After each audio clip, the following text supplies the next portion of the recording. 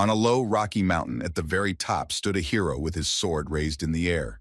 His long cloak was blowing in the wind. He was a majestic hero, the embodiment of perfection, a legend of the ages. Down below, under the mountain, a crowd of warriors and ordinary people gathered to greet the hero. The heroes were masters of their craft, who by their names alone signified their status. The founding emperor was one of them. Among them was an eloquent leader who led large masses of people. There was also a man who was deservedly praised for a very, very long time throughout the ages, and a warrior who managed to destroy the demon king. There was also a doctor who skillfully fought diseases and saved an immeasurable number of patients with the help of his knowledge, and a man of honor who followed the path of bloodshed. The guy stood there and just laughed at all this. He did not understand what all this praise and flattery was about. He clenched his fist in frustration. He knew everything well, so he was so surprised. A savage who feels something is wrong immediately waves his fists. It irritated him a lot. With all his strength, he mercilessly beat the child, who was not even 10 years old. And as soon as the boy gradually gained experience and became a little stronger, although he was already barely alive, he faced new difficult and dangerous challenges. And during the next training session, he was thrown into a fiery pit, into a real volcanic crater where red magma was bubbling, holding him by a single rope. The boy was indignant and shouted, "To hell with the damned elite and their damned phrase that it was all for his own good." After the training, all the coaches gathered together to see off the new graduate. It was a bunch of annoying idiots standing in the gallery of heroes in the castle hall. The boy, having endured all these dangerous and far from easy trainings, was finally able to say goodbye to them all. The boy's name was Davy. Now he is ready for the dangers that await him on his life's journey. The female trainers wiped their eyes and noses with handkerchiefs. They said that Davy was still weak, not strong enough, that he needed to be thrown into the magma pool more often. Davy was indignant and irritated that he had been kept there for too long, and he was tired of listening to their sisters. The girls looked young, but in fact they were real grandmothers, several millennia old.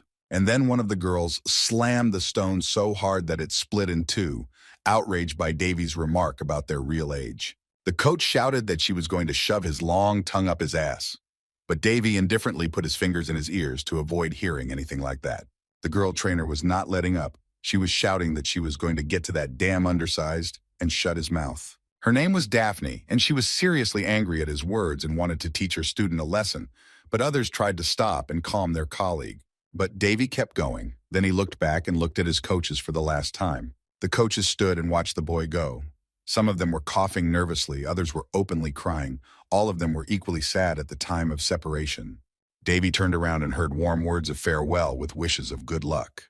All the coaches stood on the balcony to send him off on his way. They asked him not to forget about them even when he recovers. It was very touching for Davy. He opened his eyes wide in surprise and gave everyone on the balcony a warm, grateful farewell. And then he got ready to jump into another reality. These were difficult moments. No one wanted to say goodbye, but the time had come for it. Everyone had nice, sweet memories. Then Davy turned to the exit and raised his hand to wave to all those who had shared their knowledge and skills with him, said that he hoped they would see him soon, and went into the portal. There was a very bright light there. Then it almost disappeared and finally flashed again. The guy woke up lying in bed, with a catheter in his hand and some emerald-colored liquid flowing through the tubes attached to it. The bed was quite large, standing in a huge, spacious room with several windows. The curtains on the windows were almost closed, so the room was somewhat dark. There was an intravenous drip system next to the bed. The guy was lying on the pillows and couldn't move at all. His body was completely numb. It was even difficult for him to open his eyes. He was breathing very heavily, making incredible efforts to get up at least from the prone position, but eventually gave up. The guy managed to open his eyes and realized now, looking around the room, that he was back. There was a large portrait on the wall just opposite the bed. He had always had it in front of him. The portrait depicted a family of three: mother, father, and son. The father was sitting in a chair. The mother was standing next to him, leaning respectfully toward her husband, and the son was standing on the other side of his father, straightening his back and smiling. The son's name was Davy Allround. His confident gaze looked very optimistic and bold from the portrait. The kingdom of Raun is located in the east of the continent of Thionis. The prince of this infinitely ordinary and small country and the first son of a local ordinary king. The guy lying on the bed under an intravenous drip realized that his name was Davy Allround. This was all nice only at the very beginning of his life in this world. It was not just a title. Living in the palace, as in a small, closed world, Davy enjoyed with all his might the luxuries that he had never even dreamed of in his previous life. Then Davy decided to stop remembering that past luxury. Now there was a completely different reality. The guy was lying there and reproaching himself. He was tormented by the fact that he had once been very trusting and careless. He used to think that there would be no end to his childhood happiness. He fondly recalled playing with his mother on a green lawn in the middle of the garden, with white rose bushes growing nearby. The old him, who then lived on a peaceful modern earth, could not properly understand what the title of prince could really mean. Once his mother was killed, she was served a cup of poison and drank it. Davy's calm, cozy world collapsed at once. He realized that having the title of prince, he would always be a target for enemies. A threat to his life began to follow the little boy wherever he went. The boy was powerless, and instead of supporting the lonely child, all his blood relatives turned their backs on him, even his father, the king. Prince Davy Olron loved to go hunting, and he was a skilled archer. Now, in his memories, the image of a boy with white hair and a ponytail, who also loved hunting, often appeared. The image of that boy riding his horse into the woods with a bow and arrow haunted Davy. Memories of the past always visited him. But enough of those sentiments. The past will not return. Life goes on. And now the first goal for Davy Allround is to restore his own body. The guy coughed a little and decided that he would deal with everything else later. Some strange sounds and screams were coming from the top floor. Davy smiled wryly and thought, let everyone wait a little longer. His body had been trained by heroes for 1,000 years. He had gained a lot of useful knowledge, so he would regain his strength and pay them back. The guy politely walks next to his family, followed by their retinue. Everyone moves slowly, in a certain order. And then there are horseback riding and archery drills. And again, that blond boy with the arrows behind his back. Davy recalled how that guy, sitting in the saddle on a horse, smiled ominously. That smile meant only one thing. He was up to something sinister. Now the prince thought about how he would give everyone a warm welcome. The little boy sat alone on the hill, barefoot in torn clothes. He was very sad, leaning his head on his knees and sniffling from time to time. Suddenly, someone approached him. He had been looking for him for a long time and finally found him in this place. The boy raised his head from his knees and looked at his interlocutor. The man asked why the boy was so serious and upset. Then he sat down next to him on the grass and said that he had heard about what had happened. He added with satisfaction that this time the boy had taught them a good lesson. It was a wonderful sight. And he laughed out loud. The boy indignantly replied that he could laugh as much as he wanted. He felt no guilt because he had said everything he wanted to say. Davy said that at first everyone was happy, celebrating to the fullest, carrying him in their arms in the literal sense of the word. And then, when it turned out that he was just a child, they began to treat him like the smallest insect. The boy added that he wondered if everyone thought he liked it. He was just scared, so he couldn't tell them everything right away. No one understands him. And no one knows, but he is fed up with it all. He is fed up with everything. The man who came to the boy was wearing a skull with a lion's skin and mane. Davy asked him why he had come and what he wanted with it. The man replied that they were very proud heroes and that the boy's appearance was very unusual for everyone. In fact, somewhere deep down, they understood everything perfectly well. And Davy just huffed at the word heroes. The man with the lion skin continued his story. He said that they had been consulting for days and nights about the situation. Then he grabbed the boy by the scruff of the neck and, calling him a rookie, said that he should consider himself very lucky. Davy did not understand what was going on. The man replied that they had decided to listen to him. It was not his fault to begin with, so it would be inappropriate to punish him for it. The man lifted Davy to his eye level and said that they were now a family. So let the boy learn to take responsibility for it. The boy frantically asked what kind of family they could be if he didn't even know any of them. The man immediately answered, saying his name, Hercules. He said that this would be enough. His second name was Master of Survival. The guy thought he had already heard this name somewhere. Hercules said that from today he would train his body. Then he got to his feet, threw his sack over his shoulder with one hand, and lifted Davy by the scruff of the neck with the other. Hercules said that if this was the way things were going to be, they had to do their best to make it work. Davy just tried to resist and asked why no one was interested in his opinion. Meanwhile, the green solution in the IV container was slowly running out. It also contained some kind of crystal. Davy was lying there and daydreaming again. Sometimes he would come to, and then fall back into his strange thoughts. Finally, he opened his eyes again with extraordinary effort and realized that he was really back. The palace was quiet, as it was already night. The stars were shining peacefully in the sky. Davy looked out the window, wondering how many days ago he had regained consciousness. The door creaked open, and he heard a slight rustling of the curtains that covered the windows. A maid entered the room. Davy noticed that this maid was the only one who came to see him. She went to the IV system and adjusted something. Then the maid went to the medicine on the table next to the bed where Davy was lying. The fact that the guy noticed that only one maid entered the room was quite understandable. He had been in a coma for a very long time. The maid refilled the IV with green liquid. Davy felt a little strange that only one person came to see him. But in the end, it was not bad at all. He should be happy that at least one person cares about him, that given his condition, at least one maid was assigned to take care of him. Finally, the maid left the room. Davy opened one eye to see if he was really alone. Then he tried to get out of bed. He leaned on the bed with both hands. He was still unable to move freely, but he was able to get up on his own.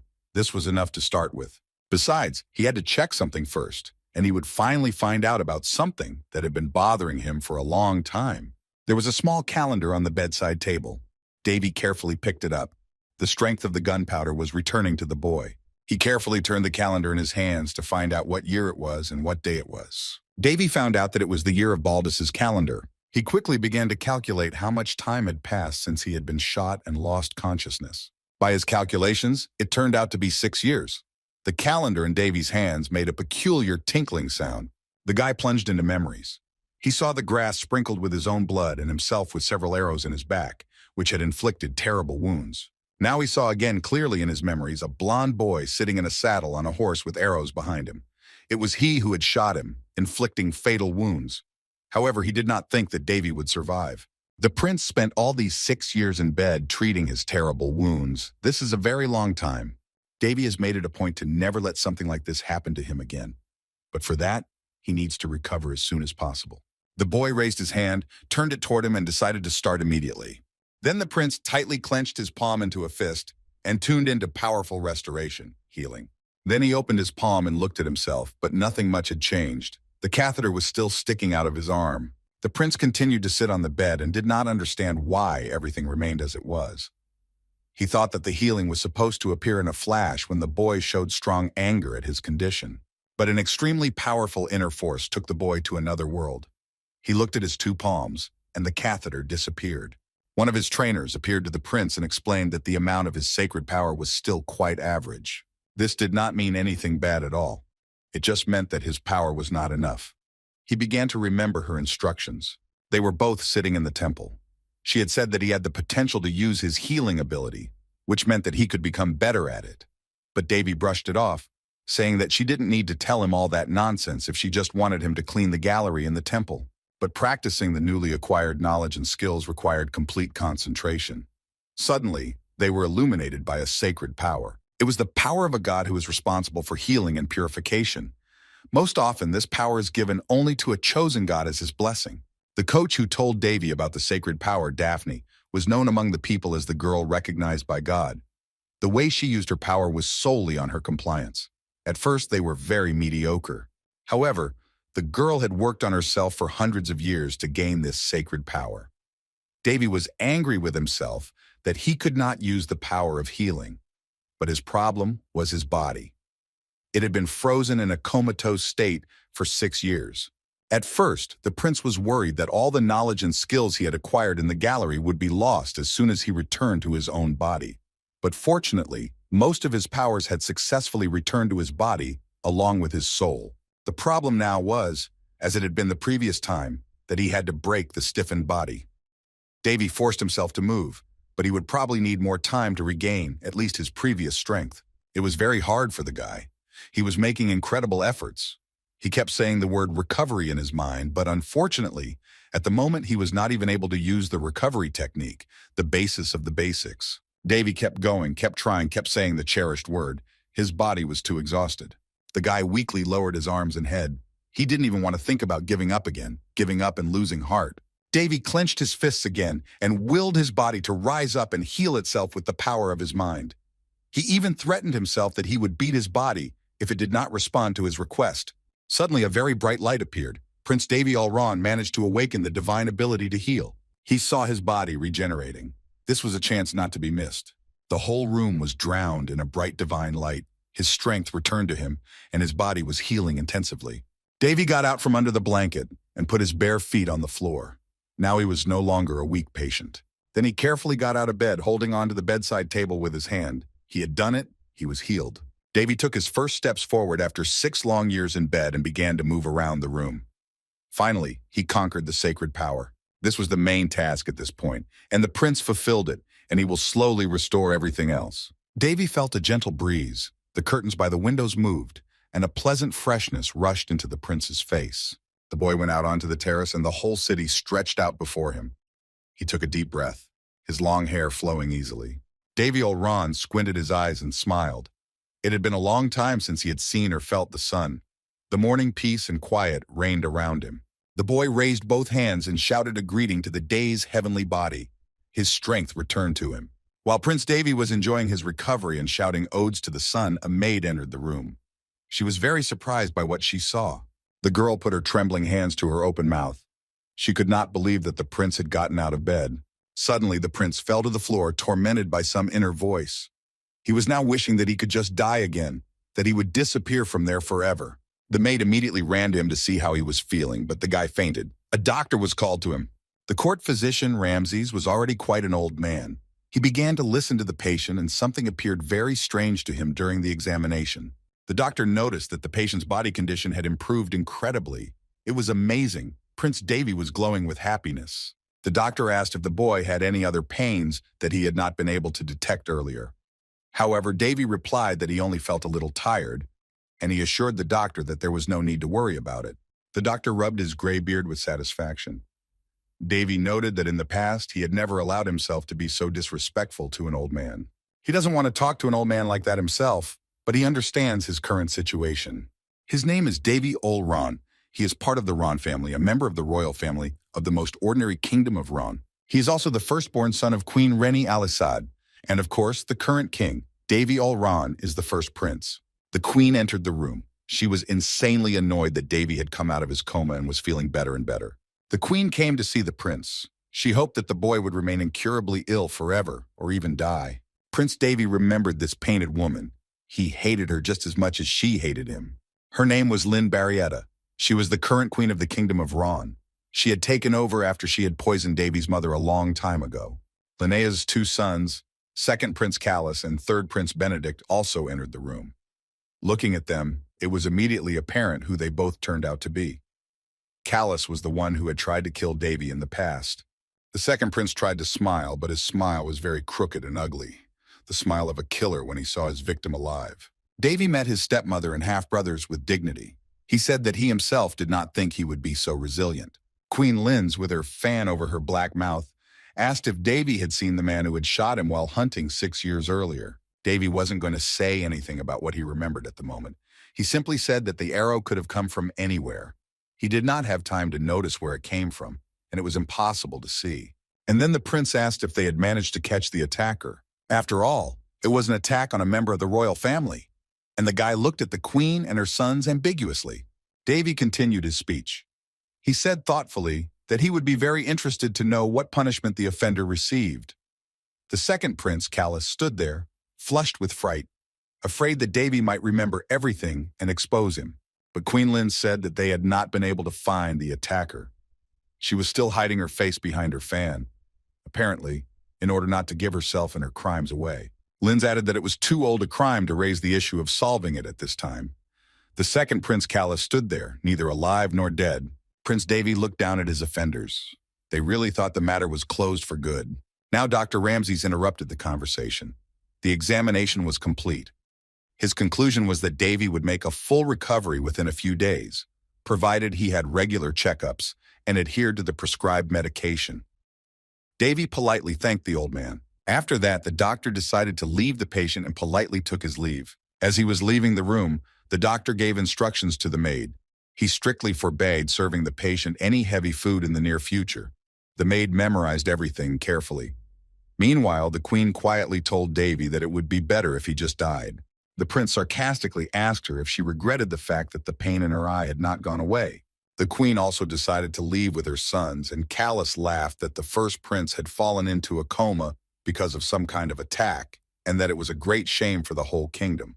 Then the second prince called his younger brother Benedict, and they all left Davy's room. Davy just thought to himself that those obnoxious people must enjoy shaming their country and getting caught in crimes. Prince Davy Olran was using his sacred power that God had given him, and there is no one there who would recognize that power. Because if there is a big difference in levels, it can be quite difficult to recognize the essence of the opponent. Tired Davy finally laid down on the bed and began to remember. Linz Barrietta was the eldest daughter in the Duchy of Barrietta, a very influential house in the Kingdom of Ran. Before this personal meeting, he wanted to just kill her along with this callous he hated. But it's all such nonsense, really, to get your hands dirty with such trash as the current queen and her son. Thanks to the time Davy spent in the temple gallery, his senses have become somewhat dulled, so any kind of revenge seems like an unnecessary trifle to him. But the boy is going to take revenge anyway, because 6 years of his life were spent on recovery.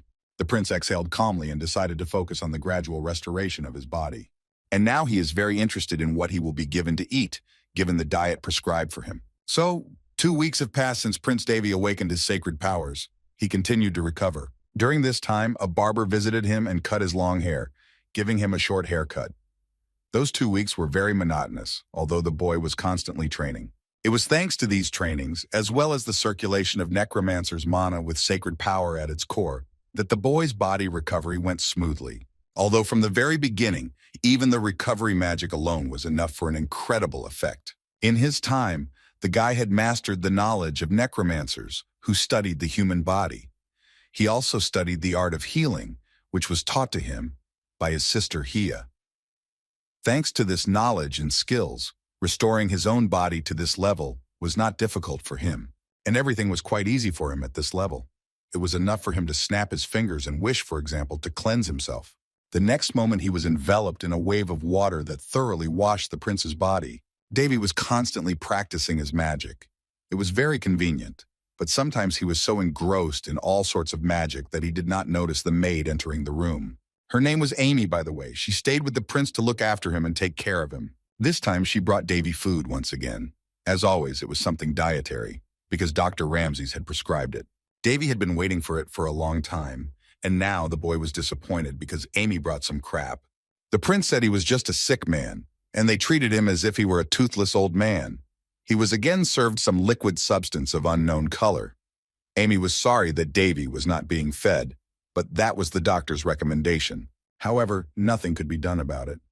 Amy was embarrassed, and she stepped back a little, and Davy took a spoon and decided to eat that strange soup. But he added that it would not be enough for him, so let Amy make 5 more bowls. No sooner had the maid been surprised by the 5-plate order than the prince corrected himself and said that he wanted 10 plates. Amy tried to explain that it would be too much, but Davy said it was okay, because if you shove it in enough, it will fit nicely. During his recovery, even when it seemed to the prince that his stomach was full and he could not eat anything more, he could cram 3 times as much as before. It is likely that the magic of recovery is to blame for all this. Davy stroked his stomach, smiled blissfully, and felt like his whole body was energized again. It was a wonderful state. But the very next moment he felt his stomach growling. The food was digesting too quickly. Davy had to go to the bathroom, but he couldn't just run there. Amy was still there, and he was pretending to be sick in front of everyone. Good digestion is great, but too good is a problem. After the meal, the prince began to read something. He put on his glasses, and then he was surprised by something. Eventually, he stumbled upon work. The maid, Amy, was still at the prince's side. Tired, Davy sat down in the foyer, and the girl apologized to him. The prince explained to her that she was not to blame for anything, and that she shouldn't even think of blaming herself. And Davy got his hands on a list that carefully recorded everything the prince had eaten. He could not even imagine that the royal palace would worry about such things, about the amount of food he consumed. But the reason for all this was quite clear. The prince was interested in how many maids and butlers there were in the palace at the moment. Amy wondered how to answer him, and Davy asked if she was the only one serving here. The maid began to talk again about how she was very guilty, having done something very stupid, and it was very sad. The palace where Davy was staying was not the palace of the crown prince, but the princes had lived here since ancient times.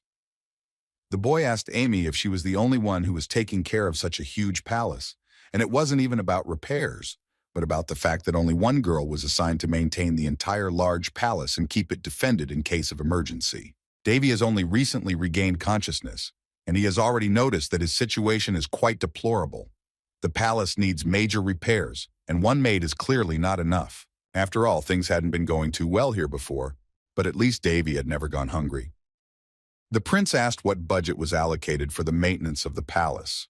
Amy lowered her head and quietly replied that 6,000 gold pieces were allocated per year, but at the moment there were only 10 left. The prince continued to ask how much money had been sent this month. If they spend it sparingly, the problem with food should be solved. Amy again replied that according to the documents, 500 gold pieces were supposed to come, but in fact, no more than 100 were sent. Davy was shocked. The maid's tears were streaming down her cheeks, and she said that the money was being taken away, given to her in a completely different amount than what was supposed to be given. The prince asked Amy about her salary, how much she was paid, and most importantly, how much she was given. But Amy didn't even understand the question. Davy asked again and told her not to make him repeat the same thing twice. He clarified the question by asking how much the maid was paid and whether it was enough for her. Amy nervously twiddled her thumbs, clenched and unclenched her palms, and somehow began to answer incomprehensibly that she decided to take something from her regular salary. In other words, she was taking only 1/3 of her salary. It was another blow for Davy. The prince could see that Amy was a very kind girl, but at the same time she was a naive fool for allowing herself to be treated unfairly. If Amy has been working as a maid in the palace from the very beginning, it means that she belongs to a noble family. Amy comes from a baronial family. At one time she was fired because of some minor mistake and assigned to serve Prince Davy.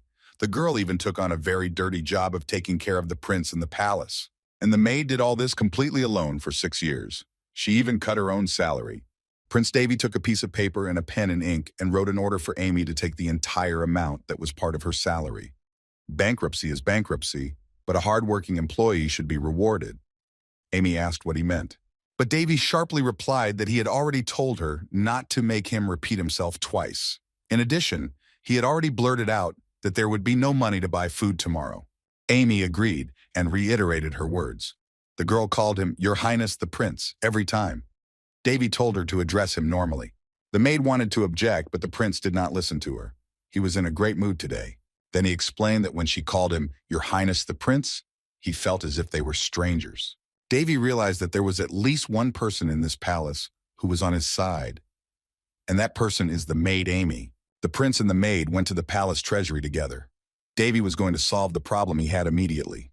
He came to the treasury personally because of financial difficulties. His ancestors would be very angry if they saw this picture. Amy tried to object again, but Davy did not hear what she was saying.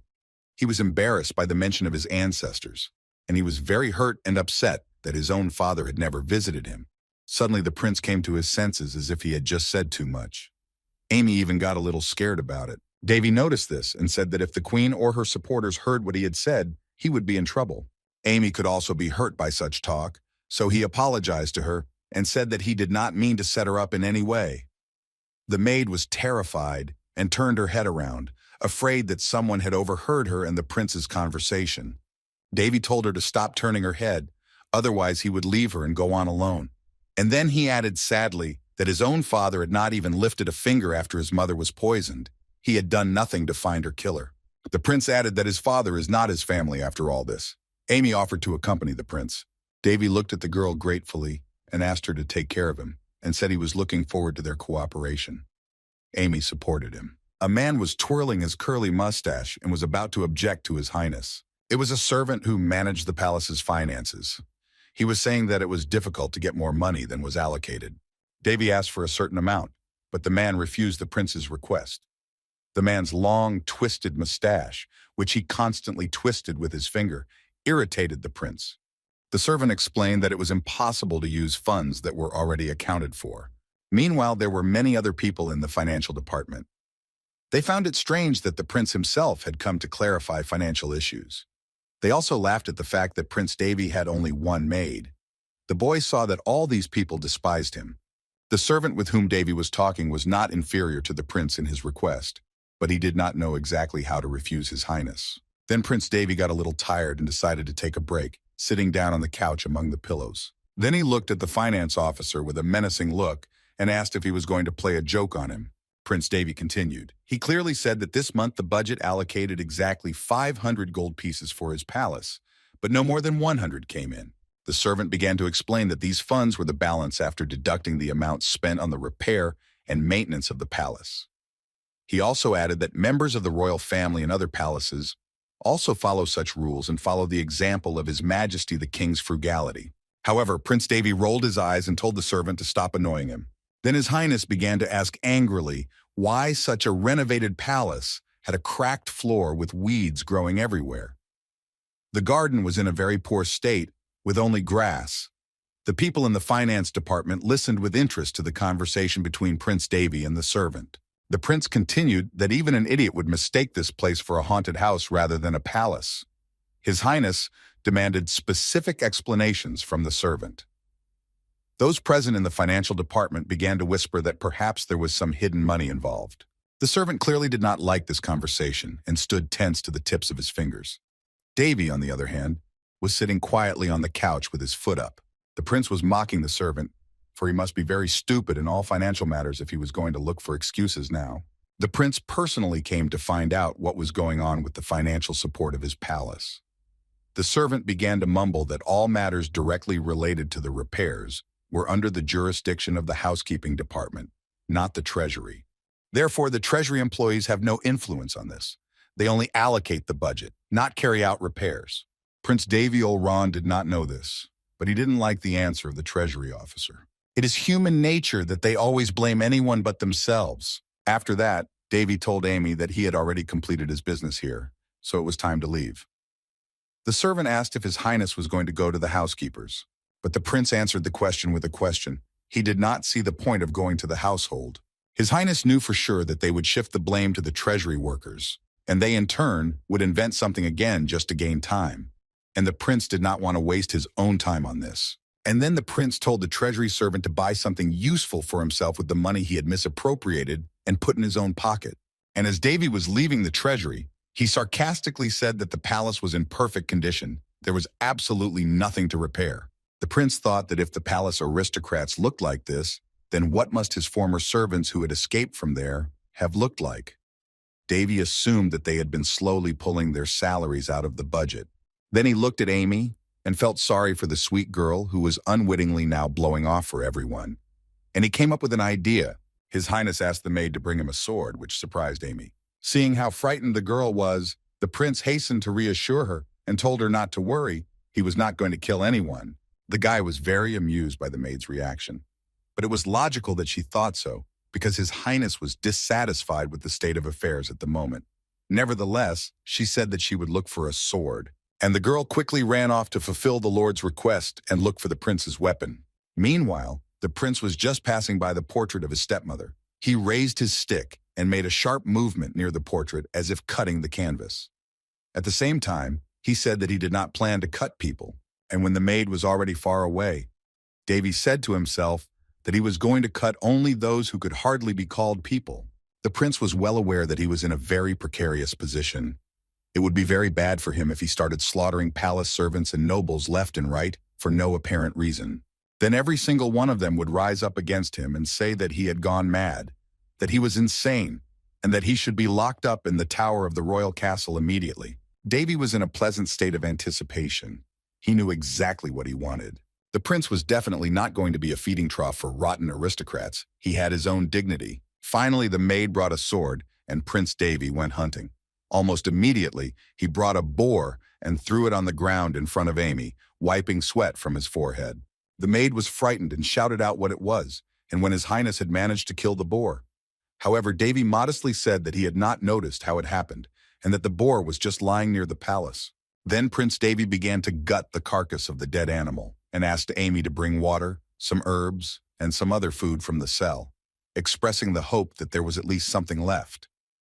The prince had killed the boar himself, but there was no point in admitting it, as the maid would hardly believe it. However, Amy suddenly fell to her knees and begged the prince not to do anything to the boar, but rather let Millet kill her. Davy was surprised and asked what had scared her. The maid said with tears in her eyes that His Highness's royal hands could not be stained with animal blood. But the prince replied that his hands were not just stained with that blood, they had shed the blood of the beast. But the maid did not stop. She said that the prince shouldn't even be handling the carcass of that boar personally, because one wrong move and he could get hurt. Prince Davy did not mind Amy's warnings. He said that no one could see what he was doing anyway, so it was no big deal. Davy was working on a carcass and mentioned that he wanted to get an audience with the king, but he was denied with the words that the king had too many state affairs, and he would not be able to solve the prince's problem through other authorities. So, for now, he skips this point. Queen Linz is planning an assassination attempt on Davy's life again, so she is now quiet. But the prince knows that his body belongs to a self-proclaimed master of survival, a specialist trained by Hercules himself. Then Davy says out loud to the maid that this carcass is actually a wild boar, but now it is his dinner. He said this because in a crisis like this, there is nothing fatal about it, and this level of danger is nothing to him. That's how the day passed in everyday and not-so-ordinary troubles. The evening came. Meanwhile, Queen Lin was interrogating a maid in her chambers. She was interested in what Prince Davy Olran was up to. The more the queen watches the prince, the more strange things she notices. She does not recognize him at all. The maid replied that Prince Davy was still quite ill. According to the tutors, the maximum that the prince's body is capable of is only light movements. And at the current rate of recovery, his body will take at least a year to recover. The queen was also interested in whether there was a chance that her informant would be exposed, and whether the information he was providing was reliable enough. The maid flinched a little. Then the queen came closer to the maid, whose name was Sherry, and touched her chin with her fan. The queen said that even if Sherry is an A-class Black Moon secret agent, her subordinate cannot be above C. The Black Moon is a mercenary guild based in the capital city of Ron. Her Majesty added that it was not that she did not trust the woman, but that she was anxious and couldn't find peace. Everyone in the kingdom knew that even the king himself had turned his back on the first prince. According to Sherry, Davy hasn't changed at all in these 6 years. But Queen Lin is afraid of him because he still keeps her on a leash, even though she holds him in her palms. Anything can happen in such a situation. The prince has come too, and now it is necessary to keep an eye on him even more. Sherry told the queen that her subordinates are masters of their craft, regardless of their level, and the queen should not humiliate or insult them. Queen Linus covered her face with a fan and said that she did not intend to do this. She simply expressed her concern about the situation with Prince Davy Olran. The queen then added that Sherry's subordinates could eliminate the first prince at any time they wished. Queen Linnaeus then raised a cup of tea to her lips and expressed her warning. Her Majesty took a sip of tea and added menacingly that everyone involved would be very sorry if they let her down. She would make sure of it. Then the queen turned the cup over and spilled the tea on the floor, saying that it was absolutely tasteless. She ordered Sherry to leave. Her Majesty dismissively said that dogs who disobey her should be disposed of. As Sherry left the queen's chambers, she said that she was just waiting for the order at the right time. Meanwhile, Prince Davy was having a quiet dinner in his palace with the meat of a wild boar he had killed. The prince began to recall how his trainers had taught him. By piercing a blocked channel, as when a needle moves through small holes, you can create a long channel for the flow of mana. But you have to do it very carefully, slowly, gradually. Davy looked at his palms and tried to create this channel for the flow of mana. The coaches passed on their invaluable knowledge to him. The most difficult part of all this is bloodletting, and most importantly, acupuncture. If you don't want to lose your mind, even on the verge of death, you absolutely must not forget about the location of the channels that they told him about.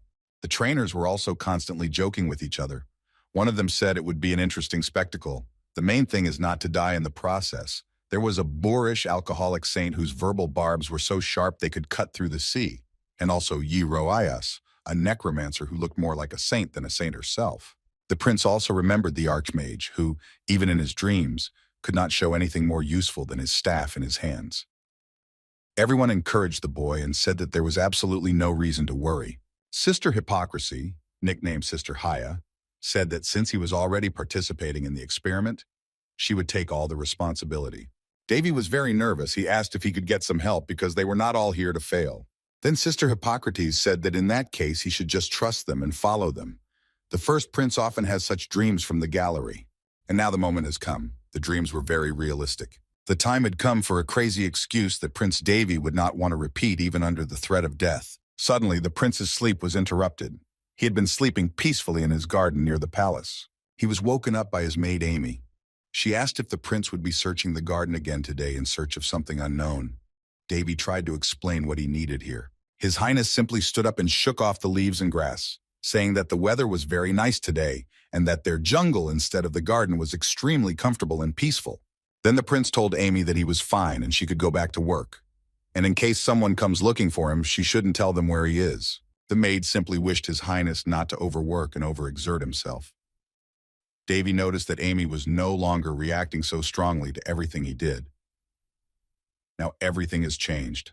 The prince managed to get the girl to come to him. His innocent attempts to get closer to her paid off.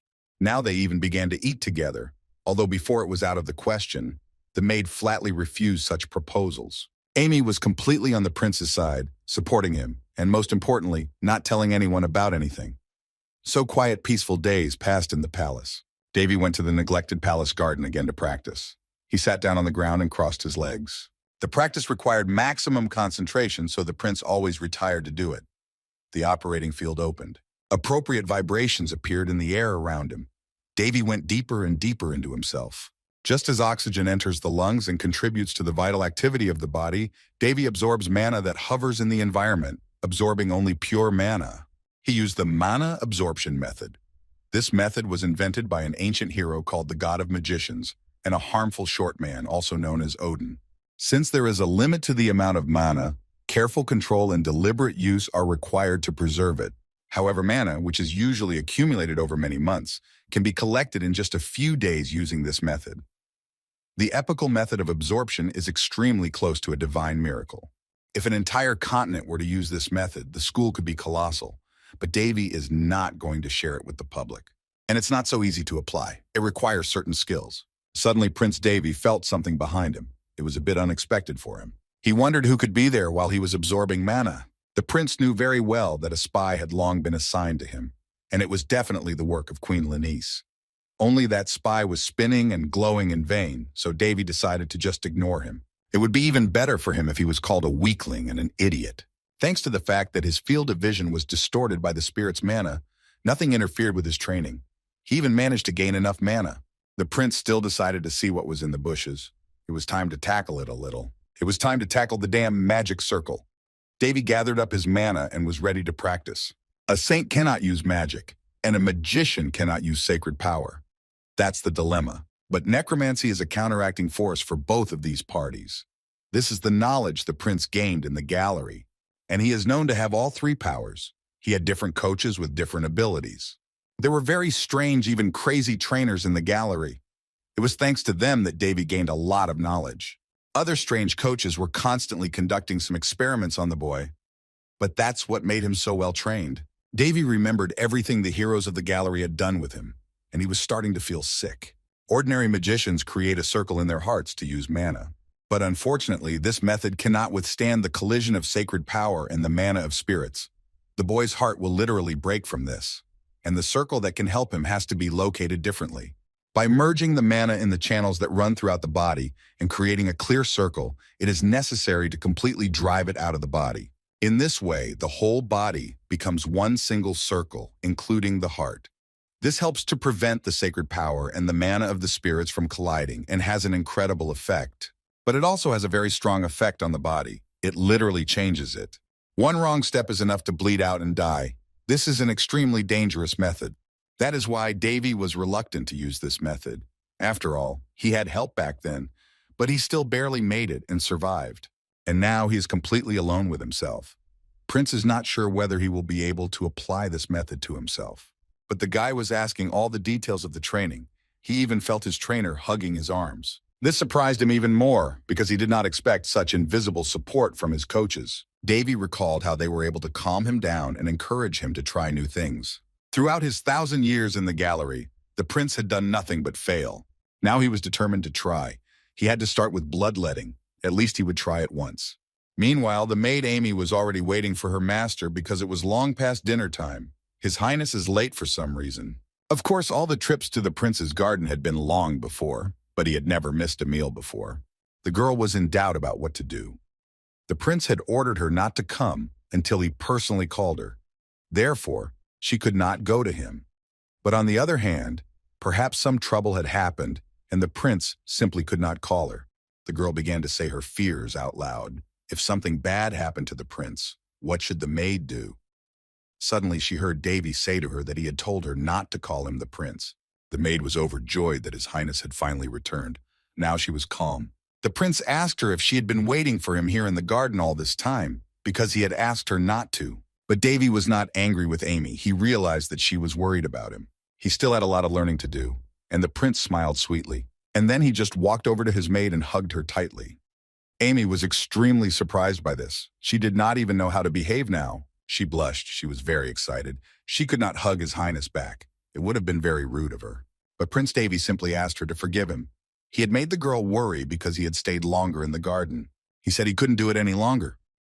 Amy involuntarily tried to hug her lord, not realizing what was happening. And then suddenly the prince just collapsed in front of the maid. Amy immediately crouched down beside him, trying to help him. The girl, making incredible efforts, dragged the unconscious prince to his room and put him to bed. After a while, Davy regained consciousness. He finally realized what had happened to him. He had spent too much energy practicing a specific method. Suddenly, Davy felt someone holding his hand. Looking over, he saw that the lovely Amy had fallen asleep next to his bed and had been holding his hand all this time. The prince thought that the maid was worried about him in vain. He knew the reason why he had fainted the day before. Davy looked at his hand and saw that the circle of canals that had worried him so much, no matter how ridiculous it sounded, had been created just perfectly. And now there are 3 powers flowing through the guy's body. But this is not the only feature of this paradoxical circle. Castless magic is another nice and very useful bonus of this circle. Now he just has to move his finger, and he can use simple magic, such as this restoration. Meanwhile, Amy woke up. Prince Davy greeted her sweetly with the beginning of a new day. The maid was glad to see that his highness was well. 5 months had passed since then. The prince and the maid were getting along very well and living in support of each other. This morning, Amy brought a bag of food. This time, the bag contained medicinal herbs as well. Prince Davy was pleased with the maid's work. Now they would have enough food for the near future. It was a miracle, no doubt, and it began 3 months ago. It was then that Davy completed the circle, and life began to flow more smoothly than before. Someone started leaving meat and vegetables in the courtyard of his palace. At first, the prince suspected it was Queen Lin, but the food was quite normal, which meant that he could only put his inner paranoid aside. Davy has a feeling that someone is helping him, but he can't even imagine who it could be. Recently, someone definitely looked in here. Prince somehow caught the stranger using his powers. If you feel the mana in the palace, you can easily sense the presence of another person. Of course, in relation to Amy, this is an invasion of her privacy, but in his situation, he has to be shameless. So Davy started using mana. He felt that someone, and not just one, was passing nearby. Amy was happy that they wouldn't have to worry about food again. The prince agreed and asked the maid to prepare everything properly. This surprised Amy a bit, and his highness explained that they would soon have guests and went on his way. The maid still tried to ask her master what he meant, but the prince only smiled mysteriously. He just felt that someone was approaching his palace. It was the queen's puppets. They came to visit the first prince to see how far along he was in his recovery. Prince Davy welcomed the guests to his chambers, shaking hands with them. The priest was the first to come to the prince's bedside, and Davy asked him what news he had brought him. With a smile on his lips, the first prince asked when he would be able to recover with the priest's help. The priest replied that because the prince had been bedridden for a long time, sacred magic would do him more harm than good. He also added that his highness should be content with the rate of recovery he was currently experiencing. It sounded absurd. After all, there can be no harm in a good healing magic. The voice of God, the priest, the face of the sacred kingdom had betrayed his path, bending to the authorities. Everything is clear with this world now. Finita la comedia. Prince Davy lay back down on his pillows and thought that they would have told him right away that it was not he who could not recover, but simply that they were not going to work. And he said aloud that he had thought that this kind of ailment could be instantly cured by the power of the blessing of Odin's wife, the goddess Priya. But Davy had already recovered almost completely without the priest's help. But the priest pompously replied that the prince was only saying that because he had no knowledge of the matter.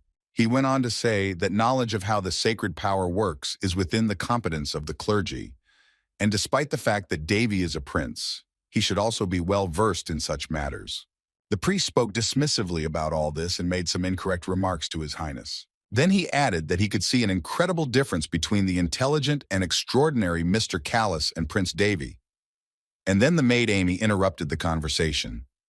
She shouted out how dare Priest Bort say such a thing in front of His Highness, and urged him to think before saying something like that.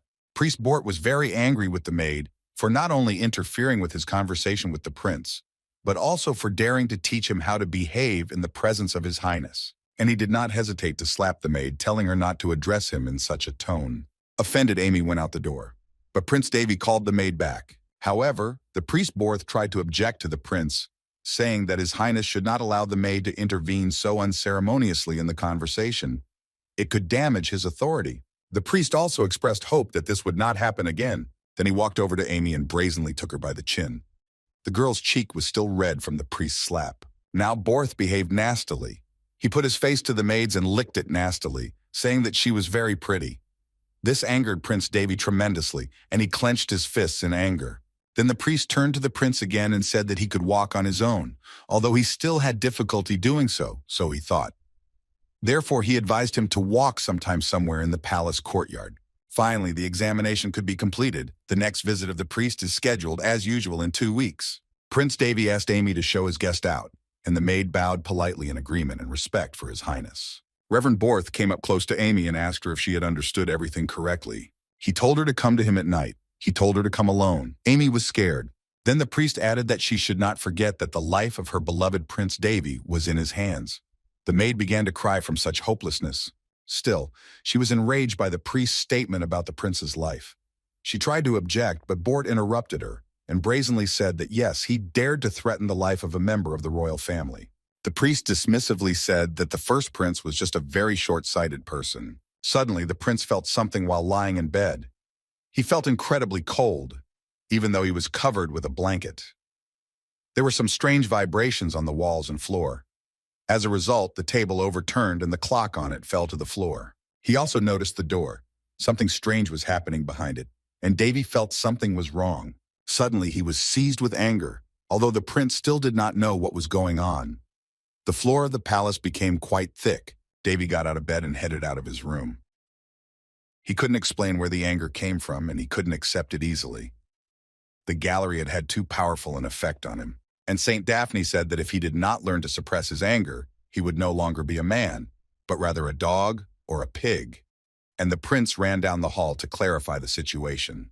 However, Davy personally had a different opinion.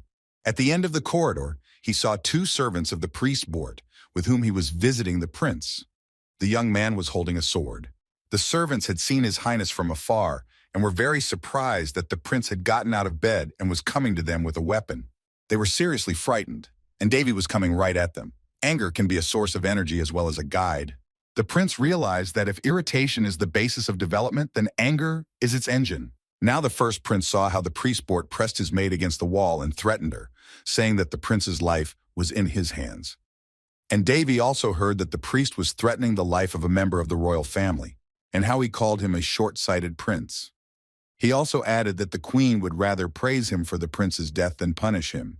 The priest went on to say that there was not a single person in their entire kingdom who could support the first prince. Besides, no one would dare to punish the priest of Bort himself, the one without whom Queen Linz is like an arm and a leg. The holy pastor, the lamb of Mrs. Priya, so majestically did priest Bort think of himself. Meanwhile, Prince Davy was already here, sitting on the windowsill behind the priest, laughing at his speech. Everything coincided perfectly. Suddenly, the priest finally heard that someone was watching him, and he turned around in fright. Meanwhile, the prince, as if nothing had happened, said that he just needed a suitable excuse. In just a moment, the prince was between the priest and the maid. Bort fell to the floor and backed up against the opposite wall, and Davy pointed his sword at him. His Highness then turned to Amy. He asked her to remind him of the punishment prescribed by the laws of the kingdom for insulting a member of the royal family. The boy easily drew his sword across the priest's ugly face, leaving a scratch on it. The priest could not believe his eyes. He was very scared. He tried to figure out how the prince managed to get out of bed and come here with a sword. It was unexpected for him. But Prince Davy, putting the sword to Bort's throat, said arrogantly that this was why he was only a lower-level priest, and that the prince himself had never needed his dirty energy. Amy was very pleased with the way her favorite prince was behaving. She sincerely admired him. And Davy turned to her again, sweetly reproaching her for ordering him not to repeat the same thing twice. The maid feverishly began to remember what punishment, according to the laws of the kingdom of Roun, should be meted out to those who had insulted a member of the royal family. The maid only managed to say that the penalty for this was execution on the spot, and the first prince immediately, without hesitation, slit the throat of the Bortu priest. As he was dying, the priest even managed to say something, mentioning Queen Lin. He wheezed, holding his throat, that the queen would not let this go, and neither would the sacred realm. The first prince thanked the priest for the warning, but he was confident in himself and his abilities. Davy turned to Bort again, and this time cold-bloodedly beheaded him, saying that Queen Linese and her supporters would soon meet the same fate as him. And then Prince Davy's ears heard the words that he had finally gone mad. After all, he dared to kill such an important person. The first prince turned around to see who had come to watch the execution of the priest. It was Queen Lin. She was horrified by Davy's actions because he had killed a holy father who had been specially sent from the Holy Realm. The queen repeated that the prince had gone mad if he allowed himself to commit murder. But the first prince denied it. He said that Father Bort had threatened his life. By executing him, Davy was only following the law in the kingdom of Raun, which applies to those who insult a member of the royal family and threaten his life. The queen broke down in tears. She started screaming for the prince to stop talking like that. She didn't want to listen to him at all because what he was saying didn't suit her. But Davy calmly told her not to make him laugh. After all, even before this attempt on his life, no one in the royal castle had ever cared so much about public order. And everyone knows perfectly well that even His Majesty the King is silent about this trivial incident. And now the first prince, who executed a traitor who dared to insult a member of the royal family, is being reprimanded for it. Prince Davy summarized that these claims against him look absurd at the very least. It is not normal that the royal family allows some lower clergy to tarnish the name of their family. Queen Lin said that Prince Davy was being very insolent because he was questioning the authority of His Majesty the King and the royal family in general. The queen also yelled at Davy about the fact that he had no proof of the guilt of the priest Bort. So what was the reason that he cut off the Holy Father's head? And how now he, with his worthless primitive mind, will solve the upcoming conflict? Because soon there will be a protest from the sacred realm. Then Queen Linus added that she knew from the beginning that the first prince would be like his mother. That's why he grew up to be a moron. Prince Davy calmly replied that it was only natural to be like your own mother. After that, the queen did not restrain herself at all and contemptuously called the first prince a plebeian. And then she added that he was as plebeian as his late mother. Such carelessness on the part of the queen was in vain. Prince Davy boiled with hatred and anger. Everything inside him turned upside down. The boy did not like the fact that Queen Linus dared to insult his mother, saying all sorts of nasty things right to his eyes. And Davy spoke out about it. Now his restraint was really on the verge of breaking. However, the prince skillfully controlled himself, and the queen's insolence did not play into her hands. Davy's anger was boundless. He swung his sword and knocked the impudent queen's fan out of her hand in one motion. The knowledge gained in the gallery made Prince Davy a powerful magician. Queen Lin's maid Sherry came to the rescue and helped the queen in her fight against the first prince. She tried to put chains on Davy to neutralize him. The prince was very pleased with the maid's devotion. But the queen still found herself kneeling before Prince Davy all wrong. Then the boy said that it would have been much more interesting if the queen had gone a little further in her intrigues. But in the end, he calmed down again, sat back in his chair and said that haste only brings the inevitable closer, and it doesn't matter if it's the queen who is in a hurry or anyone else. Then the first prince added with a smile that assaulting the same members of the royal family should be punishable by law. Now Queen Lin was really scared. She had absolutely no idea what to expect next. Therefore, she said the first thing that came to her mind, namely that it was second Prince Callus who did it all. Davy continued to sit in his chair as calmly as possible. Of course, he knows everything perfectly well. He is not so stupid as to continue to hold the trump card that the queen herself has slipped up his sleeve. Besides, backstage intrigue is not his style at all. In the end, His Highness said he was tired enough, so he asked the queen to leave. And then Prince Davy also reproached the queen for noticing that she lacked tact, and he realized this at the moment when she raised her hand to the patient. So the boy has to ask the queen and her retinue to keep quiet in his palace because they are the ones who have turned everything upside down. Even the servants who used to work here have run away one by one. If this is some kind of long-term practical joke, it's already extremely bad. It would be great if the queen, who, by the way, is obliged to maintain order in the royal castle, caught all those servants as soon as possible. Otherwise, it's scary to imagine what people might start to say and what gossip would spread around. The queen was very angry, But Prince Davy himself, by the way, would have been very happy about it. He advised the queen not to make rash decisions. After all, the next time there would be no one to cover her face. The prince had completely smashed Queen Lenise. So the queen returned to her chambers. She was not herself after that meeting with the first prince. Now she realized that Davy was not a weakling, as everyone in the kingdom had thought. Lenise was so angry that she broke a vase of flowers and screamed furiously at how the prince dared to behave like that. She still considered him a plebeian and said that he had absolutely no sense of proportion. Her maids stood in obedience and listened to everything their mistress had to say. But the queen could not calm down. She kept screaming, holding her head, as if the young prince dared to neglect her. In her chambers, the queen overturned the furniture because of her nerves, sobbing and falling to the floor. She did not know what to do next.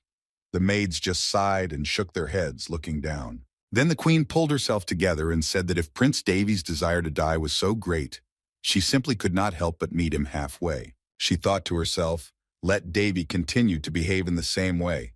Let him continue to cross the boundaries of reason and make a fuss with his actions.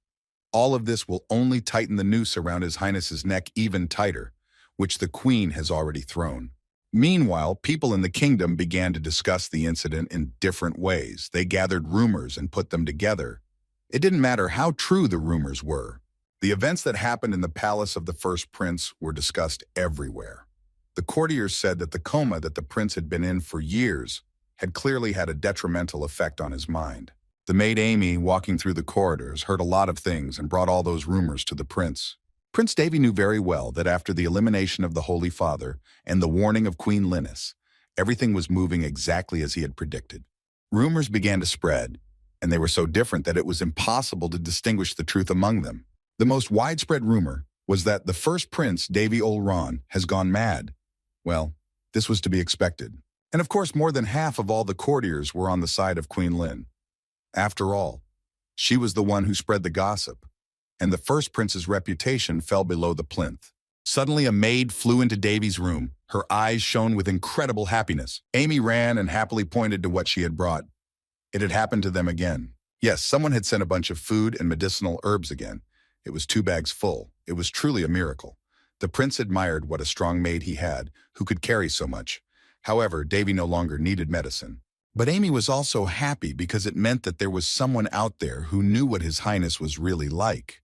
Davy was reading a book. He closed it and asked the maid if she thought he was good. Amy answered without hesitation that she did, without any doubt. The prince was surprised that Amy did not even think about her answer. He had cut off a man's head right before her eyes. Suddenly, Davy noticed something twitching behind the maid's back. It looked like a red tail. Amy was a truly unique child, very kind and sweet, always ready to help in any circumstances. While the prince and the maid were having such a pleasant conversation, someone came up to them and apologized for the interruption. It was the chamberlain of the royal palace of Vespus. He greeted the prince, calling him the little son of the kingdom. Prince Davy was waiting for him to arrive. The Oberchamberlain reported that, by order of Her Majesty Queen Lenise, he had gathered the culprits. All of them, according to Vespus, had misappropriated the budget of His Highness's palace and fled, completely forgetting about their official duties. Former servants of his palace knelt before the prince. Davy saw some familiar faces among them. The Oberchamberlain said that they were being charged with misappropriation of property and escape. The prince asked Vespus what punishment was provided in such cases, to which the chamberlain replied that it all depends on the will of the first prince. But basically it was beheading, even in the case of consanguinity. All the servants brought to the palace by the chamberlain began to beg for mercy. They recognized that they had committed a mortal sin against the kingdom. The prince looked at them. Then Davy said that recently there have been very interesting rumors about his person in the palace. In particular, that the first prince was crazy about bloodshed, and some other rumors of the same kind. Among those servants was also an employee of the palace treasury, with whom the prince had already had an unpleasant conversation. So, His Highness raised his finger and said with satisfaction that he was going to fully and completely correspond to these rumors about himself. However, the servants began to object with one voice that it was not true what people were saying, and even more began to beg for mercy. The servants shouted at each other. They felt death approaching. They had nothing to lose. The first prince was not going to listen to their pleas for long. He ordered Vespus to deal with the criminals in the right way. The Oberchamberlain ordered the soldiers to immediately lock the criminals in the palace dungeons and not give them a drop of water. Since they had dared to rob the treasury of the royal palace, it meant that they were ready to face death. The only thing that the prince did not like about it was that it was done by order of the queen. But since the situation was so interesting, why not play along? Meanwhile, Vespas ordered that in 4 days all the accused servants would be executed. Prince Davy heard the captured servants continue to appeal to his mercy, as well as to the mercy of the chamberlain. After all the guilty servants had been taken to the palace dungeon, the chamberlain reported to the prince that as soon as new employees were hired for the vacant positions, he would personally take care of their distribution. The first prince accepted this, but ordered that Amy be assigned to him as his personal maid, because she had already suffered enough during this time and deserved the position of head maid, and also let Amy have a raise in her salary accordingly. Vespas went to fulfill the prince's orders, but His Highness stopped the chamberlain a little longer and added something else. He wanted to know if an audience with His Majesty the King was still impossible. The chamberlain looked down and apologized to the first prince. Davy also asked whose order it was, his father's, His Majesty the King's, or Queen Lin's. However, Vespas evaded a direct answer. He said that he was only authorized to pass on orders. Prince Davy understood perfectly well. Then the chamberlain added that His Highness should be patient. This is necessary here in the royal palace. The prince did not want to hear anymore, so he interrupted Vespas and said that he understood what he was saying. We need to be patient. The Oberkammerer just sighed heavily and said that he would take note of everything. After hearing all the orders, Vespas decided to take his leave, but the prince wanted to keep him a little longer. His Highness told the chamberlain with some subtext that he was eating very well, by the way. However, the prince said that the medicines he was already taking were enough for him and that he did not need any more. After all, his situation had changed somewhat, so everything else, that is food, would also be superfluous now. In this way, the first prince made it clear to the chamberlain that he knew everything. But Vespas wrinkled his beard and said that he did not understand what His Highness was talking about, but that he thought the prince's kindness had been rewarded. The prince asked what kind of kindness, but the chamberlain did not answer, but only said that he was in a hurry to take his leave because His Highness was about to receive a very important guest. Davy wondered how the chamberlain knew all this. After all, walls usually have ears, and palace walls have Vespas. With that, the chamberlain wished the first prince a good time and left his chambers. After Vespas left, Prince Davy caught the manna that was spinning in the air. He saw that the servant was playing tricks on him. This manna clearly indicated the involvement of the chamberlain in the business with food and medicinal herbs. Davy had all the evidence for this. That's why he couldn't be fooled. The head of the royal palace's servants, who served the king, Vespas, was also on the side of the first prince. When Davy was a little boy, he used to see him often. And now the prince didn't even think that there was anyone else in this palace who supported him except Amy. The prince was so absorbed in his thoughts and memories that he forgot what Vespas had said to him in parting. Suddenly he remembered that the chamberlain had spoken of a guest who would soon visit the boy. Here the prince's thoughts were interrupted by a maid who had just entered His Highness's chambers. Amy reported that His Highness had received a visit from His Highness, the fourth prince, and the second princess. Before the maid could finish, the door was thrown wide open and Amy was pushed aside. The first prince was still sitting in the foyer, reading a book. Winry Ran, the second princess of the kingdom of Ran, ran into Davy's chambers with a run of joy. She was incredibly happy to see her brother.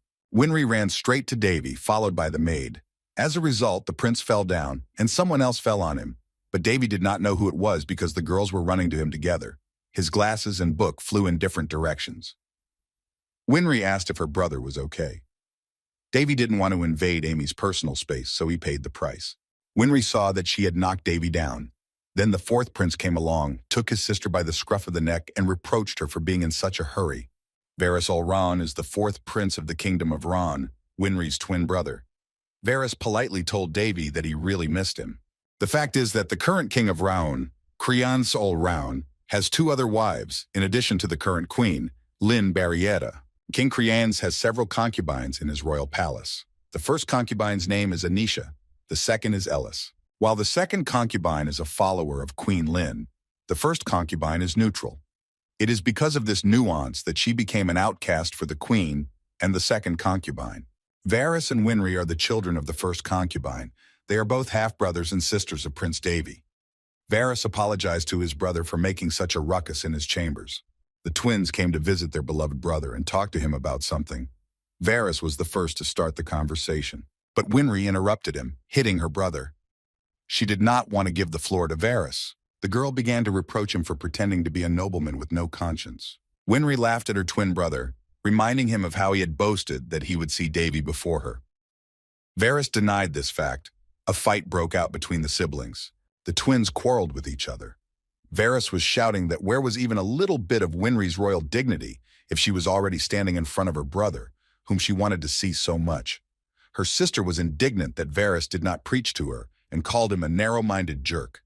His twin brother was angry, wondering how dare Winry talk to his older brother like that. In return, the girl huffed and puffed that he was not her older brother. The maid Amy asked the first prince if he was all right, and Davy replied that Winry and Varys hadn't changed their tune. With a smile on his face, he watched his brother and sister's condemnations of each other. It seems that people are not exaggerating when they say that these two once destroyed a whole band of robbers on the border. Unlike the children of Queen Lynette Barrett, these twins don't even try to behave like royalty, and so the twins decided to ask Davy to judge them. They are both very good, extremely attached to the first prince, and trust him completely. When Winry saw that Davy was taking great pleasure in the arguments they were having with their twin brother, she felt embarrassed and asked him not to laugh at them. Finally, everyone calmed down, and Amy the maid made hot tea for everyone. The brothers and sister had not seen each other for 6 long years. Varys began to tell them that when Davy fainted, he and his sister were sent far away, to the outskirts of the country. The first prince said he had heard this story out of the corner of his ear. When Davy fell into a coma, Varys and Winry were only 8 years old. At that time, they were just absolutely powerless little children. Accordingly, they could not do anything at the time. Moreover, the concubine Anisha had already sent her first daughter Tanya to another country with the assistance of Queen Lynn. Therefore, she needed to protect at least her other children. The first prince told his brother and sister that everything was fine. There was nothing to worry about. However, the twins did not seem to understand everything. Davy decided to ask them if they had seen their father recently, and the brother and sister replied that they had seen him just before they came to see Davy. Then the prince asked how the king was doing. Varys started to answer that his father looked a little tired. He was interrupted by Winry, who asked Davy in surprise if he and the king hadn't seen each other yet. The first prince just waved his hand. He said that someday the time would come when he and his father would see each other, but it would be sometime later. Winry was very shocked by this answer. As Winry lowered her head in thought, Varys spoke again. He said that when he and his sister were walking to him, he noticed something. The fourth prince could not help but notice the state of the first prince's palace. He could clearly see the cracked walls. However, Davy calmly explained that unfortunately, there were people in the palace who were shamelessly stealing money from the treasury, and he had just dealt with all the culprits, so everything would soon return to normal. But this calm stance of the first prince did not satisfy Varys. He slammed his hand on the table to show that this information made him very angry. Varys was trembling with indignation, shouting how those people dared to do such a thing. Davy was even surprised at his brother's expression. The fourth prince was angry, wondering how the servants of the Takise could behave while his highness was in such a deplorable state. Winry was also extremely outraged by the servants' behavior, and she shouted that she and her brother would go straight to their father. But Davy calmly told them not to interfere. Varys could not calm down so easily. He could not stand by while such injustice was happening. But Prince Davy smiled and told them again to stop worrying. He would take care of his problems himself. His Highness was very pleased that today it is especially noticeable that there are many people on his side. Although perhaps he felt that way because of his good mood. Meanwhile, Varys continued to tell us something important. He had no idea that Winry had a real talent for magic. Prince Davy added that he had heard about how the twins had eliminated an entire gang, and it surprised him. Winry added that if it wasn't for her, her stupid brother would have been badly injured. Varys attacked his sister for saying that, and Winry calmly explained that he had rushed to attack the bandits like a wild boar. The fourth prince said that, by the way, he had been qualified to participate in fencing competitions. So he was also kind of incredible. But his sister made fun of him, telling him to come back to Earth, because his abilities still needed to be proven. The mention of the fencing competition made the first prince very interested, but the brother and sister continued to quarrel and fight. And then Winry reproached her twin brother for ruining their plan. because they were going to tell him about the competition later that night. But Varys argued that they would have told him anyway, and it didn't matter when. At this point, His Highness decided to remind them of his presence and politely cackled. His look clearly indicated that he wanted to see the letter of permission, so Varys immediately gave it to Davy. Such fencing competitions were held in the Kingdom of Rouen every 6 years. The first prince read the letter carefully. It was known that this time the competition would be held in the Principality of Fellis. It was aimed at maintaining harmony on the entire continent. This idea is similar to the idea of the Olympics. Davy was reading and was surprised that anyone was invited to participate in the competition, from mercenaries to royalty. He said out loud that they were going to have a very diverse group of participants. The reading of the letter was interrupted by Varys, who had something to suggest to his brother. The fourth prince said that Davy shouldn't miss this opportunity because he hardly ever left the royal palace, so Varys had already sent a request to their father. Suddenly, Winry pushed her twin brother away and interjected herself into the conversation, inviting Davy to come along. She said that they say that the Principality of Felsti is a city of water, so it is very beautiful there. Varys said that if His Highness was worried that he was not strong enough, he was ready to carry his brother on his back. Winry could not let this offer pass her brother's mockery. She said that Varys was just the right age to be a porter. Davy had just finished reading the letter and put it back in the envelope. He said briefly that he agreed. There was nothing to be done. This statement surprised both twins, as they had not expected the first prince to agree so easily and not to have to persuade him for a long time. Davy simply explained that he could not and did not want to refuse the twins, and the twins didn't even know how to react. And then they broke down and started running and shouting with joy that they had managed to persuade their beloved brother to go with them to the fencing competition. The first prince only asked them not to destroy his palace. The twins could not get enough of the fact that they would soon go to the Principality of Fellis. Winry was interested in the sights there, and she suggested going to an eatery there. But Varys reminded his sister that they were going there to support him first and foremost. Davy watched all this cuteness and thought how little his brother and sister needed to be happy. And by the way, it was true that the first prince had never left the palace. So it would be nice to get out of the house at least once. He can't stay in the palace forever. After all, he has long since regained consciousness. He is not weak, he feels well. And in general, this trip can be very interesting. And Prince Davy seemed to be up to something. The first prince said out loud that he was full of anticipation. The twins took turns saying, interrupting each other, that they were also excited. Meanwhile, in the royal palace, King Creones had also started his tea party. They were talking about the same fencing competition. Varys and Winry were already 14 years old at the time. This means that Davy is also an adult. The king was informed that the first prince was meeting with His Highness the fourth Prince Varys and Her Highness Princess Winry. This news was brought to the king by Vespers, the chamberlain. He also added that His Majesty should not worry, because the first Prince Davy was already quite mature. Vespers then said that His Highness Davy had become very perceptive and cool and had grown so much that even he was personally amazed by the change. The king was a little surprised by the story and asked if Davy had changed so much that Vespers would recognize him. The king sat in thought and drank his tea. Memories came flooding back to him. He felt bitter. Some time passed. In the royal palace of His Highness, a portrait of the late queen, the mother of the first Prince Davy, was permanently on the chest of drawers in the chamber. It was perfect in this interior. Davy was pleased, because a little more in his palace could have really turned into a haunted house. Thanks to the inspired and cheerful work of the Vespers Ober-Chamberlain, all the servants were replaced with new ones, and the first prince's palace finally took on its proper appearance. Amy stood in the clean, spacious chambers, her arms folded in front of her chest in admiration. There were tears in her eyes, and she said that she had finally waited for that day. Davy saw this picture.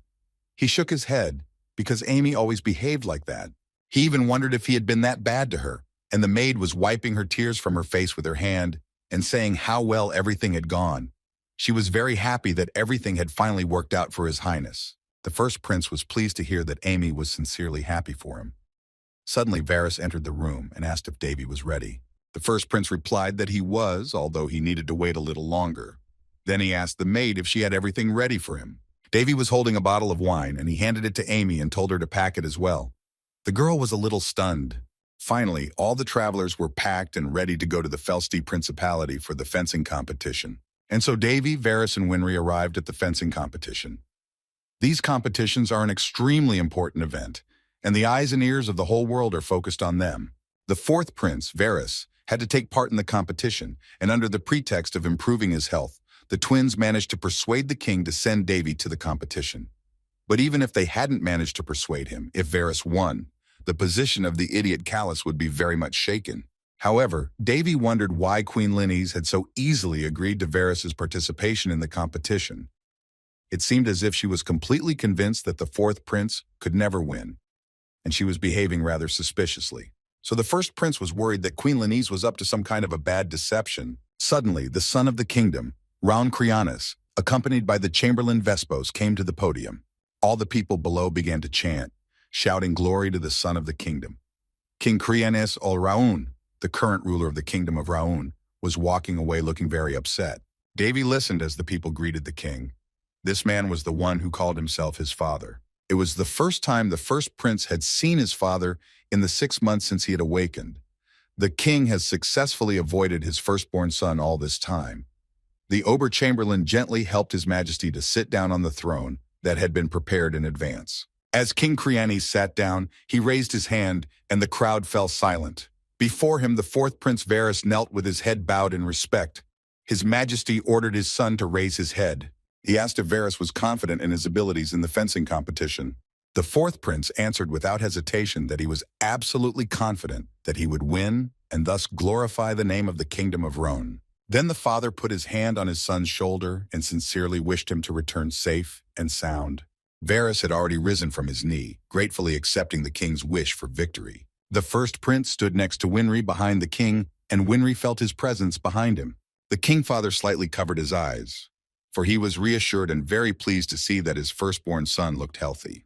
Winry looked at Davy. She noticed that her brother was standing very tense and felt something. So she called out to him quietly, but the first prince was too deep in thought to pay attention to her. He did not even think that he could be moved after all this time. Davy looked at his father and could not believe that it was him. Meanwhile, the herald called for everyone's attention and announced that His Highness, the fourth Prince Varys, was participating in the Continental Fencing Tournament as a Knight of the Kingdom. The herald also added that in honor of this, starting today, material aid would be provided and a festival would be held. And Davy kept looking at his father. He did not see him as that wonderful and majestic king. It was a surprise for the first prince. He saw that King Crianus had changed a lot and looked like a lion who was very tired. After all those ceremonies, Davy and his brother Varys and sister Winry got back into the carriage and went to get some rest. Of course, by now, they were a little bored. The best warriors were assigned to the carriage as escorts, so it was unlikely that the travelers would be able to see any wild animals. Winry thought that Davy was not happy about something, but the first prince replied that he was perfectly fine. He just thought they were bored because he was the reason they were traveling in the carriage, to which Winry immediately denied that it was anything of the sort. She sipped the wine that Davy had brought with him on the trip and said that it was impossible to get bored with him. Varys immediately admonished his sister to know the limits of alcohol consumption. And Winry liked this wine very much. It was very flavorful. She asked where this wonderful drink came from. But the first prince did not know where it came from because it was his mother's wine. The twins were worried about whether they should really drink something so valuable.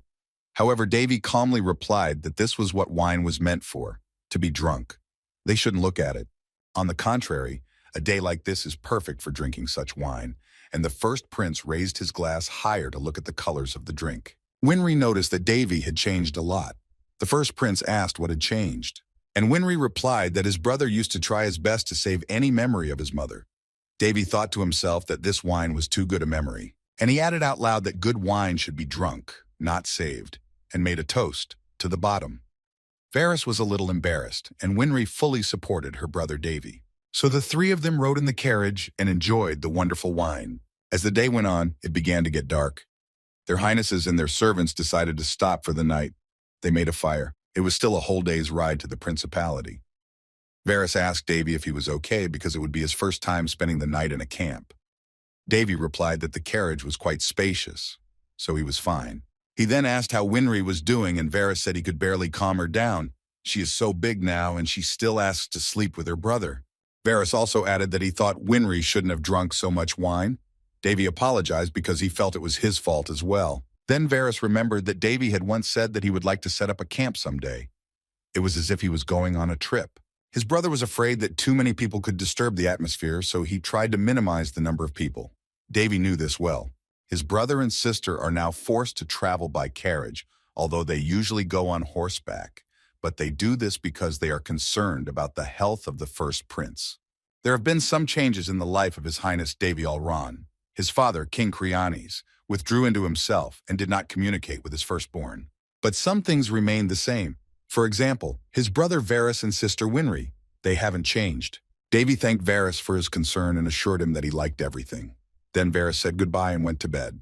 Davy put his hands behind his head and looked up to the sky. He smiled to himself. Amy came to him and told him that it was time for His Highness to go to bed. But Davy looked up at the beautiful moon and said that it was unusually beautiful tonight. His Highness decided to practice a little and improve his health at the same time. The first prince's rehabilitation is going well. While practicing, Davy tried to manipulate mana. The red moon is called Kairos, and the blue moon is called Krios. His Highness materialized his thoughts. It seemed that he was saying them aloud. One soldier on guard duty told me that they say that Kairos illuminates the beginning, and Krios reflects the end. And he heard someone tell him that he was very smart. The guard laughed and replied that everyone knows what he said. Even a snotty child would be more erudite than his interlocutor. The soldier was still looking up at the sky, at the red and blue moons, and said dreamily that he should tell women about this. Suddenly, the guard heard someone ask him why he was talking to himself. Another guard approached him, and the soldier asked if it was him who was talking to him from behind the bushes. And then the guards got scared because they thought it might be a ghost. However, it was all the magic of illusions created by His Highness, the first Prince Davy Allron. The twins took 5 guards with them on their journey to the Principality of Felsti. 4 of them are sword masters of the highest rank, so this is quite enough. However, the guards will be able to protect their highnesses until a serious trouble happens. Davy decided to practice his skills a little more because there were many different kinds of trouble that could come their way. For example, there could be an organized mercenary attack of about 20 people. Davy can clearly see the mercenaries approaching their camp. It looks like the mercenaries were going to attack the camp when everyone was asleep. They didn't need to come out, although, as His Highness recognized, they were disguised well. Prince Davy immediately realized whose hands this was. This trip was the perfect time to get rid of him, Varys and Winry together, and Queen Lynn simply could not miss this chance. Frankly speaking, Davy didn't really want to demonstrate his abilities, attracting even more suspicion. But on the other hand, who cares who finds out and when? The first prince rushed at the attackers. He did not care who saw the massacre. After all, everyone was already asleep. No one would be able to witness this battle and the fact that he would be the one to fight. Davy was fully prepared to face his killers. If you have no teeth, gnaw on your gums. That's what the devil Dekojin used to say when he taught the boy the art of fencing. His Highness fought against his enemies with an ordinary stick, because any object can become a weapon when you need it, and if you are a skilled swordsman. This was also the science of the devil Dekojin. You always have to remember that in war, all means are appropriate. A weapon is just an attacking addition to your body, and everything depends on your own ingenuity. Thousands of different little things can become glorious swords. For His Highness, this mercenary attack was very primitive. These mercenaries were nothing compared to Hermes, who taught Davy how to kill. But the first prince wanted to make sure of something before he started the massacre. So he asked the hired killers directly if Queen Lynn herself had really sent them here. All the mercenaries stood nearby and remained silent. Davy laughed that it looked like a game of the Sea Worries once. The assassins froze and with very serious faces. But everyone was silent. And Davy didn't care about their silence. He had his own score to settle with them. In the end, the mercenaries' response didn't change anything anyway. Davy was going to protect himself and his brother and sister. But the prince wondered what Queen Lynn was planning to achieve by doing so. By hiring those killers, she wanted to get rid of 3 members of the royal family at once. After that, the whole royal palace would be on its feet. She may be a queen, but she would not be patted on the head for such an act. Davy wondered how the queen had such confidence in impunity. The first prince came out to meet all the mercenaries and asked if they were all still here, or maybe they were hoping to deal with him. The mercenaries were ready to attack the prince, but he told them to get out of here and give something to their mistress. Davy confidently stated that he would not make any more noise if she stopped organizing concerts. But the mercenaries did start attacking, while the first prince was ready for this. And then he suddenly revealed his plan to them. Davy came up with the idea to deceive his attackers. As soon as the first mercenary approached the prince, There was a sudden explosion, and a blast wave scattered all the other killers. The first prince mocked the mercenaries for being so stupid in the art of killing, and so they stupidly fell for Davy's trap. The key to a successful covert assassination is endurance. That's what the first prince told the assassins. But those assassins will take this lesson to their graves. Davy successfully dealt with them. The first prince had learned all the ancient wise sayings well. They were worth memorizing. The mercenaries were ordered to secretly kill their highnesses Davy, Varys, and Winry in the camp on the way to the Principality of Fellis. But even with a secret murder, certain things could not be allowed. Namely, it was impossible for anyone to escape. The killers continued to attack the unarmed prince. When others attack, no one should run away, but prepare for the next attack.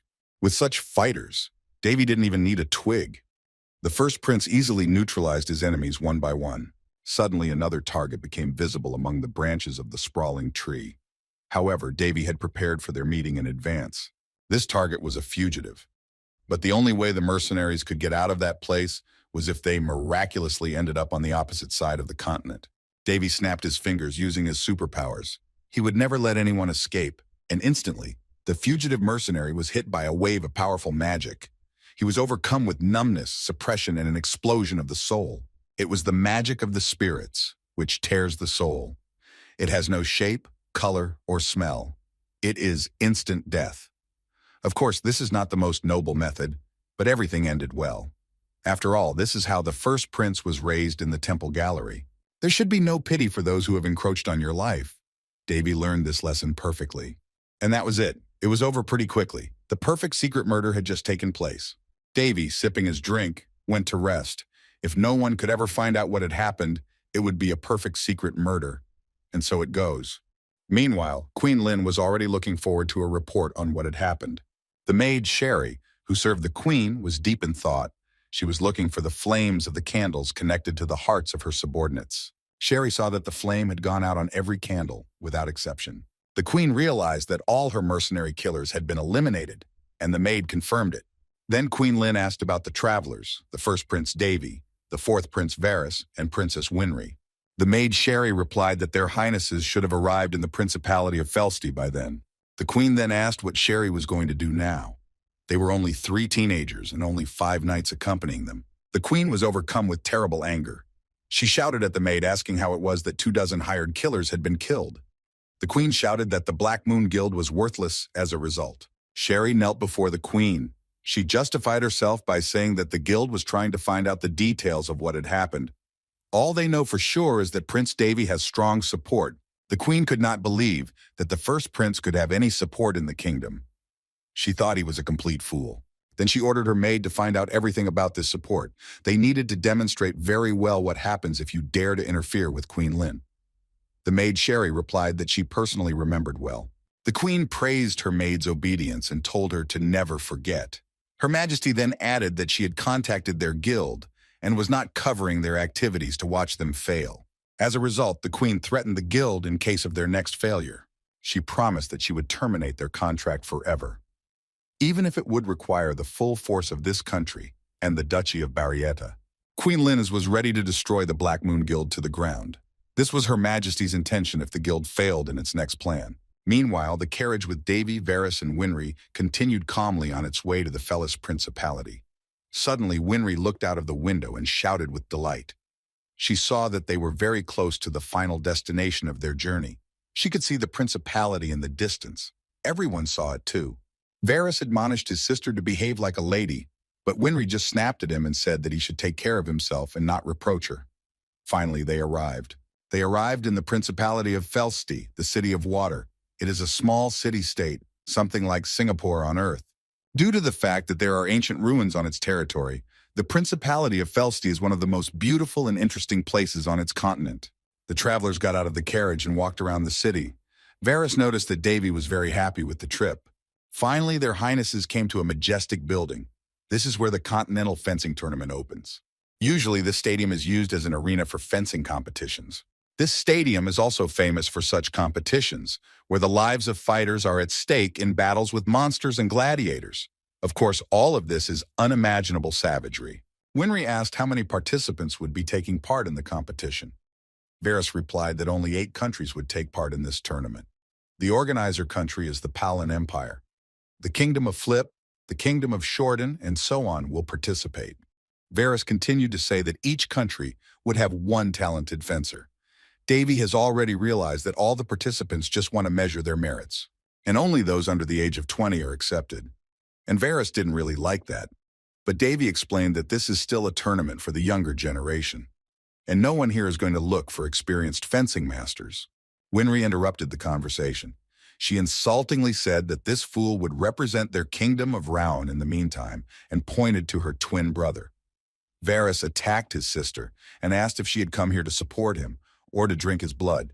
Winry replied that she had definitely come to meet her brother. She meant Davy. She had no idea about any support for Varys. Meanwhile, Davy, using his extraordinary abilities, monitored what Varys was capable of, and he saw that his brother's abilities were exactly at the average level of an expert and at the lower level of a swordmaster. This is an extraordinary level for his age, so there are very high expectations for victory. And then Winry remembered that the famous sword princess would represent the Palan Empire. The first prince was very interested in this information. Winry was surprised that her brother Davy did not know who the sword princess of the Palan Empire was, because there was not a single person in their entire kingdom who had not heard of this princess. Davy was sure he had a good memory. Apparently, during his stay in a coma, new celebrities did appear. Elena de Palan is the only princess among the 9 descendants of the Emperor of the Palan Empire. She is also the Emperor's main pride. Of course, the Palan Empire is a majestic state, and Elena is its only princess. But in fact, these are not all the reasons for the girl's popularity. She is most famous for being the owner of a divine sword. This made the first prince even more interested. Winry reiterated that it was true. Elena de Palan owns the favorite sword of the ancient hero, the sword god Cares. This divine sword is called Calderas. It is one of the masterpieces of the 1001 Nights. Davy knew about this sword, but he hadn't heard anything about it for a long time. It was Hares, the god of the sword, who was Davy's first fencing teacher. The boy remembered well how he used to carry 2 buckets of water, and Hares would run and make Davy catch up with him. The sword god himself was very lazy, in fact, but he had extraordinary sword skills. Since he had been using the divine sword all his life, Howie has talked about it so much that Davy's ears were starting to perk up. People were saying that it was with this divine sword that the Demon King had been destroyed. Unlike the Devil Master Dokujun, Hares was from this very place, so it was only logical that his memory was preserved here. But as he walked the streets of the city, Davy had a strange feeling, as if someone was always watching him. He met people on the way, hidden under cloaks, who created this feeling. One day, 3 girls passed by Davy, their heads covered with hoods, and then one of them turned around as if she was as excited as Davy. It was a lady and her maids. One of the maids noticed her mistress's concern and asked if she was all right. The lady had a brooch in the shape of a sword pinned to her blouse. The girl touched it, as if something drew her to do so. But she told the maid that everything was fine. Their Highnesses Davy, Varys, and Winry went to a restaurant to eat. The twins told their brother about the divine sword. They said that even though thousands of years had passed, the blade of the divine sword was still completely intact. Varys even heard that this sword is possessed by the ego, so it produces magic on its own. The ego is the spirit of the sword, which is imprisoned in the weapon due to the attachment of the swordsman and his soul. The divine sword is not just a beautiful name, and the one whom this sword chose hundreds of years later was Princess Elena. And then Varys mysteriously added that there is another reason why Princess Elena de Palan is famous. Davy's ears perked up. He was very serious and delved into every word. The fourth prince squinted his eyes slightly and slowly began to talk about another feature of the princess. After a deliberate pause, Varys finally said that Princess Elena was one of the first beauties on the continent. It is said that her beauty is breathtaking. Winry was very annoyed by his brother's excessive admiration. Varys adored Elena. However, what was really important to the first prince was that Elena was the owner of Calderas, Kara's favorite sword. The maid, Amy, brought Davy a suit for him to change into, but His Highness did not like the suit at all. He complained that he could not have taken a simpler outfit. Amy made excuses that it was too simple. After all, it was the prince's first time going to a reception. The maid said that he was the face of the entire kingdom of Ron, even if he didn't like it. Davy only thought that he was just an observer at this tournament. Everything is simple for courtiers. The fencing tournament is a gathering place for the real stars of all countries. But the future rulers are not obliged to swing their swords directly. Just then, the twins entered Davy's room. They had both changed their clothes specially for the reception. The first prince complimented his sister that she looked so beautiful that he thought she was a fairy. In response, Winry said that her brother was also very handsome, and Varys intervened with a word of warning that Davy shouldn't praise Winry too much. Varys wanted to add something else, but his sister stepped on his foot. Then she took Davy's hand and asked him if he would like to accept the honor of being her escort. Her brother asked her if she had the roles mixed up, and Varys stayed behind and cursed his twin sister, calling them a temperamental devil. Finally, Varys dealt with his pain that Winry had caused him and shouted to be waited for. Meanwhile, everyone was getting ready for an evening reception at the palace. Princess Elena de Palin also came there, accompanied by her maids. However, the princess said that it was quite noisy. But such a reception is exactly the kind of place where you can meet and make friends with your peers. However, the princess was not very fond of making friends. By the way, in the afternoon, Princess Elena went to the village, where a beautiful round stadium had just been prepared. But the princess considered this kind of competition to be senseless savagery. She was not interested in it at all. Finally, the grand ball began on the eve of the fencing tournament. The gentlemen invited the ladies to dance, music was playing everywhere, and lamps were shining brightly. Of course, all the participants of the competition were present at the ball. The guests were having fun, getting to know each other, drinking, and having fun. Prince Davy stood aside and sipped champagne. As it should be at a competition with an age limit, the ball was attended by quite young people. Of course, there are adults among the chaperones, such as Davy and Winry, but it still seems that most of the attendees are young people. And it was clearly visible who of all the invited guests was the most popular. And that audience favorite was none other than Varys. Everyone came up to him to meet him.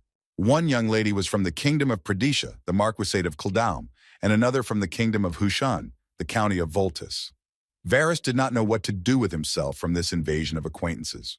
Davy watched all this action. He was well aware that given Varys' abilities, his popularity was only natural. In any case, this ball was a great opportunity to make new friends and feel out the competition. Princess Winry also found some company. It was very noisy at the ball, with music and incessant conversations in different voices creating a lot of noise. Davy wondered what to do next, and what would be the best way to deal with his little brother who had gotten into trouble. And the first prince decided to ignore him. He asked Winry to dance. Varys was shocked by this behavior of his family. After all, he was left alone with his fans, and Davy mentally wished the younger man to enjoy his youth. Winry said that it was so strange that the day had finally come when she was dancing with her brother, and Davy complimented her on how good she was at dancing, and he didn't think she was. Winry replied that it had been a long time since she had made her debut. She was a real lady now. And then she got a little embarrassed, and asked Davy if he was offended that he hadn't made his debut yet because of what had happened to him. The princess even suggested that the first prince could even take part in a fencing tournament, because he also has a talent for the art of swordplay. Davy just laughed and said that Winry probably thought too highly of him. He would never have been able to become an expert by the time he was 14. In reality, talent is just an illusion. No one can reach heights if they don't work hard. For example, it took Davy himself 1,000 years to get there. But now he's not interested in all this anyway. He has other priorities. All the first prince wants is a peaceful life of prosperity. Winry laughed and said that Davy was acting like an old man now. Suddenly, their conversation was interrupted by a young man who greeted Princess Winry with joy. The young man was very handsome. He bowed respectfully as he came closer and said with a sweet, friendly smile that he had been waiting for the opportunity to meet the princess.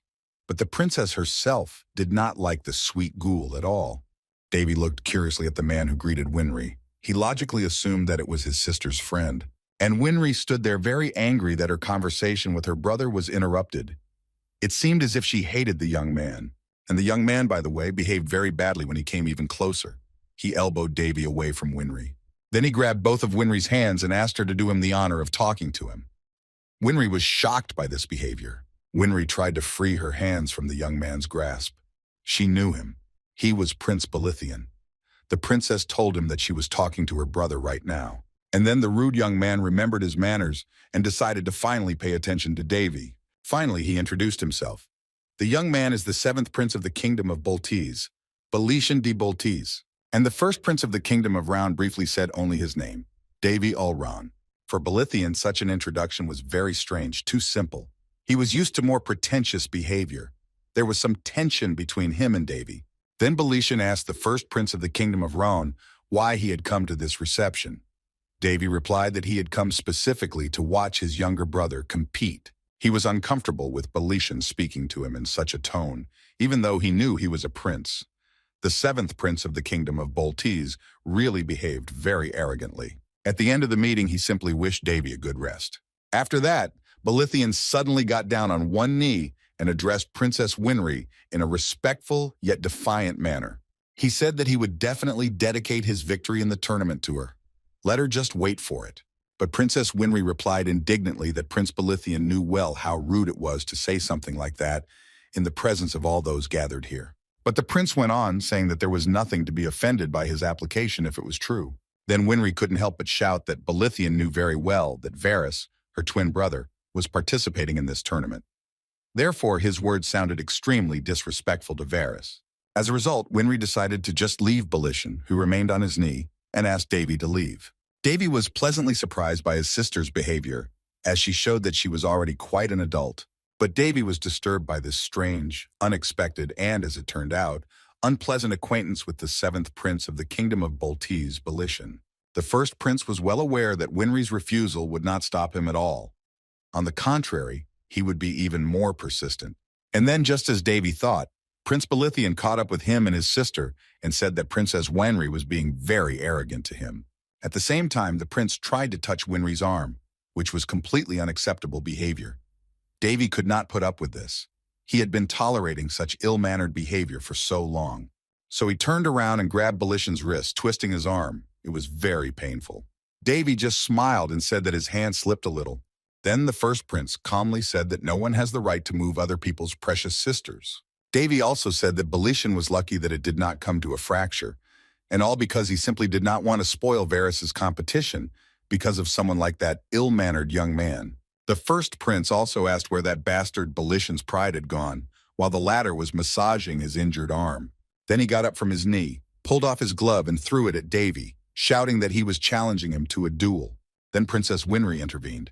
She shouted at Belithian, saying that he was finally allowing himself to be challenged, but Belitian told her not to interfere. After all, in his opinion, the matter concerned his knightly honor, which had just been humiliated. Suddenly, Princess Alina intervened in this dispute that began at the ball. She said, addressing Prince Belitian de Boltese, that if he was raising the issue of honor, he should realize how inappropriately he was behaving. Princess Alina looked sternly at the seventh prince of the kingdom of Boltese, who did not even notice that she was there. And Princess Alina said that she was watching everything that happened, so she decided to intervene and ask him something directly. Then Alina continued, did Prince Belithian really think he had the right to stutter about honor? Davy was immediately alerted. He saw the trace of hairs. Hairs is an ancient hero who was born in the Palan Empire, and the Palan Empire is one of the three most powerful powers on the continent. Hairs is the first owner of the divine sword Calderas, and the creator of the two-handed sword style, which has the power of terrible destruction. Still, Karas was called the god of the sword for a reason. It is said that a blow with his style can be a sea wave at one moment and an unbreakable rock at another. It was quite impressive for an old sloth. Such thoughts immediately came to the mind of the first prince of the kingdom of Roan when he saw Princess Elena. The princess herself noticed his undisguised interest in her. There were already whispers everywhere that this was Princess Elena of the Palan Empire, that she was the emperor's favorite and what the emperor would do for her. Davy involuntarily let out a weak exclamation. He immediately covered his mouth with his hand awkwardly, feeling a little uncomfortable, so he turned away a little. But the prince was still surprised that this girl was the owner of the divine sword. He could not have imagined that she would be so similar to Hairs. Davy went back to his thoughts. Yes, Hairs was very handsome. Well, for a man. But if he were a woman, and if he were dressed up, then... And then the prince's thoughts were interrupted. He was addressed by Princess Elena herself. She asked Davy directly what he had just said.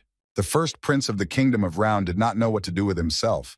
He was so embarrassed that he could not put two words together. Then Davy finally squeezed out an answer.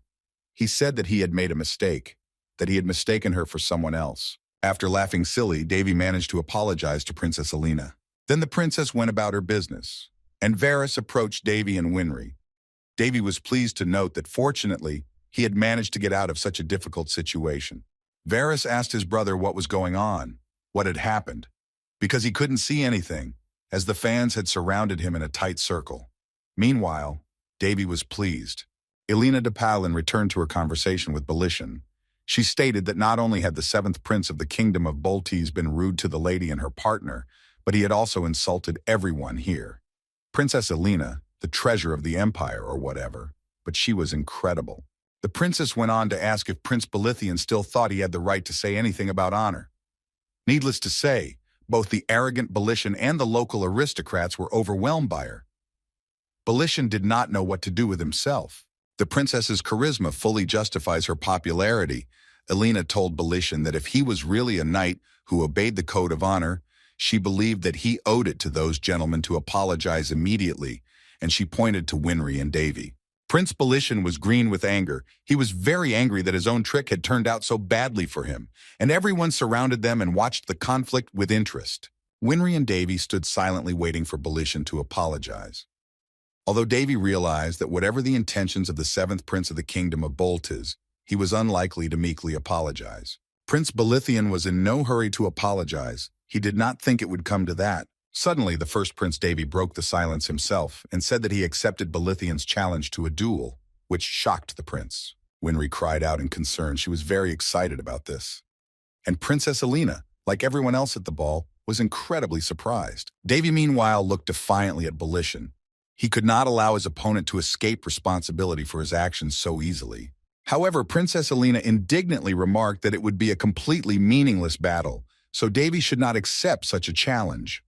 But the first prince of the kingdom of Raon allowed himself to object and said that it was up to him to decide whether to accept the challenge or not. Then Davy picked up the glove from the floor and asked Prince Belishan if he had challenged him, to which Belishan gave an affirmative answer. So, still holding Belishan's glove in his hand with disdain, Davy said that in that case he must accept the challenge. So Davy picked up a wooden sword. Yes, he hadn't used it for a long time. Varys was very worried about his brother. He told him that even though he had recovered, Belishan was still a participant in the fencing competition. However, Davy confidently replied that he knew that. Winry was also very worried, and she even felt that she was somehow involved in the duel. Davy patted her head and asked her not to worry. Prince Belithian continued to hurl insults at Davy. He called him a jerk who wielded his sword like a stick and thought that his opponent's level was hardly higher than a beginner. He also said that he shouldn't make his family worry. He should just give up. Belishan then said that if Davy fell to his knees and admitted defeat, he would graciously turn a blind eye to what had happened. Varys stood up for his brother and appealed to Prince Belishan to stop escalating the situation, but Davy stopped him abruptly. It was enough to waste time. The first prince of the kingdom of Raon met Belithian halfway and said that he would let the duel settle the matter as it should. Princess Elena watched all this strictly. Davy asked Belishan if he was ready to start the duel. Belishan smiled confidently and said that if he lost, he would fall to his knees and publicly apologize for his behavior, although he was sure that would never happen. Prince Davy agreed and warned him not to run away in case of trouble. The duelists were ordered to start the duel, which was to be witnessed by everyone present at the ball. Davy thought for a moment about where to start, because he had a lot of skills in close combat. Behind him, his brother and sister were excitedly holding their fists for him. Everyone around him was sure that Davy still had the body of a weak prince who had come out of a coma less than a year ago. And he did not want to show his true strength at this public performance. Belishan took this forced pause to mean that Prince Davy was afraid and had not yet entered the duel. He then added that since Prince Davy was a beginner, he gave him a chance to attack first, but he didn't even try to use it. This was not sparring, but shame. Belishan continued to talk nonsense. He said that Davy was not able to change the outcome of this duel anyway, so he shouldn't waste time and just finally attack. But Davy didn't attack because he was thinking of different ways to attack. Finally, he remembered one very good way. Now he was ready to start, so Davy jumped up and told Belishan not to give him any forms, but to fight on equal terms. The first prince of the kingdom of Raon ran sharply toward his dueling opponent with a wild smile on his face. He did it so quickly and unexpectedly that Belishan just opened his eyes wide, suddenly noticing his opponent's face right in front of him. But suddenly Davy stepped back slightly and slammed his sword straight into the floor, which surprised Belishan even more. Then the wooden sword flew out of Davy's hands and he dropped his arms weakly, not having struck his opponent yet. Belithian laughed even harder and called Davy an asshole again. He was almost surprised at the speed with which Davy approached him, but the punch never came. Suddenly, however, Prince Belishan was pierced by a sharp, heartbreaking pain, and Prince Davy calmly said that his hand slipped again. The next moment, the seventh prince of the kingdom of Boltese, Prince Belishan de Boltese, was lying on the floor in the middle of the majestic hall, and the first prince of the kingdom of Roun, Davy ol Roun, straightened his hair, which had fallen on his forehead, and asked in surprise why his opponent had not even tried to dodge the blow. He then asked why he had allowed him to attack first. Prince Belishan was extremely angry because he was the first to be defeated. He continued to call his opponent insulting names. There was a whisper around that this was a huge shame for Prince Belishan, because the difference in skills between the two opponents was not as great as they thought. Belithian was nervous and shouted at Davy that he would certainly kill him. Meanwhile, Davy stood there calmly, fixing his disheveled hair. Then he calmly said that with the predictable style that Belishan showed, there was no way he could beat his improvisation. The duel continued. Belishan saw that his opponent's stance was very shaky, and the distribution of force and the interval between his strikes were completely chaotic. The seventh prince of the kingdom of Boltese realized that he could not possibly lose to such a person. Therefore, he did not understand what was really happening, and everything was going to his loss. For some reason, he missed one after another of the blows that Davy was throwing at him. Time and again, blood splashed from different places on his body. And once again, Prince Belishan found himself on the floor, disarmed, holding his head. He was very annoyed by this position. The audience asked each other how many times Prince Belishan had been on the floor. Someone remarked that even if the prince was giving in, he had already fallen 3 times. Everyone wondered if this was the same Belishan they all knew so well. After all, he should already have the initial level of expert. There were some people who said that the seventh prince of the kingdom of Boltese, Prince Belishan, was not that good at swordsmanship. Such phrases also irritated Belishan, and he wanted them all to shut up and not dare to say things they knew nothing about. But in the meantime, he was still sitting on the floor, breathing heavily as a result of the exhausting fight. Davy only mentally asked his opponent what he knew. Belishan was so nervous that he lost his head. It was for this kind of fights that Davy learned a specific fighting style. The official name of that style is intoxicated sword. It was once developed thanks to alcohol. In accordance with the name, when using this style, the fighter moves as if he were drunk. And this style appeared through collaboration with a very big drunkard in the gallery of heroes, Dokojun. Hares collaborated with him, and he picked on Dokojun out of sheer curiosity. Hares was interested in what Dokojun was doing. He laughed that his sword art was like the worst heresy, and Davy thought back to his training and studies in the temple gallery.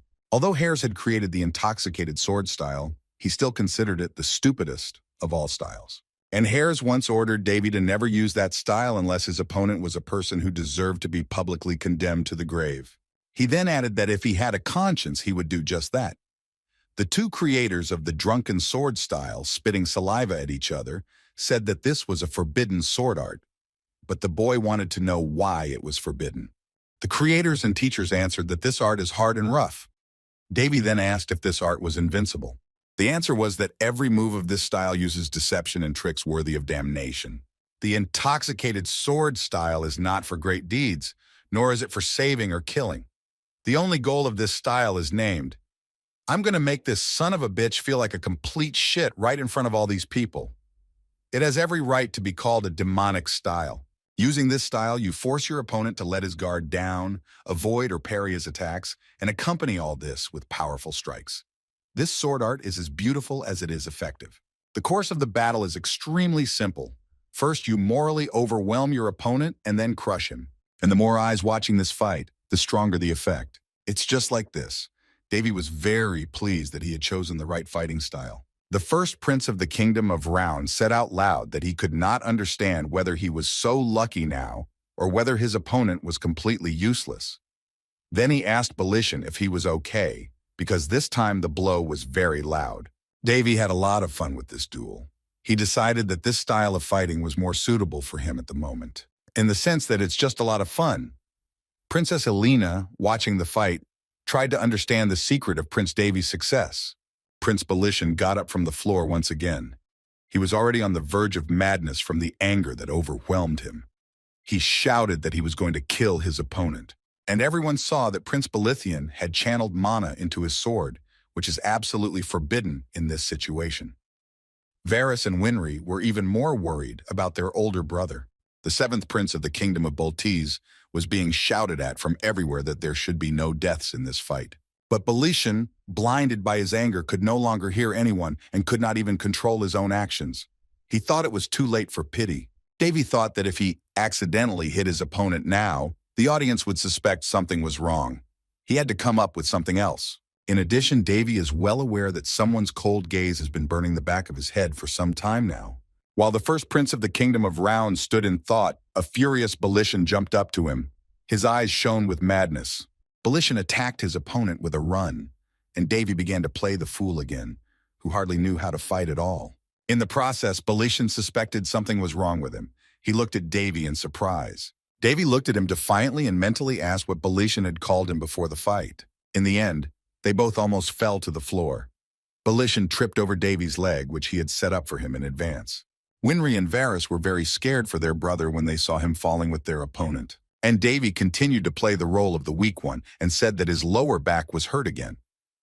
Meanwhile, the point of his wooden sword was right next to Belishan's face, who was once again lying on the floor. Davy was kneeling over his opponent, laughing at the fact that he had just almost fallen. One of the spectators shouted to Belishan why he was still lying down, why he had fallen and wouldn't get up. Then Davy said that he thought he had won the fight because his opponent was lying on the floor. Talk began to circulate among the audience that no one could have imagined that Belishan would be so mediocre in a fight. It was a general disappointment for everyone. It was also said that the Prince of the Kingdom of Round surprised everyone, given that only a few months ago he was lying motionless in a coma. He could not even hold his sword. However, this played into his hands. Meanwhile, Winry ran up to her older brother and hugged him tightly. Varys also came over to express his admiration for his brother. The twins were worried that Davy might use up all his good fortune, which should have been his for the rest of his life. They all laughed heartily together. Princess Alina was extremely surprised by such a representative fight. It was clear that she was not happy about it. Then she turned around and decided to leave the ball, saying that she had to go. They tried to keep Her Highness a little longer, but the princess was relentless. As a result, the ball ended and everyone began to leave. Davy, Varys, and Winry also got into their carriage and left. Davy was criticized for being rather unreasonable after all. They tried their best not to show that they were extremely worried, but they believed that Davy had taken a great risk. The older brother asked the twins why they should be so overreacting, since he had won and everything had ended very well. Varys exhaled and said that his brother was just lucky this time. Prince Baratheon has a very bad temper, but he does not just get away with it. Davy asked how his brother knew about this. Varys replied that he had seen it with his own eyes at an event, and ever since then, he had been tirelessly trying to get Winry to marry him. Winry added irritably that Baratheon was always making her feel bad whenever they saw each other. Davy thought that it was necessary to break the arrogant and self-confident Belishan's arm. Varys continued to say that in any case, Davy was very lucky this time, but he shouldn't do it again. He tried to put Davy on his arm and clasped his hands together. The fourth prince noticed that his older brother had a lot of strength in his arm. He was very surprised, and Davy said that Varys should not exaggerate because he is not a child. Let him remember that. So Davy gave his younger brother good advice. Let him take it into account. What's done is done. There is no going back, so there is no need to worry about it once again. And Winry said that she was personally very happy with the situation and that her brother Davy was amazing. Then she added that the fact that her brother could not cope with the weight of the sword, on the contrary, allowed him to hit the opponent's weaknesses. And Davy listened with satisfaction as he managed to outwit everyone and not show his strength prematurely. Prince Belishan, on the other hand, probably did not even think that he could lose this fight completely. Meanwhile, the seventh prince of the kingdom of Boltiz, Belishan, had also returned to his chambers. He was extremely angry because of his senseless defeat. The prince could not calm down and smashed everything around him, no matter how hard his servants tried to calm him down. Belishan broke free when they tried to restrain him a little. The prince could not calm down because Davy was behaving so provocatively with him. He was also annoyed at how everyone could despise him, the next crown prince of the Boltiz Empire. After all, he's got the good looks and the skills. In fact, he has almost everything in this world. Belishan also mentioned the princess of the kingdom of Round Winry, whom he had once admired at an event. Of course, he was attracted to the princess because of her beauty, but he also chose her because with her he would get Varys, a swordsman who had reached the average level of expert. By the way, it was thanks to Queen Lynna's Barrietta that the seventh prince of the kingdom of Boltiz was able to spread rumors of their upcoming wedding without hindrance. So why should he have to endure such humiliation and insults now? Then Prince Belishan drove everyone out of his chambers in front of his eyes. Otherwise, he threatened to kill them. The servants politely left the prince's chambers, and Belishan continued to smash the furniture. Finally, he got tired. But he did not calm down. On the contrary, he was determined to take revenge and kill the first prince of the kingdom of Raun, Davy Ol Ron. Suddenly, he heard that someone was in his chambers because he noticed the curtain near the window move. The prince stopped and asked the unknown who was hiding there. In response, he heard someone ask him if he really wanted to kill Prince Davy. But first of all, Belishan wanted to know who was with him in his own chambers. Suddenly, the prince was enveloped in black mana, and someone from the unknown said that they could give him such a chance to kill the first prince of the kingdom of Raun. Then he saw a woman coming out of the darkness. Mana completely covered Belishan and entered his body. The prince was as if bewitched. He was just silent and absorbed all the magic. The woman touched his lips with her hand, as if ordering him to be silent. Finally, he managed to say the terrible word kill. The voice replied that it would help Belithian tear Davy's flesh and tear out his bones. Then the seventh prince of the kingdom of Boltese asked the woman her name. The woman said her name in a hushed, mysterious voice. Sherry. It was the same maid who had served Queen Lin, but this time she revealed her true self to Belishan. A beautiful woman with long, wavy hair appeared before the prince. She asked him if he would remember her. Then Sherry came close to Belishan and hugged his head, pressing it to her. She whispered in his ear to trust her. Suddenly her fangs extended, and it became clear that Sherry was a vampire. Then Sherry bit Belishan in the neck and the prince fainted. The vampire told him that everything would be as his heart desired. Finally, that exhausting day, which had brought so many surprises to everyone, ended. It was a bright morning. Prince Davy was sitting in his room. A maid came in and told him that the competition of His Highness the fourth Prince Varys would soon begin. The prince replied as if to himself that it was still a long way off. Amy did not understand what the Lord meant, but Davy immediately explained that it was just his thoughts out loud. Then he turned to the maid and told her that it was time to go, because Winry was probably already waiting for him. The stands of the arena where the fencing tournament was taking place were packed with spectators and fans. Davy was a little surprised that everyone was so energetic. Varys was competing in the afternoon.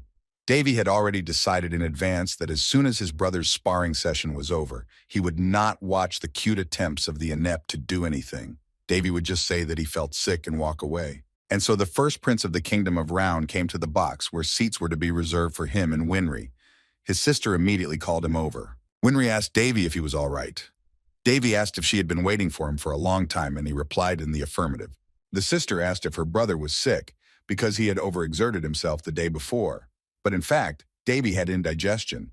However, he was ready to die rather than admit it to his sister. Thanks to the fact that Davy had created a mana circle earlier, he now has the power to deal with someone like hired killers or worthless aristocrats. But the prince is still not in the best condition, and that's the problem. Davy is no longer the same as he was in the temple's gallery of heroes. His body reacts sharply to any changes. At this rate, he'll have to use the sacred power of indigestion. And he exhaled tensely as he felt a heaviness in his stomach. Suddenly, Winry called out to him. Just then, the fourth prince of Raun, Varys, entered the arena, waving to everyone. Winry was looking forward to the start of the sparring match. Davy noted that Varys must be quite popular to be greeted by the stands like that. Then the first prince opened the program he was holding to see who his brother's opponent would be in the first fight. And then Davy laughed at the information he read, and he decided that the program was very stupid. Varys' opponent in the first fight would be the seventh prince of the kingdom of Boltese, Belishan D. Boltese. Davy could not understand why these rivals were pitted against each other so early. A voice rang out over the arena and the stands, announcing that even though the sword blade was dull, inflicting fatal wounds on an opponent was strictly forbidden. Then the referee announced other rules of the fight, namely, filling the weapon with energy will result in disqualification, so you need to be very careful. Davy noticed that the audience was not enthusiastic at all. Winry also noticed this and agreed with it. Winry began to worry a little more about her twin brother. She sincerely hoped that he wouldn't run wild like a wild stallion and get seriously injured. The older brother tried to calm his sister down. He said that Varys was an experienced fighter, which meant that everything would be fine. Davy also added the information that Varys was insured. In the end, everything would be fine. And so the fight started. The referee ordered the opponents to take a step forward. Both opponents did as the referee told them and took their positions. Each of them was ready to fight. Finally, the referee raised his hand up, silence reigned everywhere, and the audience froze in anticipation of the spectacle. Then the referee put his hand down and announced the start of the fight. Davy sat there in anticipation, putting his foot up and crossing his arms over his chest. He noticed well that, judging by yesterday, Belishan had decided to use a free style of fighting. Winry seemed to calm down a bit, and Varys puts the power of his destructive sword art into his strikes. If his temper doesn't play tricks on him, the fourth prince of the Kingdom of Ron has every chance of winning this fight. Besides, Belishan is not yet at the level to withstand all the heavy attacks of Varys' sword. Naturally, the seventh prince of the Kingdom of Boltese would avoid a direct face-to-face encounter with his opponent. The duel continued, the opponents fencing powerfully, striking each other. They were not inferior to each other at all. All the spectators in the stands noticed this, so people became more interested in watching the fight. Davy thought about it. He hadn't expected Belishan to be such a skilled fencer. If he was talented, he could easily grow up in a day. But the first prince rejected such thoughts. He decided that this was not possible. Even if Belishan was a genius, you can easily tell from the body what style a fighter uses and how often he trains. Varys, for example, uses the heavy sword style. He has the right build for it. So far, Prince Belishan is fighting back, but he won't last long. Suddenly, everyone noticed some strange things in the arena. Something didn't seem to fit with the general consensus about the fight. Winry shrieked with delight. It was the first time she had ever seen Varys accelerate like that. And Davy realized that this was the development in the course of a real fight. And he decided that he, too, needed to try harder from now on. The first prince remembered how he, Varys, and Winry had practiced martial arts, including fencing, together in the garden when they were children. Since then, Varys had grown considerably. Davy recalled how little Varys, holding a thin twig in his hands, said that when he grew up, he would definitely become a knight. And he insisted that they all go out together for a reason, because he really wanted to show them exactly that. Even as a child, Varys said that he would definitely protect his brother. And little Winry would add her own words, that she would protect her brother in the future. 6 years have passed since then, and now Davy has seen how incredible his younger brother's skills are. However, the first prince of the Kingdom of Round was more concerned about what had happened to Belishan. After all, it is impossible to improve so much in such a short time. Now the seventh prince of the Kingdom of Boltese behaves as if he had been replaced. He has become completely different. Davy had a strange feeling. This feeling was like a déjà vu from the recent past. The spectators in the stands were watching the incredible fight with interest. Winry began to get more excited again. Varys was already tired, and he hadn't expected Belishan to be able to resist the heavy sword. The fourth prince of the Kingdom of Round was well aware that he had a good and stubborn opponent. His movements were a bit strange, but he couldn't let his guard down. And then Varys decided it was time to end the fight and grabbed his sword again. He had prepared a special blow for his opponent and wondered if he could withstand it. Taking his sword out of its sheath, Varys rushed towards Belishan. He decided to make it all or nothing. Running closer to his opponent, Varys swung his heavy sword at him. However, Belishan managed to avoid the blow by quickly crouching down and letting the sword fly over his head. It seemed that Varys had set himself up. It was a dangerous situation that could have easily killed the fourth prince of the Kingdom of Rohan. So he quickly decided to strike again and swung his heavy sword at his opponent. Suddenly, however, Belishan stood up and stabbed his sword directly into Varys' chest. His sword was filled with energy, and this was strictly forbidden in these competitions. Varys felt that he was getting very sick. He thought that his death was coming. However, last night, after the ball at the reception and a very interesting duel between Davy and Belishan, something happened. Varys decided not to go to bed yet, but to practice a little more fencing, because the next day the competition would begin. Suddenly he heard someone say that he was very diligent. Varys thought it was his older brother Davy's voice, and it really was.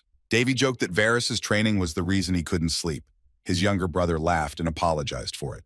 Davy jokingly told his brother that he was being rude. Their sister Winry had been asleep for a long time, and the hero of tomorrow was doing something else.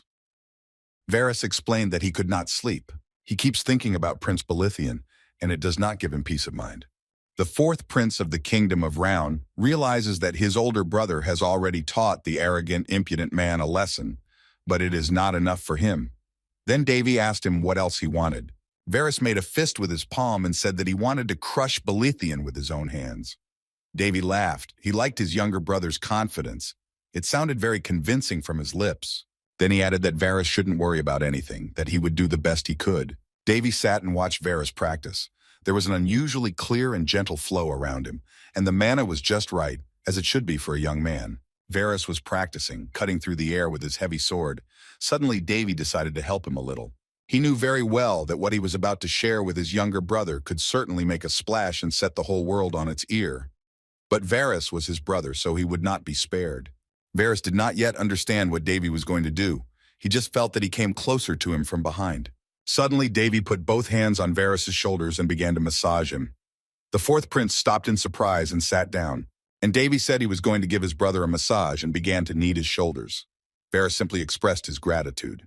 Davy told his little brother to close his eyes and relax. He laughed that he was opening his own salon, Davy's. Varys decided to accept this favor from his brother. Then Davy raised his hands, summoning the appropriate mana, and warned his client that he would feel a little tingly during the massage.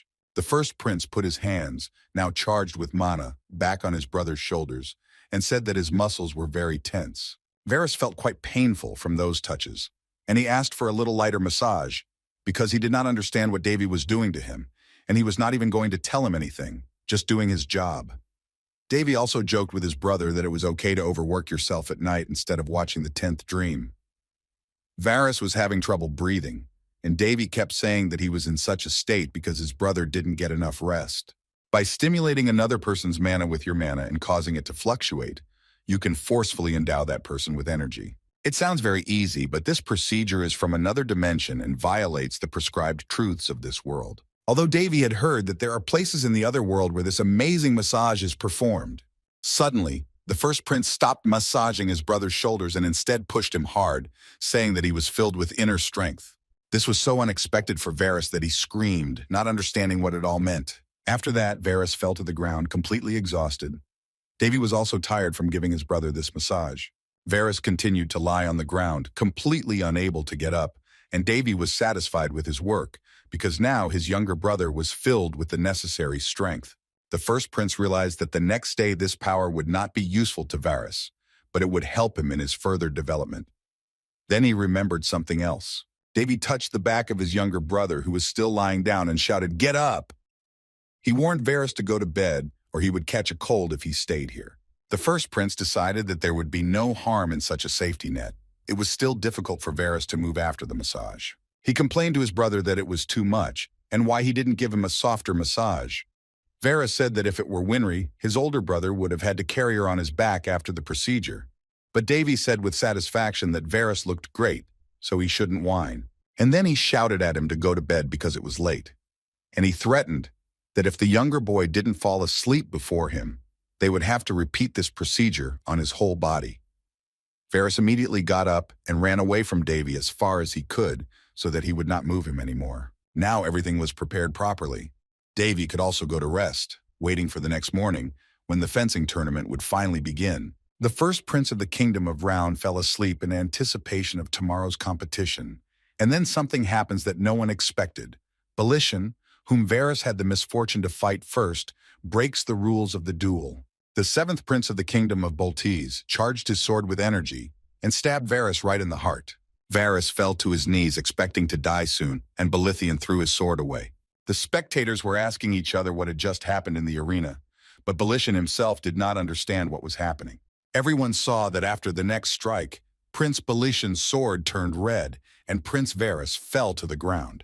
But then the audience saw an energy barrier surrounding Prince Varys's body. They could not believe what they were seeing. It was just incredible. An energy barrier. People whispered that it was not possible at the highest level of expert. Winry was beaming with happiness that her twin brother was okay, that everything was over, that he had made it.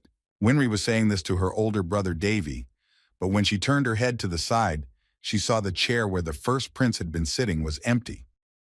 This surprised the girl.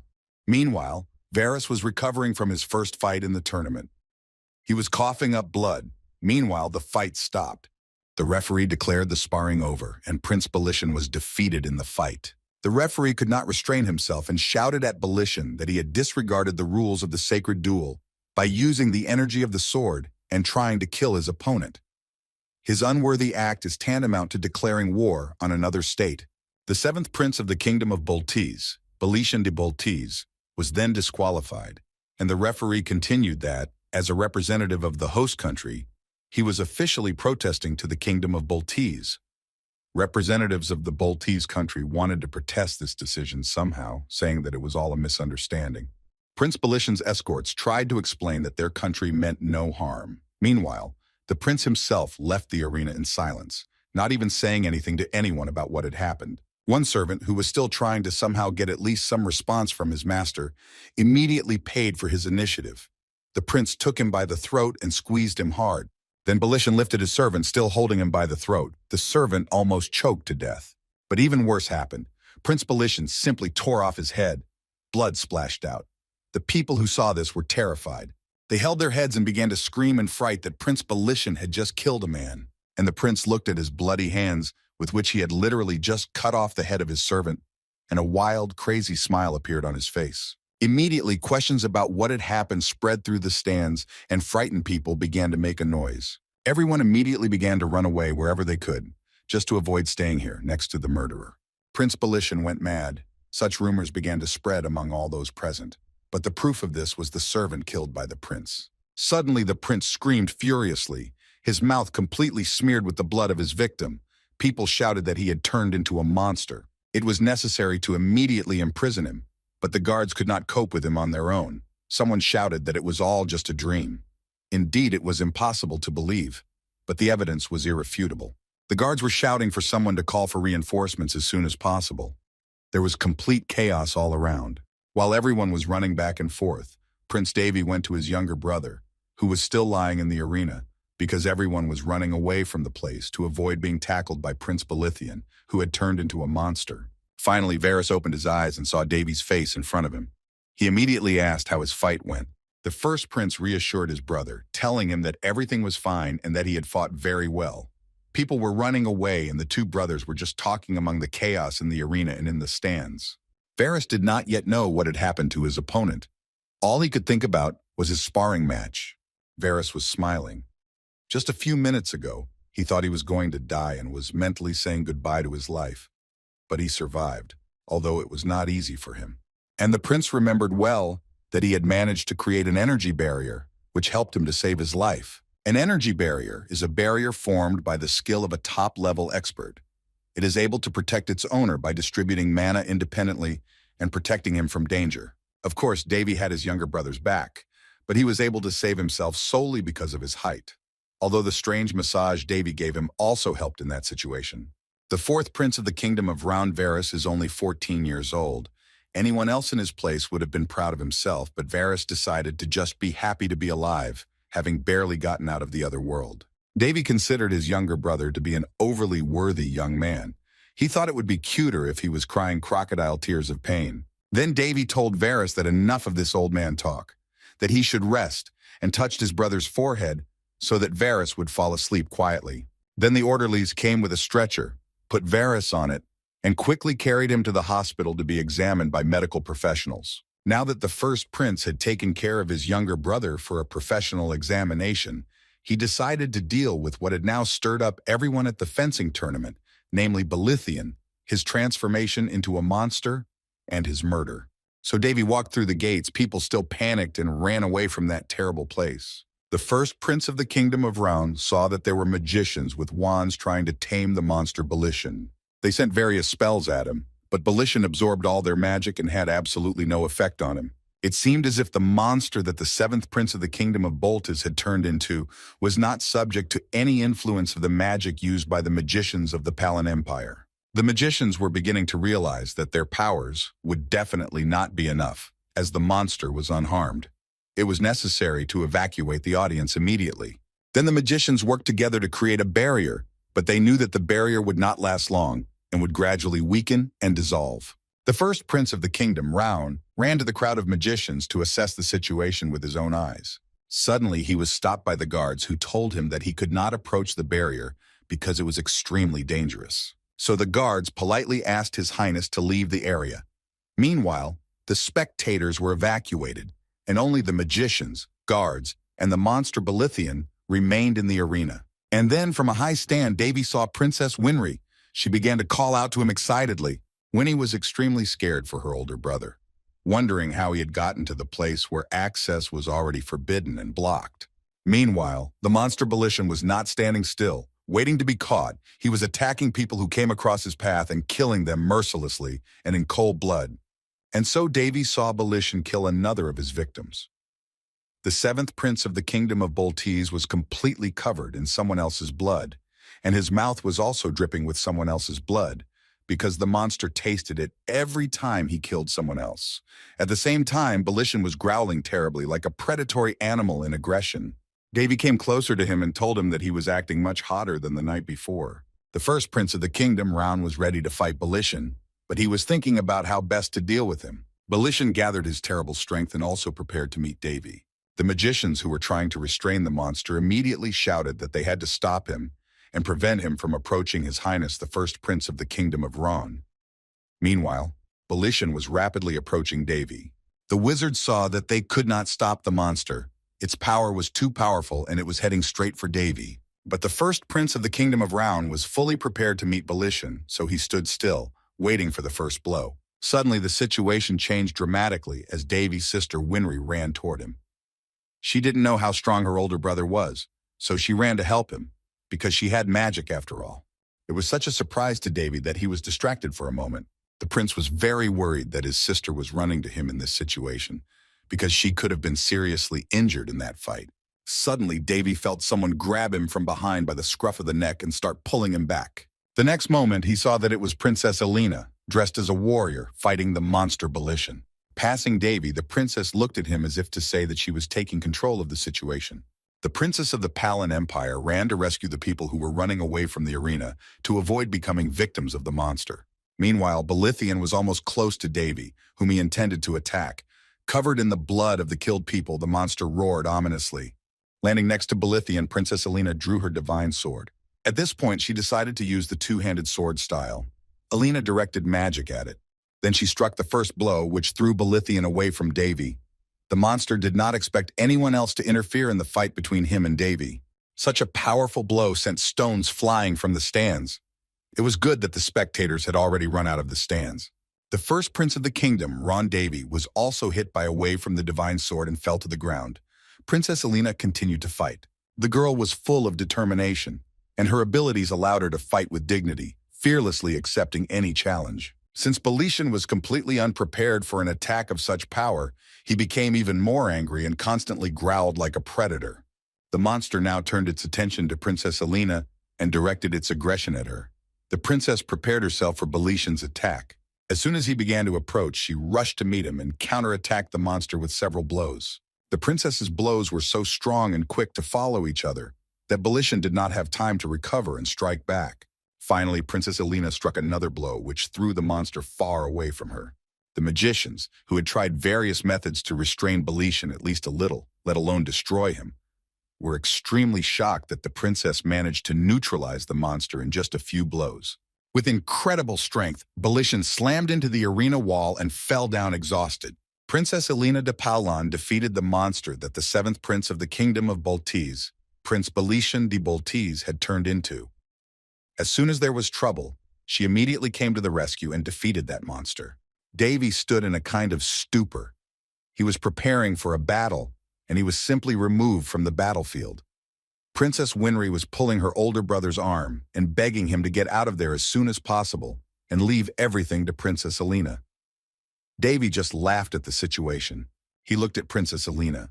She was standing with her legs wide apart, her hair braided in a plait, which had been torn apart during the battle, and now it and her light dress were blowing epically in the wind. Davy was a little bit offended that the princess had stolen his booty, but then the first prince of the kingdom of Round noted that Princess Elena was actually much better than the local rabble. Suddenly, Princess Elena took up her divine sword again, and looking at the defeated Belishan with genuine hatred, said the word vampire. At first, Davy was not sure what the princess was going to do, and Winry hid behind her brother. And then everyone noticed a bright flash, but no one realized what it was. When Princess Elena defeated Belishan and he fell down weakly against the wall, the local magicians immediately chained the monster. But for some reason, the princess decided to strike Belishan again. Even though Belishan was exhausted and his body was tightly bound by magic chains, he still tried to break free and growled. Suddenly, Davy noticed something very wrong and it alerted him, and Winry noticed the change in her brother's face. Since Belishan had turned into a vampire the day before and now he couldn't move, he used magic to create a bloody follicle. The magicians who had chained Belishan were immediately affected by the monster's actions. Their defense was not very strong. The guards standing nearby were also affected by the wave of bloody follies. It would seem that the monster was captured, but its power was too powerful. Winry leaned feebly against her older brother, and Davy hugged her and held her close, reassuring her that everything would be okay. He kept telling her that nothing was wrong, he would protect her, and everything would be fine. In fact, Davy decided to send a dream and his magic shield to Winry so that she could survive the bloody follies. The first prince of the kingdom of Raun sat down on the ground, put Winry's head on his lap, stroked her head, and told her soothingly that she should have a good dream for now, and when she woke up and opened her eyes, everything would be fine. Davy was trying to activate his powers so that Winry would fall asleep soundly and wake up when he had destroyed the monster Belishan. He was well aware that if he did not take certain measures now, everything that was happening around him would be mixed with his own spirit magic. The first prince was very disturbed by the screaming that Belishan was spreading and did not allow him to concentrate. When a person reaches a certain level, they can connect with a certain mana and their abilities become individualized. It so happened that by now Davy already has 3 powers, and each of them has annoying qualities. For example, the spirit magic is almost psychopathic. It constantly asks to be healed immediately, otherwise it threatens to wreak havoc. However, it is this power that is the most effective. At the same time, ordinary mana is very similar to ice. It's very harsh, but with enough effort, it works perfectly, pretending that it simply can't do anything to you. And the last one is a sacred force. It is the most stubborn sheep of all. This damn force is simply deaf to any orders. To make it work is a huge feat. It's so lazy. Davy tried his best to wake it up. Even under similar circumstances, this force remains deaf, and it won't work unless it is properly pressed. Now there was a very critical situation, and Davy tried his best to put everything together to resist evil with dignity. Finally, he managed to awaken the sacred power. The 4th level sacred magic heard the prince's calls for help and activated.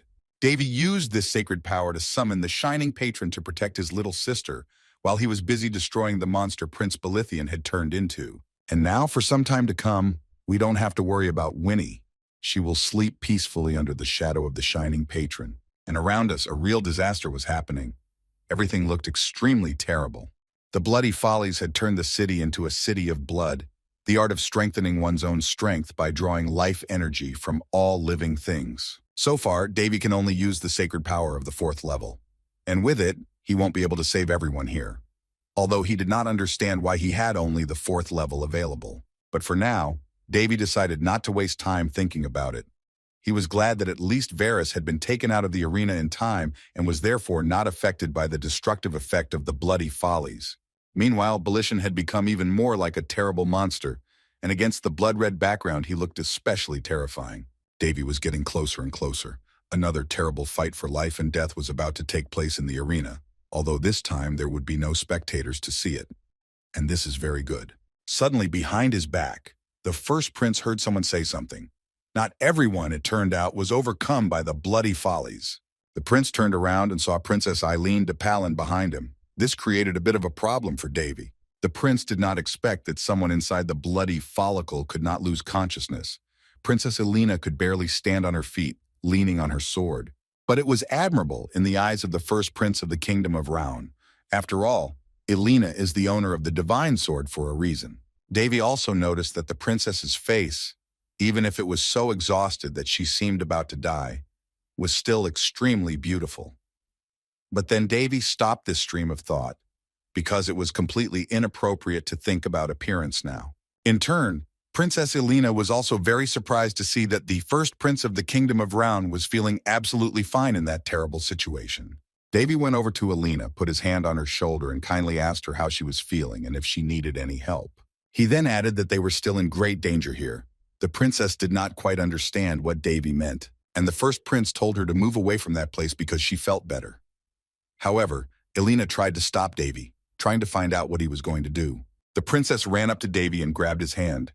She had to figure something out. Namely, the princess could not understand why nothing happened to the first prince of the kingdom of Raun, why the bloody follies did not affect him, because everyone around them, except for the 2 of them, were unconscious. Davy had already thought that Princess Elena had noticed something that he was trying to hide for a while. But still, the owner of the divine sword was quite an observant girl. After all, the unfortunate first prince of the kingdom of Raun had only recently come out of a coma, and now, despite such a terrible reality, he is moving perfectly well on his own legs, without any support. Yes, it all looks very strange. But Davy decided not to show his strength. He shrugged, smiled, and said that he had no idea how it happened that he did not lose consciousness. In this way, he gently evaded the question. The first prince also added that he was helping the princess defeat the monster Belishan, so she shouldn't hate him so much. But Elena was relentless. She lightly pushed Davy away and ordered him to step back and stand behind her. Then she told him that he had to, because he would not be able to defeat the monster Belithian alone. And Davy asked if the princess really thought that he would not be able to do it alone. And the girl replied in the affirmative that luck alone would not be enough, as in yesterday's sparring at the ball.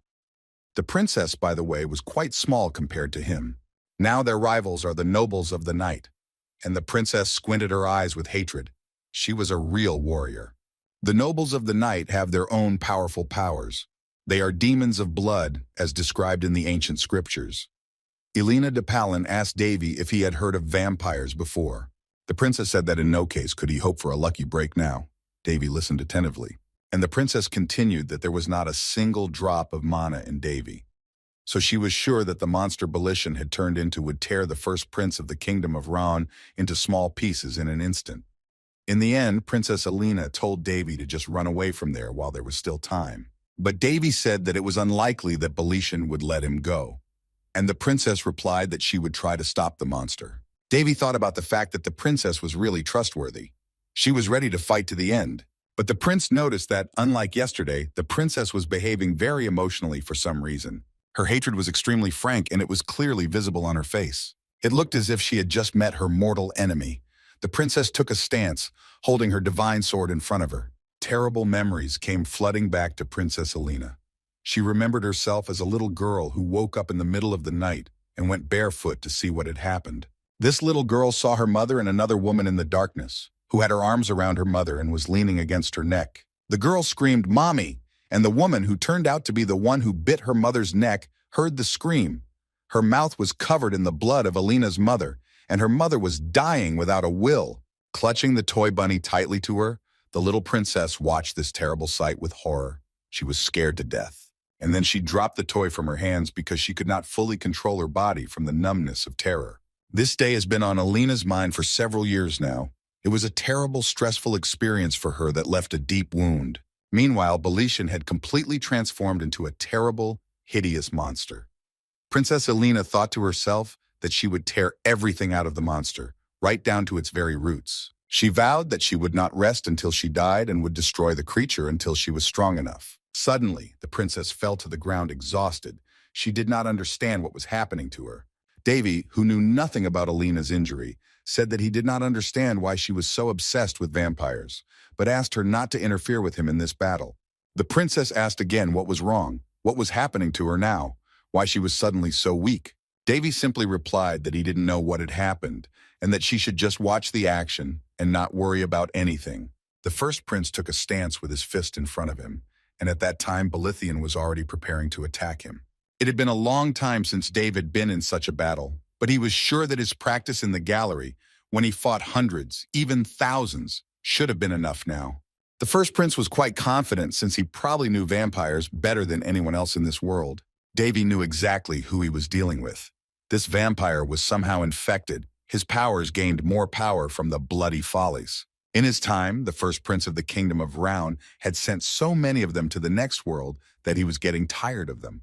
The huge vampire, who was rushing at Davy with all his might, eventually ran into a powerful counterattack from the first prince.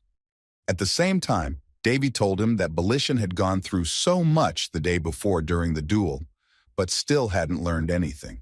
Then Davy was going to strike the monster again. He skillfully used his skills because he had a lot of experience. Having gathered enough energy in his palm, the first prince hit Belishan right in the heart.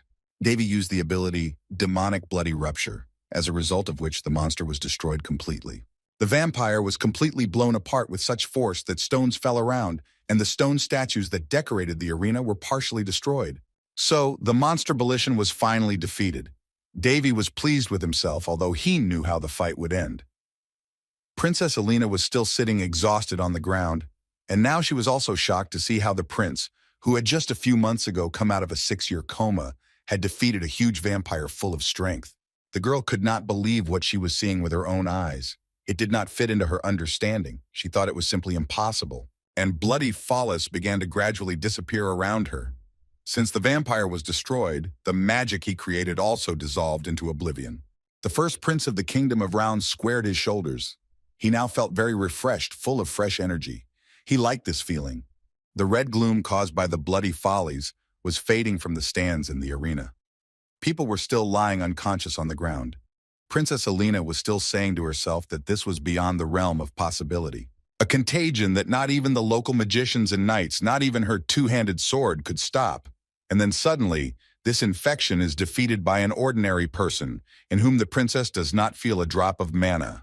Alina's mind was full of different thoughts, which she tried to put together to understand for herself how Davy managed to defeat the vampire. The only thing she knew about Davy was that he was an unfortunate prince who had been in a coma for 6 years and had only come out of it a few months ago. The first prince of the kingdom, Round, approached Princess Alina and gave her a hand to get her off the ground. At the same time, he smiled at her in a friendly and calm manner. Davy was a little curious to know what the owner of the divine sword was thinking about all this time. And of course, the prince could clearly see how beautiful the princess of the Palin Empire was, so he was even more pleased to help such a beautiful girl.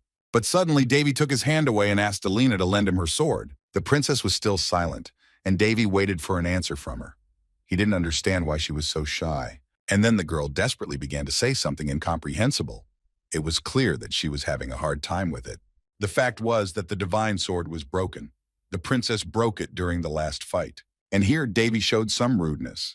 He said that he was not interested in the broken sword, but in the one attached to the princess's clothes, and unceremoniously reached for it. Princess Alina was somewhat shocked by this behavior of the first prince of the kingdom of Roan, and Davy was glad that he had managed to get what he wanted, and hid it in his fist. Alina didn't know what Davy wanted, and the boy said that when fighting a boss, you need to be fully armed. Then the prince opened his fist. The insignia of the divine sword was on his palm, and Davy addressed him with great respect that he had to borrow some of his power. In addition to the sword that saved the world, Surt, the blacksmith hero from the 1001 Nights, created many different weapons throughout his life. Even the simplest materials can become glorified weapons in his hands. Any junk can become a treasure of the highest quality. The blacksmith was blessed by spirits, so he is able to smelt a sword using mana. And this ability is so famous that the swords he smelted are still being passed down across the continent from generation to generation, especially the 12 famous swords of the blacksmith Surta, which are kept in different parts of the continent as a national treasure. The blacksmith gave each of his masterpieces a name. One of them was called Calderas. In the ancient language of the spirits, this name means Snow White Protector. The swords of the blacksmith Surta look like a match made in heaven. They are extraordinary magical swords, but even among them, Calderas is still considered special. After all, this sword, created by Surt at the cost of his own life for his close friend, the god of the sword hairs, contained the most valuable thing. Surt put the ego in his next masterpiece. This makes it an order of magnitude superior to ordinary weapons. And now in Davy's hands is a sword that has its own ego and releases power on its own. This sounds incredible in general. What is even more incredible is that the first prince of the kingdom of Round knows the truth, and he already knows his identity very well. Davy needed to borrow some power from the divine sword, and he had to negotiate with his ego. Suddenly, Davy's hand was struck by lightning. The sword's ego was indignant at who he was, that he had the courage to grab it so brazenly. It was screaming for Davy to let go. But the first prince realized that the divine sword's ego just likes to mutter loudly and regularly. The boy had heard all these chirps before, and they hadn't changed at all. He said that he was not deaf and could hear everything. And then Davy began to mock the ego of the divine sword, and said that it was a sword with a vibration function, that is, some kind of vulgar thing for real perverts. The first prince then offered the divine sword cooperation. He never let go of it. Suddenly, Princess Alina, who tried to approach Davy, lost her footing and fell on top of the prince. She was still very exhausted. The first prince explained to the divine sword ego that at this rate, its own owner would be the first to die. Even though she had been kept conscious only by the power of the divine sword, the princess still had the ability to move. This, of course, was admirable, and Davy could not help but recognize her strength of spirit. The princess is certainly talented, but their current enemy is not her rival. It's also very important to be able to assess your own capabilities. The princess fell to her knees and Davy sat down next to her.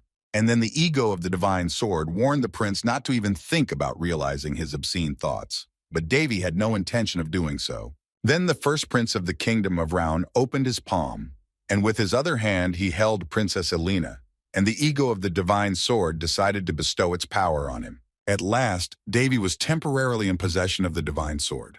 This was indeed a necessity in the current situation. The first prince touched the hilt of the sword with his other hand, which was carved with great skill. Then he raised it high and, admiring the beauty of the divine sword with undisguised admiration, said with satisfaction that it was truly beautiful. However, the sword's ego was still indignant at Davy. It said that up until now, the boy had not even been able to wake up a contract girl, and now he wanted to take his power. But the first prince of the kingdom of Round was not going to give up. He asked the sword to be quiet. He also asked the divine sword to give him some of its power. After all, he had to fight the evil forces that attacked the Palin Empire. Davy assured the sword that he would take care of everything when he received its power. The sword's ego was still thinking, but the prince insisted. In the end, the first prince of the kingdom of Round, Davy Olron, united with the divine sword. The sky was suddenly cut by the lightning of the original two-handed sword, and its bright light illuminated the entire bloody arena. Now Davy was even stronger and was securely armed with the divine sword. He stood there waiting for his opponent to appear. Throwing the sword easily over his shoulder, the prince turned to the abyss to see how long the opponent would hide from him. The guy invited the enemy to come out at last and accept the fight as it should be. Suddenly a little bat appeared next to him. Davy thought that his opponent would be a vampire, but the first prince did not think that it would be a vampire of a higher rank. Meanwhile, the little bat was transforming. Finally, the transformation was complete, and Davy saw a beautiful vampire, the same one who had bitten the seventh prince of the kingdom of Boltiz, Beletian, the day before, and turned him into a terrible monster. Davy looked at her closely and saw that they already knew each other. It was the queen's maid, Linus Barrietta, whom he had already met once in her chambers when the queen herself visited him. The vampire said that she had assumed that someone was patronizing him when he destroyed her subordinates, but she hadn't expected that it was all his doing. The first prince smugly said that he was really a great guy, but he immediately added that the vampire should come down to him as soon as possible. Then he said that his neck was too stiff to look down at her. The vampire was outraged by Davy's rudeness, and the first prince did not let up. He mockingly said that thanks to her dress, he could now see everything she had under that dress. Namely, he sees black underwear, which is very suitable for a person like her. The vampire became even more angry and called the prince a scoundrel, her eyes glittering with undisguised hatred. The first prince still stood there waiting for the vampire to finally come down to him. Davy swung his divine sword in the direction of his rival. The prince continued to talk to the vampire. Now a tragedy of considerable proportions had occurred. Even if we get rid of the first prince, Queen Linnes will still be impossible to accuse of anything. Relations with the country of Boltiz will be shaken. But Boltiz, a country that is already notorious, will not go to war with Round in any case. And Davy said that he was sure that the vampire had appeared so boldly in front of him because she was 100% sure that he would not get out alive. The first prince added that he had to admit that the vampire was well-oriented. He has to think about what to do now. But he was already tired of talking, and Davy was about to start the battle. The vampire, listening to all this, shouted out what kind of heresy the prince was talking about. She also prepared for the battle and tried to strike the first blow. The first prince decided to get up a little higher, and at the same time avoid the blow from the vampire. Davy still continued to mock his rival. He was deliberately teasing her, making her very angry. The vampire again directed her magic at the prince, and small red stones flew at him. The boy waited until they were almost at his feet and jumped down. Not a single stone hit his body. The first prince glided down easily. The vampire's blows missed him. Davy landed, and in the place where the vampire was aiming, the stones exploded in turn, creating a curtain of fire and smoke. Now the vampire said that this was not what she expected from the first prince of the kingdom of Round, but still he was just a miserable human being to her. And Davy provocatively asked his rival if it wasn't true that she herself was serving the common man. These words really hurt the vampire's dignity, and she angrily shouted at Davy to shut his ugly mouth. Vampires are so powerful that it's not even fair. They are descended from the strongest creatures of their species, which is already some kind of madness. And the most outstanding of those strongest go through a ceremony of inheritance and become a clan. Elves are the natural enemies of vampires. Without their help, killing a vampire will not be so easy. Now the question arises, how did Karis manage to defeat vampires in the past? And not just one, and the sword god Hares shared his experience. He explained to Davy that he had taunted them and pissed them off to the point where they were just going crazy themselves. No matter who the enemy is, once you throw them off balance with anger, their actions become predictable. Davy recalled how he and Hares were sitting on the grass in the shade of a huge tree, and the god of the sword was passing on his knowledge to the boy. He said that such mockery, in fact, affects vampires especially. Pride is in their blood. So the higher the rank of a vampire, the more chances he has to burn out in a fight with some green young man.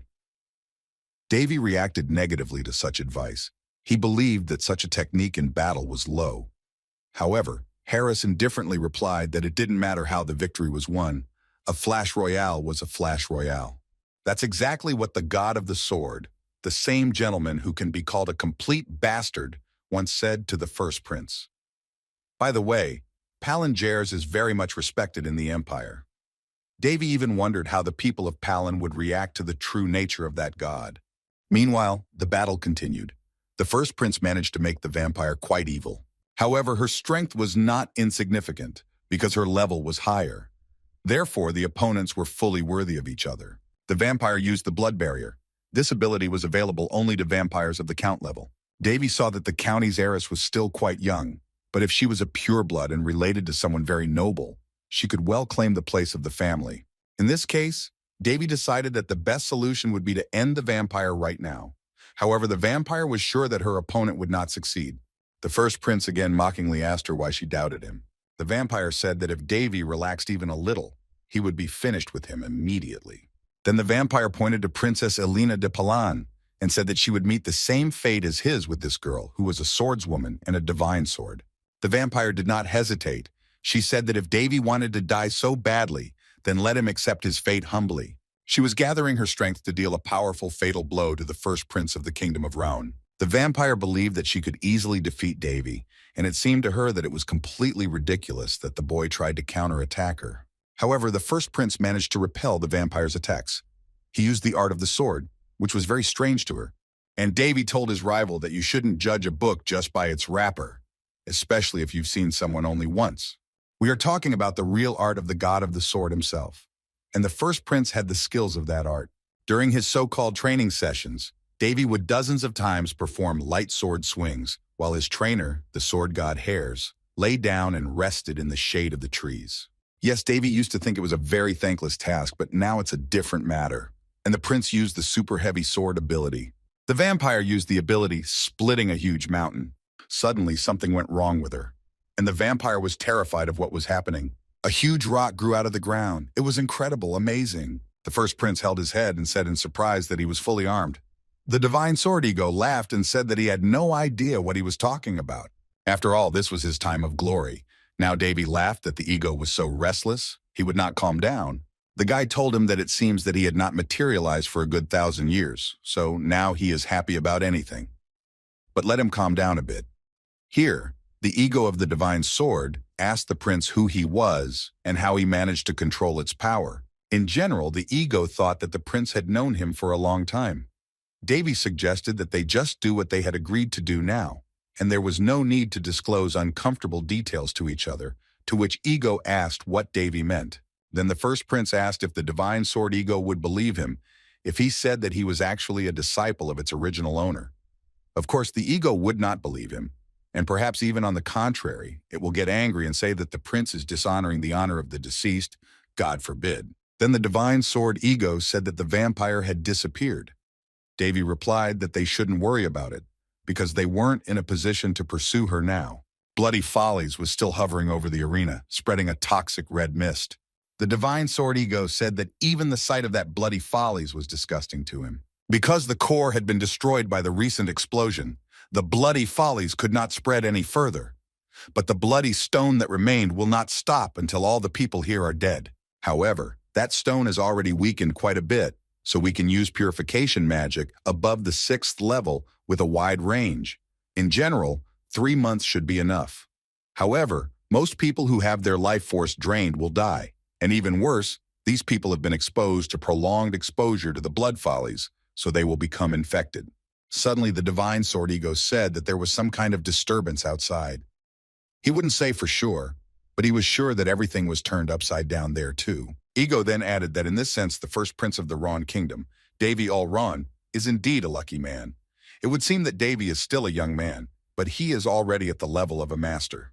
And Ego said that the prince's level is too high for him to succumb to the influence of bloody follies. And Davy modestly agreed and said, calling Ego a master, that he was looking into the water.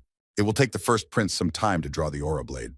He's so strong not because he accumulates and passes levels in the usual way like other people. Master level, the knowledge and skills inherent in such a high level. Davy has all this thanks to his abnormal doping.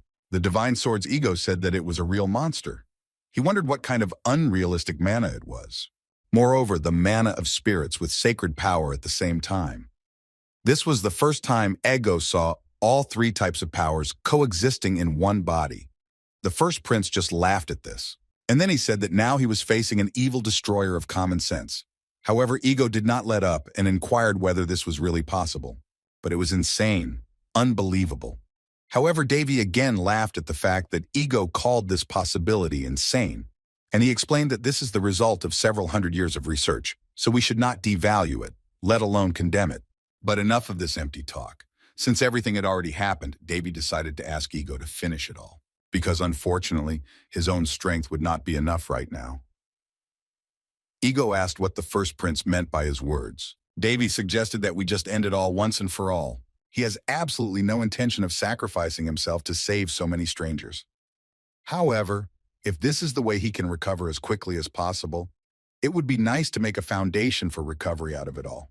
And at the same time, it would be good to lubricate the linified strength. And Davy put his hands together in front of him, as if in prayer. True, such prayer rituals are not in his style, but it was necessary for him now, first of all. And the first prince began to pray to Mrs. Priya, who watches over all things.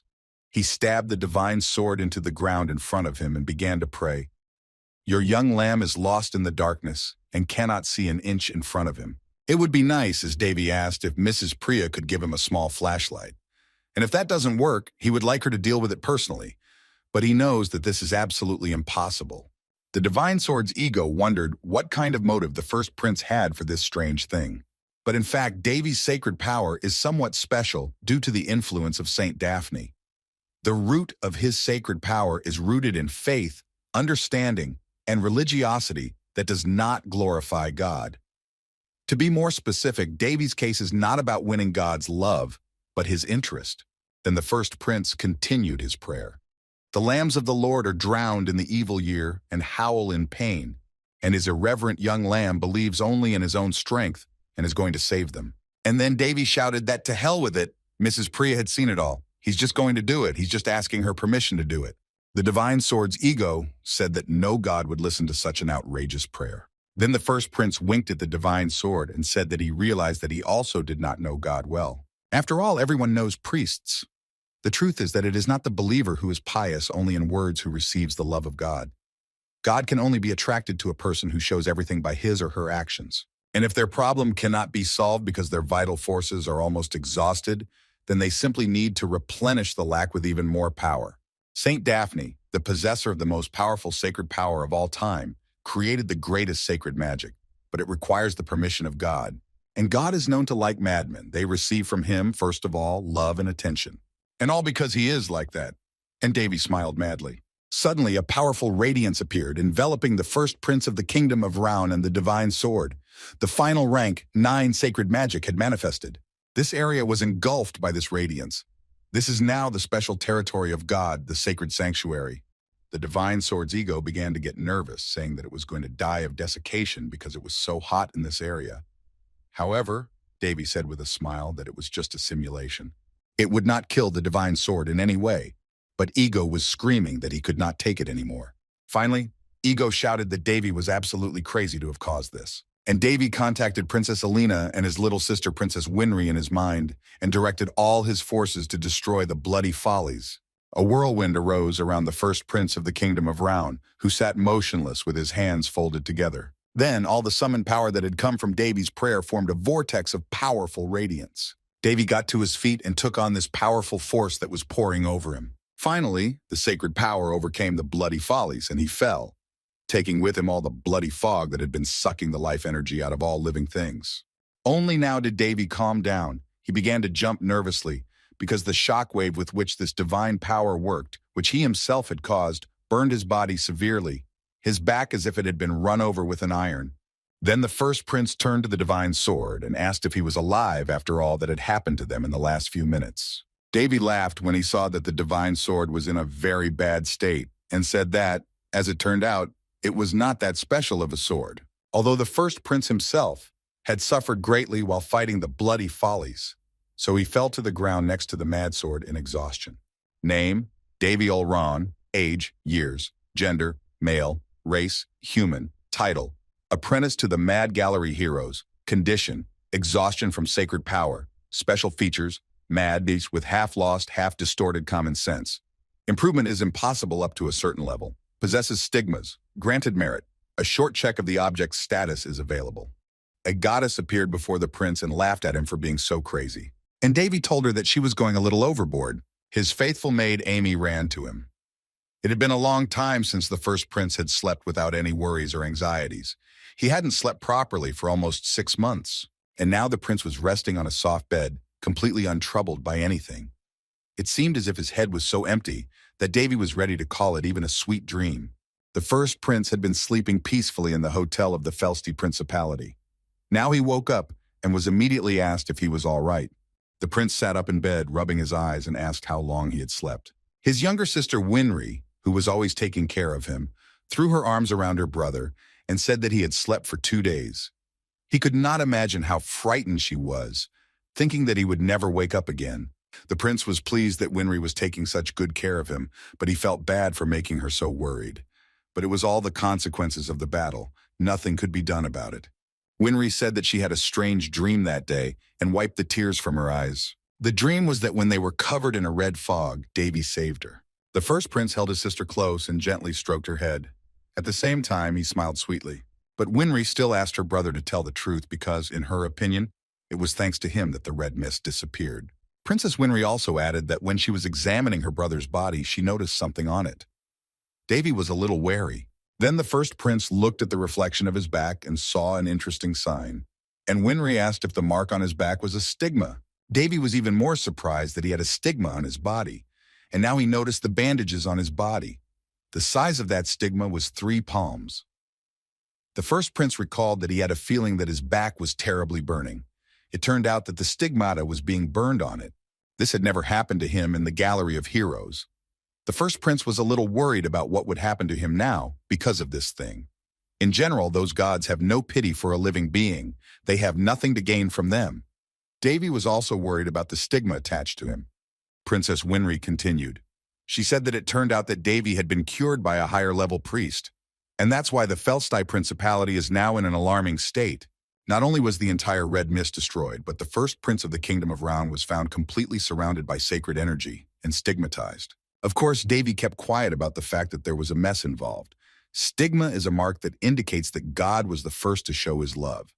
That is why there are no stigmas for deeply religious clergy. Princess Winry thought that Davy might have a clue to the solution of those riddles. Among all those misfortunes, there is something definitely good. Apart from the stigma, no one noticed anything. The first prince wondered what he should do now because, to be honest, he hasn't yet come to terms with whether or not to hide his power. He doesn't know how to deal with people at all. If he makes too much noise now, people around him might get hurt, especially in these circumstances. It would definitely not lead to anything good. So he told Winry that he was sorry, but that he had also lost consciousness, so he didn't know exactly what had happened. Winry said that she, frankly, also thought that her brother did not know anything. The princess then asked how Davy's body was, if anything else was bothering him, and his older brother replied that everything else was fine, as she could see for herself. Davy noted to himself that everything was going so well that he couldn't believe it. He killed 2 birds with 1 stone. No, not even 3 birds with 1 stone. Having dealt with the bloody follies with the help of the Holy Zone of God, which is a 9th-ranked magic, the first prince stimulated the sacred power which developed it. He used very little effort, but he got a wonderful result. The volume of his mana inside him increased significantly. Davy could feel it very well. Even the mana and spiritual mana that reacted to the sacred power had improved markedly. With this level, even if the prince couldn't evolve, he could easily take the aura sword, a master item. Fortunately, the sacred power whose growth was the slowest increased the most of all the others. I wonder if this is also the power of the stigmata. A power that needs a motive to grow. A stupid sacred power. Meanwhile, Winry continued to talk. She said with indignation that since Davy was unconscious, he didn't see the mess around him, especially his personal maid. Davy remembered something very vaguely, namely the moment when Amy ran to him. He hadn't dreamt it, though, as he had thought. And then there was the sudden visit of Princess Alina. She insisted, saying that she had a wonderful magic circle for healing and that she would take the first prince with her. Davy listened to what his little sister was saying and realized that he hadn't dreamed it either. Out loud, he told Winry that she was a great girl, since she had suffered so much while taking care of him. So he told her to go back to her room and get some rest. He needed some time alone to think. On her way out of the room, Winry turned back and told Davy not to worry about Varys, as he was safely hospitalized, and the competition was, of course, suspended. And finally, her sister added that it would be a little noisy for a while, but let Davy try to get some rest. The first prince waved goodbye to his sister and made it clear that he would follow her recommendations. Checking the information. Name, Winry Allround, age 14 years, gender, female, race, human, rank, nothingness, state, tired, special features, mage of the third circle of senses. Worry about the user. Davy thought that this was starting to sound a lot like a game, but the prince did not know where this thing came from. Davy thought that maybe it came from his prayer, or because he was using the magic he had used before in his immortal body now that he was mortal. In the end, whatever it was extremely heavy. Suddenly, Davy heard someone say to him that his thoughts could be considered an acquaintance. The first prince jumped up and down on the bed at this surprise, but he continued to speak. He said that he had seen that the prince liked the ability to see through another person's state and feelings. Davy began to wonder where the voice was coming from, and most importantly, who it belonged to. The first prince asked aloud who was there, and whether someone had managed to brazenly deceive his perception. Well done to that someone for being so bold, but the prince is simply obliged to catch him by the tail. Davy got out of bed in search of the owner of the voice that was speaking to him, and he heard that he was told to look down. There he saw a beautiful girl. She said she thought Davy was shocked that the seal had suddenly come off. However, since it was God's will, he would have to accept it. Now the first prince of the kingdom of Round is once again immersed in memories. He approaches someone who is painting something and says that he would not have thought that he had a talent for painting. On the easel was an almost completed painting, a portrait of a beautiful girl with horns. The artist was the sword god Hares. Davy asked his coach who the portrait was, and Hares asked who Davy thought it was. Davy wondered who it could be. The girl had 2 ergonomic handles on her head, and judging by the bright red eyes, like those of a schoolboy nerd, they were bloodshot, so this girl was a demon. And the first prince added that such a beauty must be of high rank.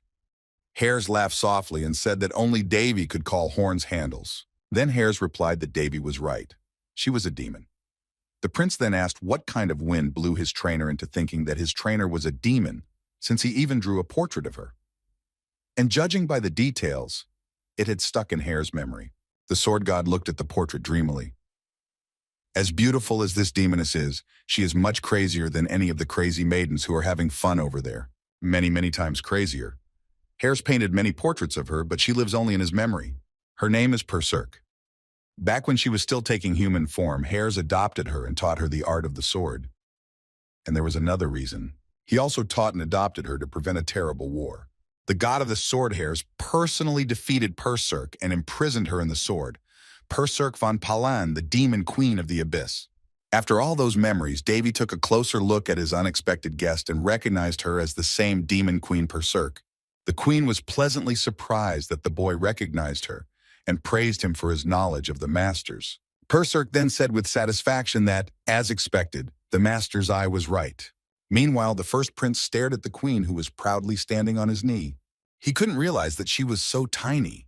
In fact, the demon queen could easily fit in the palm of his hand. Suddenly, ropes appeared on the queen, tightly wrapped around her arms, legs, and waist. Davy had put them on her, just in case. The queen asked Davy if he was the man who tied not only her hands, but she hastened to add that she did not like being tied up. However, Davy did not like such jokes. He said directly that he and the queen were not in a relationship to exchange jokes. The queen, however, said that this was not the first time they had met, although they didn't have time to fool around. Then Davy asked her to explain what was going on. Persic said she only wanted to talk the first prince out of his idea since they were in the same boat anyway. Now Davy was even more confused. The queen explained that it was about the stigma on his back. He is now a vessel for her soul. Now it became clear why the stigmata was so abnormal, starting with its size. But Davy did not believe that the demon queen was imprisoned in a stigmata. It even made him laugh to a certain extent. After all, he still didn't understand what was really going on. The queen asked Davy to untie her. She repeated that she did not like being in this position at all. Then a lustful light appeared in her eyes, and she added that the position she was in now, completely tied up with her hands up, was quite embarrassing. And it sounded very funny that the queen said she was ashamed of that position. Then Davy decided to take off his shackles from Persic. He did it very carelessly, saying that she had ruined the whole interesting mood. Then he asked her how it happened that the demon queen was imprisoned in a sword. But he told her to tell him briefly and to the point so that everything would be immediately clear. The queen decided to flirt a little with the prince and said that he was very seductive. Then she introduced herself to him officially. She gave him her full name, Persic von Palin, the one who looks at everyone from the abyss, and the queen modestly wrapped herself in her long dress. She was the queen of the demons of the abyss. If you look into the abyss also looks into you, and this being, the queen, is the living embodiment of these words. Now before the eyes of the first prince appeared the instigator of a great terrible war between the interworld and the demons that took place long ago. This war was once put to an end by the god of the sword hairs, who brought back the demon queen with the divine sword Calderas. At least that's what people say. However, the details of the war are hushed up. Like, for example, the information that the soul of the demon queen was actually imprisoned in the same sword. Davy heard about this from the direct participants of that action, so he is sure that it is true.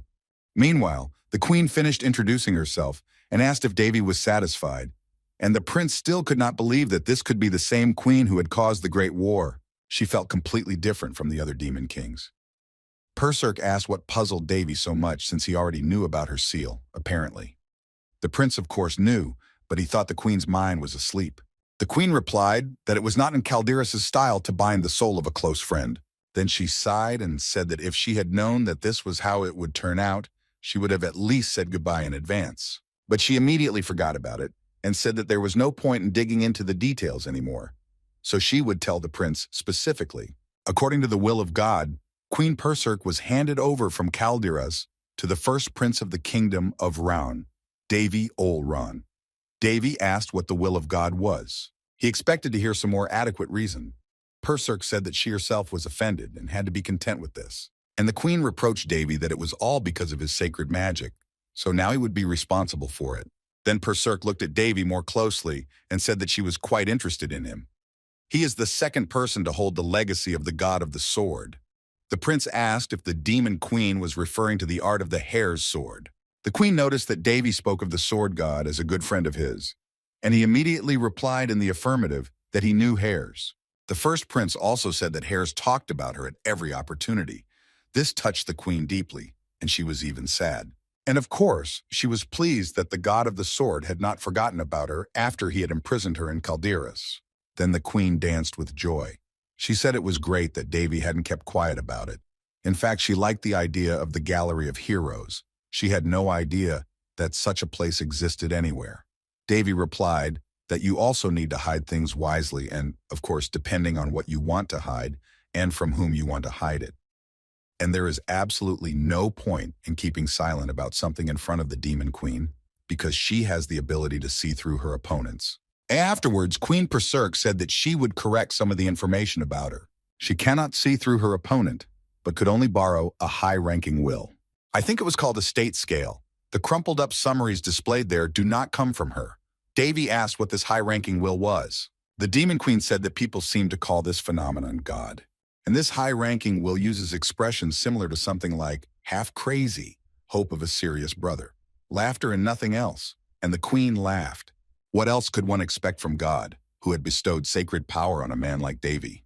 Persic then suggested that in this case, since it had happened to the last vessel, it should be considered a move and a change of scenery. Unlike her current contractor, Calderas, she would at least get to see the big world with Davy. Davy asked about the world. The queen explained that people of the prince's age like to travel. Davy wondered what he could get for it. The demon queen asked if he hadn't gotten anything yet. After all, he had inherited her powers, just like in the game from his past life. In the queen's opinion, the concept of a skill would be quite applicable here. The first prince looked at his guest suspiciously. He realized that he had to be very careful with her, because the queen had found out everything, including his past life. Meanwhile, the demon queen ruled her own. She said that, in her opinion, they had a very mutually beneficial symbiosis. The queen was already anticipating their future and extended her tiny hand to Davy. This hand was very small. Frankly speaking, the power of the demon queen Perserk was very attractive and tempting. And besides, the prince thought, what other choice did he have? Everything was already decided in advance, so Davy, without hesitation, gave the queen his finger in agreement. It was a bit of a surprise for the queen, who now had a companion with whom she shared her only secret. So, a few more days passed. The situation in the Felsti Principality, which was usually very heated because of the Continental Sword Arts competition, was now falling apart for another reason: an unpredictable attack and the discovery of a stigma. And of course, the first prince of the Kingdom of Round, Davy Olran, was at the center of those events. A crowd of curious people was constantly observed outside the hotel where Davy was staying. The Demon Queen looked through the window and said that it was all so tiring, especially the popularity of the first prince. In her opinion, there had to be some way to justify what had happened. However, Davy told Perserk not to add fuel to the fire because people survived, and that was that. He was not obliged to explain anything to anyone. Besides, it was immediately clear that most of those people were religious fanatics who just wanted to see the stigma. The queen said that whatever one may say, stigma is nothing more than proof of God's love. And by the way, in her opinion, they might be starting a cult here. Davy asked Perserk not to remind him of this again, because it gave him the creeps. Over the past 300 or 400 years, there have been only 3 candidates for the title of saint. That's how rare people with stigmas are. Thus, the first prince of the Ron Kingdom, Davy Olran, can be sent to the Holy Kingdom. At this time, their highnesses Varys and Winry were sitting in front of the fireplace, wrapped in blankets, warming themselves. Suddenly, Davy came in and told them to go pack. The twins asked what had happened, why the rush, and Davy indignantly told them that he had warned them that he hated to be bothered. Varys asked if it was the recent guests. Of course, it was about them. And Winry began to make excuses that she and her brother hadn't done anything wrong. It was just those people who were bothering them. And her sister added that this was not some kind of sacred ground for them. However, Davy knew very well that, although it was only for a short time, there was sacred ground here. Or rather, in most of this city. When things get too confusing, it's time to run. So he had to get ready immediately and do it as soon as possible. Finally, Davy was ready.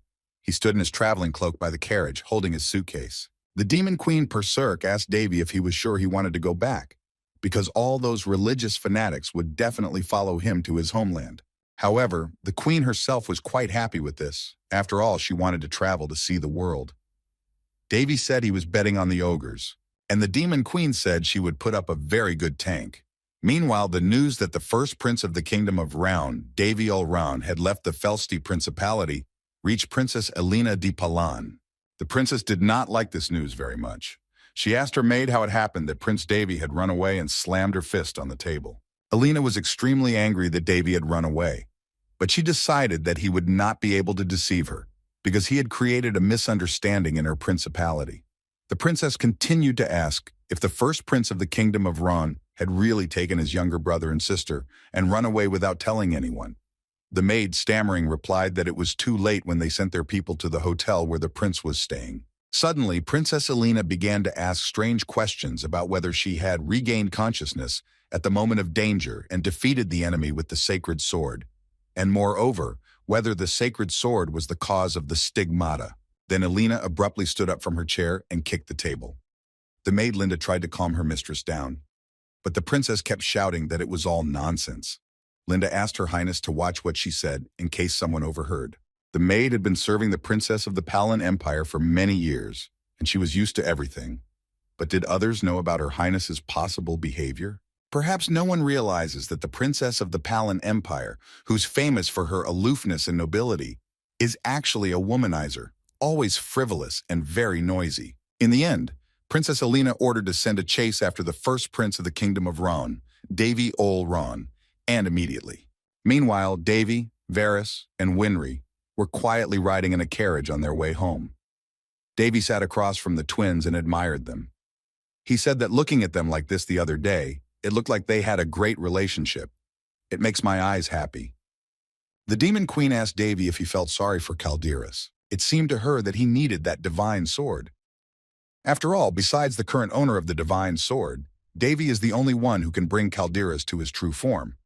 Although no, at this very moment the prince is just the only one who can do it. This means that Davy is really the only one who is worthy of being the ruler of Calderas. The first prince thought about it. Calderas is indeed a weapon so powerful that it is certainly something to be desired. However, until His Highness regains his power, he cannot use such powerful sacred magic, even though the Demon Queen said that Davy could very well take possession of it. But the prince said the sword doesn't belong to him. To be honest, Davy would like it very much, but he can't take a toy away from a child. Besides, to be completely honest, the first prince of Ron and Calderas are incompatible. The Demon Queen asked if this was true, and Davy easily replied that it was probably not. It's just that he's not the type of person who would be good with a big sword. Plus, he hasn't gotten his hands on one yet, of course, but there are certain nuances. At the moment, there are those swords that already belong to the first prince of the kingdom of Ron, Davy Ol Ron. Demon Queen Perserk, looking at Davy, said that he looked like he was up to something. Then the prince asked if she didn't already know everything.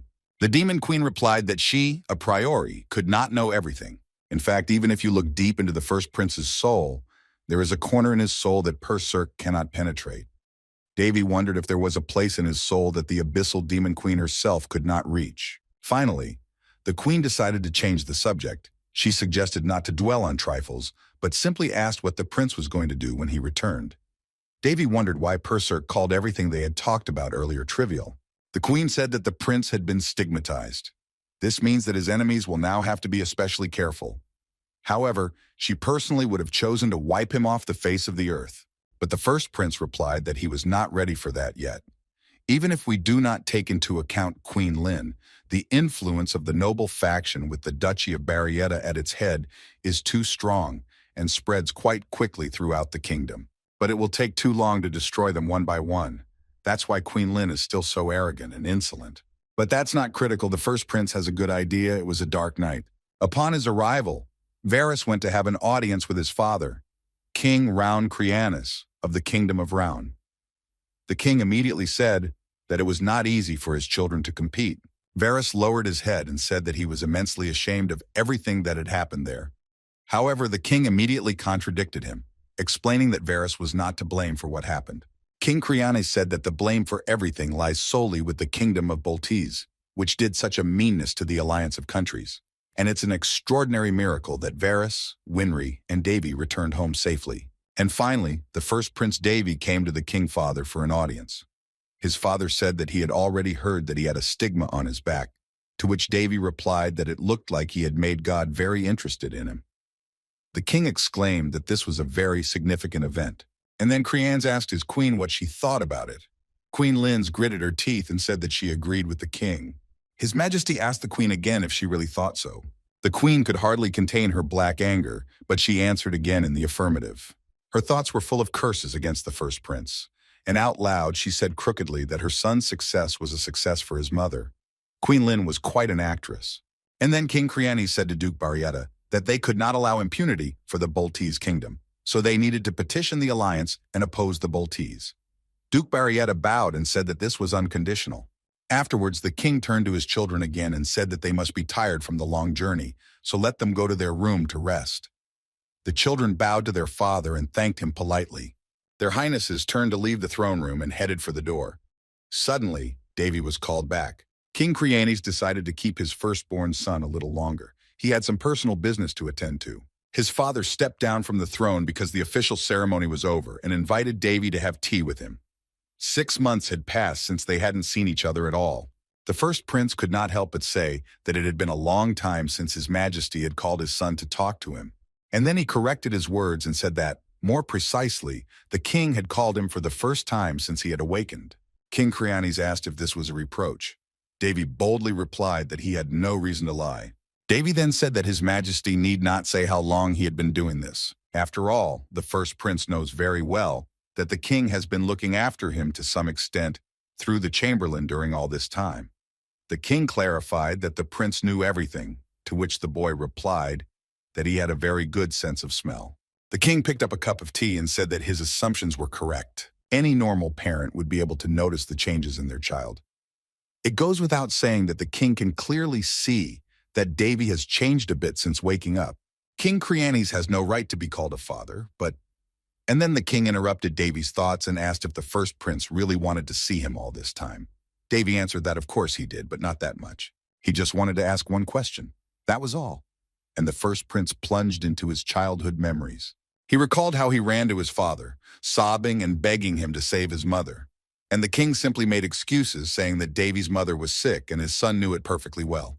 However, the boy continued to sob uncontrollably and said that it was not a disease, it was very much like poison. But the king did not want to hear anything about it. Little Davy ran up to his father and grabbed his cloak. But the ruler of the kingdom of Ron turned away from his son and ordered someone to take the prince away from him immediately. Davy fell to the floor and, unable to do anything, scratched the parquet, shouting that he did not want to leave. The child appealed to his father to try to hear and understand his son at least a little. But then a servant would come and take the sobbing child away from his father, as he had ordered. 4 years have passed since then. Even when Davy, at the age of 9, learned the truth about his mother's death, the king continued to refer to her chronic illnesses and carefully avoided talking to his firstborn son who had lost his mother.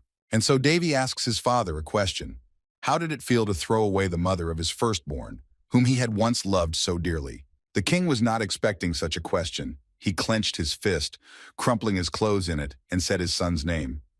But Davy continued. He said that the king had chosen the country then. He let go of the hand of the mother of his firstborn for the sake of the nation's well-being.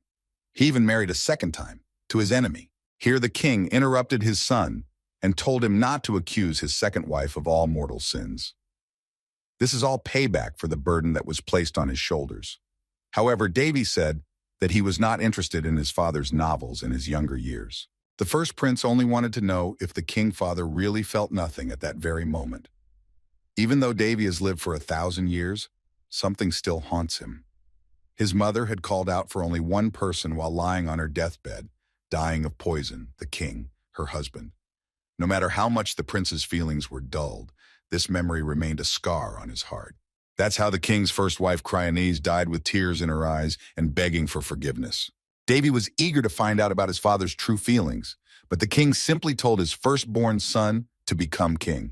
Then Creanes began to say that he personally failed to become either a great king or a caring father. He realizes now that he lacked both knowledge and strength. The royal title does not open all doors for someone. On the contrary, the king must constantly make choices, sometimes even very incomprehensible ones. That's why he advises the first prince to hold his breath, to gain strength, so that no one else can stand in his way. In the end, as expected, in conclusion, the king said that this was all he needed. However, Davy concluded that his father still hadn't completely forgotten his mother. That's just the way His Majesty is. It flashed through Davy's mind that the king, his father, was a completely unreliable person.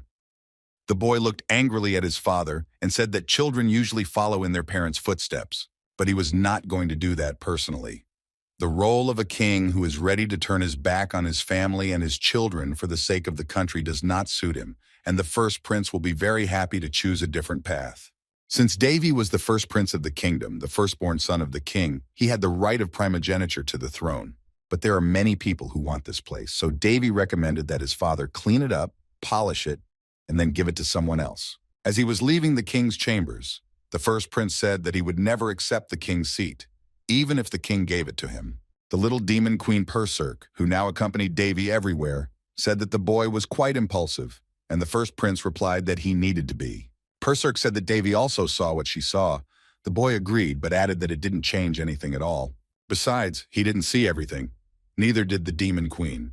In any case, Davy didn't need anything else from the king. The first prince returned to his chambers and ordered Amy not to let anyone in because he was going to go to bed. The maid said goodnight to her lord. When Davy was alone in his chambers, he told Perserk that they could leave now. Then the first prince went out on the terrace and looked at the night city, which was glowing with warm light everywhere. He was going to see how deep the rabbit hole was. Meanwhile, at the Black Moon Guild's mansion in the Ron Kingdom, it was reported that Sherry had gone missing.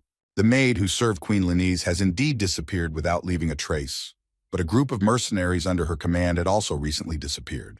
In the Ron Kingdom branch, the head of the Black Moon Guild was deep in thought.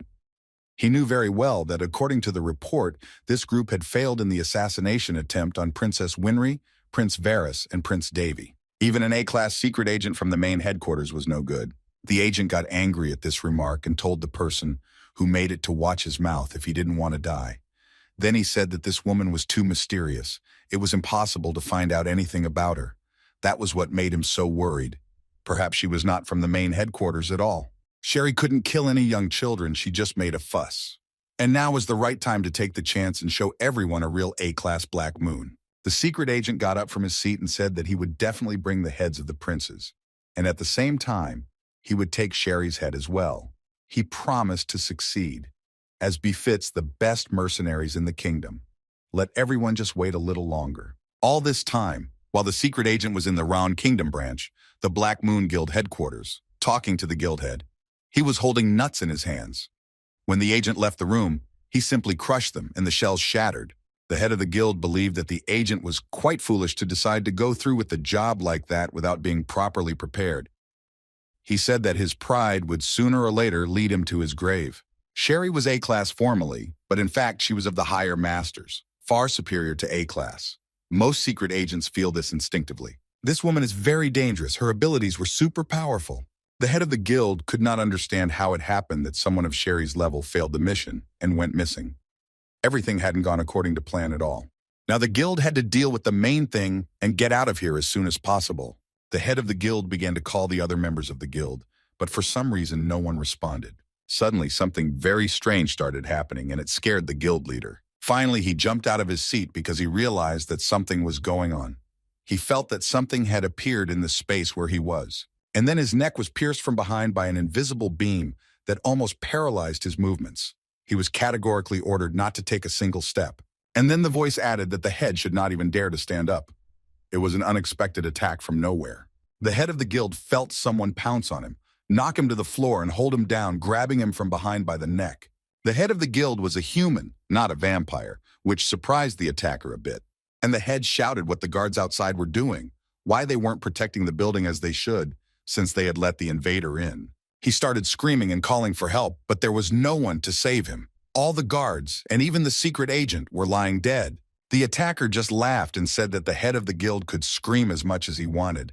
Even if he grabbed his arm, no one would come to his aid. The head of the guild asked who had sent this attacker to him, and he realized that at this rate, he would soon end his life, like everyone else around him. He began to list the names of other guilds, including the Ruxos and the Karsha guilds. But then he discarded his guesses, because he realized that even they wouldn't have risked attacking the Black Moon in the morning. But he wondered who had attacked then, if none of the people he had thought of. In the end, only one thing came to mind. It was the main headquarters. The attacker asked if the head of the guild wanted to live. If he did, then he should immediately give all the requested information. The head of the guild asked if the attacker was their client, and if he needed information, he could simply go through all the necessary procedures. However, the attacker said that no one would sell him this particular information. The head of the guild was extremely afraid for his life and said that he would give out anything the attacker wanted. Of course, the attacker was very pleased with this cooperation. After agreeing to provide information, the attacker let go of the guild head's hands, which he had been holding tightly behind his back. The head of the guild massaged his wrists, which had already begun to hurt. The attacker said that he didn't need much, so he demanded a list of names and surnames of aristocrats serving the prestigious Duchy of Barrietta, as well as the entire book with records of their dirty deeds. The attacker was no fool. He knew full well that the duchy was probably collecting dirt on them to blackmail them. And of course, that dirt was stored here. The head of the guild asked if he was serious about all this. The assailant, who was, of course, Davy, put his fingers to the guild chairman's temple as if it were a gun. The head of the guild thought he was dead. However, he tried to lie some more, pretending that he didn't know anything about this information. Davy was angry at this and asked if he hadn't understood what he was supposed to do the first time. The head of the guild suspected that it was a master assassin. Davy then said that, in addition, he also had a talent for recognizing lies, so he advised him not to even think about bluffing. Although in the end the choice is still his, the head of the guild could not believe that a master assassin had appeared in such a tiny country. Davy insisted that he finally get an answer. He asked if the head had already made up his mind.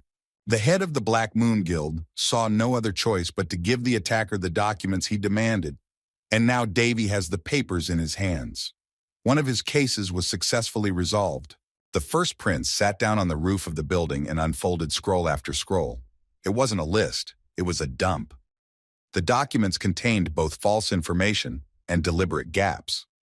Davy thought that perhaps the Black Moon members had hidden the true information in another guild. Then the demon queen Berserk mentioned the rabbit hole. After all, rabbits can hide in different holes, so they'll probably have to check them all. And Davy added that if they dug up all the necessary information, then the aristocracy could be completely destroyed. The demon queen noted with satisfaction that a bloody wind would then blow. But Davy argued that there was absolutely no point in killing them all.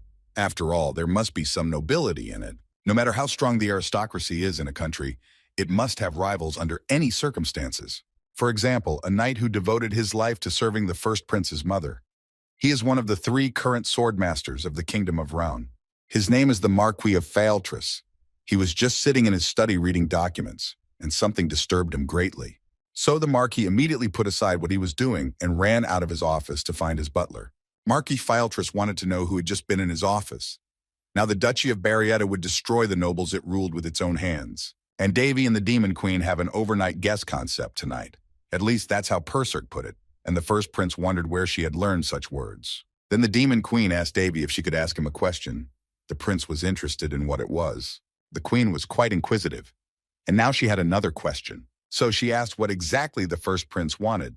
And Davy answered her question succinctly and with a subtext, asking if the queen liked to ask about something to which she knew the answer herself. But the Demon Queen insisted she wanted to hear the answer from him, from his lips.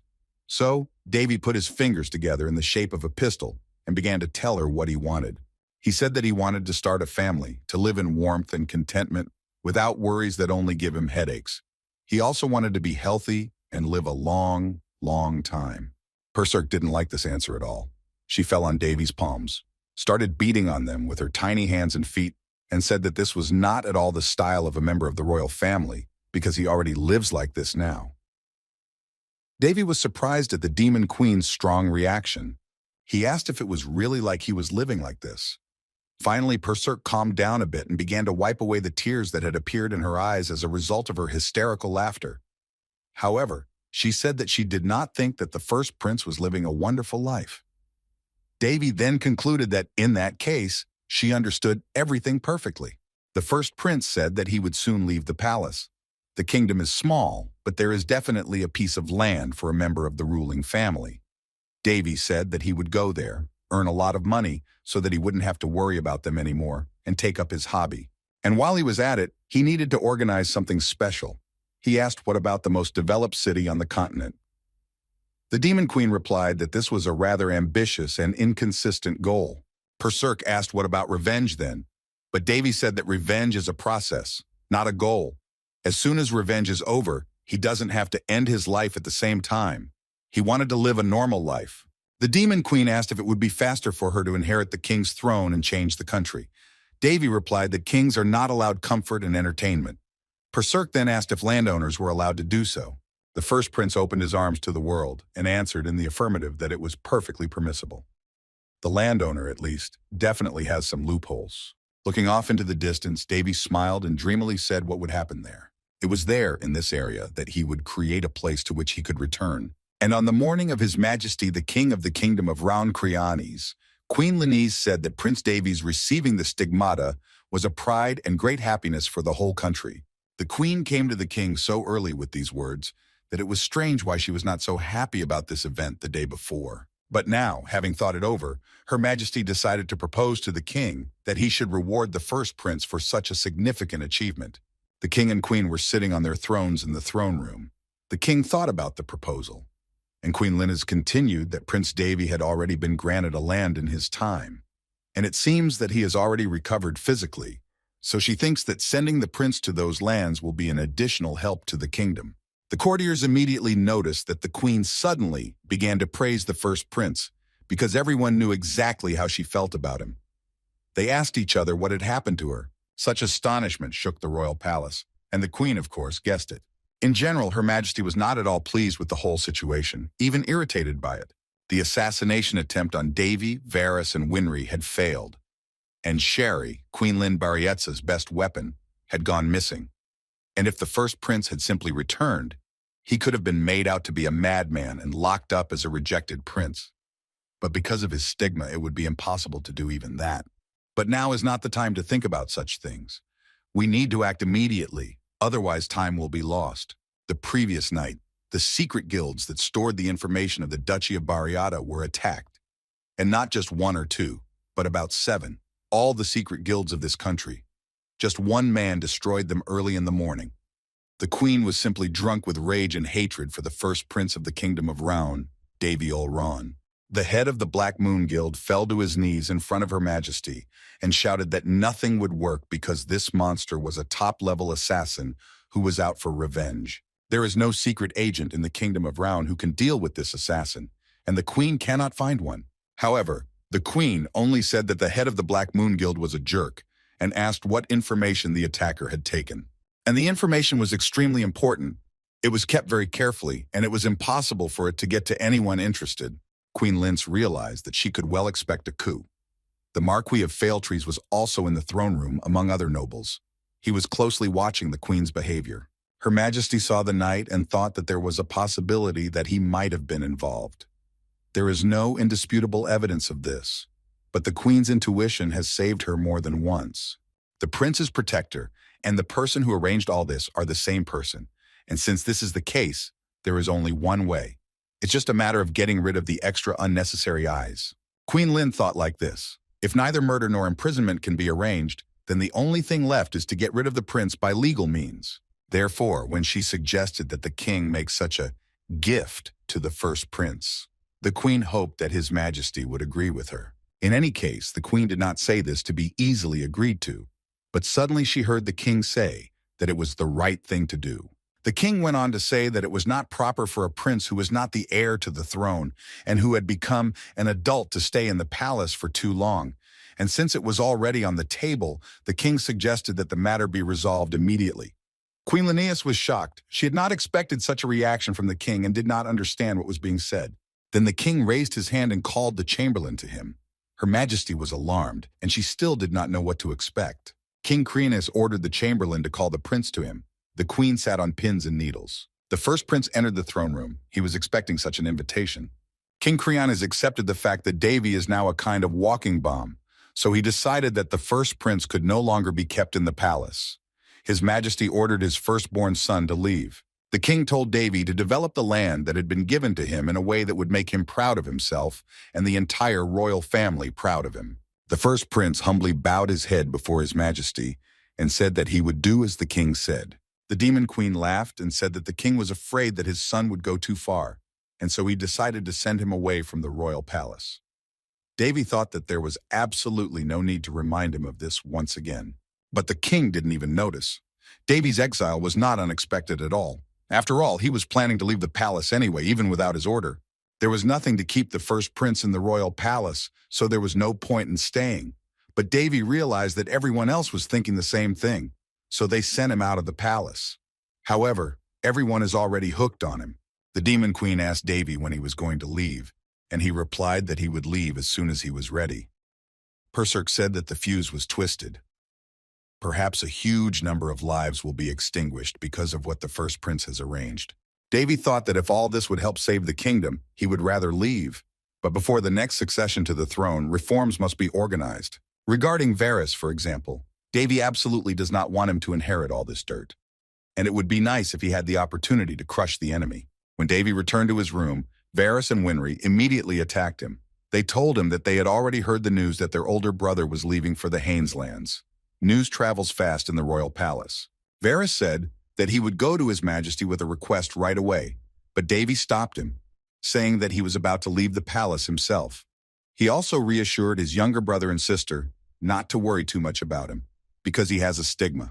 Davy told Varys to just trust his older brother, and Winry grabbed Davy's hand, not wanting to let go because they had just recently reconnected. She told him that if Davy was ever in any trouble, he should tell them, and they would do everything possible to help him. Davy replied that even though the Haynes lands may look empty, people live there too. The first prince also said that he would arrange everything in the best possible way and invite the twins to visit. Let them wait. Then Davy returned to his palace and ordered his maid Amy to go to the treasury and the land administrators and bring him the documents about the Haynes lands. Amy asked which documents to request first. The first prince replied that he needed all the documents without exception. He also added that if she told them that she had been sent by the first prince of the kingdom of Ron, Davy ol Ron, they would be happy and give them everything right away. You need to know yourself and know how to use your rights. The Demon Queen said that you need to know your enemy, and then victory will be certain. This is a very interesting saying. These were words from Davy's past life. Perserk asked if there was such an expression in this world. When she was alive, they had something similar, and she really liked it. Davy asked what it was. The Demon Queen replied that she was very concerned about this state of affairs. She told Davy that he had very serious powers and skills, but he decided not to cross the line of arrogance. And this is all very interesting. Davy suggested that it might be something like a pleasure that replaces real pleasure, like a substitute pleasure. The Demon Queen put her tiny hand under her cheek and said that her life, unlike the life of the first prince, was quite passive. Therefore, everything could be possible. Perserk laughed and said that as long as she has lived, she would never have thought that she would become an example of substitute pleasure. Davy told her that she could be proud of that, and the Demon Queen replied that she was now one step away from becoming his fan. She smiled sweetly and blushed, sitting comfortably on the first prince's head. Davy laughed that in that case it would be a great honor for his family. Davy went to his office and his maid Amy entered. She brought with her the documents His Highness had requested, and did so more quickly than he had expected. But the first prince was surprised that there was very little material, and he asked the maid if these were all the documents. Amy replied that she had been told that this was all the remaining information about the Haynes lands. Davy realized that nothing more could be expected from the backwoods, although the guy decided that it was even better, because it meant that he had a whole field to work in. And then Davy started studying those documents. He was already anticipating his future life on the Haynes lands. The Demon Queen started studying the documents with him, thinking about what they could do first.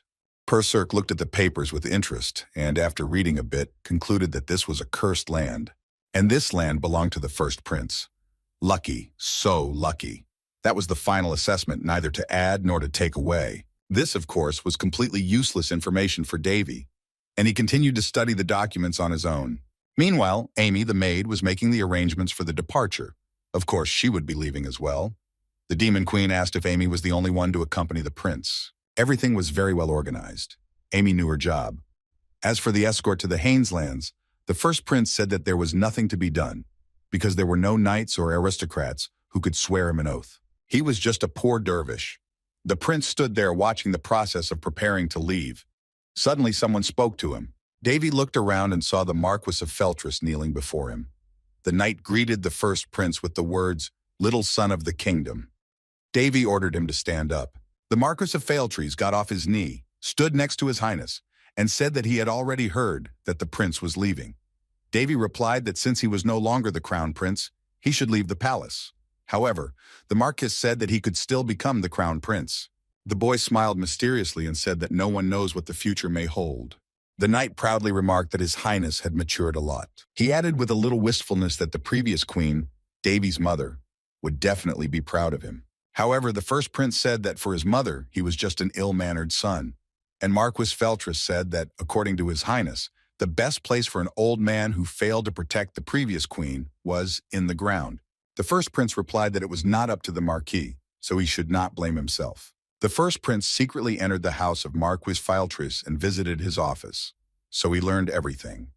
Namely, that all this time, the Marquis had been quietly collecting evidence of the guilt of the person behind the murder of Davy's mother.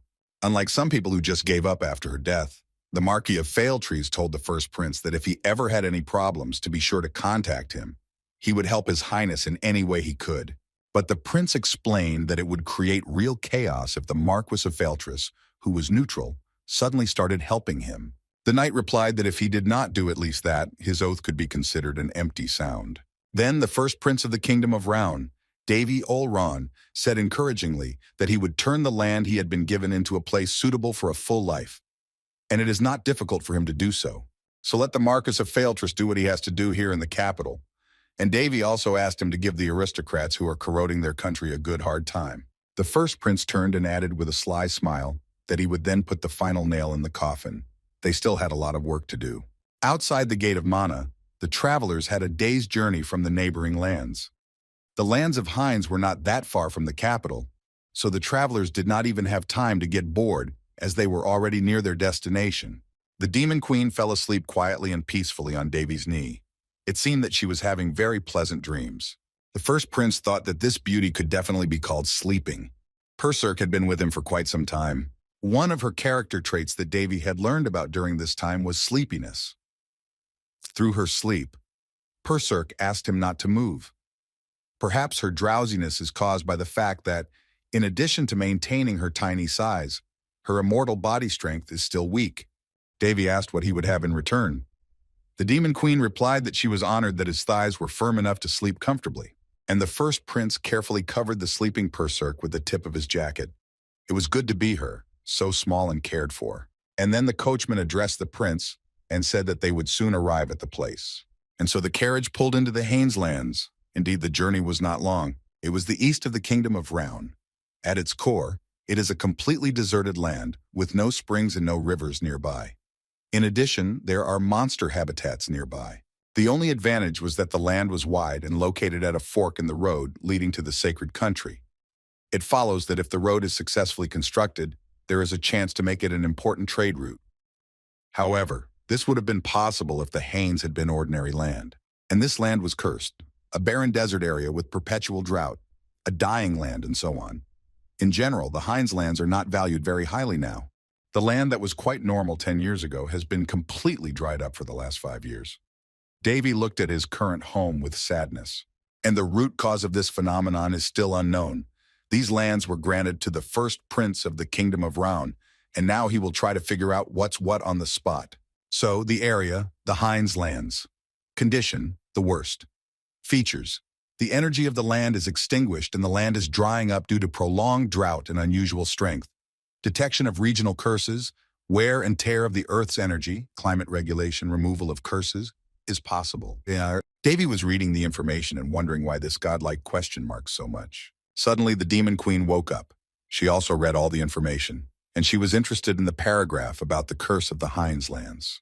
Perserk put a pen to her cheek and said that there is a type of curse that spreads among the regional curses. Such stupid and clumsy curses begin with one mediator and then spread to the point of impossibility. The first prince did not expect the remnants of black magic to be found in those lands. The Demon Queen said that apparently one of the inhabitants of these lands had once touched the mediator. The lands of Hines suffered greatly and were tormented because of some stupid trifle. Davy raised his hand and tried to apply the third level of purification. He felt the powerful force that had taken over the Hines lands and realized that it was not easy to fight and overcome it. Of course, it would be difficult to dispel a curse that had been around for so long and continued to cause trouble everywhere. And most of that land is exactly like that. Destroyed, devastated, empty, and dried up. Nowadays, there is very little understanding of black magic on the continent, as well as of all other kinds of magic. Precisely because a lot of time has passed since the disappearance of black magicians, mostly such large-scale curses have been lost in the past. Suddenly, the travelers were stopped and told not to move on because this is where the Hines lands begin. The guards demanded that the newcomers show their IDs. At least in this, they kept order, the so-called order, because everything looked strange, because the wall around the city was destroyed. Wooden stakes were simply set up for protection, and the guards themselves did not have any equipment on them and held a weak spear in their hands. The first prince of the Round Kingdom, Davy Olron, was extremely shocked by this mess. But Davy immediately calmed himself down, because he had to be happy at least that there were guards at all. In general, it was a very good place for all kinds of monsters to live. If there was not at least one guard here, the land could be considered lost. Lost. A servant of the first prince approached the guard, gave him an official letter, and the guard read it and stammered, and said that he would go immediately to report the arrival of the royal person to the captain. The servant was indignant and replied sharply that the guard was going to keep His Highness waiting. And then Davy decided to get out of the carriage himself and stop the argument. He said that he had not yet officially received the authority of the owner of these lands. The servant turned to His Highness in surprise, and Davy told him not to be so rude, because they were now one family.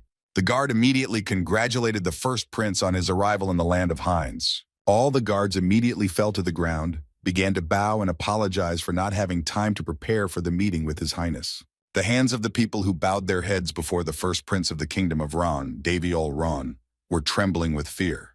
Davy asked the guard when the news of his arrival in the land of Hinds had reached them. The guard was even more frightened, ashamed to answer this question. His hands continued to tremble. He closed his eyes and barely managed to squeeze out that they had learned of His Highness's arrival 2 days ago. The guard stammered and said that the first prince could now execute him, but Davy did not let him finish. He interrupted the guard and asked if they had been attacked by a monster while the townspeople were preparing to meet the royalty. The guard answered that the monster had indeed attacked them and asked how the first prince had guessed that.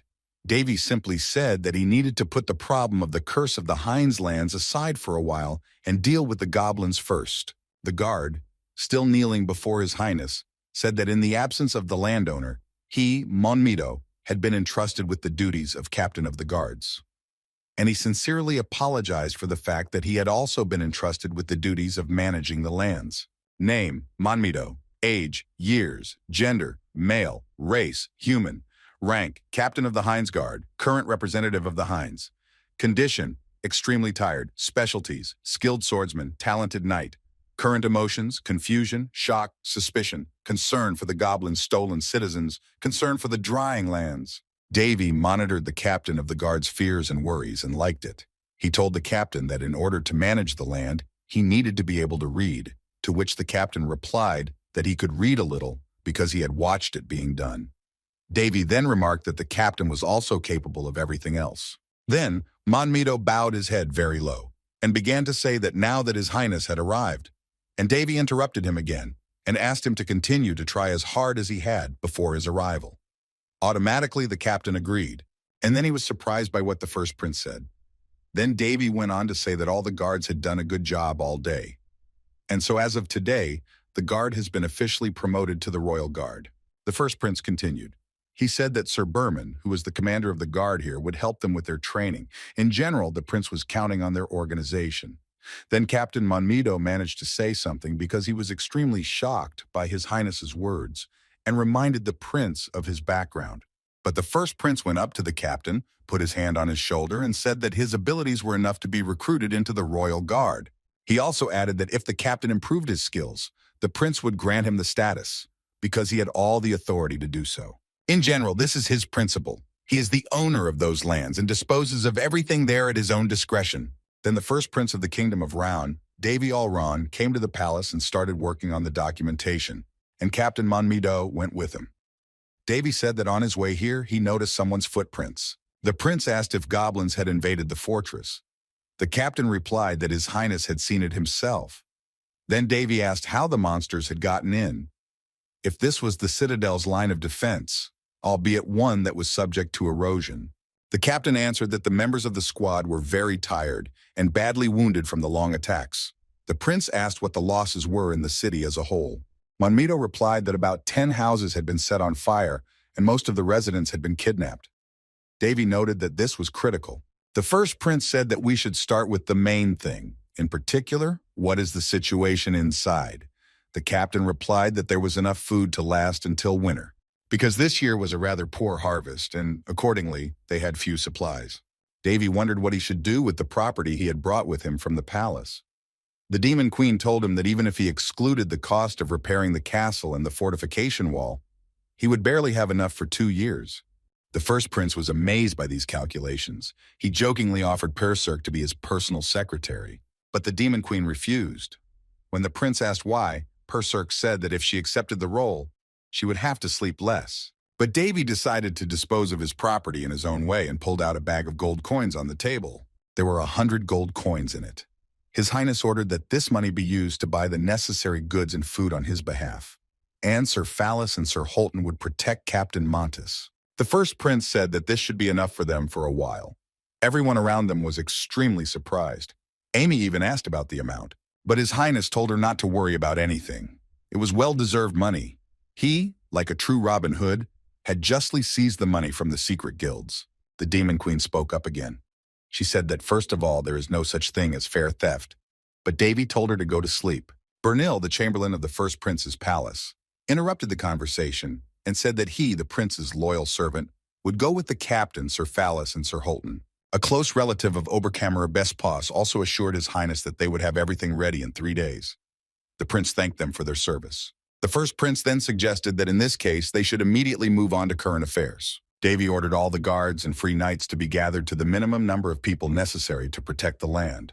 His Highness explained his order by saying that the sooner they rescue the kidnapped people, the better. The prince thanked his people for coming to listen to him and officially announced that he, Davy Olran, had been appointed Lord of the Land. Davy assumed that people already knew that last night, during the goblin attack, the inhabitants were kidnapped.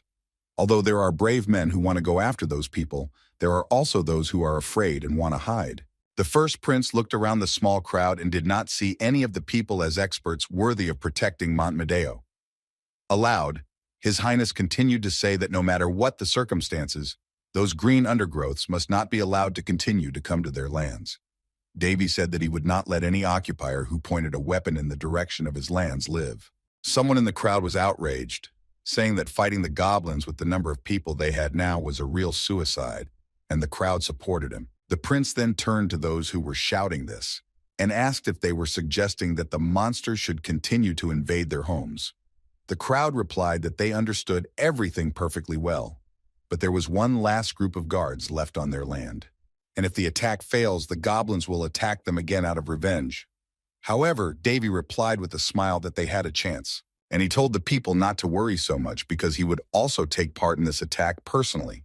People could not believe their ears, and Davy could see perfectly well in their faces what they were thinking. One of them thought that the inexperienced young prince, who was holding on only by his ardor, was being too arrogant. In general, everyone doubted the prince's words. But Davy told them that he knew exactly what they were thinking. However, His Highness said that he was not a prince, he was the Lord of the Haines, and whether they like him or not, they are the inhabitants of his lands, his family. And then the first prince joyfully said that he would never let them die. And if they cannot believe him, his words, then let them believe God's mark, believe the stigma. And if they cannot believe even that, then let them perceive him as a bloodthirsty lord and follow him, because his life is more important to him than anything else. And the people who will defend him are also important to him. Therefore, no one has the right to even think of dying without His Highness's permission. In the end, as the Demon Queen herself said, Davy made a good speech. So the guards and everyone else gathered and went to the demon forest. The Demon Queen sarcastically asked what the first prince was planning to do with all that rabble. They are just soldiers of a defeated army, and they are tired and untrained. Given the danger and the growing number of goblins, it is indeed a real suicide mission. And Davy smilingly replied that the difference in combat capability was 150 heads. In this situation, a direct attack is impossible. Perserk said that His Highness was being overly flippant, but Davy calmly replied that the number could change at any time. However, the Demon Queen did not let up. She said that given the condition of the soldiers, even if there were 200 heads instead of 150, and then Davy interrupted her and said that 150 heads would be enough, and he would deal with the rest of the goblins himself. The Demon Queen said she thought so, because he had so much energy, and she likes it very much. Finally, the squad of soldiers arrived and they stopped to build a strategy on the spot. Just beyond the crest of the mountain that the soldiers approached, they could see most of the goblins that had settled in the area. Davy saw an abandoned village. It was hard for him to look at that picture, but he wondered if the years and the goblins were not at war with each other. Captain Monmedo came closer to His Highness and told him that there was a settlement here without a governor. Based on the reports of the guards, this is where they gather. Suddenly, one soldier, gritting his teeth and clutching his bow with both hands, said something. The first prince put his hand on his shoulder and asked if the soldier was sorry to see the village abandoned and captured. Then he asked if the soldier wanted to kill those goblins. This question concerned, after all, every soldier who came here. Then His Highness turned to the troops and asked if they wanted to avenge their comrades who had died. The soldiers shouted with one voice that they wanted to take revenge. The first prince was impressed that the soldiers could be so angry for people who were not even their blood relatives. Then Davy pulled the string of his bow. Now he knew he had chosen the perfect land. The first prince launched a sharp arrow in the direction of the village, where the goblins were now walking around brazenly and freely. The goblins immediately noticed that someone was attacking them and stopped their merrymaking, looking into the distance where the arrow could come from. Captain Monmito tried to explain to His Highness that it was not possible to attack directly in the forehead. But Davy did not listen to him. He knew his own mind. He also reminded his soldiers of what he had already told them in the castle, namely that he does not allow anyone to die. Thus, the first prince gave the soldiers even more confidence. The arrow that Davy launched hit the target and started a fire in the village. The goblins were in a frenzy. One of the goblins completely licked Apollo's equipment. In other words, even if the shot seems spontaneous at first glance, it is far from it. Usually the correct tactic is to confront with a guerrilla approach and preparatory traps. But Davy all round wasn't going to strain himself like that once again. After all, as the saying goes, if you're afraid of wolves, don't go into the woods. Risk is a noble thing. The first prince took full responsibility for this battle. Having struck the first blow, he now turned to his army. He is now their lord and kinsman, and he is now giving them his first order. Davy held up his hand and began to grant each soldier extraordinary abilities: skin enhancement, hard skin, muscle enhancement, strength, agility enhancement, dizziness, endurance enhancement, welcome pump, mana shield, all skills enhancement, higher blessing. All the soldiers felt an amazing change for the better.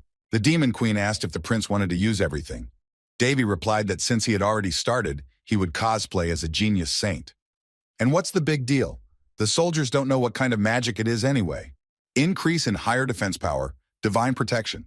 Increase the likelihood of restoring endurance. Restoratus, strengthening the mind, strengthening the mind. Davy will borrow it, so be it. The soldiers were getting more and more surprised at what was happening to them. The first prince had also used the magic of buff overlay, the 6th level of the circle. The area of effectiveness of the buffs is St. Gloria, and a snow-white unicorn with golden horn and hooves appeared. Buffs of this level do not lie underfoot. The soldiers' surprised exclamations could be heard everywhere. The magic applied to them had greatly enhanced their fighting abilities. Not even the holy knights of the sacred country of Balshus can do what Davy just did. That's because a saint can only control the 7th level of the circle if he reaches the level of the head of saints. In conclusion, the first prince told the soldiers that he was allowing them to release all the rage they had accumulated. To the Demon Queen, Davy said that he had wanted to do this for a long time. Perserk asked what he was talking about. Then the first prince of the kingdom of Round, Davy all Round, raised his hand high above his head and shouted to the soldiers that they were now stronger, so let them attack. And the soldiers joyfully launched an attack on the village captured by the monsters. Davy was sure that the members of the guard were just waiting for a chance to take revenge on the goblins for all the trouble they had caused. The soldiers were strong in spirit, and now they were so strong in body that they could easily deal with the monsters. Davy saw the faces of his soldiers, saw their crazy smiles, which spoke volumes about the sacred battle of revenge. The soldiers were triumphant. They were delighted to engage in battle with the hated enemies who had abused them and their families for years. The soldiers shouted encouraging words and phrases, and the goblins stood in shock, not knowing what was going to happen now and where the people attacking them had so much strength and energy. But the soldiers themselves still could not believe that they had become so strong and skillful. They easily cut down the goblins with their swords. The first successes in the battle inspired the soldiers to continue, not to stop, not to be afraid. They sincerely believed that they could win. The first prince saw that the soldiers were delighted with what they were doing. In just a second, the battle had turned into a one-sided beating. Suddenly, one soldier was wounded and fell to his knees, holding his arm. Another ran up to him and asked if he was okay. The first prince said that the sacred power did not make them invincible, and he loudly appealed to all his soldiers that as far as he could remember, he had never allowed anyone to die, so let them come to their senses and fight smart. Davy then told the wounded that when they all returned home, he would deal with them personally. Then the soldiers rushed back into battle, not wanting to disappoint their master, but wanting to destroy their enemies. The soldiers shouted to each other that they shouldn't waste this chance, but rather crush the goblins. Davy thought it looked like the madness of a berserker. Now the goblins looked like pitiful victims. Having defeated every single goblin living in the village they had captured, the soldiers began to shout loudly that they had finally defeated their enemies. The first prince was watching them from the roof of one of the buildings and was now wondering if everything was really over. The soldiers, meanwhile, began to praise him, greeting him with the word, "My lord." They even exclaimed that the saint is with them. Davy's face broke into a satisfied smile, and the demon queen immediately noticed and told him that he had absolutely no control over his expression. Then Davy asked what about his hands, if they were okay, if they were not pressed in. Perserk replied that this was physically impossible. The first prince then clapped his hands loudly and asked his soldiers not to celebrate prematurely. He ordered them to find the captured residents and to do so quickly without wasting time. The soldiers began to fulfill the order. With soldiers, you have to use carrots and sticks. There was no other way. Davy hoped to simultaneously cultivate in them the necessary feelings of contradiction and reverent fear. But all he hears from them is the word, "My lord," which they say with genuine and unquestioning admiration. Apparently, something had gone wrong for some reason. Nevertheless, the soldiers, led by their "My lord," went in search of the prisoners. Eventually, they had to stop for the night. The next day, a new attack began. The soldiers entered the battle with the words, "God is with us," and "Take God's punishment." This attack could be called a holy one. Davy wondered how crazy his soldiers were. Meanwhile, in the city, a soldier once asked Captain Munmido a question. He understood that their current lord was an extraordinary man, but was it really normal that he would go on the next attack with only 10 men? After all, the lord had only recently turned 16 and had just recently passed the ceremony of coming of age. Captain Munmido realized that the first victory had given Davy overconfidence, and he told the soldier that he could expect more deaths in vain. Then that soldier, whose name was Jimmy, who was wounded, by the way, sighed heavily. And suddenly he heard someone asking him what he was doing. And then he added that he needed to dismantle the palisade under which he and the captain were on guard. Jimmy was extremely surprised to see that their lord had returned. Everyone was numb with shock. No one had expected their soldiers to return in such a force. People could not believe that the first prince managed to destroy the remaining goblins with only 3 knights and 10 soldiers. They chanted, "Glory to the Lord and glory to the saint." Davy was a little embarrassed by the shouts. Vintage was not looking for fame. If someone were to look at it from the outside, they would think that he had somehow hypnotized those people because their faces were so strange. The first prince was just trying to act solely on the basis of reason. And the demon queen said that, frankly, it was equivalent to him drugging them. Davy told her to shut up and stop talking nonsense. At this rate, they could form a cult. The first prince went up to the podium and told the people that there were still many goblin settlements left in the Hayneslands. Therefore, all of them will periodically engage in their cleansing. Like today, most of them will stay here, in place, to protect the land. Afterwards, the order was given to disperse. And in a few days, everything will return to normal. At least it should. Davy reassured himself that it was just that his people were a bit peculiar. As time went on, people continued to admire their new lord. 2 more days passed. However, as the saying goes, a word has no legs, but it walks in thousands. Wherever the first prince went, people followed him everywhere, calling him a saint. Everyone tried to cherish him and take care of him. Soldiers and priests alike did this. Everyone tried to serve the new lord in their own way. And now, for the first time since his awakening, Davy regretted his earlier decision. As a landlord, the first prince of the kingdom of Ron, Davy ol Ron, managed to gain the trust of the inhabitants. Many may wonder why this matters if he already holds the highest rank here, but Estrella, the northern king of the Phalladia Empire of the Board Continent, who once taught Davy the art of the spear, always told his student the following: "Even if you rule a small territory, you must not forget that you are ruling over people, not cattle. A dictatorship cannot last long. You have to make people follow you." Davy, however, did not learn from him as a king of politics very conscientiously, but sometimes he agreed with his statements. Then the demon queen saw the documentary materials about the Hines lands in front of her, so she decided to read what was happening here. Davy was drinking tea and also reading the information. They both saw that things were bad here. Perserk said that if Davy got rid of the curse very quickly and took good care of the land, it would take 5 years to bring it back to a more or less normal state, and then it would take another 20 years to bring them back to the shape he wanted.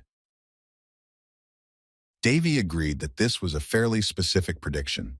Even if the curse is lifted immediately, it is not easy to revive a dying land.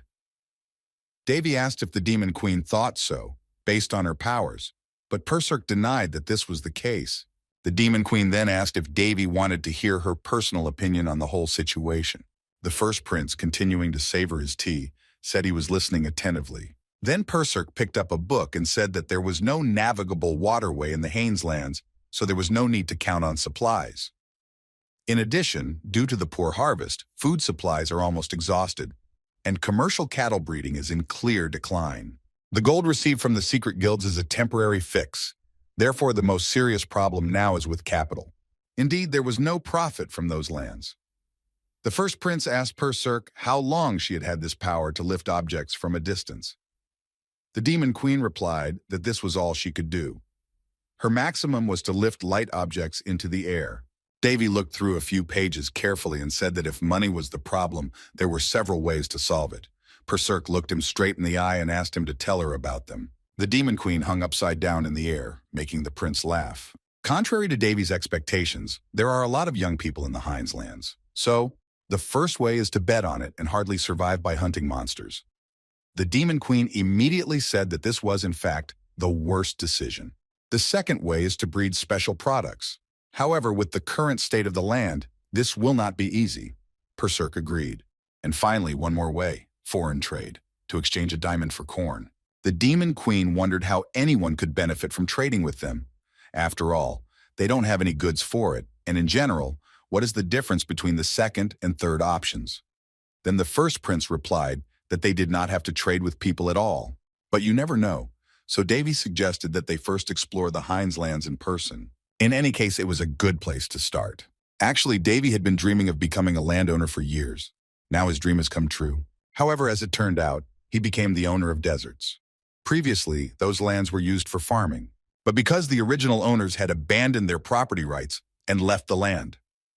Now Davy and Perserk were looking for a needle in this desert, and all this became the property of the landowner. There was definitely an intermediary hiding somewhere here who had put the curse on it. If Davy could use the sacred land again, he wouldn't have to sweat so much, but at his current level, it's impossible.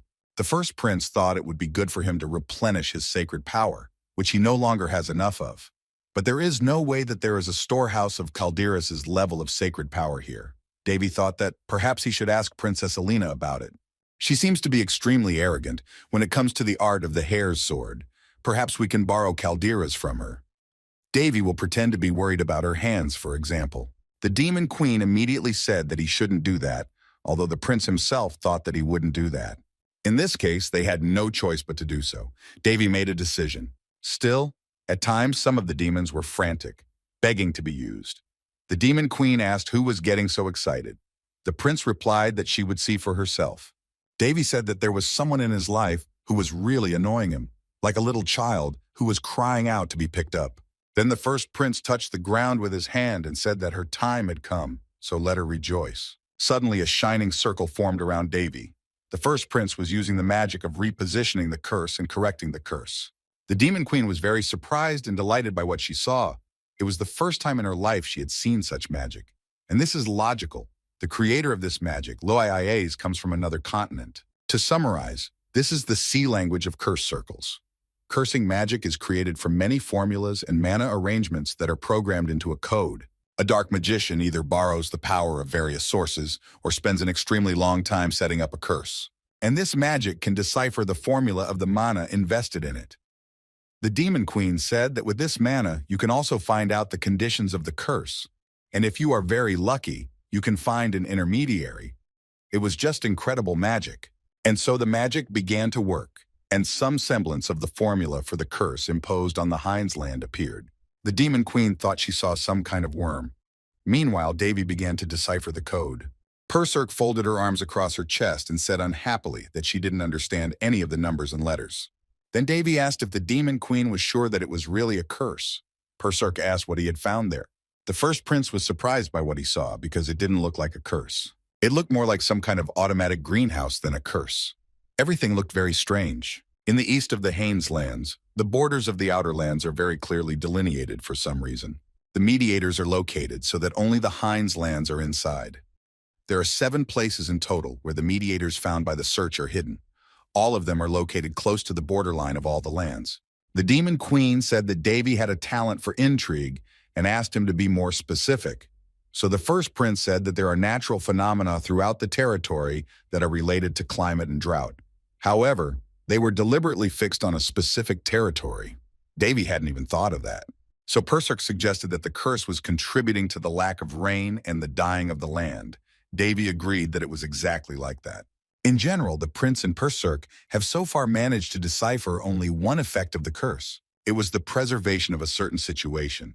It sounds rather strange for a curse, but if this effect lasts for a long time in a certain area, the curse becomes really dangerous. It is not known who cast this curse and for what purpose, but he still managed to succeed in ruining the Hind's lands. I wonder if this whole thing can be controlled and edited. Davy and the Demon Queen continued to explore the land.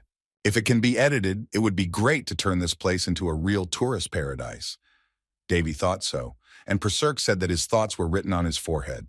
And so, immersed in dreams of a bright future for the Hind's lands, the first prince of the kingdom of Raun and the Demon Queen came to some ruins. Davy never thought that there could be such a thing in this rocky area. Judging by the architecture, it was all built before the Great War. Alchemists and historians will be delighted. So it was not the work of dark magicians. Davy assumed that the dark wizards had no idea about this place at all. After all, the fact that an ancient curse that had never been moved before was activated nearby was also quite suspicious. The Demon Queen added that it was a kind of blank explosion. Suddenly, Persic was worried that the place was unusually quiet. Davy also agreed. Usually in places like this, there is at least one guard. And then the huge stone statue trembled and came to life. The Demon Queen regretted her previous words and said that her tongue was her enemy. Meanwhile, the eyes of the stone statue glowed with green light, and a blue stone shone on its forehead, right in the middle. The Demon Queen said that it was a golem. She thought it was definitely a metal golem, and with a devil's stone as its core. That's pretty weird. Persic warned Davy to be very careful, because golems usually have unusual skills. However, the prince told the queen not to worry for nothing. The first prince was getting used to something and said that he smelled something, which surprised Persic. Suddenly, the golem slammed his heavy arm with all his might on the ground right where Davy had been standing before. The prince managed to jump up, thus avoiding death by crushing. At that moment, when the first prince was about to jump to the golem's head, he grabbed a blue stone on the monster's forehead. Skillfully removing the stone from the golem's head, Davy began to dance. Before that, he had smelled money, a harbinger of success. Meanwhile, the townspeople went about their business. One resident named Fremon said that peaceful life was extremely beautiful. Another resident named Gordon asked if it was surely normal for their lord to go to inspect the lands beyond the castle. Fryman replied that the lord would take care of everything himself. He also asked if Gordon had forgotten about the miracle the Lord had shown them just a few days earlier. Frankly speaking, no one expected him to do so well, but this is all quite natural. Now the aristocracy rules the kingdom of Raun. Their expropriation has intensified as much as it could have, and it is clear that no frivolous aristocrat wandered into this wilderness to torment the locals. It was often the unfortunate who came here looking for at least some means of subsistence. And the only thing the kingdom did for these dying lands was to reduce taxes. It's been a long time since these lands were left to their fate, and the glass has been shattering. And then they sent a green young man who called himself the Lord. The knowledgeable adults decided that this new lord had been banished to the Haines lands after failing in a power struggle. They thought that in such circumstances he would certainly take out his anger on the locals. It would be a lie to say that they were not the least bit worried about this. Frymon concluded that in fact there was simply nothing they could do about it, because they were much more concerned about the continuous attacks of the goblins. Of course, everything else didn't seem that important. Once the goblins broke into the citadel and kidnapped the locals, and the vigilantes could not go after them to rescue them. And then the situation of the inhabitants of the Haines lands began to seem completely hopeless.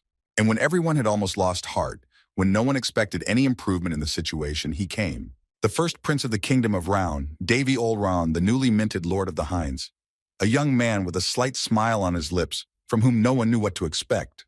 The inhabitants did not know whether the prince was aware of the situation of the lands granted to him, whether he would be angry, or perhaps beat the captain of the vigilantes. If this were the case, there were those among the residents who were willing to risk their lives to oppose him. However, Prince Davy calmly reconnoitered the situation and familiarized himself with the pressing problems of the inhabitants of the Haines lands. And when he learned about the goblin attack, he immediately gave people the opportunity to take revenge on their enemies. The Lord also showed the people the miracle of the rescue of the kidnapped people and their adopted family. All the inhabitants of the Haines lands were saved by the words and great power of the first prince of the kingdom of Ron, Davy ol Ron, the newly revealed Lord. However, the Lord still continued to grumble that he was not a saint, as people everywhere began to call him.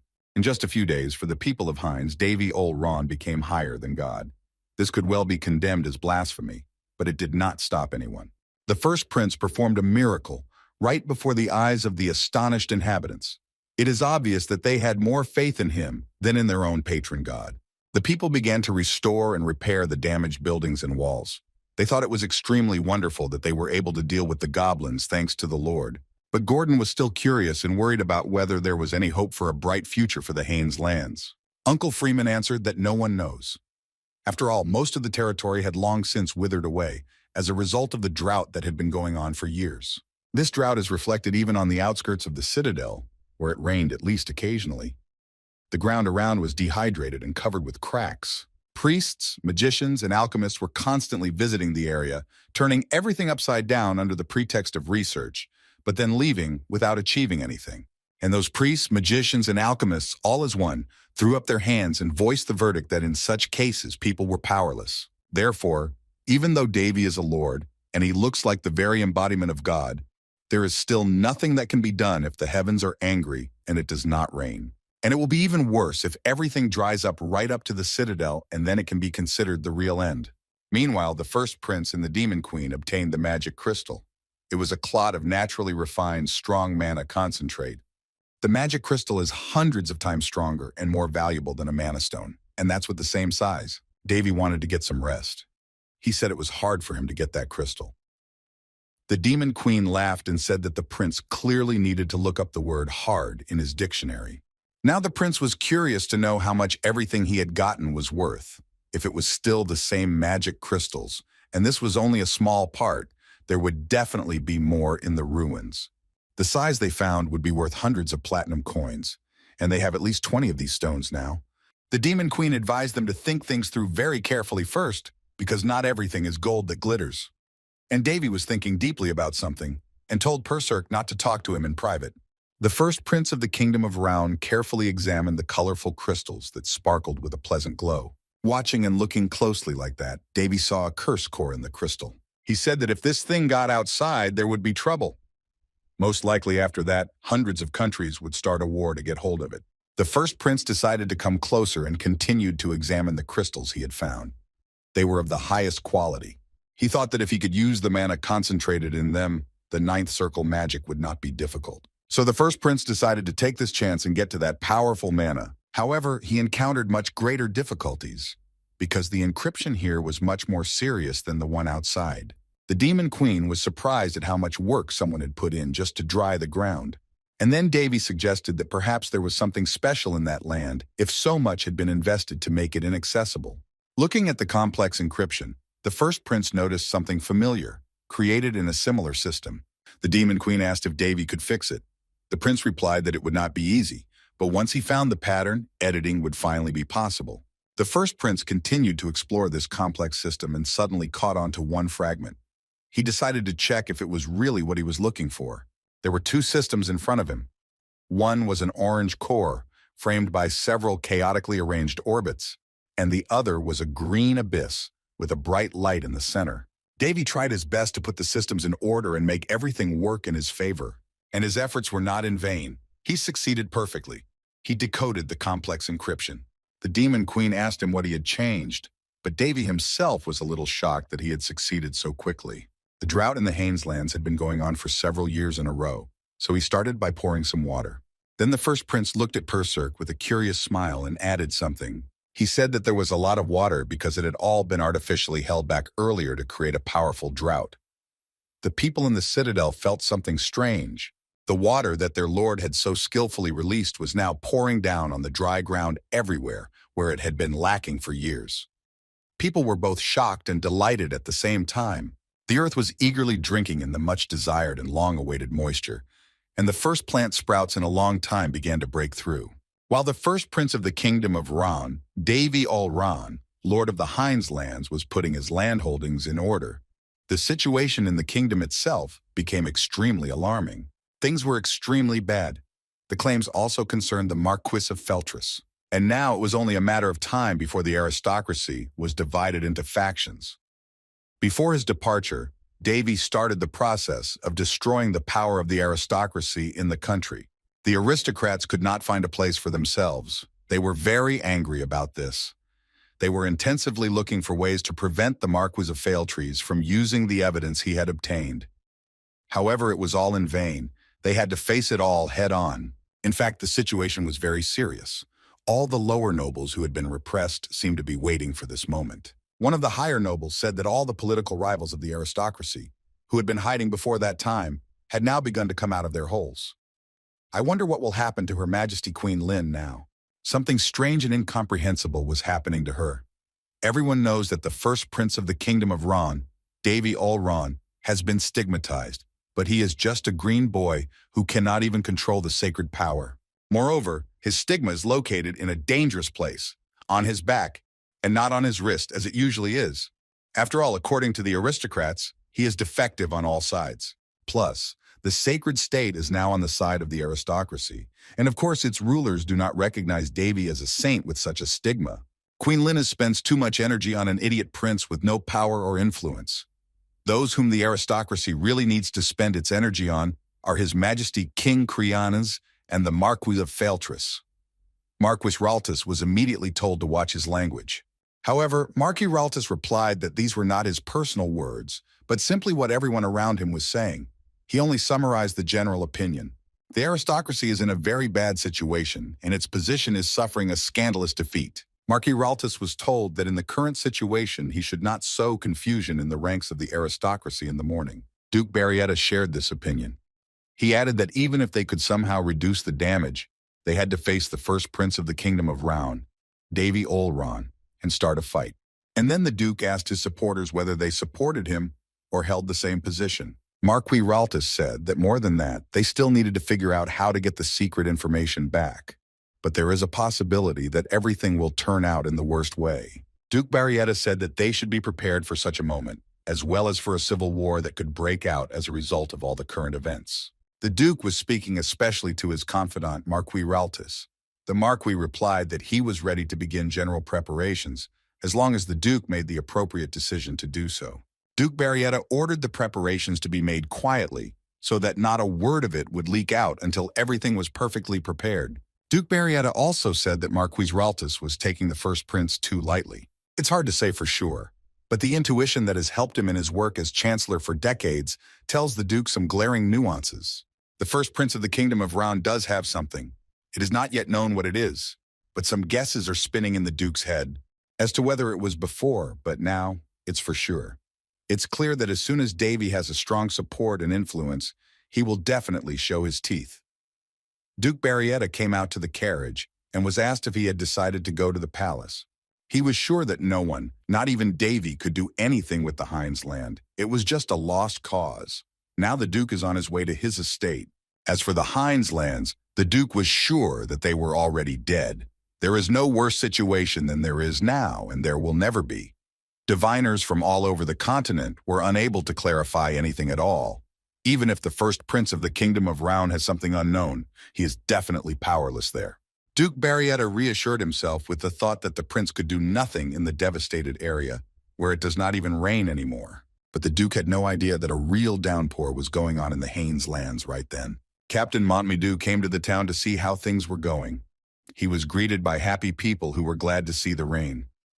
The matter of the curse of drought on the land was settled verbally, but it took Davy and the Demon Queen a long time to get to the outer ruins. And how many more days would it take before they could finally start farming? Davy was lying on his bed, resting. He held the Devil's Stone in his hands and tried to recognize something. The stone holds information about the current situation.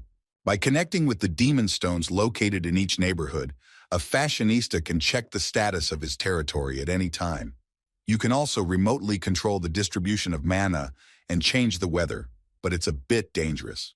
Davy laughed that laziness is the driving force of progress, and he wouldn't need to go to the ruins every time. The Demon Queen agreed that the power of the Demon Stone was incredible, but she thought Davy, who had created it all, was just crazy. And the first prince put the rest of the Demon Stones into a bag with an expanded space inside. A fortune could fit inside. Davy said that they just needed to wait until the Heinz lands were restored a little bit, and then move on to the next stage. And so for a week, rain fell periodically and watered the thirsty earth. The trees revived and birds began to fly in the sky. All the people who inhabited the Heinz lands still could not believe this miracle. None of them believed that the land could be revived. Now they looked like fanatics. People were going out into the street and thanking them for what was happening to them. Davy saw about 60 people walking around. People said they could not just stand by and watch their Lord work for the good of all. They were ready to repay him for his mercy. But Davy told them that this work would be very hard physically, so he thought they should not do it. The residents laughed together, and the first prince told them not to laugh, but on the contrary, to get used to it. And he decided to outline their task for today. It was very simple. Davy pointed to the fields and said that yesterday the knights plowed the land. Everything that people see in front of them needs to be cultivated. Then the Lord added that they had to do it all in 3 days. If they get tired, they should quit their work and go to rest, and he will pay them enough for this work. Davy also emphasized that working at night was forbidden, but the payment would depend on how many hours they worked. The Lord promised that there would be no delays in payment of wages. At this point, Captain Monmito intervened, and after politely apologizing for his rudeness, said that even if the climate in the Haines lands had mellowed, it was simply impossible to cultivate this vast area in just 3 days. Davy replied that the land had been farmed before, which meant that the soil was already ready for their mission. Captain Monmito tried to argue again. People even laughed a little at his behavior. The captain felt a little silly, but he continued. He said he remembered very well how Lord Davy saved the citizens and defeated the goblins. But this was a little too much. Davy asked if he really held that opinion, and he had already given the citizens another portion of magic and skills. Now he was giving them an increase in muscle strength, and an increase in physical strength, vital strengthening. The increase in muscle strength quickly spread among the citizens. They felt the gift for themselves. And then Davy laughed that he would now show them a new era of hoeing. And the first prince also thought that if he had calderas, he would be able to put a territorial buff on the effectiveness of buffs, as he had done before. The demon queen was outraged that Davy was going to accept the sacred sword. But after all, the sacred sword is a repository for sacred power. Having received powerful magical enhancements, Captain Monmito asked his lord what he planned to sow all these fields with, since it was already coming to this. And Davy, in turn, asked him what he should do to make the poor land rich quickly. Of course, the captain did not know, and the prince understood well that there were only 2 ways to make quick money. Either produce a lot or trade something rare, and there's only one thing that is suitable for the compatibility of all this. The demon queen sat quietly on Davy's shoulder and listened politely to what the prince was telling his people. And Davy suggested that the magical moon grass be grown everywhere on the revived fields. This is exactly what he told the citizens of the Heinz lands. Throughout the restored lands, there is nothing better than turning lifeless land into gold. This plant is impossible to grow on the eastern continent due to difficult weather conditions, insufficient soil warming, and frequent temperature spikes. However, the moon herb is highly valued in the western continent. The magic tower and the alchemy tower buy it at very high prices. They need this herb to make various potions. It's just an incredibly high price for a small amount of grass. Moongrass is a real non-competitive blue ocean in the agricultural market. Captain Monmito again wanted to convey something to Lord Davy Olron, apologizing for his audacity, saying that moongrass could not grow in the climate in which the Heinz lands are located. But Davy did not listen to him. He only reassured the captain that everything was fine, that the heavens were favorable, which meant that they would have a tropical climate here for some time. Lord just needed to change the atmospheric formula. Now all that was left was to find a place where the forest vegetarians lived. In the middle of the forest, a guest came to a nice cozy house and said the greeting customary for the inhabitants of that area, wishing that the patronage of nature would accompany them. The head of the Haina Forest Elves, Yuri Helishan, came out to meet the guest and said that she had learned about his visit from the call of the spirits. The guest was the teacher Matus. He repeated his greeting words about the patronage of nature accompanying them. Yuri Helishan hospitably invited the teacher into the house and said that she was always glad to see him. They both went to the terrace. The head of the Haina Forest Elves offered Metis some tea made from the wonderful tea leaves that had just been delivered to them. So the guest and the hostess sat down at the table. Medits sipped the tea and sincerely addressed Yuri, calling her his heartfelt friend. The fact was that he had a special dream, which he was going to share with the elf. With a sweet smile, Yuri asked Helishan what kind of dream it must have been for the teacher to set off on a long journey in such a hurry. Then Medis answered that he had dreamed that a curse of spirits had fallen on this forest. The head of the Hain forest elves was deep in memories and recalled how she had once studied with Medis. She remembered that he had once said a long time ago that spirits obey the laws of nature, and they are natural and natural. But Teacher Mattis closed his eyelids and said with deep sadness that the forest was drying up. Then he added that this forest was wrong and suggested that they all go home together. Teacher Medis wanted all the elves of the Hain forest to return to their homeland, to the great tree. Yuri Helishan did not agree with him. She was categorical in her choice. The elf specifically stated that this was her homeland now and that she was now a stranger to the tree. Nevertheless, she asked the teacher Medis to take all the others out of the Hain forests as they were not cursed by the spirits. The teacher could not agree to this. He warned that Yuria might die if he stayed in those forests. But the head of the Haina forest elves was adamant, saying that this was also just a normal law of nature. She didn't want to hear about moving because you never know. Yuria suggested that maybe someone would save this place. Suddenly, a very pleasant and invigorating breeze blew and stirred Yuria's long hair. She thought it was a harbinger of a good meeting. Teacher Modest drank delicious tea with pleasure, which the head of the Haina forest elves treated him to. The elf saw that the teacher liked the tea. And then Yuria added that this time she tried to add some cricket wings to the tea. Teacher Mad spat out the tea that was already in his mouth in disgust. He tried to come to his senses and forget that the tea he had enjoyed so much had insect wings in it. The teacher had just forgotten for a second that Yuria was a weirdo, and even among her tribesmen, she is considered an outcast. In some ways, the elf looks like a bit of a lunatic. Meanwhile, Yuria Helishan squinted her eyes and enjoyed the breeze that invigorated her so much. She said that for some reason she had a feeling that someone very important was coming to see her today. And some of them were already on their way to the home of the Haina forest elves. Meanwhile, the first prince of the kingdom of Ran, Davy Allron, Lord of the Haines, was walking along the forest paths, and accompanying him, as elsewhere, was the demon queen Perserk. She said in surprise that she did not expect even elves to live in this forest. Elves are an incredibly rare race, with hardly any representatives on the entire continent. According to the chronicles, due to a terrible catastrophe that happened more than 300 years ago, they began to hide.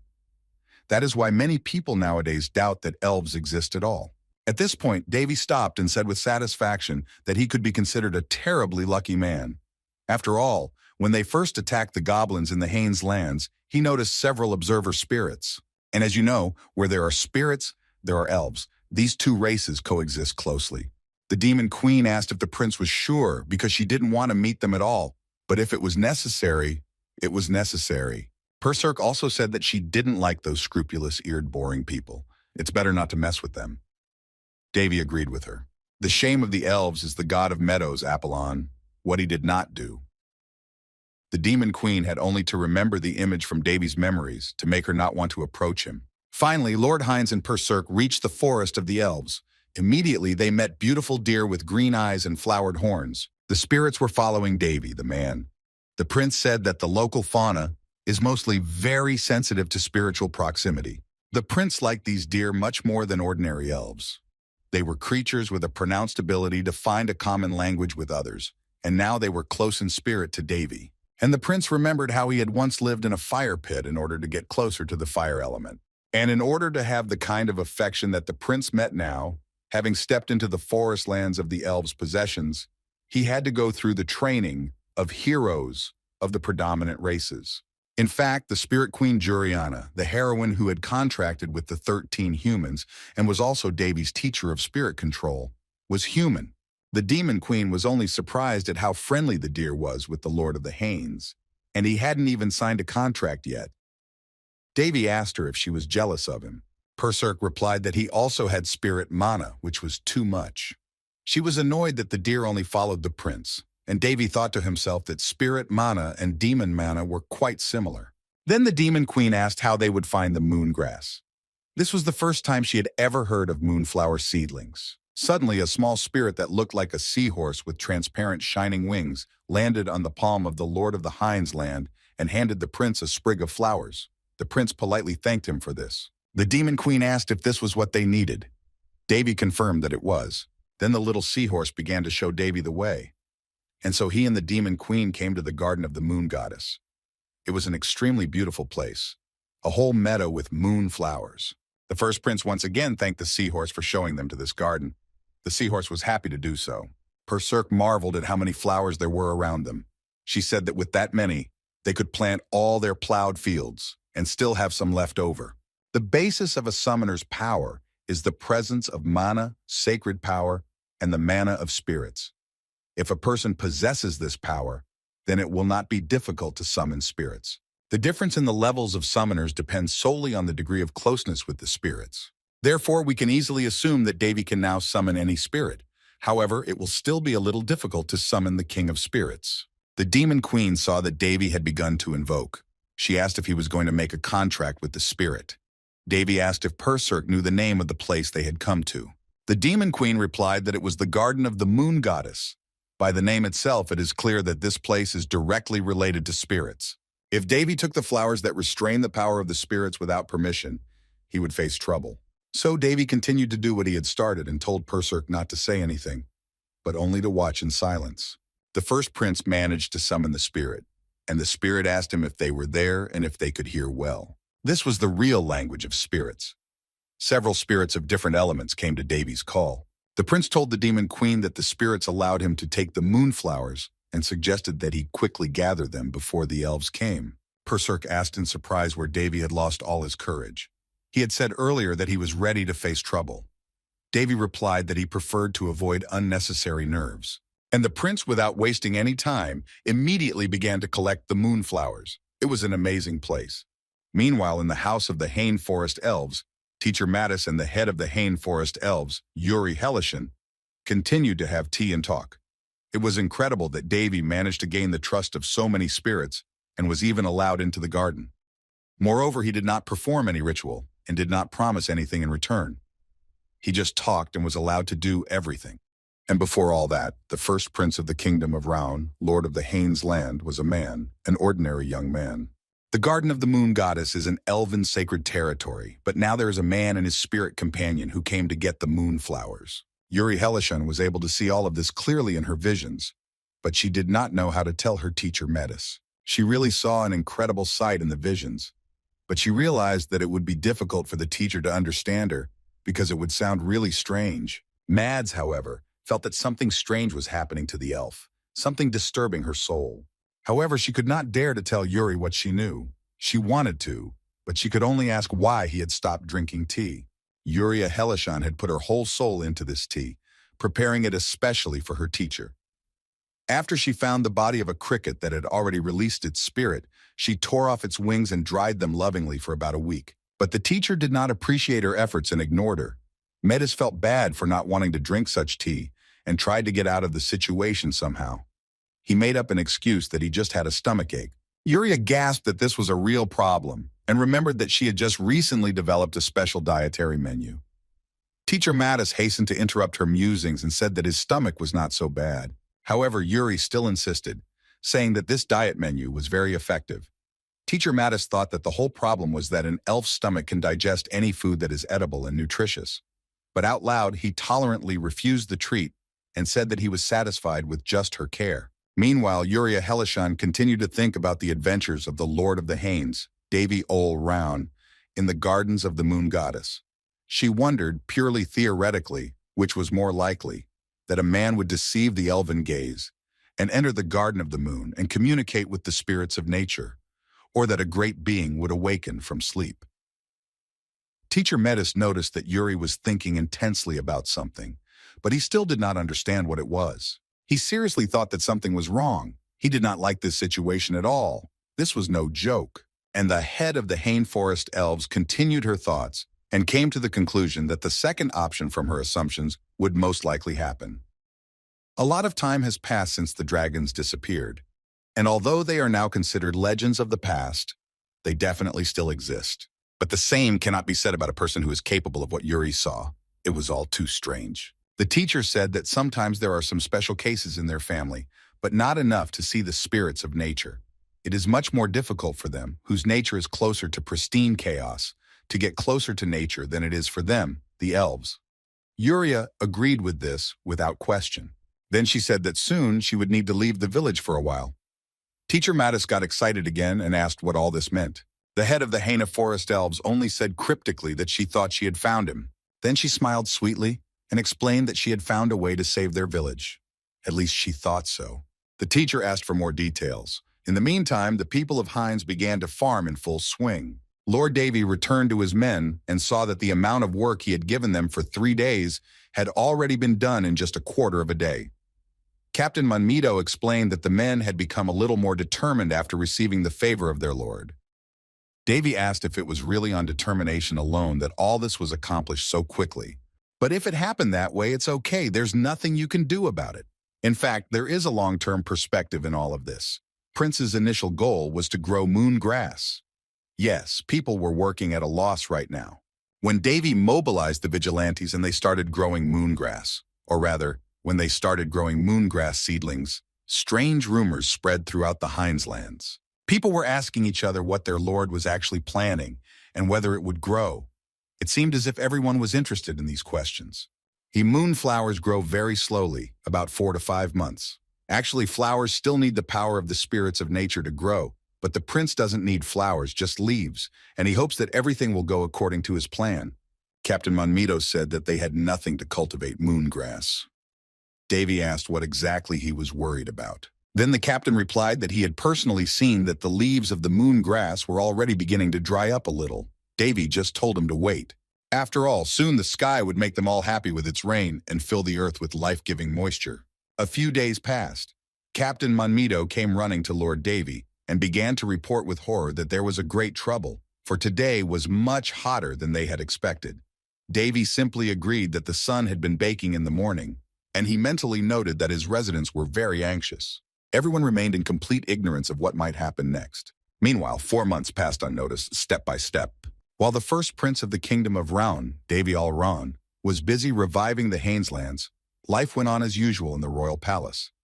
The courtiers were actively discussing the small country to the east, the kingdom of Raun. It is there, in the hinterland called the Hineslands, that moongrass is grown. It is a real miracle for everyone.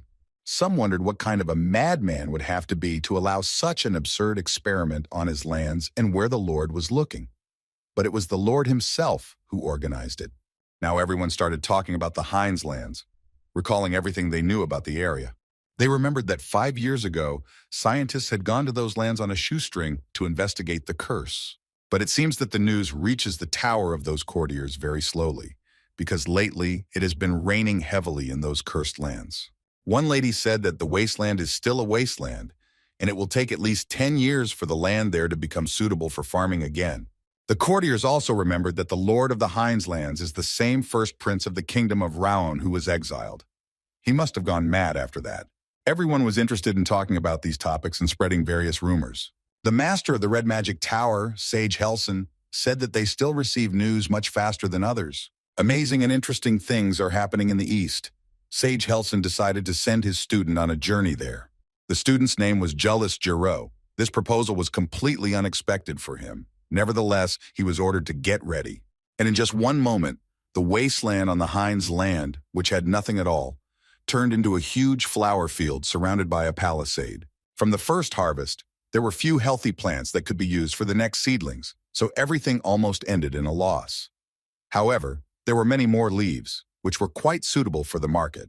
The maid Amy, who also took an active part in growing the moongrass, estimated that they now have about 20,000 leaves in their warehouse. About 10,000 of them will be selected.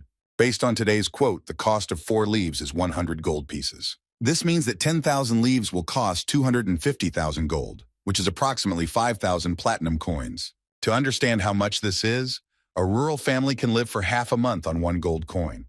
True, it's modest, but they can still live. With 4 or 5 gold coins, you can already live comfortably. The Demon Queen said that when everything is sold, life will become much more interesting for them. Davy agreed with her wholeheartedly. The Lord of Hines' moongrass business is very open, which is not the case with the demon stones that he carefully hides. As planned, rumors spread across the continent about the yellow-mouthed young man who managed to accomplish the impossible. In the eyes of everyone, Davy had long been a rare idiot who did not deserve an ounce of attention. It was thanks to this that all his plans were carried out smoothly and without outside interference. The Demon Queen said that no one would fall for such tricks a second time, and Davy said that was why he needed to prepare the initial capital. So the preparations began. The lord of the land, Heinz, had thought of everything, down to the last detail. Finally, everything was completed. Now it was time to turn the whole continent on its ear for once. There was a very pleasant smell around. Moongrass will be delivered to the continent only twice a year. The amount of grass is quite large, but it is not enough to reach both the western and eastern continents equally. Nevertheless, moongrass is the main raw material for magical and alchemical catalysts. It is also used as an ingredient for making potions by priests. This means that the emergence of a new supplier could not but make people happy. But that's not all. Not all the news that is spreading across the continent. Along with the news of the supply of moongrass, some other rumors are spreading. People are saying that the lord who grows the moongrass, namely the first prince of the Ron kingdom, Davy Ol Ron, is overworked.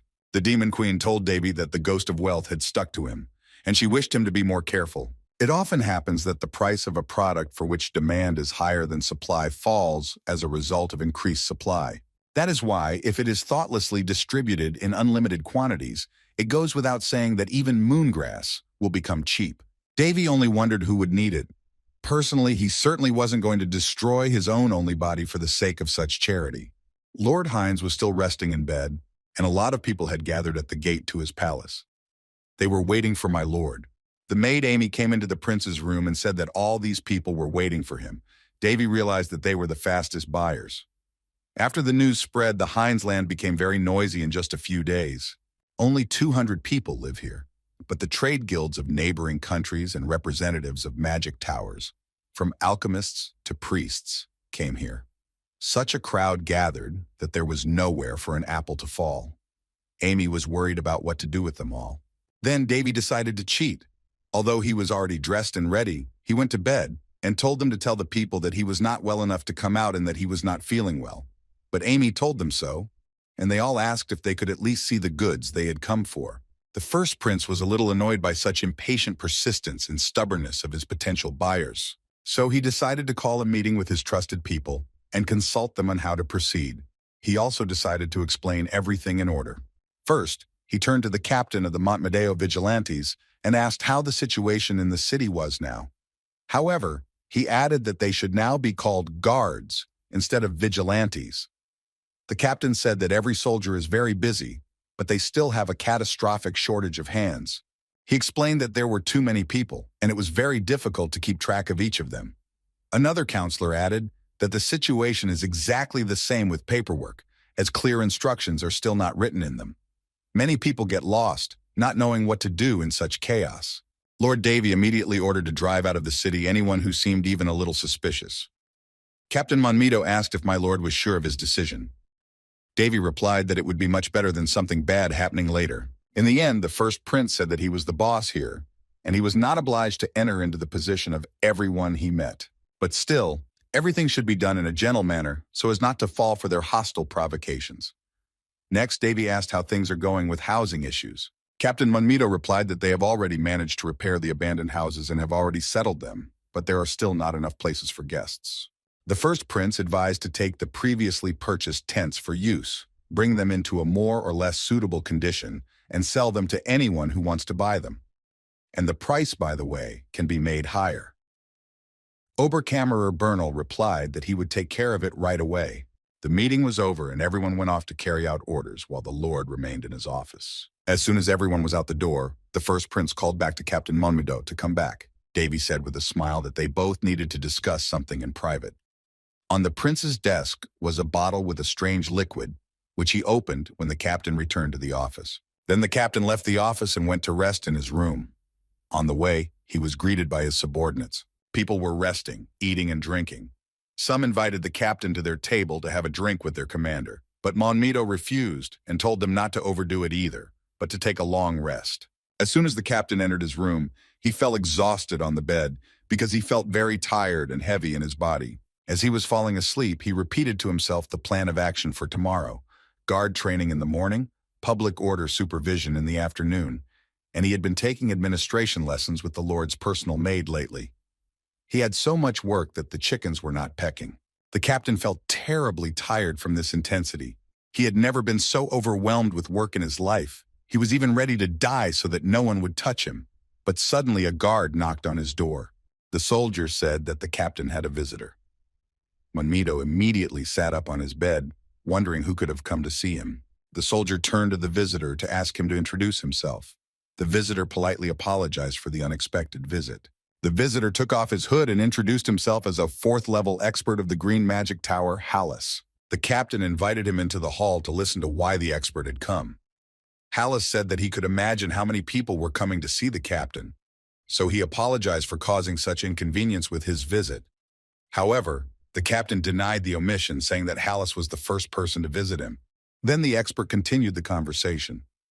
He said that a huge number of people are now flocking to such a small area, but they are surprisingly relatively calm here. Hallis had heard that from the moment their current lord was sent to the Hinds, he had been defending all of these lands single-handedly. Captain Monmito confirmed this and said that their lord was a great benefactor. Then Hallis said that he had also heard that the lord had appointed a very brave man to the post of commander of the guard. Prince Davy clearly knows what he is doing. Here, Captain Monmito said that he was a simple, insignificant knight from the countryside.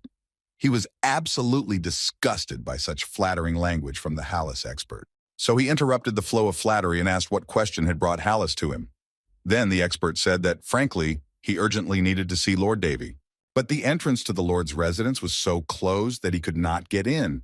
So he came to the captain to ask if there was any other way to get to Lord Davy and meet him. Captain Monmito leaned back, folded his arms across his chest, and said that it would be difficult to do so, as my lord was ill from overwork and was resting.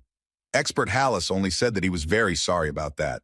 The captain then went on to say that trade was definitely important to them, but their lord's health was much more important, so he could not help. Hallis replied that he understood everything perfectly well. The health of the head should be of utmost importance to his subordinates. Expert Hallis also added that the Green Tower, which he represents, is also going through a difficult time. He held a bag of jewelry in his hands. The next step was to pull the pouch out from under his cloak, put it on the table in front of Captain Monmito, and open it, offering to somehow negotiate with him on the matter with which he had addressed the captain. The captain sharply refused and said that he would not take bribes in any case. Hallis replied that it was not a bribe, but a small gift and nothing more. He just wanted to establish a good relationship with the guard commander and asked him not to worry and to accept the gift rather than refuse it. Captain Monmito said that he was not the type to accept such gifts, but he still pulled the treasure bag toward him. Hallis immediately agreed with the captain and said that he understood everything and knew everything perfectly well, but he could not ignore the nobility and selflessness of a true knight. Then Hallis also said that the amount in the bag was not very large and that it was really just a small gift. Looking at the valuable treasures that were spilling out of the pouch brought by the Green Magic Tower expert, Captain Monmito thought that everything was turning out exactly as his lord had warned. The opponents of the inhabitants of the Haines lands are various organizations, and Lord Davy told the captain that all of those organizations are definitely very annoyed that they cannot meet with the lord. That's why Captain Monmito will be their next target, as the most accessible and closest subordinate to Davy. The most likely thing is that they will start paying him visits and offering bribes or even threatening him, intimidating him. But Davy has a suggestion. Among all those visitors, the captain should carefully select some. The captain should write down their names and report them to the first prince. As for the bribes, the lord ordered them all to be taken. The Magic Tower and the Alchemist's faction can be expected to pay quite a bit of money. Then the captain had to pretend that he couldn't hold back any longer and show them one vial. The vial contained a magically treated moon herb. One such case is worth 100 gold coins. But Davy doesn't give the captain the vial to sell it to them. He just needs to unobtrusively show it to them so that they start spreading rumors. Their immediate goal is to maximize the price of the product they offer, which is now in great demand in the land of Hinds. They also need to get all the newcomers to stay in Hinds for as long as possible. With these instructions from his lord in mind, Captain Monmito did just that with his first guest. He placed a vial of the plant on the table and watched as Hallis's eyes lit up at the sight of it. The captain told the guest that he was looking at a completely finished product in a bottle. Since this product would be on sale soon anyway, the captain might as well demonstrate it. The fourth-level Green Tower expert thought, looking at the twig, that this was undoubtedly a first-class product. With trembling hands, Hallis picked up that vial and noted to himself that this product was of the highest grade he had never seen, even on the Western continent. Judging by its effectiveness alone, it would undoubtedly surpass the Western product many times over. Hallis thought that in this case, even if he had to bribe the captain a little, he simply had to get the priority. He said out loud that this product had an extremely soft glow, and the impeccable quality was immediately apparent. Captain Monmito just shrugged and said that this was the case, because their lord had personally cultivated the moongrass. In general, most of their products are of similar quality, and what they don't do as well, they simply use as fertilizer. Hallis wondered about such valuable goods. The captain said that they currently have 10,000 leaves fully processed. If only 10,000 out of 20,000 are harvested, it means that half of everything here is simply thrown away. Hallis marveled at the 17-year-old lord's incredible determination. The fourth-level expert of the Green Magic Tower thought that the first prince of the Ron Kingdom, Lord of the Hindsland, Davy Ol Ron, should never be underestimated. Meanwhile, Captain Monmito continued to speak in the manner in which his master had ordered him to speak to his guests. So he said that he had heard that the Lord was going to put the goods up for auction. He didn't know the details, but it seemed to him that he was going to continue selling it in the same way in the future. This was a big surprise for Hallis. It meant that in this case there was definitely some so-called right of priority. Here the captain explained that he was not allowed to disclose any specifics. But Hallis already had enough information. He said that he had already heard so much that was extremely important that he dared not ask for more. Hallis also added that the Green Magic Tower would certainly reward the captain generously for such valuable information later. Captain Monmito and his guest shook hands and Hallis left his room. As soon as the guest was out the door, Captain Monmito was surprised to note how everything had gone exactly as Lord Davy had warned him. He was also pleased that his master's plan had worked. Afterwards, the captain went to his lord and, still amazed, asked him how he had known everything in advance. Prince Davy replied with a smile on his lips that it was simply the way people are made. Gold is omnipotent and works wonders. And it works in any era, in any dimension. The power of gold is undeniable. Davy just naturally adjusted the circumstances in such a way as to demonstrate an attractive product to wealthy customers, and it didn't even require any cunning. Captain Monmito just expressed his admiration for the Lord. Then he laid out 3 bags of treasure on the table in front of his master and said that these were bribes not only from the Green Tower, which had visited them first, but also from other organizations. The first prince liked this catch, and then Davy ordered the captain to take all the money as a bonus to the guard, because it was the fruits of his work. So let him take it, distribute it fairly, and let everyone use it for their own good. The captain did not even know how to thank the Lord for such a favor. But Davy said that he didn't need to be so overly grateful, because the captain had earned this money by working for his benefit, and was now receiving a well-deserved reward. Moreover, the lion's share of the profits from the sale of moongrass belongs to him anyway, and it's not a bad idea to gain respect from your subordinates in this way. The Demon Queen said that the beginning of their grand scheme was not bad at all. She asked if Davy was sure he could handle the big organizations, because the pressure would be so great. But Davy said that those large organizations would primarily interfere with each other, and he would just remain an observer. If the rumors that they started spread, they will be fully engaged in dealing with people who want to stay with them for a long time. At the very least, branches of many magic towers, alchemist factions, and trade associations will appear on their lands. This means that the vast territory that has been empty for so long will quickly become built up. In this way, they will kill 2 birds with 1 stone. They will make money and increase the population of the Haines lands. And since all of this was made possible by the moongrass, he was almost grateful for the ancient curse that had been sent to dry up and destroy those lands. Meanwhile, Jealous was also sent to the Haines lands.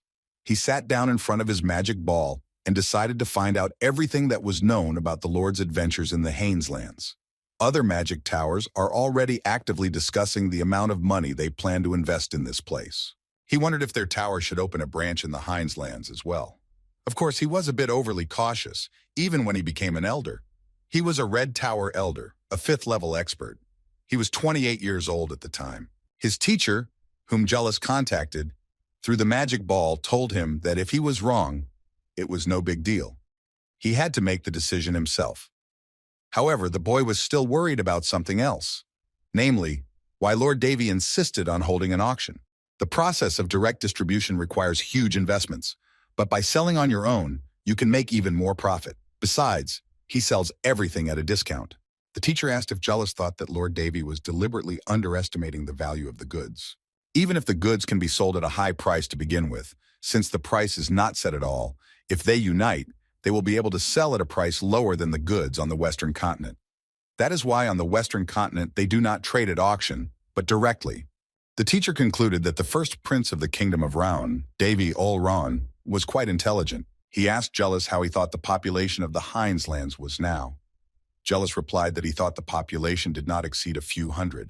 The teacher went on to say that the purchase of moongrass could only be made on the Hineslands, and this is a great chance to preserve as much investment as possible, as well as to develop the territory in an extremely short time. Wherever you go, it's hard to find another city like this, except for the cities of the Kingdom of Raun, which would bring together both large organizations like the Magic Tower and the Alchemist faction, as well as a huge number of different trade groups.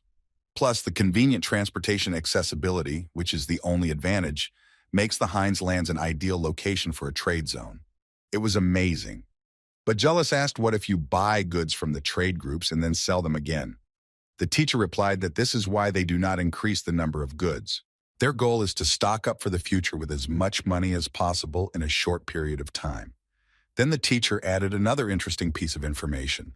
Prince Davy, even if he fails at something, continues to act as if he has absolutely nothing to lose. This means that for him, growing moongrass is just the beginning. Jealous suggested that the prince probably had more to show. The teacher confirmed that this was the case, and if he felt it, then most people who have such a sense will also notice it. Even if it is all a bluff, the prince still has nothing to lose. The teacher asked Jealous if he understood what kind of relationship he should maintain with the young man who was the lord of the Hineslands. Jealous replied that he understood everything perfectly well and expressed a great desire to meet Davy and talk to him at least once. The teacher said with a smile that he would try to set up a date for him to do so. He himself would like to meet this self-confident and wise young man. Meanwhile, in the Principality of Felsti, Princess Alina, who had also heard rumors about the amazing development of the Hineslands, wondered if it was possible for a young man whose mana she could not feel a bit to defeat a high-ranking vampire with a single blow. She also wondered how the first prince of the Kingdom of Raun, Davy ol Ron, could use the sacred sword of Calderas without even signing a contract. No one can know everything about worldly matters. If it is not the god of the sword or his apprentice, then it is absolutely impossible. Now the circumstances are finally being explained, little by little, one by one. And it happens in a truly miraculous way. The rumors did their job. Everyone was talking about the Hineslands and their owner, Davy. At this time, as expected, there was an influx of requests for long-term residence on the Hineslands, as well as for the purchase of land owned by the first prince of the Kingdom of Raun. And of course, conflicts between the applicants began to arise over this. One day, Davy was peacefully resting in his chambers when an alarmed Amy came running to him and asked what they should do if two affiliates wanted to buy the same land. Davy, without even getting up from the couch, suggested that they hold an auction. Let her say that they were willing to sell the land at the highest price offered by any of the opponents. That's exactly what they were allowed to do. For now, Davy plans to stick with the power of gold. Then Oberkämmerer Bernil asked what the highest price should be in this case, and was told that the price should be as high as possible. The wards went to fulfill the order, and Davy continued to rest. Since ancient times, it has been said that a real rich man is one who owns land, and trade is profitable if you minimize costs. And Davy laughed insidiously. The Demon Queen said she couldn't get used to his laugh. He seemed to laugh the same way when he grabbed the golem. These thoughts were interrupted by the maid Amy, who brought her master a letter.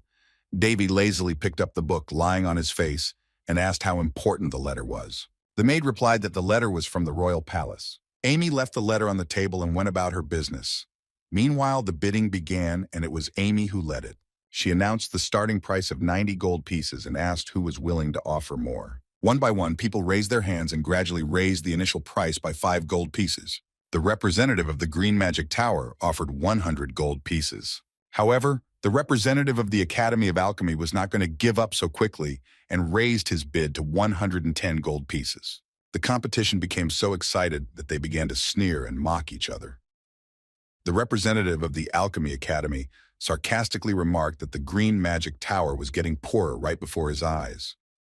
The representative of the Green Magic Tower did not remain in debt and said that the representative of the Alchemy Academy had already exceeded the price that his faction had agreed upon in advance. And then he announced the price at 130 gold pieces, making a kind of sign with his fingers. The representative of the Academy of Alchemy did not like this and said that it was a real meanness and fraud. The representatives of the Alchemy Academy and the Green Magic Tower got into a fight. And Amy on the podium was just laughing at the tense atmosphere. She announced that the current bid was 130 gold pieces. If no one outbids it in 3 seconds, the item will be sold for 130 gold pieces. Meanwhile, the atmosphere at the auction became even more tense and heated. People began to openly fight with each other. Amy continued to count down. The representative of the Green Magic Tower, Hallis, was already squinting his eyes with satisfaction, expecting to win the auction. He was already savoring his victory. Amy started to call out the number 1 and hit the gavel to signify the sale of the item, but she didn't have time to do so. Someone managed to make another bid of 150 gold pieces, which would be the final price of the goods sold at that auction. This was done by the Aliu Trading Group, which bought 5,000 gold pieces as a priority. Thanks to Monmido's successful preparation of the ground, the competition at the auction was fierce. As a result, the auction was very profitable for the Heinz lands. The empty houses were sold at the same price as houses in the center of the kingdom's capital. This was the report that Bernil, the chamberlain, came to Lord Davy. He added that they sold the rest in quantities ranging from 500 to 1,000 at a price of 130 gold pieces per case, just as Lord Davy himself had ordered. In this way, they distributed the goods among all the organizations. It was a clear victory on all fronts, an incredible success. At this rate, the annual income of the region will be approximately 1,050,000 gold pieces. In fact, they will become the most prosperous region in the entire kingdom of Raun. Davy said that they will continue to trade in moongrass, but they would not increase the volume of goods. He also ordered them to clear the land for other crops and sell the farmland to their people. Excess is also bad. It is definitely necessary to maintain a balance of supply and demand. Davy then ordered Captain Monmido and Oberkammerer Bernil to discuss everything carefully and take care of their buildings. For now, it is enough to fix the places that are completely unfit for living quarters, and when the Lord returns, they will begin to overhaul them. The subordinates took note of their master's orders and promised to do everything. Meanwhile, Davy would go to the royal palace, where he received an invitation a few days before the auction. The content of this letter was predictable. The first prince was praised for achievements that had never been seen before, either in the kingdom or on the entire eastern continent. And in order to reward Davy for his success and hard work, that letter was sent. The letter contained an invitation to return to the royal palace for a short time. So the first prince decided to leave immediately after the auction. Old bastards. They call you in and then banish you at will at any time. Davy thought that they were tired of the constant struggle with the Marquis of Feltris, and therefore made a concession to catch their breath. The first prince of the kingdom of Raun went to the fireplace to throw the invitation letter into the fire. It's all very funny that you can take the royal seal like that, even without being a king, put it on a letter, and suddenly the letter is from the king himself. Prince Davy knew all these nuances very well, but he didn't care about them, because he was about to move on to the next step. So it was time to get ready. In any case, Davy still needs to stop by one town on his way to the kingdom. The prince created a secret dungeon under his last place of residence. He plunged back into his memories and remembered how a hero had told him that there was also a child there that he hadn't finished before he died. So he told Davy that if he ever found this place, he should finish it himself. What remained to be done would be entirely at his own discretion. He even allowed him to take credit for its creation, maybe sell it for a crazy price later. He didn't care. Davy asked if he would forgive him for this so easily. What if he ruins everything? The hero just laughed at him. Why would he suddenly ruin everything? He knew that Davy was a perfectionist, even more so than him. The guy thought that it just looked like he had been initiated into the otaku. Then the hero of otaku said that Davy would understand everything himself when he went there and pointed in the direction with the tip of his sword. Otaku repeated again that Davy should complete the work he had started and then do everything at his own discretion. It took some time to get ready for the journey, but now the Lord of the Haineslands is ready to leave. Bernil, the Ober-Chamberlain, asked once again if the prince was sure that he did not want to take anyone with him. Giving the horse away, Davy replied that he definitely didn't want anyone, because it wasn't his style. and he thought that Bernil had already gotten used to his master's character. The Ober-Chamberlain only asked Davy to take care of himself. In return, the first prince asked Bernil to take care of Amy instead, as the girl often does not know the measure when she works. So it is necessary to make sure that she sometimes rests from her work. Ober-Cameraman promised to fulfill his master's request. Amy is a truly unique child. Although she comes from a noble family, she's incredibly smart for a baronial daughter. To be honest, the Chamberlain had the impression that he was teaching his granddaughter. That's why it's even fun. Prince Davy noticed how lovingly Bernil spoke of Amy. He saw that the Lieutenant Chamberlain liked to call the maid his adopted granddaughter, and it gave him great pleasure.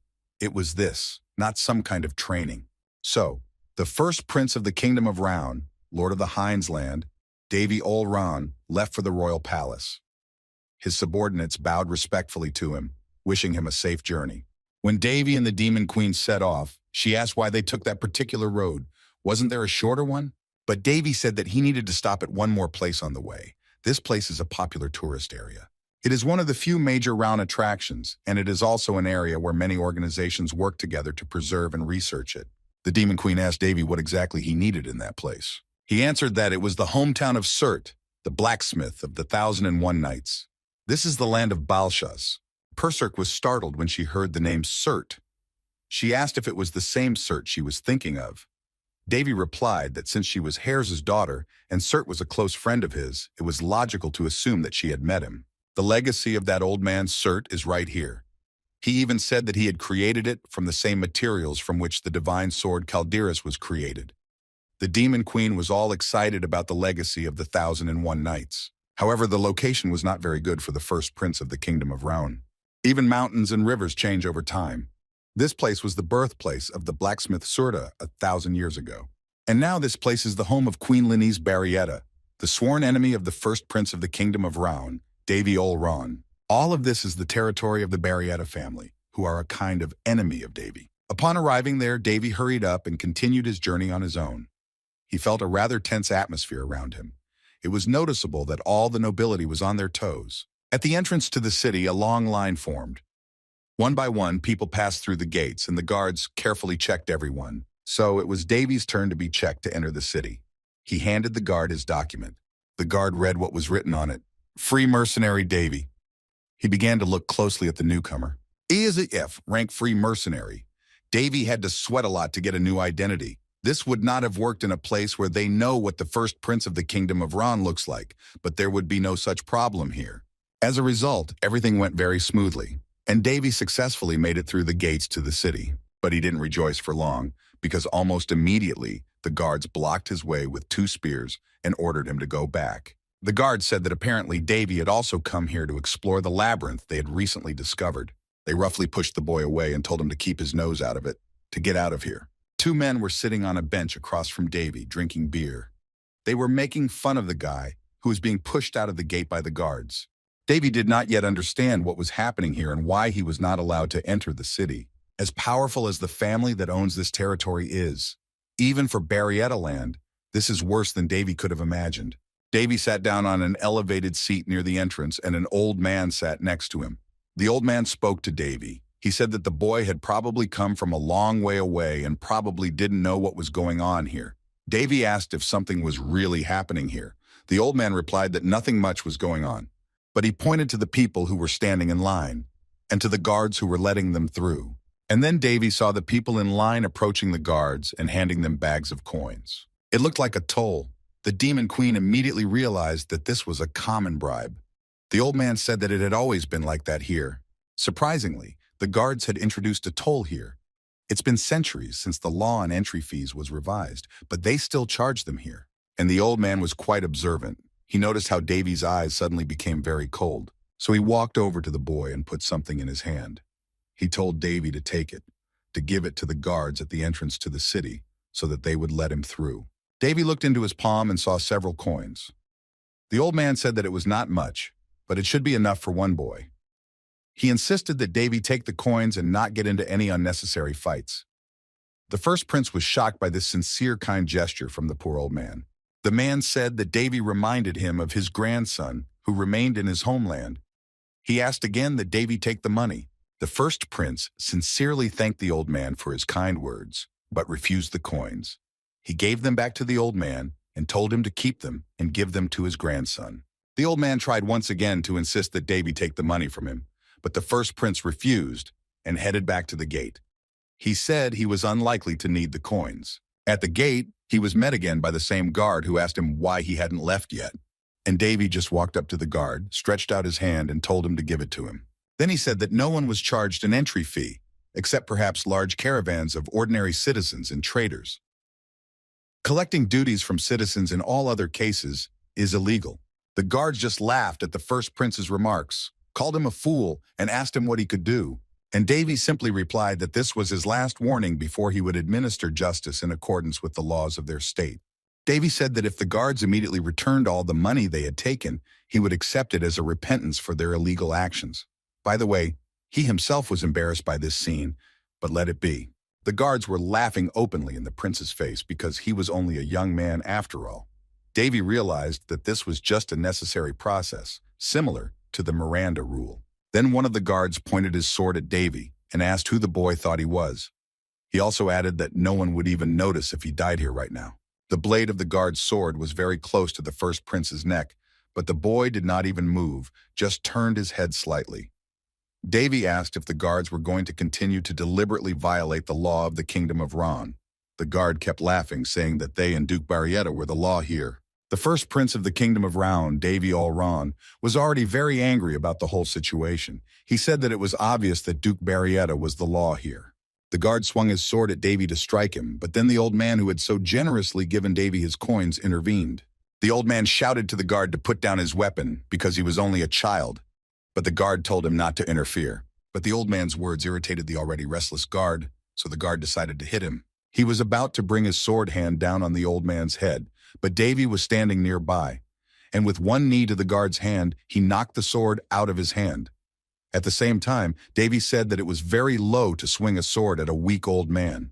Then the first prince continued his teachings and said that extortion of citizens' livelihoods is theft of public funds, and such a crime is punishable by execution on the spot.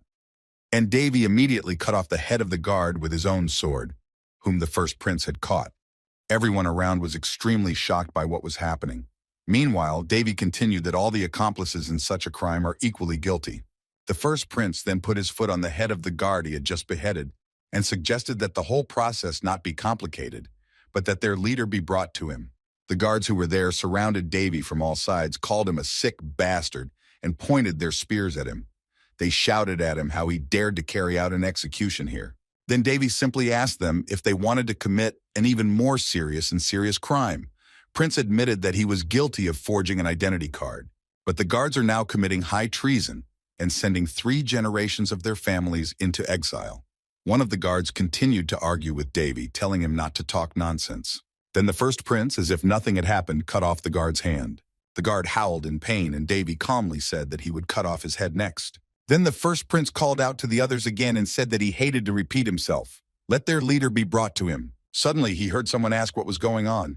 Davy turned his head in the direction where the shout came from. It was Viscount Geert who came running.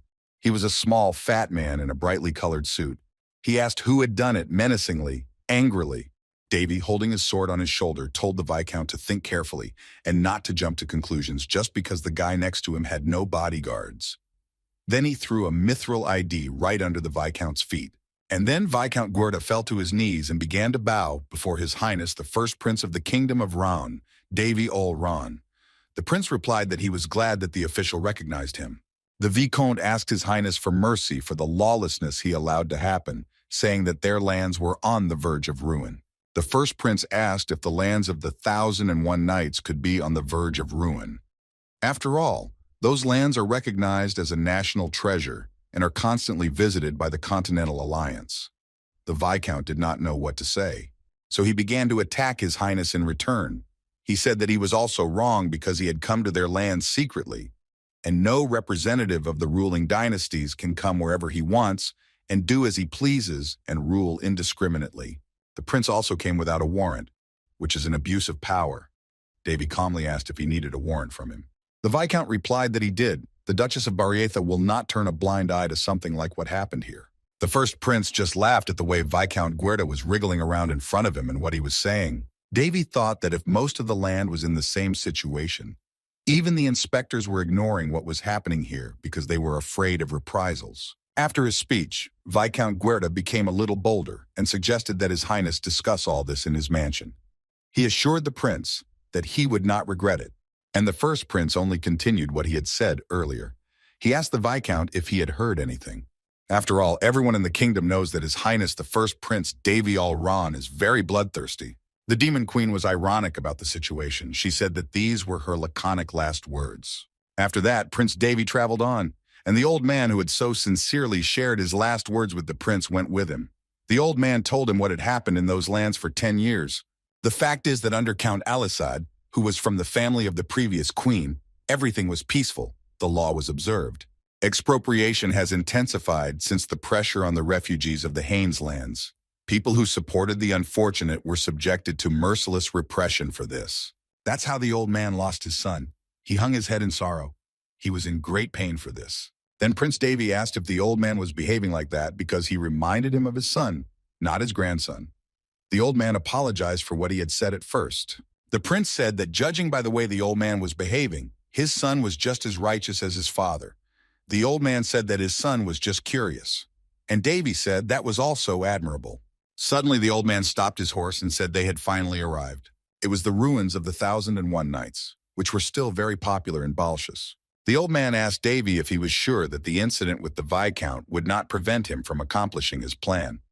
The prince replied that the Duke was not interested in this place anyway. In parting, the old man thanked the first prince for saving him from the angry guard and for avenging his son. He added that he would never forget that favor in his life. In response, Davy said that he hoped the old man would continue to stand by his principles. To be honest, it was a bit of a sad story, but things will definitely get better in the future. And the first prince of the kingdom of Round traveled on with his business. He felt as if he had done something very, very good. Then Davy and the Demon Queen rode closer to the ruins and dismounted. The horse stayed to nibble on the fresh grass, and the prince began to explore the area.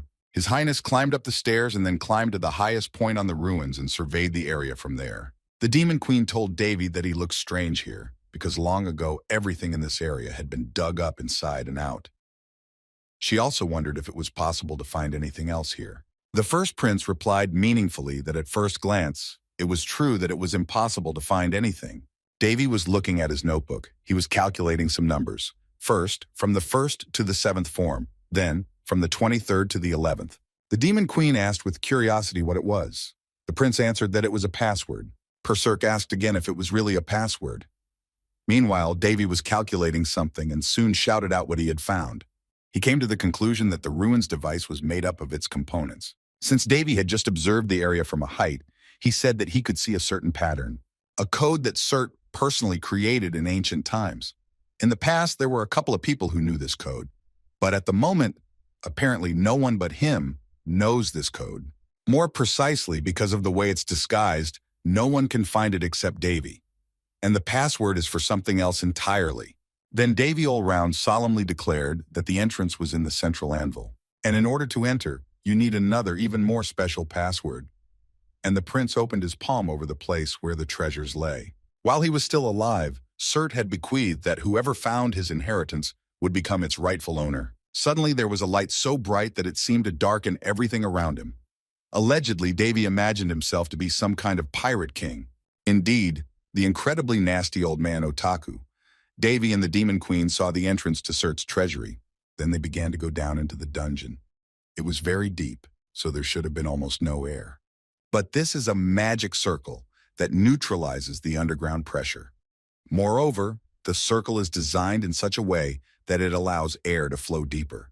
And yet, the magicians who created this magic circle did not seem to be in touch with their heads. Davy realized that he was very lucky to have met Cert at that time, because he might have been sleeping an eternal sleep right now. The Demon Queen listened to this story with interest. The first prince of the kingdom of Roan, Davy Allron and Berserk, went down deeper and deeper. Finally, they reached the cherished place. The Demon Queen noticed that this place reminded her more of a living quarters than a dungeon. In fact, blacksmith Cert was always considered a kind of madman who devoted his entire life to blacksmithing. After his best friend Karis died, he returned here to the dungeon. and he died, having invested the rest of his life in this one craft. Of course, he himself was buried on the surface, but only his mortal body. But all of Surt's possessions were kept here and remained untouched. In this part of the dungeon, everything was neatly constructed. In the very center, on a small pedestal, there was a neat box with incredible treasures. The Demon Queen said it looked very much like an altar. Davy even suggested that Surt serve some non-existent god of blacksmithing. Finally, Davy ordered the chest to be opened and called out what was in it. The chest began to open, and a strong wind blew out of it. The Demon Queen said that it was the first time she had ever seen someone's will materialize so filthily. There was a warning because the power of the treasure was very powerful. The Forge of the 1,001 Nights, the nickname given after the creation of the divine sword, when Surt banged his hammer for 1,000 days without a break.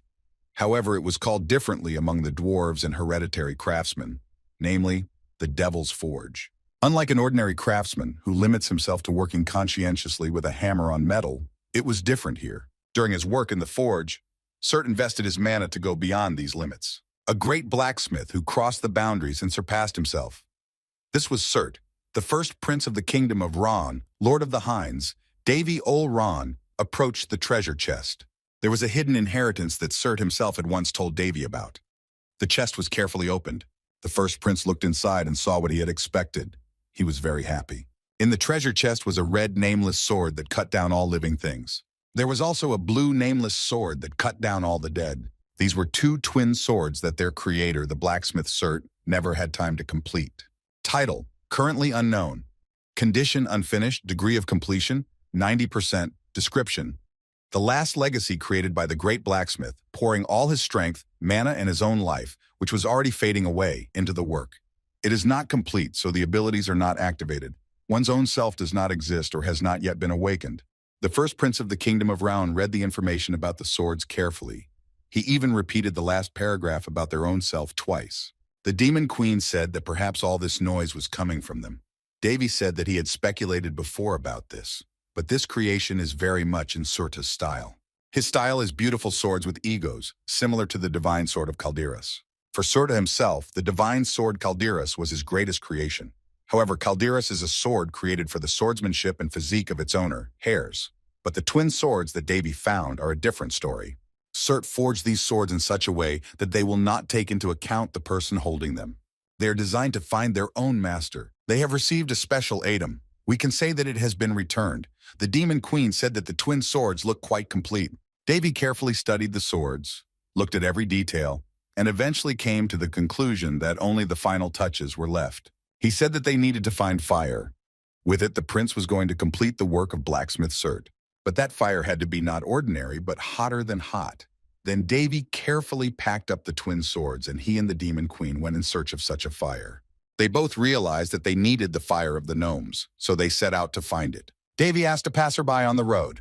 The passerby told him to go straight down the avenue so he would reach the square. Then the passerby wished him a safe journey to the capital, and Davy politely thanked him for seeing him off. A call from the royal palace. The first prince asked the Demon Queen what she thought about what was going on in the palace. Berserk replied that Davy has a curious habit of asking about things he knows all too well. The Demon Queen said that it looked as if they wanted to reward the first prince for his services, as they had been told in the invitation letter. But the truth is obvious.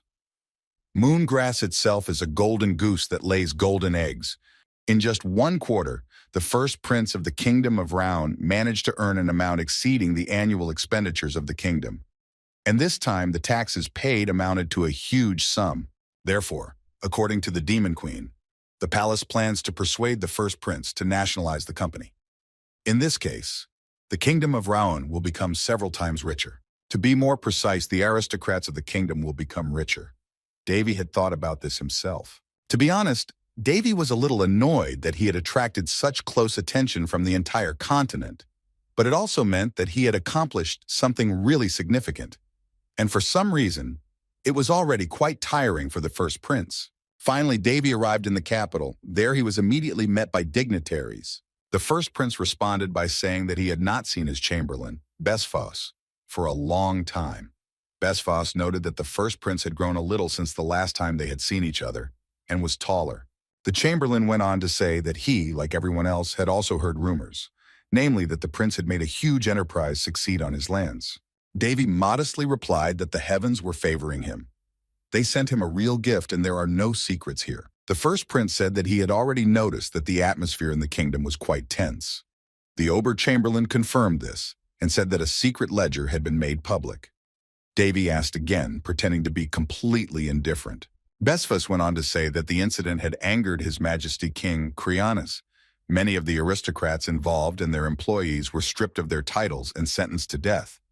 This news surprised the first prince, who had not expected his father, the king, to be so determined. The Ober-Chamberlain said that His Majesty the King had already gone to his chambers to rest, so the prince had better greet him the next morning.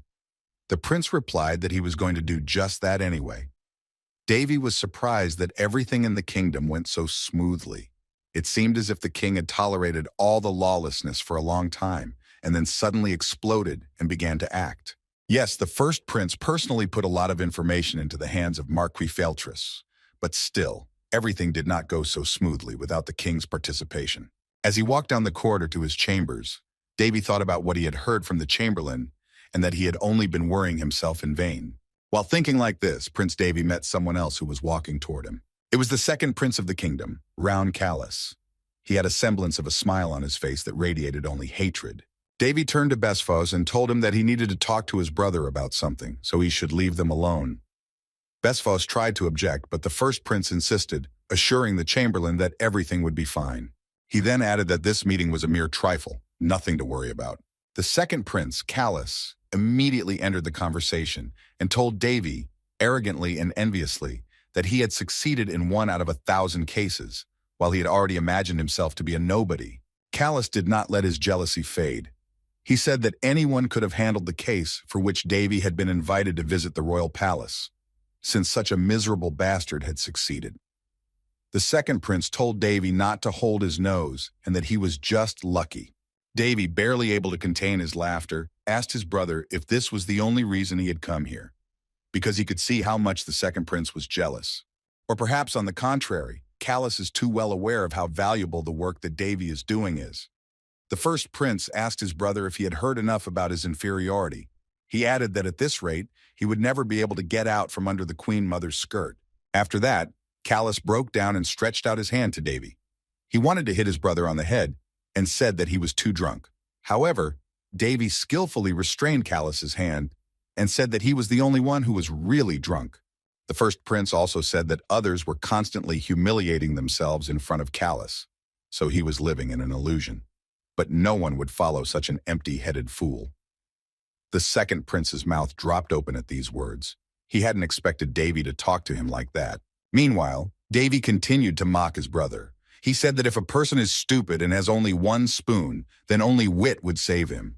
Callus began to scream furiously, saying how dare Davy talk to him like that and humiliate him. However, Davy did not pay attention to his brother's cries. He said that if Callus had not been so stupid, he would not have shot him 6 years ago. And then suddenly the first prince attacked Callus. He simply could not restrain himself from being incredibly angry. In an instant, the second prince was already on the floor. Davy asked him if Callus even realized that when he spits out such requests as if they were something ordinary, he was dishonoring His Majesty all the more. Callus began to scream, calling for help, and Davy continued to laugh at him, especially at the cowardice of his brother, who in any situation constantly shouts "bastard." The second prince was still lying on the floor in the corridor of the royal palace. Davy held his foot over his face and said that half of the blood flowing in his body belonged to the king of this country. Then the first prince did put his booted foot down on Callus, causing him severe physical pain. Davy just smiled, saying that he knew it hurt. The Demon Queen mentioned a book called "This is Youth." Davy replied that it didn't apply to this situation at all. Even in any case, it's a bit off. Callus, meanwhile, listened to his brother speak and did not understand. Then Davy walked over to him and slapped the second prince across the face again. This time he gave him what looked like a slap. Callus grabbed his eye and kept screaming about what Davy was doing. He just sat on the floor, afraid to do anything. The second prince slowly began to get up to run away, and Davy continued to mock his brother and asked if he wanted to get another blow. Then Callus finally got to his feet. Davy threatened him that he would see everything later, and all of Callus's things, which he always flaunts so confidently, would soon no longer belong to him. Frightened, Callus took his feet and began to run away from his brother. The Demon Queen laughed at him because Davy had managed to beat his brother with just a pinch. But Davy said that it was not just an ordinary goldfinch. The first prince smiled broadly and said with satisfaction that he had done some damage. The Demon Queen said that she would let Davy say what he wanted, but she did not like something. She asked the first prince to stop smiling like that because it scares her a little. And this smile looked scary. Davy put his hand over his mouth and asked if it was really that strange. It was just another bad habit, but he decided to restrain himself a little. The Demon Queen continued to ask what the first prince had done to his brother, how he had beaten him. Then Davy said that he had simply put the worst curse in the world on Callus, which even magic could not lift. The Demon Queen was surprised by what Davy had done and still asked what was so terrible. And the prince added something else. And he, still smiling, said that he had given his brother, the second prince of the kingdom of Raun, a gift. And then he just kept silent and told Berserk that they had to wait until tomorrow, and they would enjoy the spectacle in the hall. The next day, officials headed by the king were gathered in the meeting room, and Queen Lenise was also present. Everyone was discussing the first prince's successful venture. For everyone, it was incredible that it took 4 months to cultivate the moon grass, and that the profit for this period exceeded the annual expenditures of the kingdom. This was an amount that could immediately cover the cost of state defense. The officials believed that it was necessary to develop this enterprise to supplement the capital of each territory. The Demon Queen was watching them and listening attentively. She said that everyone had completely forgotten about the owner of this enterprise, which was being actively discussed, and they were only talking about it. For some reason, Marquis Feltrus was absent from this meeting. But among the royal faction, as well as among the aristocracy, there were a lot of people who were very greedy for power. The Demon Queen was logically interested in what the future held for such a country. Davy listened to all the officials chatter with his usual smile. He laughed and said that next time he would like to go into the restaurant business. In general, the most profitable businesses are food and alcohol. But he is still new to this business. The Demon Queen said that he is far from perfect, and why look for a new income in the middle of this mess? And then His Majesty King Cryanes said that first they needed to reward Prince Davy, who had brought such great good fame to the kingdom. Then he turned directly to Davy and said that he was a good man, because he was able to handle such a difficult and serious matter without any outside help. And Davy said that he was just doing what he had to do. However, the king continued to praise his firstborn son. He said that no one could have achieved such achievements as Davy had in a decade. His Majesty told Davy to name what he wanted. The king was ready to give him any reward. Davy thought about it. He wondered what would happen next. He knew that no matter what he asked for, his request would hardly be granted, citing an endless number of excuses. The first prince told the king that he had a request, but it was too big a reward, so he had nothing in mind right now that he wanted. He asked His Majesty to give him time to think about it. The king generously agreed. The officials then continued to discuss the moon grass business. They again emphasized that it was necessary to support the development of the enterprise for the sake of the country's well-being. Some said that these were very limited proposals. Since moongrass brings in so much income, any option will do. The Demon Queen didn't like what the officials were saying about his friend's business, and Davy himself noticed that the officials were behaving much more arrogantly than he had anticipated. Then Duke Barrietta interrupted the conversation. His eyes were shining with anger. He said that he had to check something first. He got up from his chair with a very stern expression on his face, which surprised the other officials in the meeting room. Meanwhile, Duke Barrietta continued, he said that everyone was excited about the company, but had everyone forgotten that you have to probe everything from the very foundation? The subject of the current controversy, ways to use the moongrass to bring additional material assistance to the kingdom. He asked if others agreed with him. Some said that indeed this venture was innovative. The Demon Queen remarked that Duke Barrietta was extremely influential. The first prince agreed that he does look good. The official who supported the Duke continued that by making good use of the enterprise. And then Duke Barrietta interrupted him and asked why no one was taking into account the opinion of His Highness Prince Davy himself, who had made such a huge contribution, but were only planning how to turn the enterprise into a state-owned enterprise and dispose of it at their own discretion. One of the officials tried to make some objections, but Duke Barrietta interrupted him again and said that the status of this official was not higher than that of a member of the royal family. That official was the Marquis of Ferrandis. Duke Barrietta asked him if the state could use all his property for the benefit of their country. The Marquis was distorted by this question. Meanwhile, the Duke continued that this is why the decision on this issue should be left to the Lord, His Highness Davy, and they all have nothing to discuss here. The Marquis of Ferrandis admitted that he had not thought about it and was talking nonsense. The Demon Queen herself was shocked by what Duke Barrietta said, wondering if he was helping Davy. The prince disagreed with her. For him it looked like a mockery, and not like help at all. Meanwhile, Duke Barrietta continued. He said that if the state status was forced on the company, it would be considered repression. Then no one would dare to do business after that. The Duke then turned to the first prince and asked if he was thinking correctly. Davy, smiling, replied that the Duke was not just about to say that. Duke Barrett smiled quietly and asked if it was really that obvious. But he immediately confirmed it and said that, frankly, there is a more important issue. That is why he believes that reconciliation is necessary first. The Duke pretended to be quite caring. He went to the center of the room and asked for everyone's special attention. Then he pulled out a letter from under his cloak and said that it was a message from the High Priest of Balshus. King Creanes asked what this message could be. Davy sat still and silently watched what was happening. Then Duke Barrietta told him that the letter asked for His Highness the first Prince of the Kingdom of Round, Davy Ol Ron, to move to the sacred country. This was to be done in order to testify to the appearance of his stigma and to confer the title of saint on the prince. And then Count Rhonda began to object. He said that His Highness is first and foremost a prince of this country, not an ordinary lord. The count said that the first prince should not be sent to a holy country. Others, on the contrary, defended the point of view of Duke Barrietta, because a holy country is a holy country. That's the whole point. It is a country whose influence extends even to empires, a country that serves the goddess Priya. It should be no problem to send His Highness Prince Davy there. However, Count Rhonda did not give up, he asked. Since when did the Kingdom of Round become a subject country of the sacred state? He was outraged at how the prince himself could be given to them. It would be too much like a tribute. And they laughed at him, called him a completely clueless person who could not see beyond his own nose. Davy only wondered how much noise was made at the meeting because of him alone. He entered the argument, saying that the fact that he was stigmatized was confirmed. And he does not believe that this is why he needs to move to the holy country now.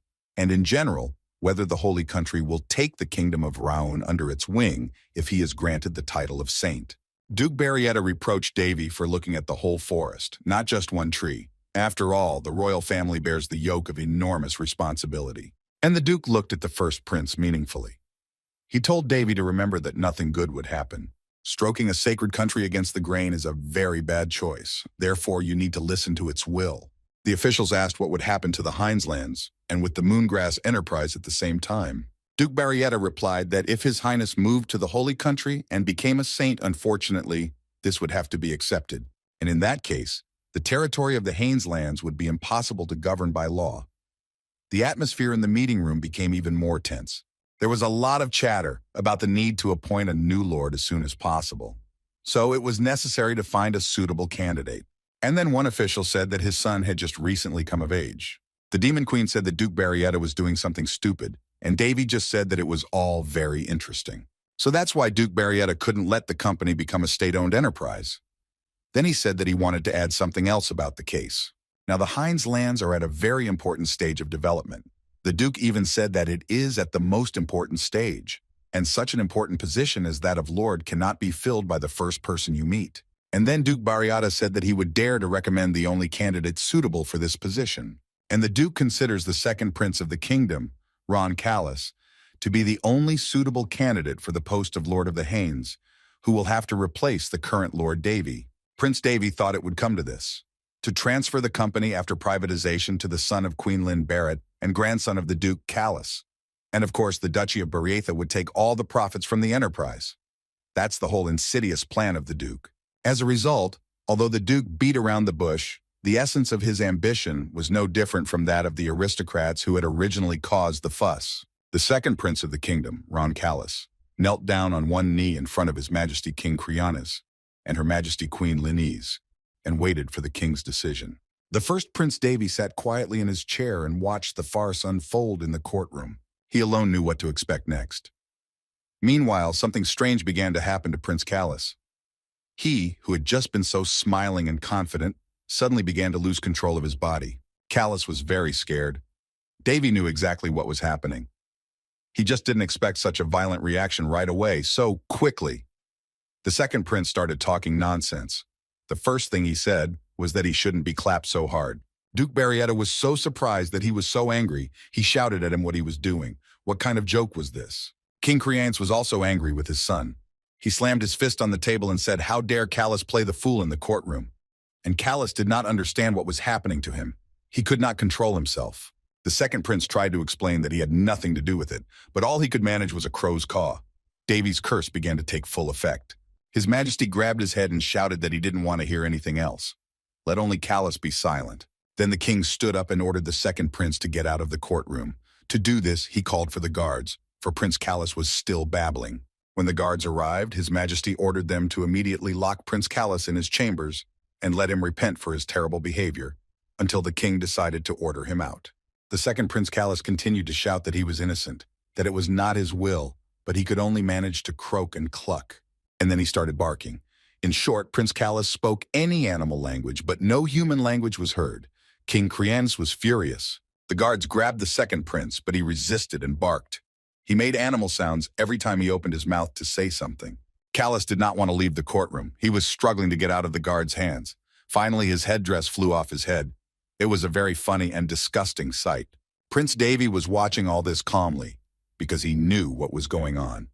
The Demon Queen was surprised at the powerful changes that had happened to Callus in just one day. Prince Davy replied with pleasure that it was indeed a very terrible curse. He was happy to see that picture.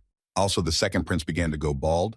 Bald spots appeared on his head, and they became noticeable as his headdress flew off. Now he became really sunny-faced.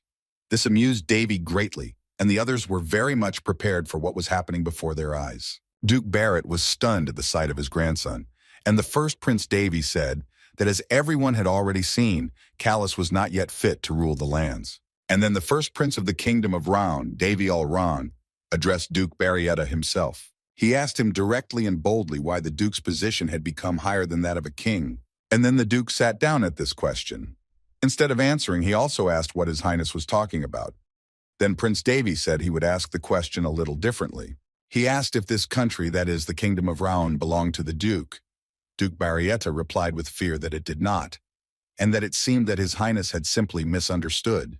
He then added that he was acting solely in the interests of the kingdom of Round.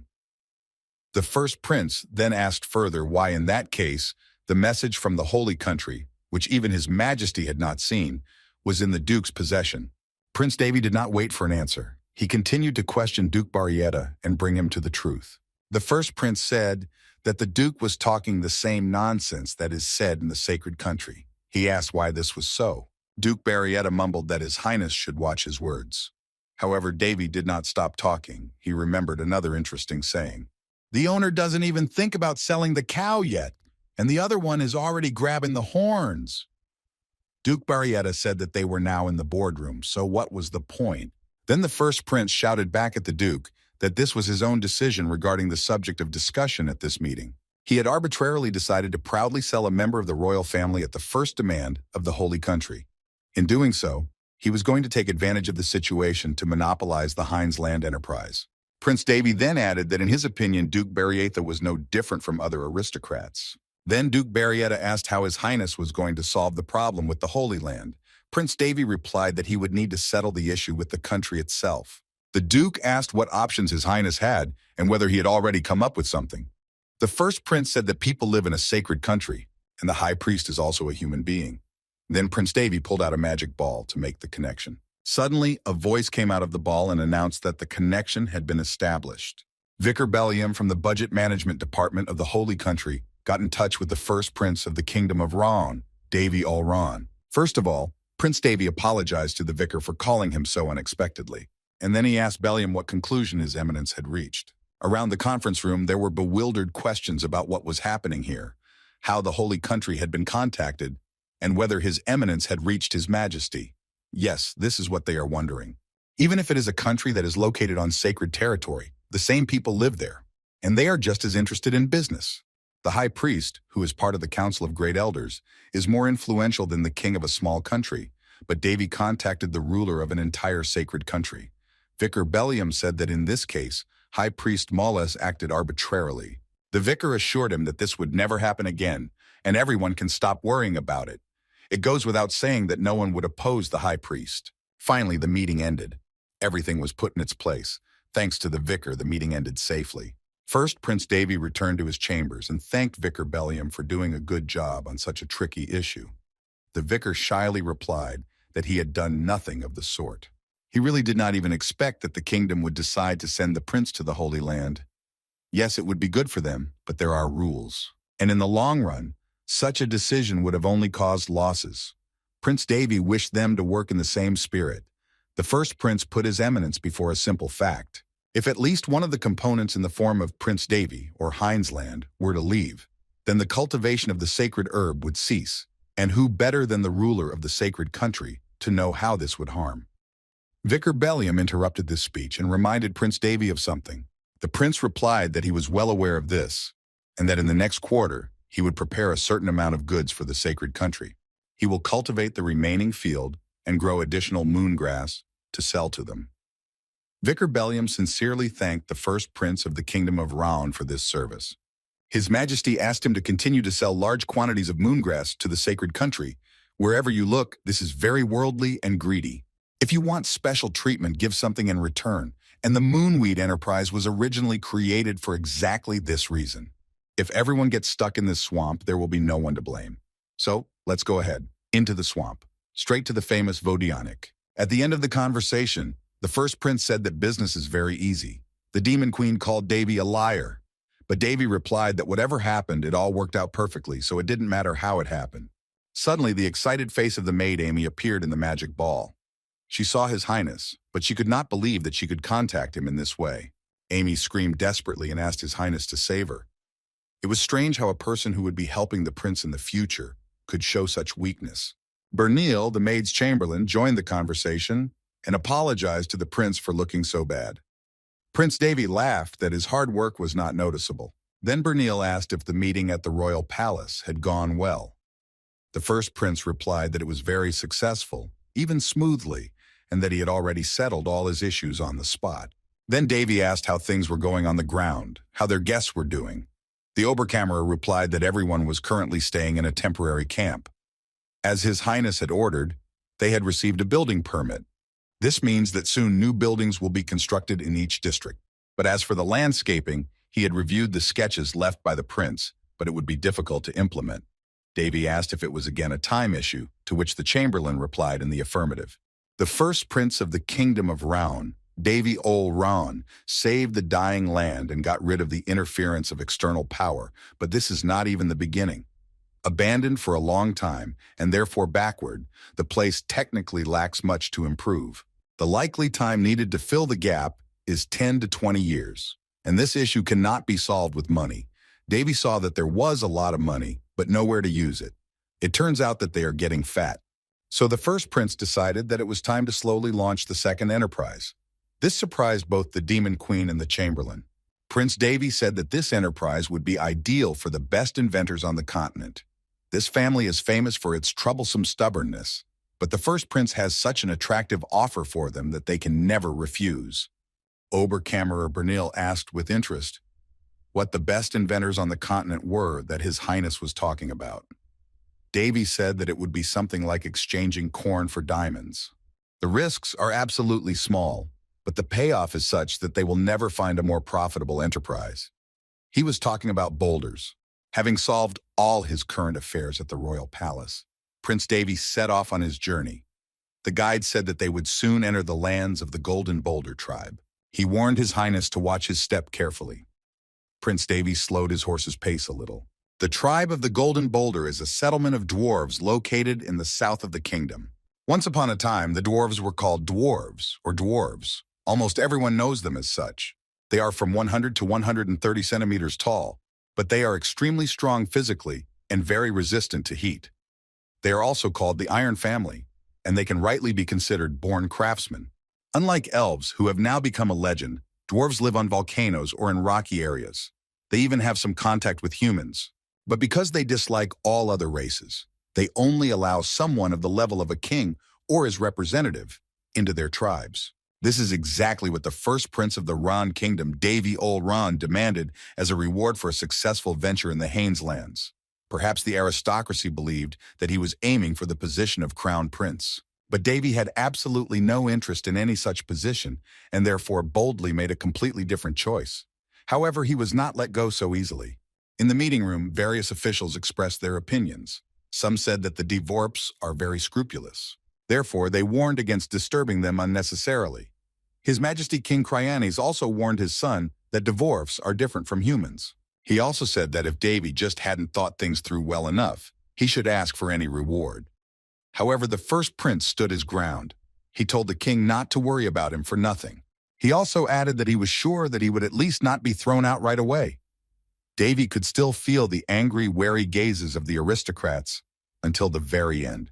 The Demon Queen said that it seemed like all the aristocrats were wondering what this bastard was going to do this time. In her eyes, it looked exactly like that. The first prince laughed and said that Perserk's eyesight was good. The Demon Queen also said that, in fact, the companions were only assigned to them to keep an eye on the prince, although she even felt a little sorry for them. Davy said that she was right to feel sorry for them, because he was going to arrange something. Finally, the first prince of the Ron kingdom, Davy Ol Ron, and the Demon Queen Perserk arrived at the Dwarf settlement. At the entrance were guards who ordered them to stop immediately. The guards asked who they were and why they had come here. The prince's companions replied that they had come from the kingdom of Round and asked permission to enter the kingdom of the Golden Boulder. The rather angry guard, furrowing his brow, said that they had not heard of this. The guard's name was Gert. Davy said that he had come here with a very good offer. Then Gert turned to him and asked who he was. The boy replied that he was the first prince of the kingdom of Ron Davy. The guard Gert looked at the cart behind Davy and hummed with satisfaction. Then, folding his arms across his chest, he said that a treaty was a treaty, since he was indeed a prince. However, the tribe was facing a big problem right now, and the circumstances were not right to make new treaties. The first prince was surprised by what the guard said. He had not heard anything about it. But Gert opened the gate anyway and invited the prince in because that was his job. Gert also told them to leave their horses at the entrance and walk on foot. These are the rules here. Of course, the people who had accompanied the prince to the kingdom of the Golden Boulder stayed by the horses and the cart. And Prince Davy went on through the interesting kingdom, looking at the local scenery with interest. Finally, they reached the building, inside which the elder of the Golden Boulder kingdom was already waiting for Davy's visit. At the threshold, the first prince was greeted by a maid who prudently warned the guest to watch his head as he walked inside, because all dwarves are very short in stature, so the entrances and exits are made for their height. In the hall where Prince Davy was invited to enter, there was a round table. An elder was already sitting at that table. He was the 8th elder of the Golden Boulder dwarf settlement. His name was Golda. He was sitting with his hand on his head. It seemed that he did not want to have a meeting at all. Davy noticed that Golda was irritated by something. In addition, the prince was surprised that the elder was in the hall all alone, because usually dwarves have several elders. However, Davy did not come to this kingdom to be surprised by anything, so he decided to start suppressing it right away. The first prince of the kingdom of Ron, Davy Ol Ron, bowed politely and greeted Elder Gold according to the custom of the dwarf race, wishing that the protection of the god of iron always accompanied him, and introduced himself. The elder coughed in response and said that he was very surprised that a human knew the rules of greeting the dwarf. Davy replied that he could not be disrespectful to a lineage of eminent masters. This made Elder Gold very happy, and he said that he liked the first prince of the kingdom of Ron. In fact, it is very rare to meet such a person nowadays. Then the elder invited Davy to sit down at the table. Golda explained that all the other elders were busy, and he came as a representative of the Golden Boulder Kingdom. Davy immediately thanked him for taking care of this. Then the elder asked what brought the young prince to them. Usually all transactions are made outside the village. The prince replied that he was aware of these rules, and also knew that a regular treaty with the Kingdom of Round had been signed a few months ago. The first prince then went on to say that, frankly, he came to the dwarf settlement with a few of his own personal proposals for cooperation. He added that his cart contained a small token of his sincerity, namely barley beer and meat.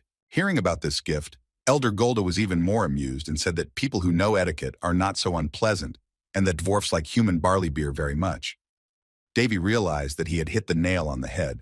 However, the dwarf tribe is not in a position to fulfill anyone's wishes. The first prince of the kingdom, Round, asked what this meant.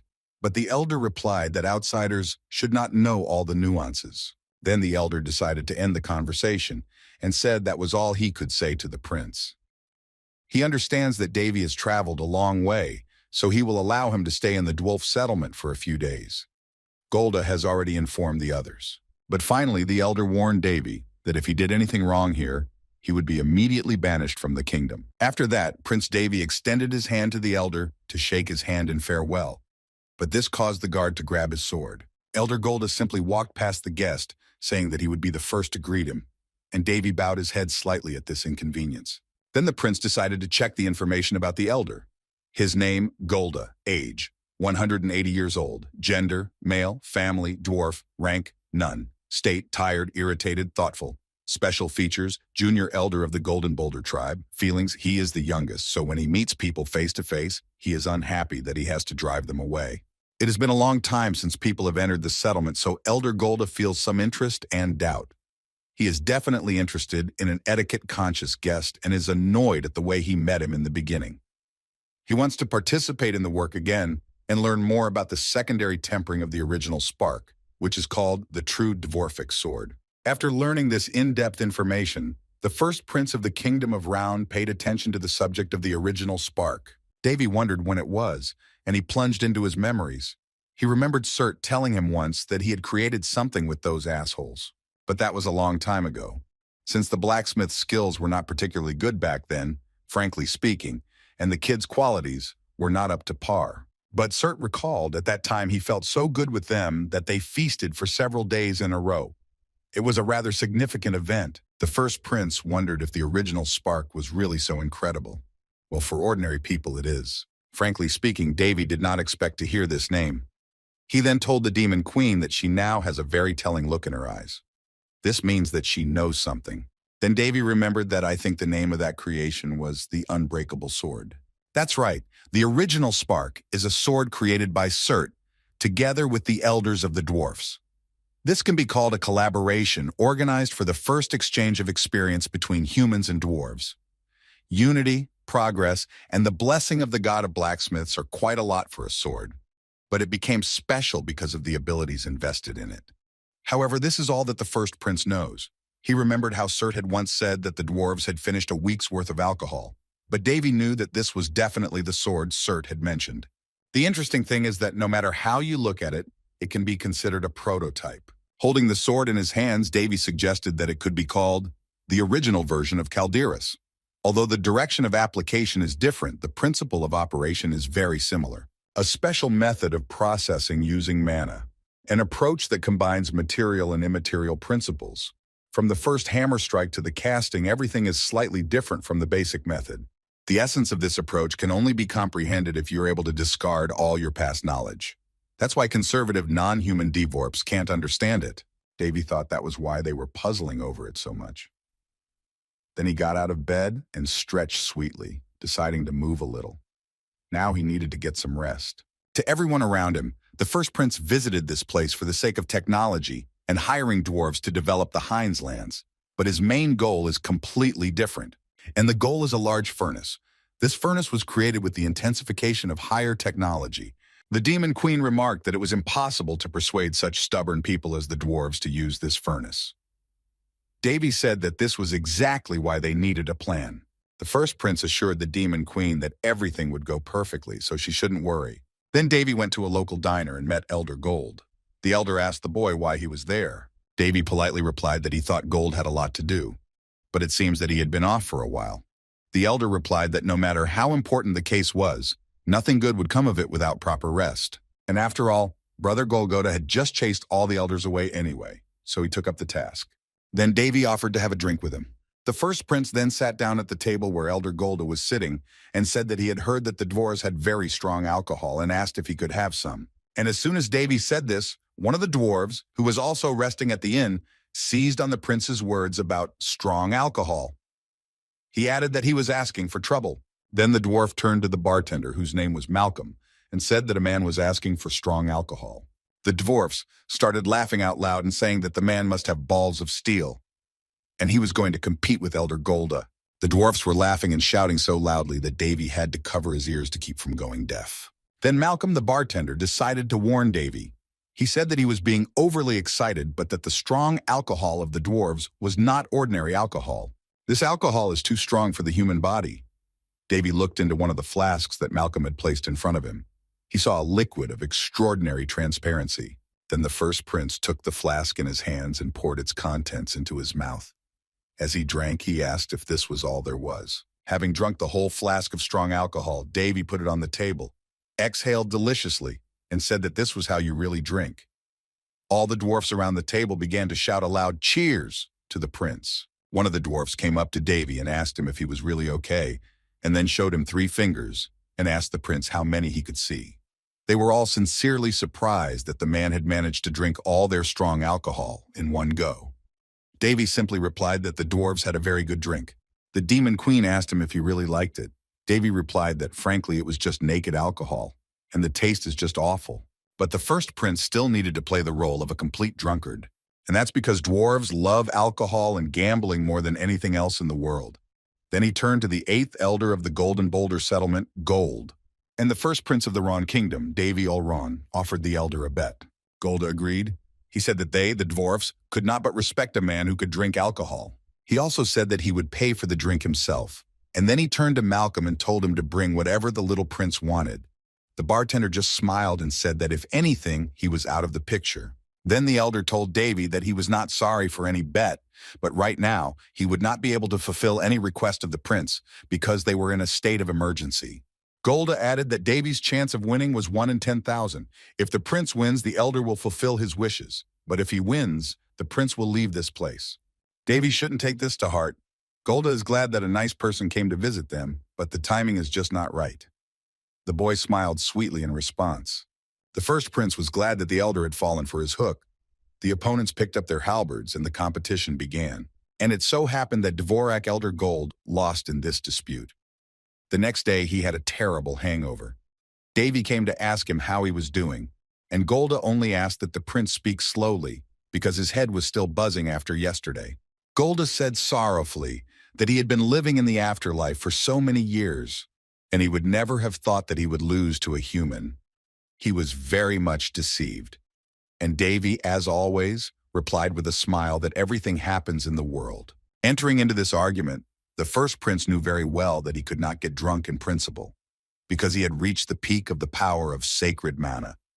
Alcohol would spontaneously disappear from him. The demon queen said that he was a true fraud. However, Davy still had to concentrate in a certain way.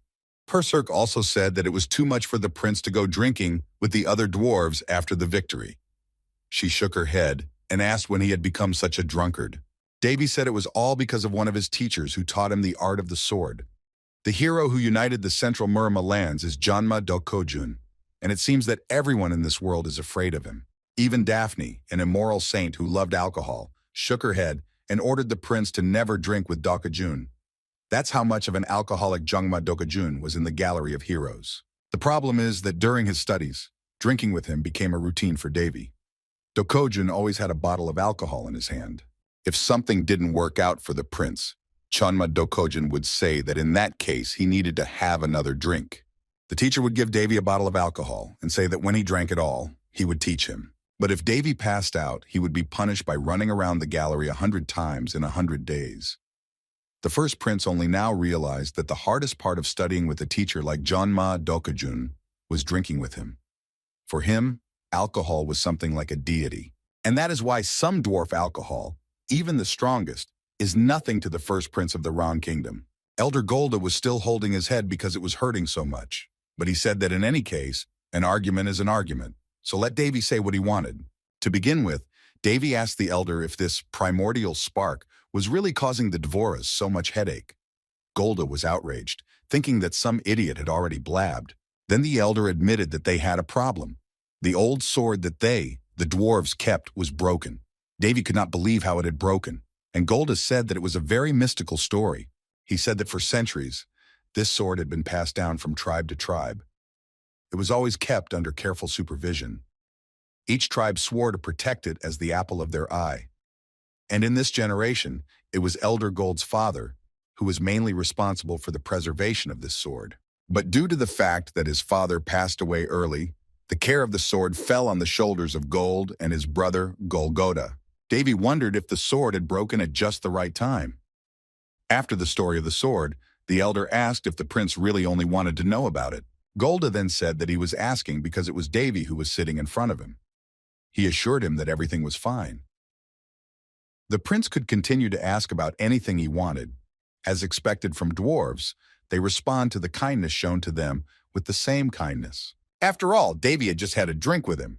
However, it was clear that the first impression the prince left behind was beneficial. Then the first prince told the elder that, frankly speaking, he had a poor blacksmithing technique, and he asked permission to look at the broken sword at least once. It was all in the interest of science. Since Golda had promised to fulfill Davy's every wish, he decided to take the prince to the central workshop of the Golden Boulder dwarf tribe. There was a constant fire burning in the incredibly huge furnaces, and blacksmiths were working there. The first prince of the kingdom of Round was delighted that all this was created by the abilities of the dwarves alone.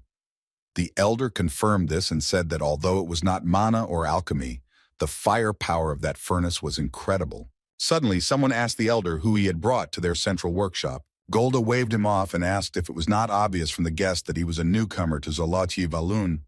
But the workshop workers did not let up. They were outraged that the elder had brought the man here. They said that Golda had lost his mind to allow such a thing. Davy, of course, had predicted that there would be so much discontent and protests among the dwarves, but he did not think it would be so violent. The prince was even a little ashamed that he had dared to ask for a visit to the central workshop. And then Golda's brother Golgotha entered the workshop. He asked what he had done, how it had happened, and asked for an explanation. Golgotha was the first elder of the Golden Boulder tribe. Golda looked down and admitted that it was just a simple argument. Then he said that this green prince of the Ron kingdom was a little familiar with the art of blacksmithing, and he only asked to see their forge for a while. But all the workers in the forge kept shouting that it was still not appropriate to bring a person to the central workshop. Golda calmly told his brother that he was still drunk. However, Golda denied this, saying that he was fine, and he asked for permission to carry out his plan, putting his place as an elder on the line. Golda asked everyone to believe this young man and pointed to Davy. Golda still did not agree. But then he told his brother to do what he wanted, and they already had a lot of work to do. And he ordered all the employees to return to their workplaces. The dwarfs tried again to object that this was not the right thing to do, but Golda replied that Golda was also an elder, and his decision had to be respected. Then Golgotha addressed the man. The prince politely said his name, and then the first elder called him by name. And the first elder said that he would accept Davy at his brother's request. But as soon as he did something stupid, Golgotha would immediately smash his head. The first prince replied that he would take this into consideration, and all around him we heard disgruntled phrases about how absurd it all was, and whether the elder even remembered what the dwarves were doing here. Then Davy was led to a hall where a huge sword, 2 meters long and 30 centimeters wide, lay on a pedestal. It is called a sword, but in fact, it is a much larger thing. That sword has a nickname, the Unbreakable Sword. But the point is not that it doesn't cut. The point is that it's hard to cut with that sword. The central workshop was in full swing. Some dwarfs were shouting to others not to slow down but to grab quickly. Others asked what happened to the iron he had made there. The dwarves quarreled and used obscene language in their conversations. Sometimes they made fun of each other. The demon queen noticed that Davy was looking at something very carefully and asked him what had caught his attention. And the first prince of the kingdom of Roan answered that the dwarves could not do anything with that sword. He realized that they were doing something completely wrong. An unbreakable sword has the same processing method as a sacred sword. But this sword was not finished, and therefore not protected from aging. It is a pity, but it is quite logical. First, Elder Golgotha worked hard to repair the unbreakable sword, and he even forgot to rest.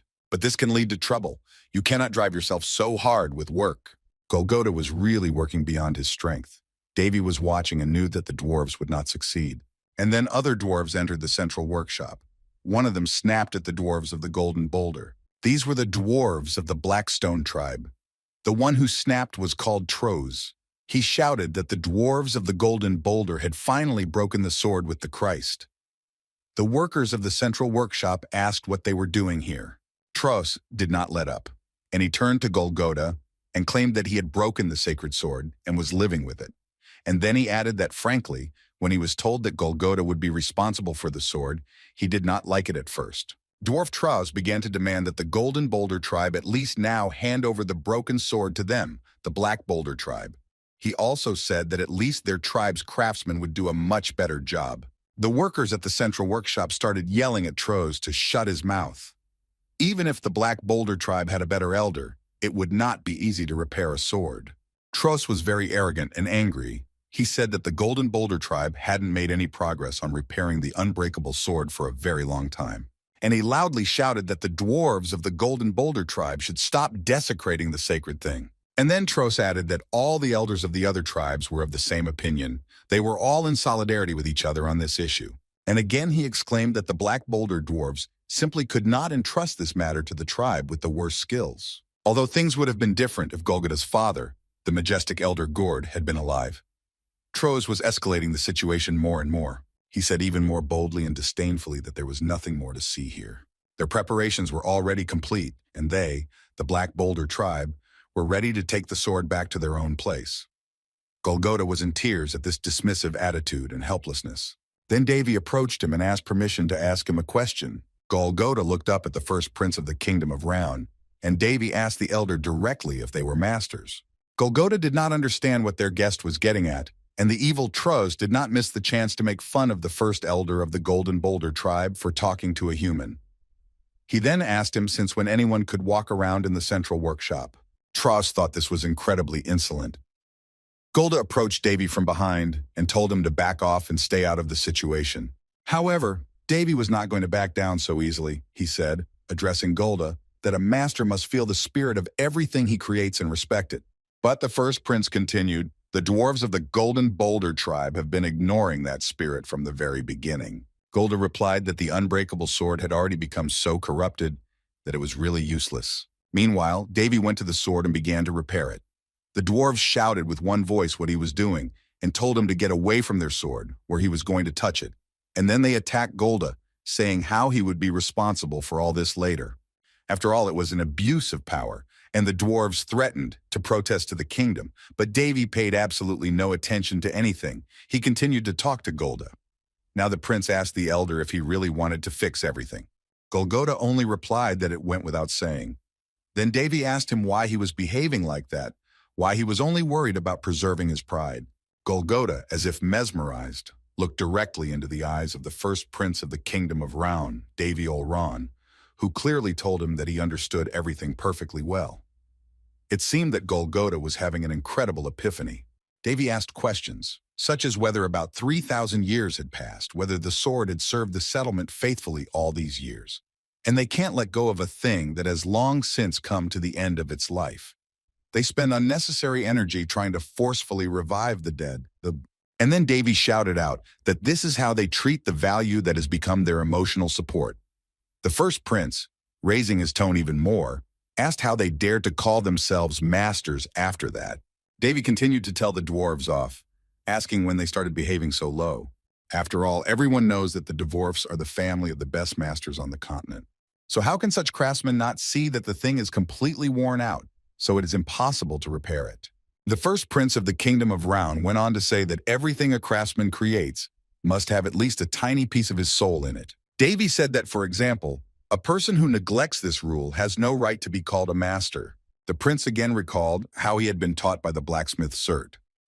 The teacher said that if Davy ever met such a person, he should sell skulls to him without mercy. Then Davy put the sword on the grate of a huge furnace. Everyone froze in tense anticipation. And when the dwarves realized what was happening to their sacred sword, they rushed to Davy in a rage. They shouted that they would kill him.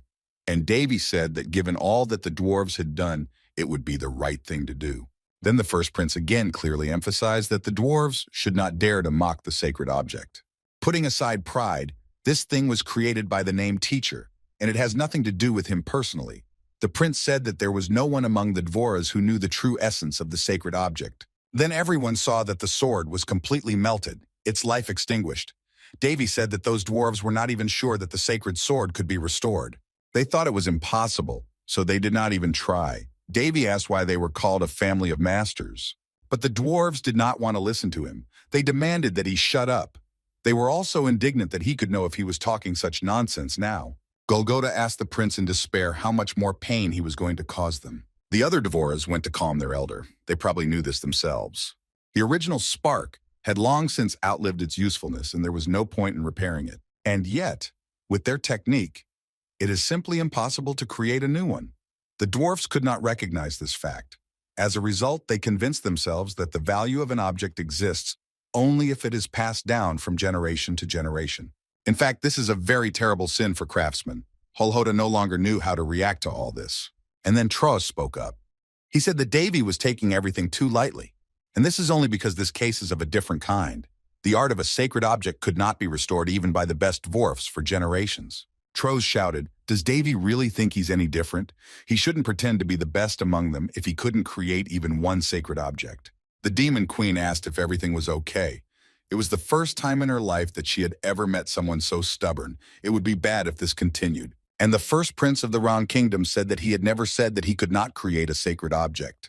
These words outraged the dwarves, the best craftsmen on the entire continent, even more. They decided that Davy was bluffing, because even they could not handle metal of such an unusual alloy order. And here is a man who says he can handle it. Golgotha said that this was the creation of the blacksmith of the 1001 Nights himself. You can't create something like that by just trying. Golda tried to calm his brother down. The first prince of the kingdom of Round, Davy Ol Ron, replied that the dwarves should stop being so fierce. Let them just study. Among all the things Davy learned in the Gallery of Heroes, there was one of the few subjects in which the prince could barely keep up with his teacher. However, since he was in some way a special case, possessing many skills such as magic, fencing, alchemy, sacred power, and so on, he still managed to cope with the tasks at hand. For example, with Surt, who was a natural craftsman and also studied, they worked well together. So Davy's blacksmithing skills grew extremely fast, although of course he could not compare with the superfine work of this monstrous master. And the first prince of the kingdom of Round, Davy Ol Ron, set about creating. He created the unfortunate primordial spark, which is no different from the prototype, many times in the Gallery of Heroes. The dwarf started shouting at the prince that he was doing everything wrong. "It's cadmium steel and myrrh alloy. You can't do that to them." The craftsman told Davy that he didn't even know the basic procedures. But Davy calmly replied that who said that you can't use things that go beyond the established procedures. Then he began to clarify whether it was the ancestral dwarves or the blacksmith of the 1001 Nights. The first prince told the dwarves that they were thinking about one order and imprisoned themselves in it. Continuing to work on the creation of the sacred object, Davy said that there was no need for any order. Suddenly, the color of a spark appeared. Things can change dramatically depending on how well you manage the process.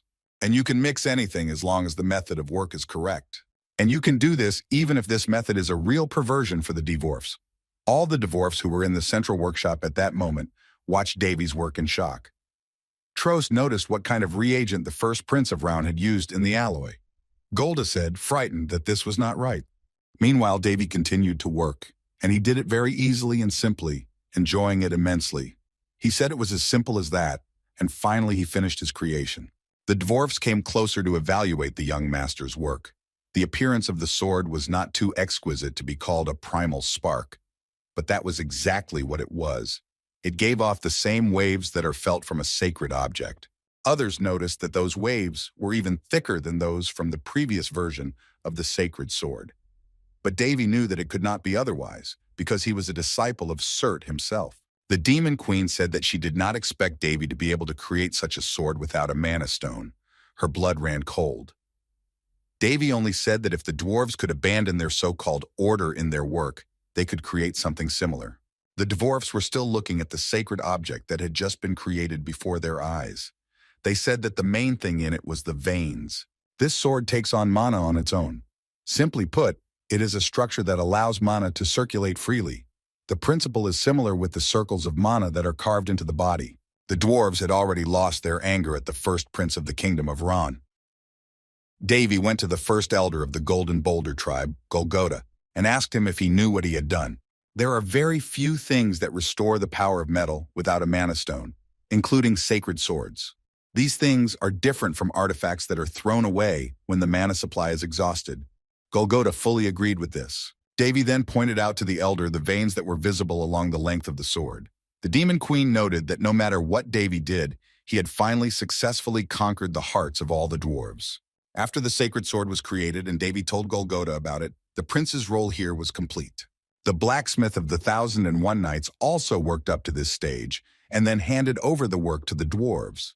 So they had to do it themselves. But the elders objected that their technique was not enough even to complete the sword. And Davy calmly, holding the blacksmith's hammer on his shoulder, told the dwarves to learn this technique. However, the dwarves did not lag behind the prince. The first elder of the Golden Boulder tribe asked if Davy could teach them the techniques of the ancestors and the blacksmith of the 1001 Nights. The boy agreed, but not for free, of course. The first prince of the kingdom of Ron made it a condition that they pay him and he teaches them. And first he wanted them to deal with his case, with what he needed. And then Davy laid down the sword he had brought with him to finish it. The dwarves surrounded it and began to marvel at its beauty. The Demon Queen asked why every time Davy showed something to someone, it caused such an incredible reaction. At this rate, one day, he would be caught desecrating a shrine. But Davy said he shouldn't be afraid of heavenly punishment, since he had already been stigmatized. After examining the sword that the prince showed the dwarves, the first elder of the Golden Boulder tribe, Golgotha, asked him what kind of sword it was.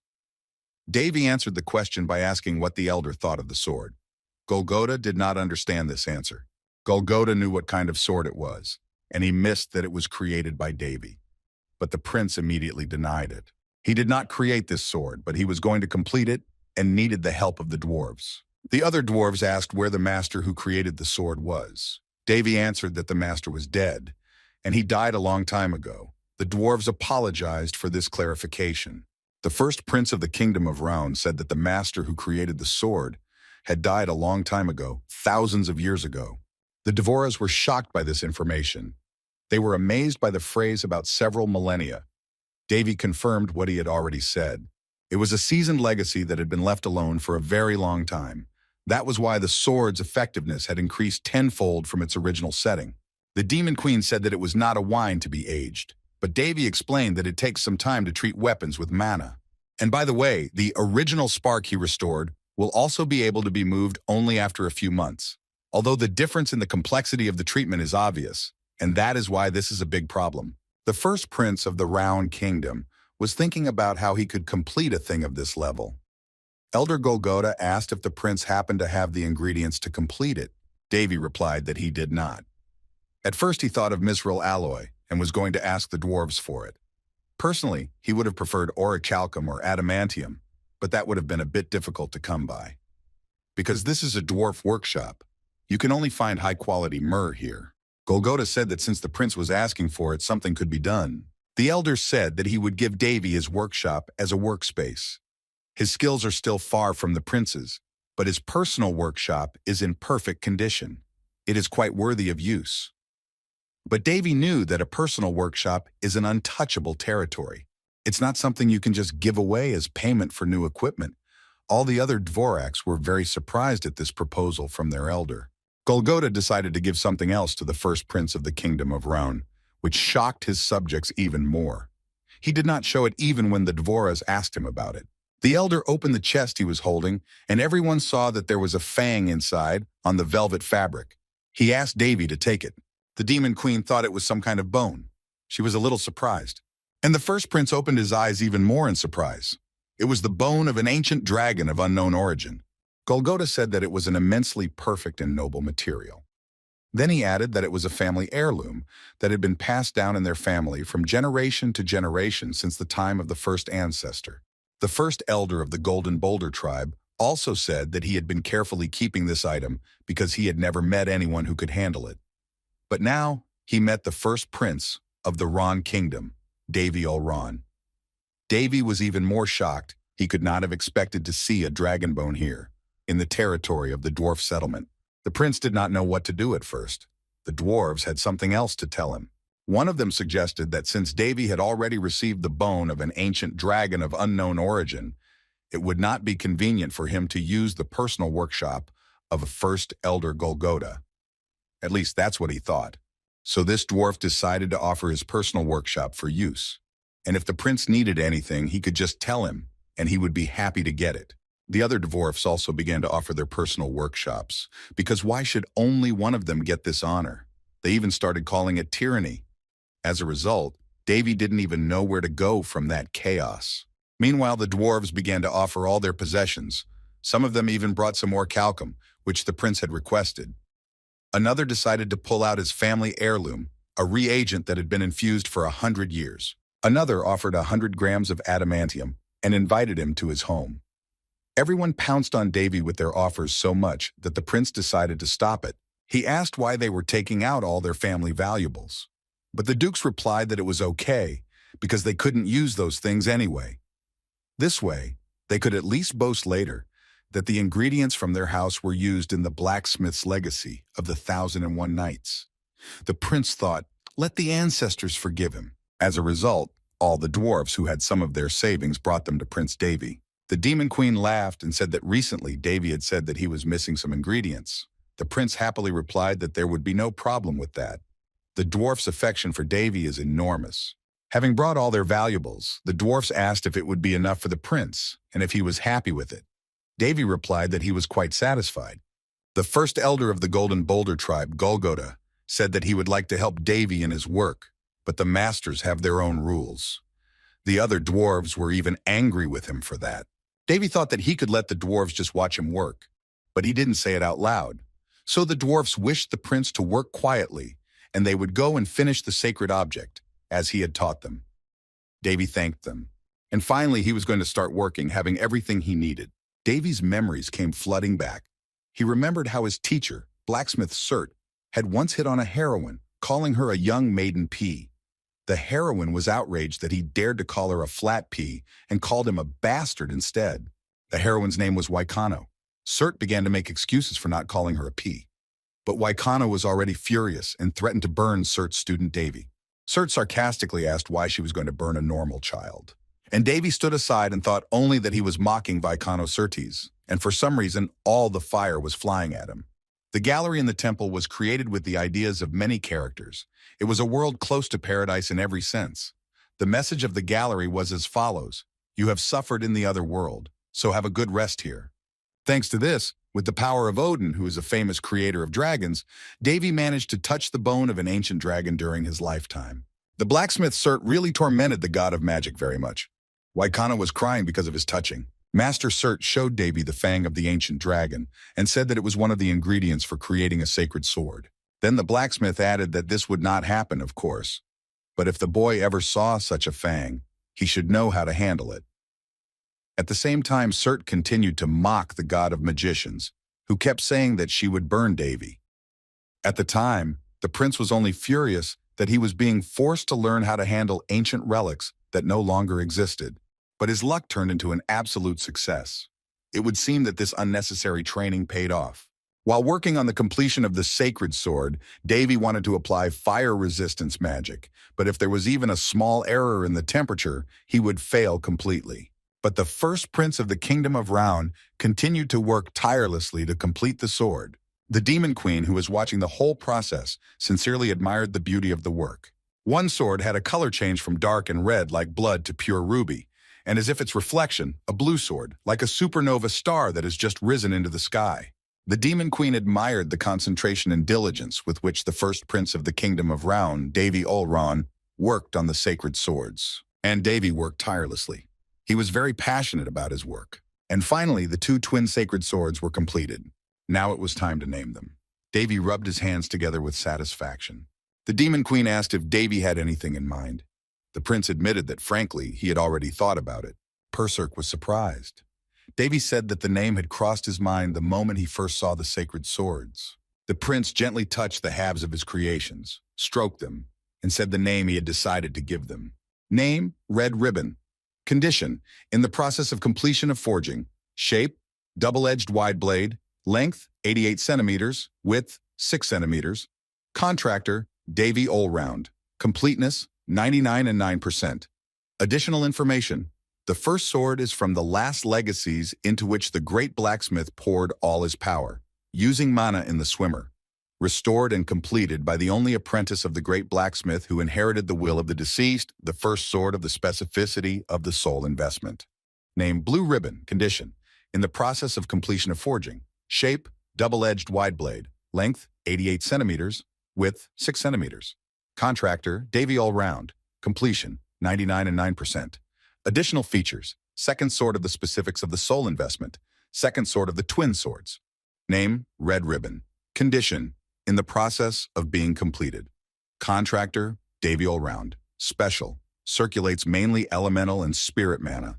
Has the power of inevitable death when cutting through a living being. Slices, ignoring the resistance of all physical systems that harm the blade. When used with the second twin sword, all effects are amplified. Name, blue ribbon. Status, in the process of being forged. Contractor, Davy Olrune. Additional features, circulates mainly the power of elemental spirits and sacred power. Has the power of inevitable death when cutting through the inanimate, cuts through anything that does not exist in physical systems. Deals critical damage to demonic creatures. When used with the first twin sword, all effects are amplified. The Demon Queen said that Davy has no talent for naming things. How can you just call it ribbon? Perserk was a little outraged by this. But the first prince of the Kingdom of Round did not seem to hear her remarks. He was busy with himself and his twin swords. Davy decided to try out the first sword and began to swing it from side to side. The Demon Queen said that it was incredible. Davy had not poured any power or mana into the sword, and the grindstone had shattered the mural. Davy was also shocked that the sword cut through mana. Perserk said that he was just waving the sword from side to side, and here is such an effect. Looking at the blade of the blue ribbon, Davy said that this side was normal. This sword has the power to cut through something that does not exist in the physical world. The prince was pleased with himself because he had completed a simply ruthless thing. It was a masterpiece. When Davy came out of the workshop, the Dorax were already waiting for him. This surprised the prince quite a bit. The dwarves happily replied that they were just making sure that no one dared to interfere with their master's work on the completion of the sacred sword. Davy laughed and thanked them for that. Then the prince asked how long it had been since he had entered the workshop. The answer was that it must have been 4 days. Davy was genuinely surprised. The dwarf said that their mentor had no idea how much their hearts ached when he didn't eat or answer, even when they knocked on his door. Davy still couldn't believe that 4 days had passed. The Demon Queen said he was practically obsessed with work.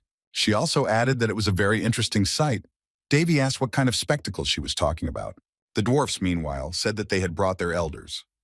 Davy grabbed Perserk and began to ask her what she had seen while he was working.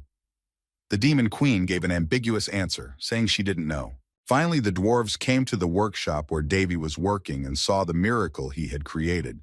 The sword was sewing by itself. One of the dwarves said that such an incredible thing had been created by using the materials he had provided the prince with for his work. The reaction of the dwarfs who saw the completed swords was like that of deep believers who met God. They took the newly created sword in their hands, examined it from all sides, and said that now, after what they had seen, they were not even sorry to die. Davy tried to tell them something, but the dwarves were too absorbed in the contemplation of the sacred object. Meanwhile, the Demon Queen was telling the prince that some of the moments during his work were a bit too much. Perhaps what the first prince of the Kingdom of Round, Davy all round, did lit a fire in the craftsman and started the work on completing the primordial spark. Several weeks passed in this way. The dwarfs were constantly asking their mentor if they were doing everything right, if the strength was too weak in this or that place. Davy would give them his instructions. He would say that everything was fine, and now they needed to lower the temperature a bit. Usually, when working with metal that has a higher strength and mana connection than that of myrrh, it is necessary to change the temperature of the fire from time to time. In this way, the sword will become stronger. The first prince of the Kingdom of Round was fully engaged in the work. Now he made a remark to Elder Ramdi, not to bang the hammer continuously, not to set the texture of the sword by force. Davy said they should do it naturally, like the flow of water. The prince came closer to Elder Rondi, who showed him how he worked, and Davy corrected his technique. Rondi finally perfected his hammering technique. Davy thought that once the elder put aside his pride, all that was left was pure passion. He saw the dwarves overwhelmed with enthusiasm. It looked as if they were taking up hammers for the first time. The prince was quite pleased with himself, and the benefits were obvious. He went outside and climbed a hill with a spreading tree on it. The first elder of the Golden Boulder tribe, Golgotha, approached him and offered him a bottle of alcohol. He said it was the liquor his younger brother had been keeping, but Golgotha had heard that Davy liked it. The prince thanked him politely and said that it had a nice flavor and was not strong. The elder said he was very glad if Davy really thought so. even though he's a dwarf. Not all of them like strong alcohol. And then Golgotha said that, frankly, he had come here to talk about something else. The elder hesitantly began to speak. Davy wondered what it could be if Golgotha paused so much. Then the prince recalled how he had destroyed a grinding stone in the elder's workshop and apologized for it. At first, Golgotha did not understand what was going on. Then the elder said that he had heard that, in addition to completing the legacy of the blacksmith of the 1001 Nights, Davy had asked the dwarves for help in putting the land's equipment in order. The prince replied that this was true. After that, the first elder of the Golden Boulder tribe, Golgotha, stood up and with his hand on his heart, solemnly declared that they, the dwarves, never forget a favor or a disfavor. Golgotha also said that their skills could never match Davy's, but let him just show him what he needed, and they would try to help in any way they could. Davy asked if Golgotha was sure about his proposal because it could take a long time. But the elder replied that he had done them a great favor, so the Golden Boulder tribe would follow him. In conclusion, the first elder of the Golden Boulder tribe, Golgotha, swore to the god of iron to always be there for him. So they, Davy and Golgotha, were sitting on a hill under the wide branches of a spreading tree. Suddenly a dwarf approached them. He called to his elder Golgotha and waved to him. When the dwarf came running, he first began to gasp because he was climbing quickly. Golgotha asked him what was wrong. The dwarf said in alarm that there was a trouble. Their village had been invaded. Elder Golgotha was terribly disturbed by this news. He tried to find out as much information as he could from his ward about who had invaded their village. David also heard this disturbing news. He suddenly sharply waved away an object that was flying directly at him. The prince was suddenly attacked by a red dagger. Meanwhile, in the kingdom of Ron, the maids who took care of the second Prince Callus cursed Davy for what he had done to their favorite. Because Prince Callus never regained consciousness, he threw things around in his chambers and kept shouting in different animal languages. Callus himself was sure that his brother Davy had put such a terrible curse on him. Everyone heard these abnormal animal sounds and saw that the second prince even had bald spots on his head. This all happened just after the meeting with the first prince. Callus also became angry at everyone, including his maids. He thought that they were mocking him, although they assured him that this was not true. The mad prince would rush to the first person he came across and grab her hair tightly, and then pull it hard, calling her a lowlife. The poor girl who fell under the wrath of his highness had to endure such abuse. The prince would then push her away and lash out at another victim, accusing her of being neglected by everyone. Callus began to strangle another maid, grabbing her by the throat. At the same time, he shouted something and made animal sounds. Suddenly, someone entered the prince's chambers and said that it was the first time he had seen such a funny sight of the second prince strangling his maid. It was an interesting man who smiled mysteriously. His highness asked who he was. The man replied that he was late in introducing himself. Then he said that his name was Face. The maids watched in horror. Face bowed politely and asked them to memorize his name with a sweet smile. Face went on to tell the prince that they had recently been very disappointed. Meanwhile, the maids were running away in fright. The prince asked about the side, and Face raised his finger up meaningfully and said that the prince had heard everything well. The second prince of the kingdom, Round Callus, tried to understand what was going on. He asked Fies what he was doing and what he was doing here, and then, as usual, he growled like an angry animal. Then Face said that Prince Callus had recently been treated very boldly and cruelly, and then he added that he had the ability to undo such jokes very easily. Then he said that it would be like a gift from the company. Callus kept asking the uninvited guest who he was, and Face asked if it was really that important, because there were other things that were much more important. Face looked the prince straight in the eye and offered to make a deal with him, and then they would deal with the man his highness hated so much. The second prince pointed out that Davy has a stigma, and there is someone who constantly defends him. Callus said that Davy is not an ordinary person. Face replied that Davy is still a human being. Callus said that Face was talking as if he wasn't human, and he replied that maybe he was. And they would soon realize it. Face spoke very confidently and persistently. Then he added that he had already sent one of his wards in the right direction. And somewhere at this very moment, his ward is biting into the throat of the one whom Prince Callus hates so much. And now in the settlement of the dwarves, which was suddenly attacked by someone, the demon queen began to examine the red dagger. Davy held it in his hands and saw the blood. He knew there was only one skill that could do that. The power to activate various skills with the help of blood. This is the power of the vampire's bloody key. The dwarves were very afraid for their mentor and asked if he was okay. And then the dwarves saw something terrifying. It scared them a little. They had to do something immediately. The demon queen also saw the appearance of a demonic animal. Davy noticed that this demon beast was also of a higher rank and had the skill of Bloody Kai. This demonic beast suddenly appeared near the hill where Davy and Elder Golgotha were sitting. The dwarfs watched it in horror, not knowing what to do next. The prince did not know what to do either. For now, they gathered their thoughts. Meanwhile, the demonic beast was advancing. It looked like a lion in some ways. Davy was not at all confused. He was watching every movement of the beast and studying it a little bit. The prince laughed at how proud and satisfied this demonic beast looked. He also imagined himself as a predator. Then the beast roared very loudly, trying to terrify his opponent. But Davy stood still. A bloody aura emanated from that demonic beast. It seems that Davy had already made a plan to defeat him. Such a bloody aura, even among vampires, can only be created by the highest ones. The question then arose as to how this demonic beast could create it. So, he was an expert level. The Demon Queen told Dave to be very careful, because this demon beast was so dangerous that even an ordinary demon could not step into its path. The prince prepared to attack. He did not care about the beast. He was even interested in fighting and eventually winning.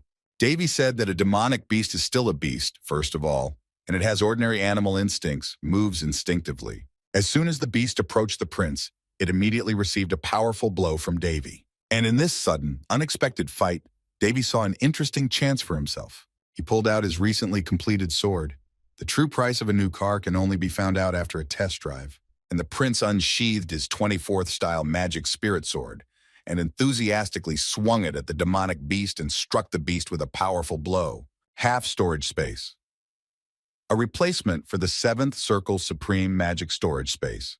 A very small scope storage space recently created by Davy, who had not reached the 7th Circle, stores the red ribbon, Hongdan, blue ribbon, Chandan, the time of the highest prosperity of the central Murim Plains. During this era, all the honorable officials of the faction were as rotten as it is possible to be. At a time when Murim had problems with trade and the people were starving, the officials were living large. Again, Davy's memories came flooding back. One of the heroes told him various stories while drinking alcohol as usual. Frankly speaking, the gentleman, who was a drunk and not trustworthy, claimed that he had united the Murim with one sword, 88 sword styles that he invented and left as a legacy, and he continued to drink. This is a destructive and fierce art where every style is absolute. And this art met with the art of the sword of the god Hares and then evolved into the optimal form for Davy. As expected, a tool makes a man a man. Davy completed the work on the sword, customizing it for himself. The Hondan sword was quite enough for this. The demonic beast bumped into the magic weapon of the first prince of the kingdom of Raun. The first drops of blood were shed. The Demon Queen said that the beast was not yet killed, but Davy saw it clearly himself. The ability to survive, similar to a lychee. A special power to hide the source of immortality somewhere near the body. Until the source is destroyed, such creatures regenerate endlessly. Although, of course, you can kill this demonic beast by simply wiping it out. So much so that there is nothing left to regenerate. But in reality, this would be difficult to accomplish in battle. Davy then asked the Demon Queen if she knew anything about how a simple demon beast, not a high-ranking vampire, could be immortal. The Demon Queen replied that, first of all, it was already abnormal that the beast was using Bloody Kai. The first prince wants to test it, but there is no way to do so. And the demonic beast that attacked Davy survived the attack of the Hondan. If it has immortality of that level, then it definitely got it high-ranking vampire with lord-level rights. The question is what it has forgotten in such a demonic beast. The circumstances are not the most suitable for finding out the details. Davy asked if the source had been destroyed. The Demon Queen replied that it was something else. She rather thinks he destroyed the main system.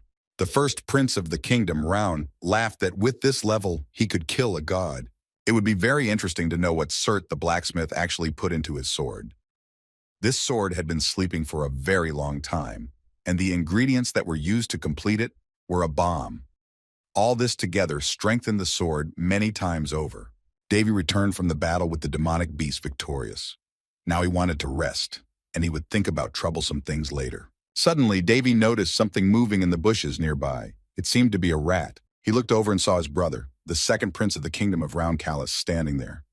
He told him to hide more carefully, because his hair was noticeable. The brothers met face to face, Davy's crazy look and Callus's frightened look. Callus began to run away quickly, and Davy ran after him, waving his twin swords. Callus was terrified that Davy would not catch up with him, because then he would be finished. The first prince shouted again that he could see his brother's hair and raised his sword. He swung it left and right, destroying everything in his path.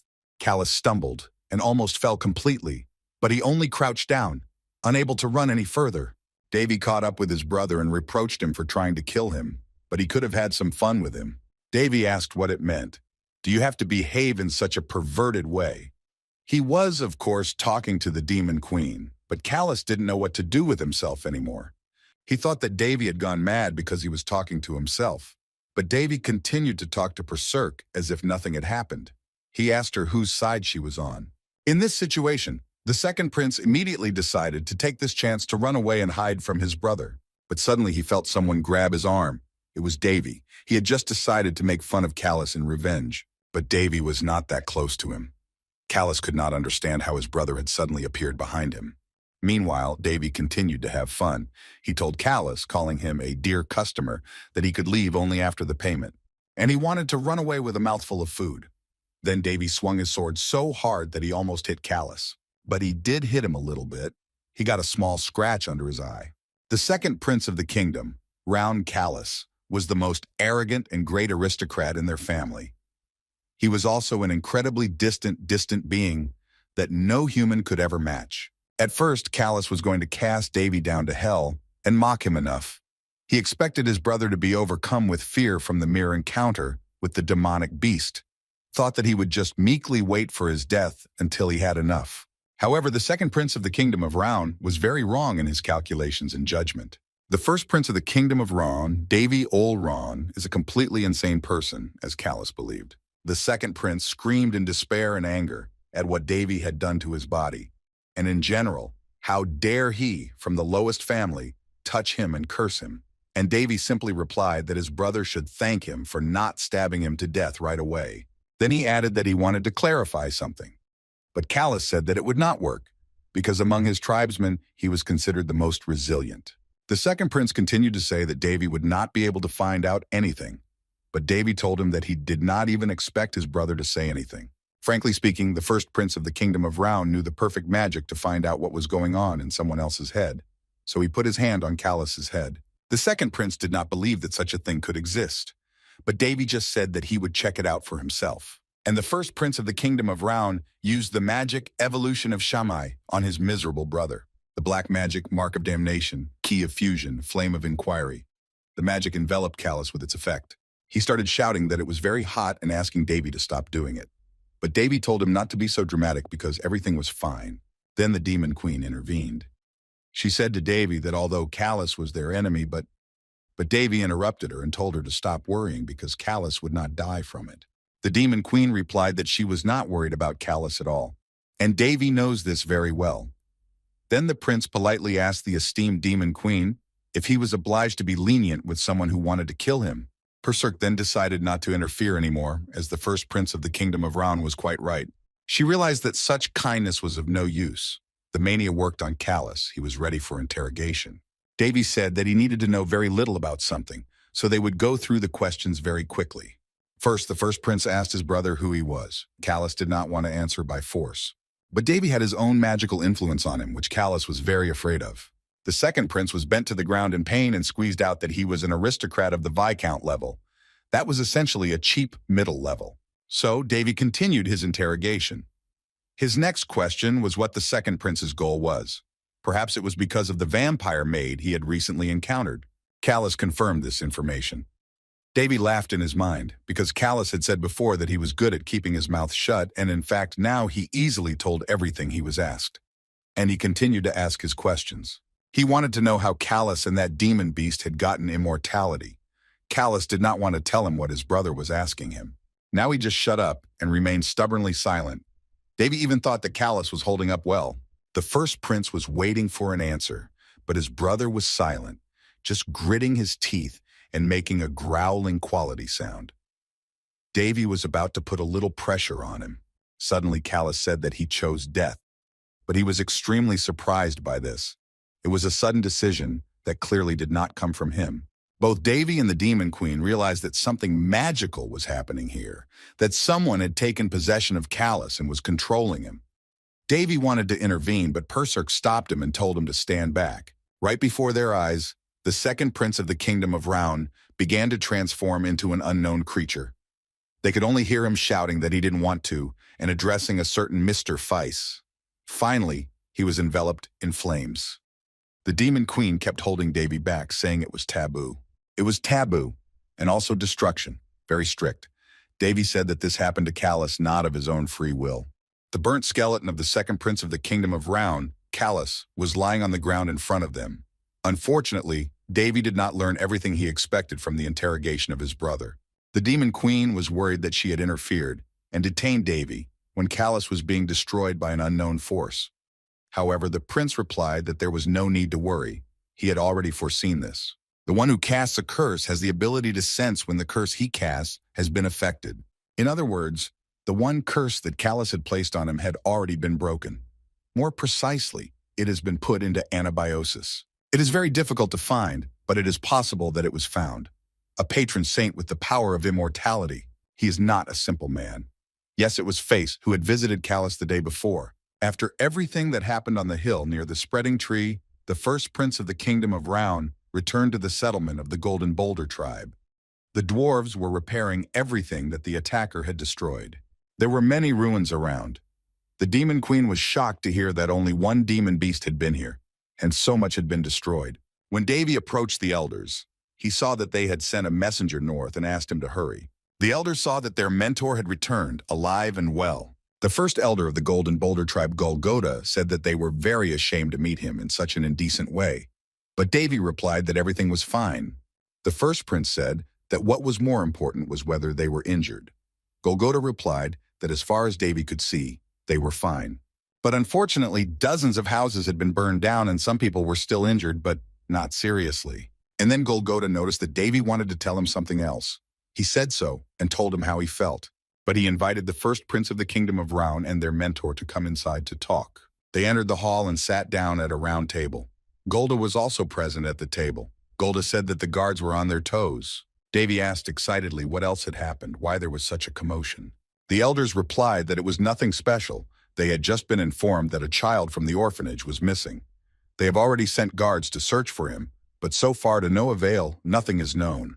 And Golgotha added that it is very dangerous for the first prince of the kingdom of Round to continue to stay in the dwarf settlement.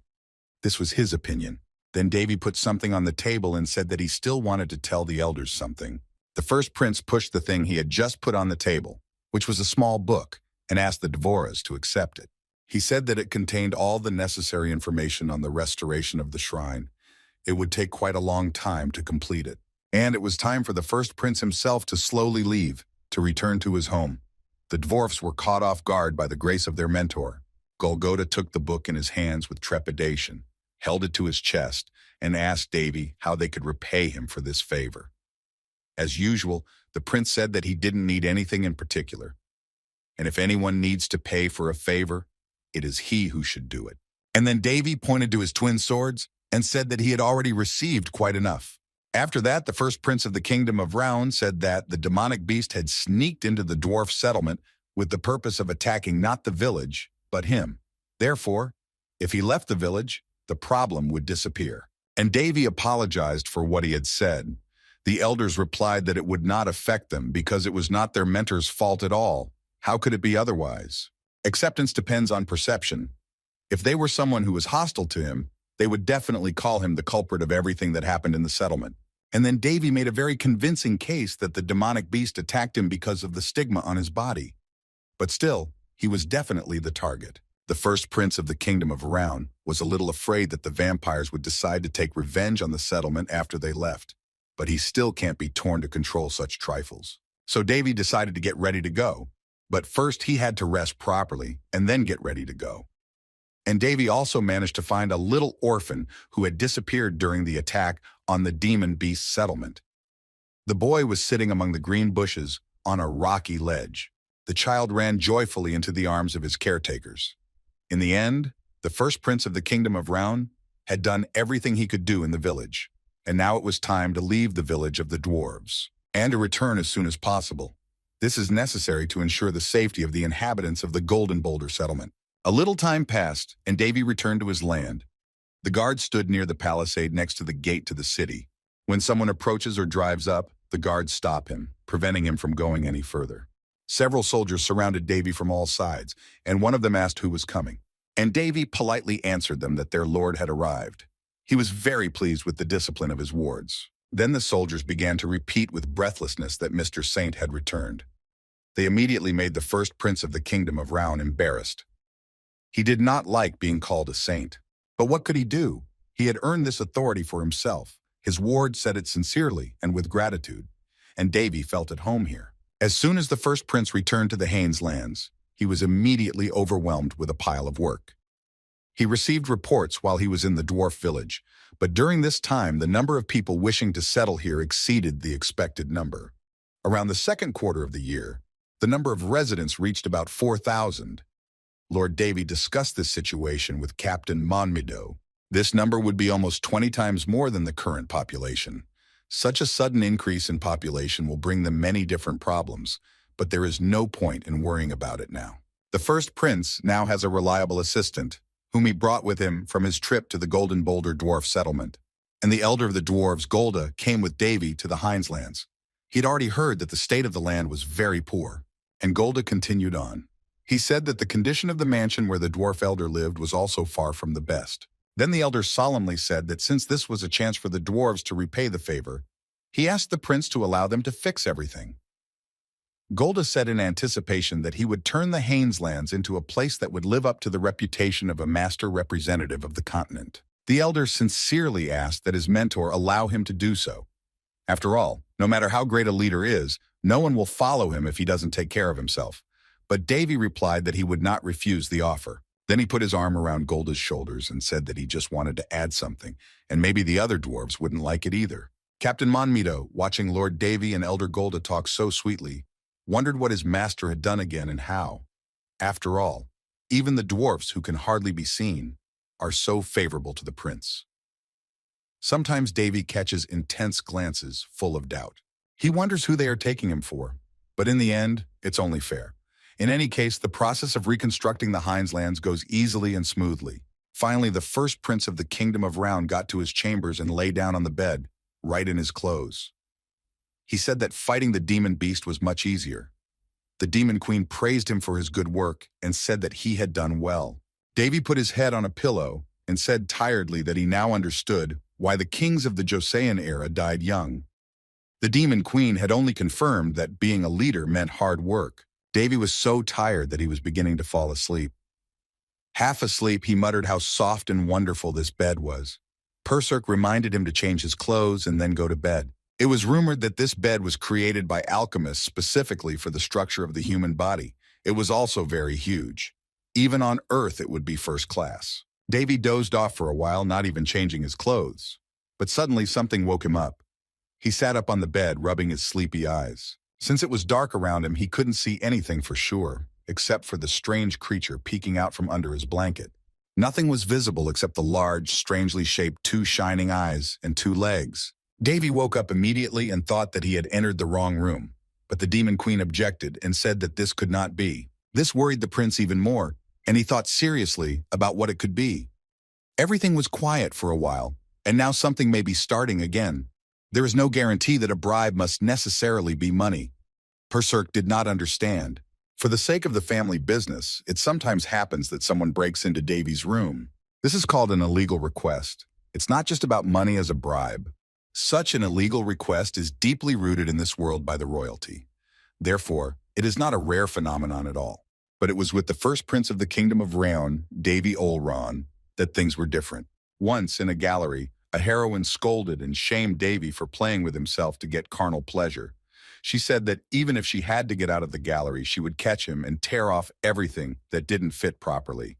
Then right in front of the frightened boy's face, she would brandish her terrible knife with a wide blade and say that she, his holy sister, always keeps her word. Let him remember that once and for all.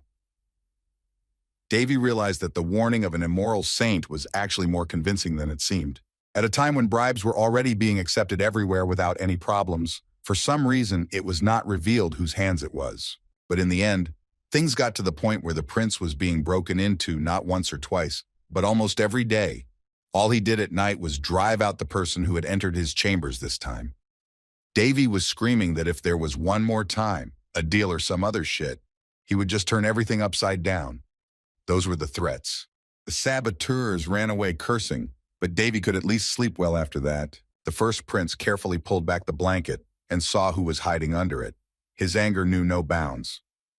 This time they want to pressure me into pity with the help of a child. This is impossible. Davy held his head. It was very low of them. Anyway, it was just a little girl. The first prince asked the child who she was. The little girl was sitting on the bed, looking at Davy with big, wide eyes, sweetly and curiously. She didn't even know how to answer the question correctly. The demon queen said it was dangerous for the heart. Davy was really angry. These bastards have nothing sacred. They decided to use an innocent child. And then the first prince slammed his fist on the table and called his maid, Amy, over. The girl immediately ran into the master's room, and she was immediately horrified to see a small child with red hair sitting on Davy's bed, smiling sweetly. Amy was about to ask what it was, but immediately put her hand over her mouth. The prince shouted at her not to say anything. Davy then lashed out at the maid and shouted loudly that he had clearly ordered that absolutely no one be allowed in his bedroom. Amy, stammering, replied that she hadn't let anyone in and didn't understand what was going on.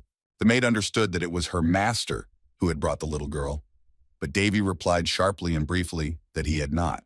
The first prince thought seriously about the situation, because if the maid Amy was not aware of all this, it meant that someone else from his servants had brought this girl to his bedroom.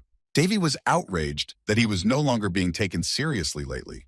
Amy was afraid for her master. She approached the girl, who for some unknown reason was in the first prince's bedroom, and at the same time apologized to her master for not properly monitoring his chambers. The maid said that she would find the child's parents and that His Highness should not worry about anything else. But this little child said the word daddy and pointed his tiny finger at Davy. The prince was stunned. Meanwhile, the little girl jumped out of bed, ran to him, and hugged his knees. Davy still didn't understand, and the little girl called him daddy again, and then ran off somewhere and started to be naughty. The maid tried to catch her. Another little girl was looking shyly at Davy from the opposite corner of the room. She looked exactly like the previous girl, but had blue hair. Title: Handan, red ribbon. Condition: the item is complete. Form: a double-edged sword with a wide blade. Length: 88 centimeters. Width: 6 centimeters. Contractor: Davy all round. Completion: 100%. The maid, Amy, was running after the child and said that he might get hurt if he ran so fast. Now Davy sat down and thought even more about how it happened. It was really very unexpected for him. The Demon Queen had told him that he could have used this feature from the beginning. And then she added that she also hoped that his conscience had already eaten him. And the first principal thought about how to change the name he had already chosen. After all, no one would have thought that a sword could take on a human form. Name: Handan vertical bar red ribbon asterisk Chandan vertical bar blue ribbon. Condition: the product is complete. Form: a double-edged sword with a wide blade. Additional information: awakened ego. Because the ego awakened early for some reason, the ego's consciousness corresponds to a young age. The creator, who is working with his whole body to complete them, is considered to be Davy Ulrana, their father. The ego will gradually become an adult. Very cute, so handle with caution. Davy was very surprised by the phrase, very cute, so handle with care. The Demon Queen said that she had already said many times that it was not written by her will. Amy's maid was still trying to catch Handan. She showed her that she had a cookie for her. The girl ran to Amy, wanting to eat the sweets. The maid then invited Miss Chandan to try the cookies as well. Davy was completely shocked. He could not even imagine that these swords also eat. They behave completely like ordinary people. And then Chandan fell right into the prince's lap. Apparently, she was running so fast to Amy for cookies that she didn't even look at the road, so she tripped over her daddy. The girl leaned against him gently, and Davy put his hand on her head with long blue hair. Chandan sweetly said, "Daddy," to him. The first prince felt a huge surge of love again, and Perserk was worried about him because it was really dangerous for his heart. When the girls had calmed down, Amy took them back to the first prince's chambers, and they stood politely in front of their daddy. Then he decided to test them. Davy sat down on the couch and asked Hongdan and Chandan if they could return to their original appearance. The twin sisters looked at each other. Davy was pleased to see that they understood human speech perfectly. The sisters rose into the air, shone, and turned into swords, because their true essence is swords. The Demon Queen said that in their original form, there was no resistance. Davy noted that this transformation was natural and instinctively familiar. And then the prince felt that the density of the power invested in them became denser. The demon queen wondered if the ego's effectiveness increased upon awakening. After a careful examination, Davy told the swords that they had enough and could return to their human form. The first prince then thought that the first thing to do now was to officially announce that he was the guardian of Hongdan and Chandan. The demon queen asked if the girls were his daughters. At that time, the sisters asked their daddy for a cookie. Perserk corrected what she said, because in this case, Hondan and Chandan are Davy's adopted daughters. The prince asked the demon queen if she was going to deprive him of his marriage prospects, and Perserk asked if that wasn't originally the plan. The sisters did not stop asking their daddy for cookies, but Davy took the position of a very caring and strict father. So he told the girls that they could not have cookies because they would get tooth decay. Suddenly, Amy entered the prince's chambers, and for some reason she did not dare to say why she came to see His Highness. Shifting from one foot to the other, the maid finally said that the prince had a visitor. But Davy was not expecting anyone, and he was surprised why someone would pay him a visit without warning. And it was the younger sister of the first prince, the second princess of the kingdom, Round Winry. As soon as the girl entered her brother's chambers, a charming, delightful smile lit up her face. At the same time, she grabbed her cheeks and cried out that it was all too cute. Then Winry sat down next to the twin girls, hugged them tightly, and asked Davy who they were and if they were local. The prince proudly and responsibly said that they were the children he was responsible for. And then he added that in a way, these girls were his daughters. This shocked Winry because she could not even imagine it. The princess said that Davy does something new every time they meet. Meanwhile, the twin girls ran to their daddy. Later, Winry and Davy went for a walk. Winry said that she was very worried when she heard that her brother was leaving for those devastated lands. He can't even imagine how surprised she was when she heard rumors that he had been successful in the moongrass trade. And then Winry added with redoubled enthusiasm that she had also seen that there were dwarfs in the village, and she was extremely impressed. After all, dwarfs are a race known to all of humanity for not usually going out into the outside world. Davy modestly replied that the dwarves were just helping him a little.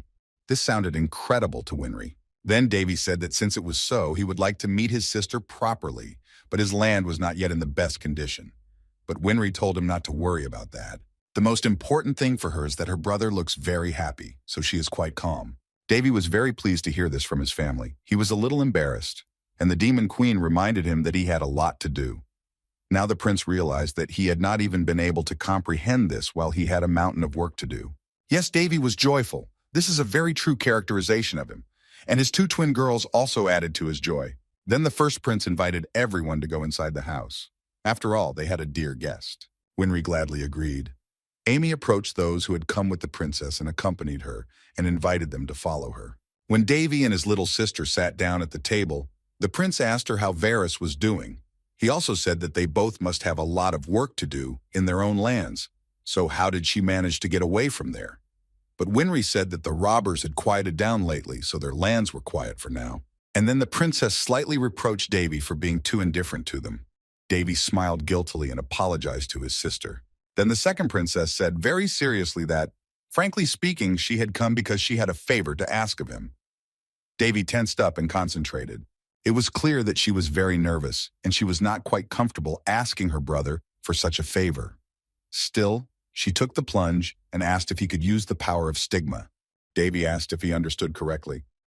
The second princess continued, saying that it was wrong to ask him to do this when he had a lot of things to do. Winry raised her hands to her face, clasped tightly in a lock, and said quietly that he was the only one she could rely on now. The girl closed her eyes because she was ashamed to ask her brother for anything. And suddenly Winry heard what sounded like a voice of salvation. Davy told her not to worry and to tell him everything. The princess opened her eyes and Davy saw tears streaming down her face. He immediately jumped up and ran to his sister, asking what had happened, and Winry only said that she was very sorry. The prince tried to calm his little sister down, but it was hard to do, and he suggested that she get some rest. The girl agreed, they made her a bed, and she fell asleep peacefully. She was really tired. Oberkammerer Bernal suggested that Princess Winry must have suffered a lot of heartache lately and would immediately feel much better after a proper rest. It is quite a distance from the lands of the Horde, which belonged to Winry and Varys, to the lands of Hines, which belonged to Davy. It seems that Winry had been traveling to Heinz's lands for several days in a row without any rest. Before going to bed, the princess told her brother the essence of her request. The fact is that her close friend is now on the verge of life and death. Both priests and doctors have given up and can do nothing. The situation was as follows. Portia, Winry's guard and close friend, saved the princess from a poisoned arrow by shielding her with her body. The poisoned arrow hit her in the back. This happened because during the exhausting battle with the pursuit, they, on the contrary, fell into a trap. If Portia had not done so, the second princess would have been either injured or dead. Later, Mr. Priest removed the poison from the girl's body with a detoxification spell, but after that, dark blue spots appeared all over the girl's body. And this is the main problem. After the arrow poison was neutralized, Portia began to show very strange symptoms. She was very feverish. Dark blue spots began to appear all over her body, and at any time she could be attacked by a severe cough with coughing up blood. The girl was gradually becoming exhausted. Both the priests and doctors tried their best to help, but Portia was not getting better, and when all hope of finding a cure for this unknown disease was almost completely extinguished, Winry accidentally heard the words of the priest who was treating her friend. The priest was talking about an upper-class priest with a stigma. It was the kind of priest who could try to save Portia. Then a new spark of hope was ignited in Winry. That's why she went to the Haines lands, wanting to grasp at least that last straw. It was even more painful for Winry that all this had happened to Portia because of her. The princess asked Davy in despair what she should do now. While Winry was sleeping, Davy sat by her bedside and thought about how to honor her sister's request and find a cure for her friend. And then Handan and Chandan ran into the room where the second princess was sleeping, came to the bed, saw that Winry had fallen asleep in the middle of the day, and asked if she was sick. Davy reassured them, saying that Winry would be fine once she slept through the day because she was tired. Then Davy turned to his daughters and told them that they needed to let Winry get a good rest. Handan looked at him with sincere eyes and said that she shouldn't be sick. And then the hot-tempered Handan added that she wanted to stay here in the chamber with Princess Winry, and she crawled under her blanket.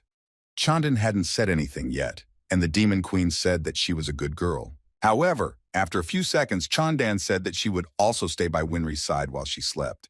This surprised her daddy and Purser. The two twin sisters lay down on both sides of Winry and hugged her, snuggling up to her. Not long ago, they had been pushing her away. The first prince thought they were very beautiful girls.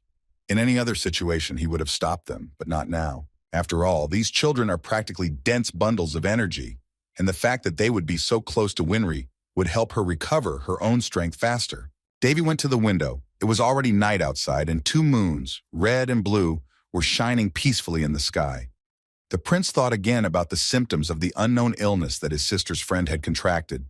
He remembered the dark blue spots and hemoptysis. The Demon Queen asked why Davy had such an expression on his face now. The boy replied that it was simple. The prince thought about what he had heard about these symptoms before. They are really similar. There are times when you suddenly have this feeling that something is happening, and then without any reason, without any signs. The first prince called the Chamberlain. He said that there was a guild of spies in those lands and asked Bernil to find the most prominent and trustworthy among those spies.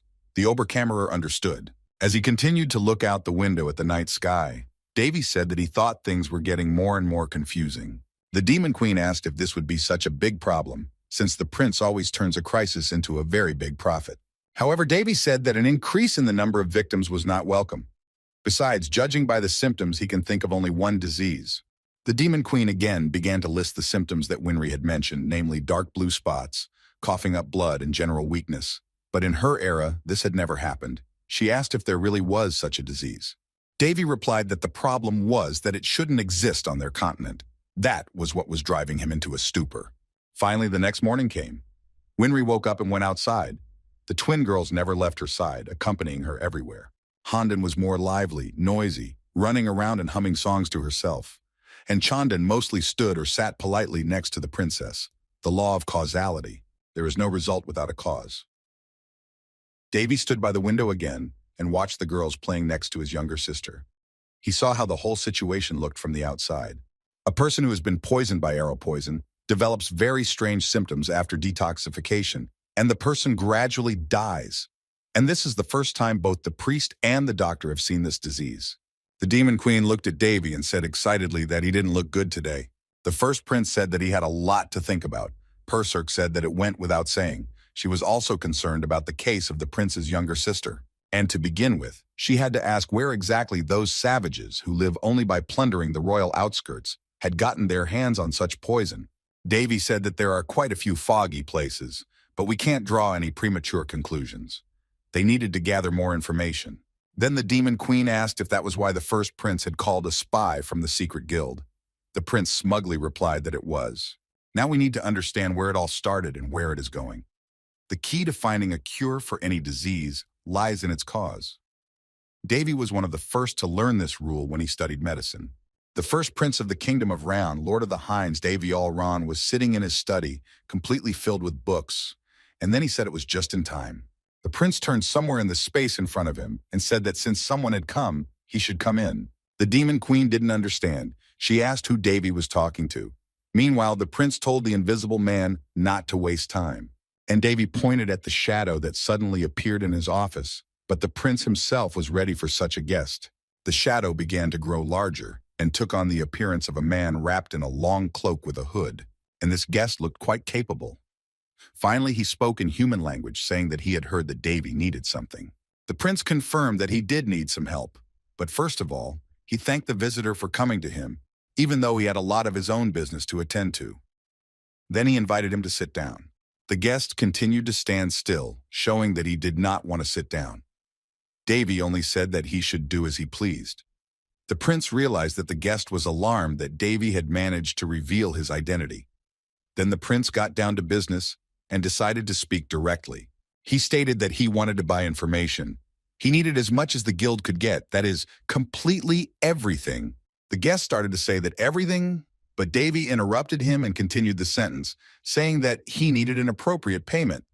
He completely agreed with this, as free cheese is only in a mousetrap.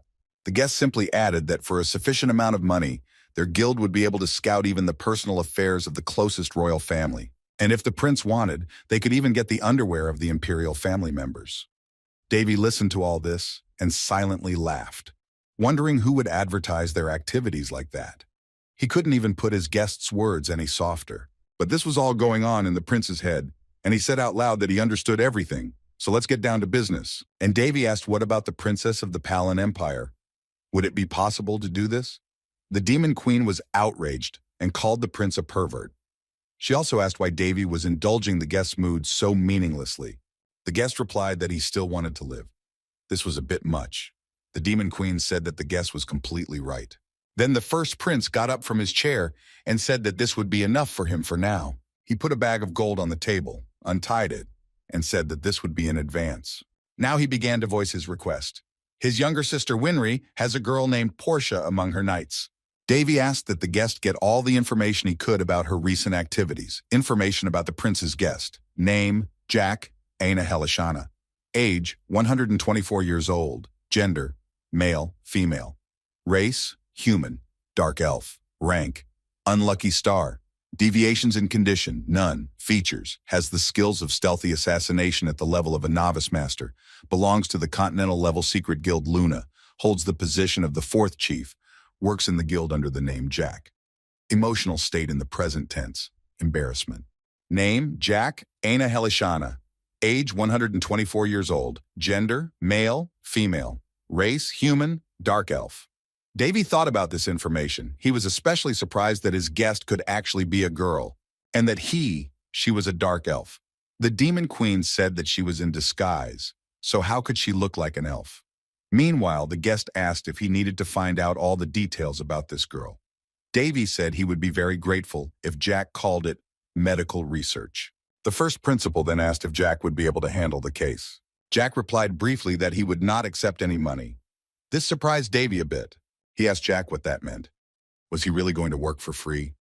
But the guest said no, he wasn't either. He would just take payment later. The payment would be made after the work was done. Davy then asked if Jack was afraid that the prince might not pay him.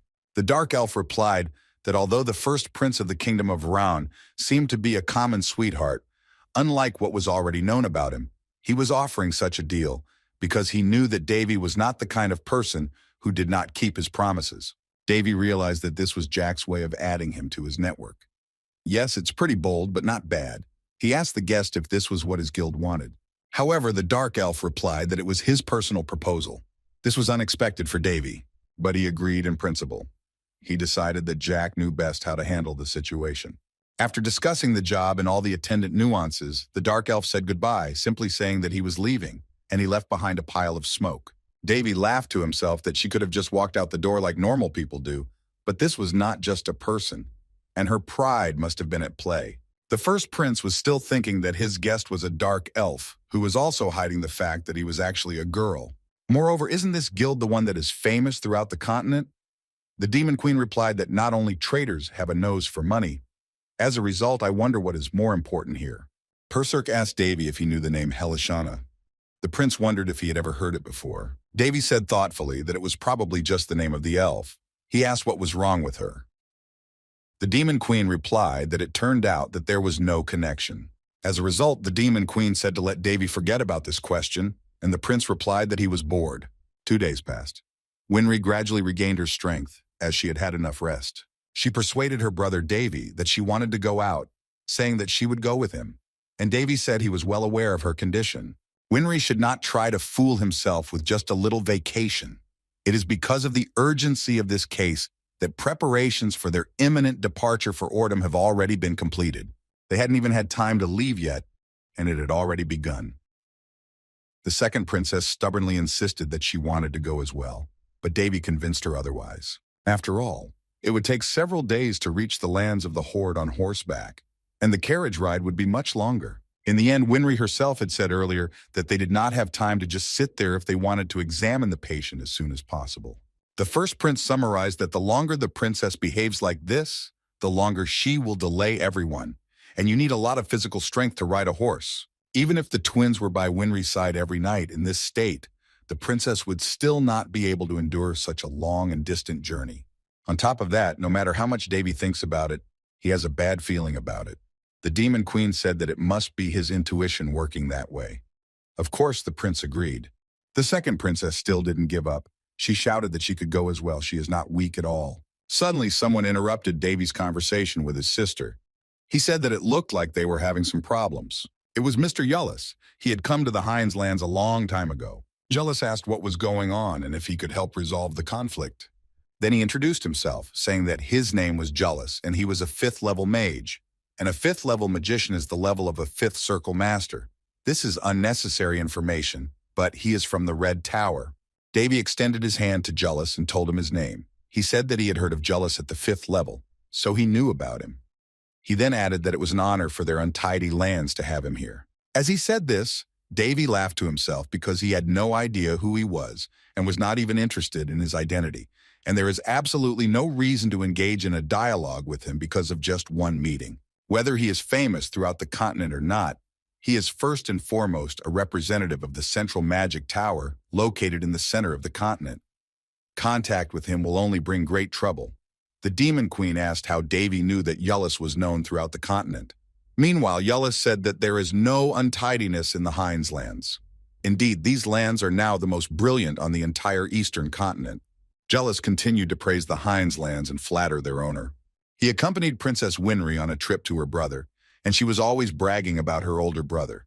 That's why he wanted to meet the first prince of the kingdom of Ran, Lord Davy Ol Ran, Lord of the Hines lands, at least once in person. Winry almost burst into flames with shame. She did not want this information to reach her older brother. But Yullis had already said everything. Davy intuitively felt that Yullis was a dangerous person, and so was his sister. The Demon Queen immediately asked if she should just kill him. But Davy argued that there was no need to act in the heat of the moment. After all, how could he be treated with suspicion just because he accompanied his sister? But you can. And where did he think he was going to get his dirty hands on her? He had heard that Yullis was not only kind-hearted, but also gifted to the point of speechlessness, and had already been recognized as the first genius of the Magic Tower. After all, he is a master at such a young age. This speaks volumes. And on top of that, Yullis has a very good background, both origin and wealth. You have to add character, appearance, even abilities. He's the best man of this era, who has no weaknesses in anything. The only question is how he is related to Winry.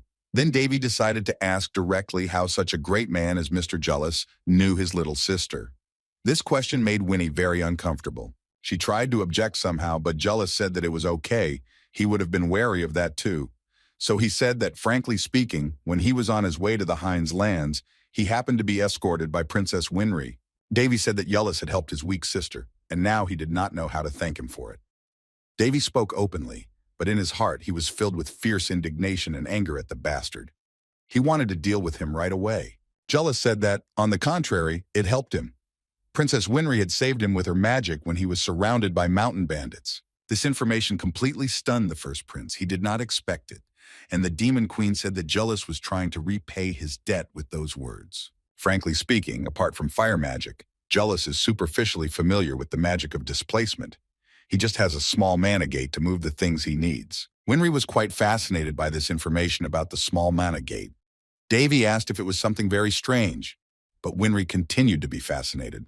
In addition to being mobile, unlike the large gates that are installed, these gates are extremely rare artifacts of the highest level, even for those from the Magic Tower.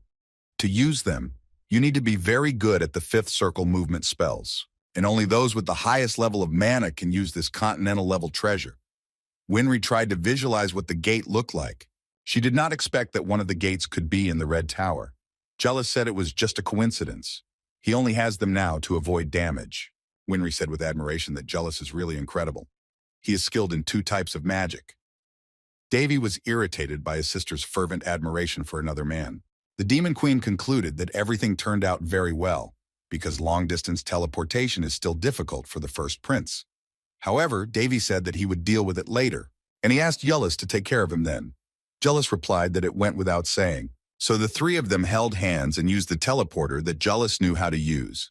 Immediately, they were magically transported to the place where they had to travel on horseback for several days. Davy immediately noticed that the atmosphere here was somehow unhealthy. Something disturbed him internally, and then a very foul odor reached their senses. It smelled like some kind of burning of a specific protein. The Demon Queen covered her nose with her hand. But to Davy, the smell seemed quite familiar. Meanwhile, the horrible stench spread through the streets. Finally, Davy remembered that this unpleasant smell was very similar to the smell of burning flesh. Perhaps the attacks had recently resumed here. Winry said that this was impossible because it hadn't been long since the bandit group had been destroyed. And then a man came out to meet them who recognized Princess Winry and congratulated her on her return. But the princess did not know who he was, so she asked him. The man said that he had been nominated by the Central Office of Disease Control as a representative. His name was Count Rinton. Then Count Rinton complimented the princess, saying that she was much prettier than he had heard about her. And he said that the rumors were still understated. Winry apologized and said that she had a very urgent matter to attend to, and that small talk should be left for later. Suddenly, the princess, the prince, and Julius were surrounded, and Count Rinton said that he would also prefer this option, but unfortunately the situation was hopeless. The travelers had no idea what was going on. Meanwhile, they were offered to follow the count. This would be the prevention of the princess's palace. The artifact of the sacred kingdom had just been completed, and again the guests were asked to move on. They had to obey someone's orders. Altogether, they entered the great hall, where they began a conversation. To begin with, Count Renton apologized for the fact that members of their knightly order had begun to conduct their activities without permission. But we need to take into account the seriousness of the situation. Winry said that her brother Varys is the lord of the land of the order, but in his absence, she takes over all the powers. Count Renton agreed that it was unceremonious to come here like this and make demands on her. This is pure insolence. But, as he said, they are the Central Office for Diseases, and the princess cannot be unaware of their rights. Winry was extremely outraged by this behavior, but the Count again emphasized that he was a representative of the Central Department of Diseases. They received the seals of the 3 emperors who rule the continent. Western Kantas is a scorpion, and Eastern Rindis is a dragon. It is a special international organization with special powers. The Empire of the God of the Sword Palin. They are present in all corners of the continent and provide free medical supplies. Compared to Earth, it is something like a medical volunteer organization that enjoys the support of influential countries. Count Renton continued to speak. He said he didn't know if they were aware of it, but there was a severe disease spreading in these lands at the moment. The central government calls it the blood of the devil. Winry repeated these terrible words with horror. Devil's blood. It is a very malignant disease. The infected person begins to develop dark blue spots all over the body, then coughs up blood, and then simply dies. The worst part is that this disease is also very contagious. Winry was just shocked. These are the same symptoms. With her whole being, Winry showed that now was not the time for simple talk. She had to go to Portia immediately. Meanwhile, Earl Renton turned to Prince Davy and apologized for not having greeted him properly. He said that he really wanted to meet him at least once. The Count knows that the prince has a stigma and that he is also a successful grower of moongrass. Davy modestly replied that it was all just a coincidence. However, the Count objected and said that nothing happens in the world without a reason. He believed that this miracle originated in the prince's preferences, and Davy is very good at it. Then Count Renton said that all the famous rising stars are here now. Davy was already getting annoyed. After all, his sister Winry was in a great hurry to help her sick friend. Finally, the second princess couldn't stand the delay any longer. She got up from the couch, hit the table with her hand, and made a statement. She apologized and angrily said that she had something very urgent to do, so she had to leave first. Then she called for the butler, but she didn't know what to expect. Meanwhile, Count Renton turned to her and said that he was really sorry. All the palace servants, as well as his knights, are logically in quarantine now, because this is a necessary measure in this situation. The Count continued that one can get infected with the blood of the devil very quickly. If they manage to successfully eradicate it, the worst can be avoided. But even a small infection can lead to irreparable consequences. In the end, Davy agreed that the Count's words were right. But Winry shouted that this was a clear abuse of power. Count Renton immediately agreed. But there are reasons for this. This clause is present in the Agreement of the Union of Countries, personally signed by the Queen of the Kingdom of Round. The transfer of a lord's powers in an emergency is a long-standing norm. There was no way he could agree to that. The Count also said that, unfortunately, this disease is beyond the control of not only the lower, but also the higher sacred powers. It is impossible to cure it with their help. None of this has any effect. And Count Renton concluded his speech by saying that it was because of this situation that they had come here. Then he stood up from the table and told them to rely on them, that is, on the Central Office of Disease Control. The Count also said that they would definitely find a way to complete the treatment protocol for this disease. Let them expect good news from them. Then Davy went to see the infirmary. There were sick people lying on the beds, in great pain and begging for help. The prince saw that it was more like holding back the worst of the situation than real treatment. It is cruel, but to some extent, it is a rational alternative. The Demon Queen said it was incredibly horrible. There was no such disease in her lifetime. And then there's that horrible accompanying stench. Meanwhile, Davy continued on, walking between the beds with the patients lying down. Finally, he stopped at one bed where a red-haired girl was lying on a ventilator. The number on the patient's chart was Portna. Luckily, Davy was right. The smell of dark blue goat's milk flowers wafted through the room. The Demon Queen asked what kind of flowers they were, and Davy repeated that they were dark blue goat's eye flowers. It seems that in this world they are called toast flowers. Perserk said that this was the first time she had heard of such flowers. The prince explained that this is a rather rare flower that grows exclusively in the polar regions, and the toastaceous flowers are incredibly poisonous.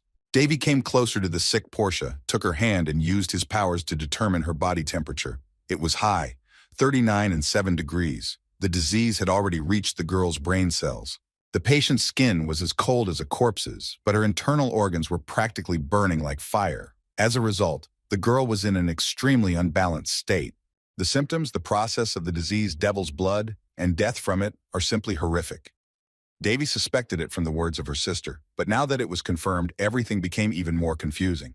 The prince really didn't understand where the disease could have come from here in these parts. Meanwhile, the Demon Queen was listening attentively, as always, to the prince, and he was speaking to himself in some other language. She asked what he was talking about. Davy replied that he was talking about the accelerated melting virus. The prince knew that this disease was widespread in the rest of the world. Its virus was bred for a special purpose. This infection has nothing to do with colds, cancer, or plague. The process of death is simply horrific, and the contagion is significant. Hundreds of people died in a very short time because of just one outbreak of this disease.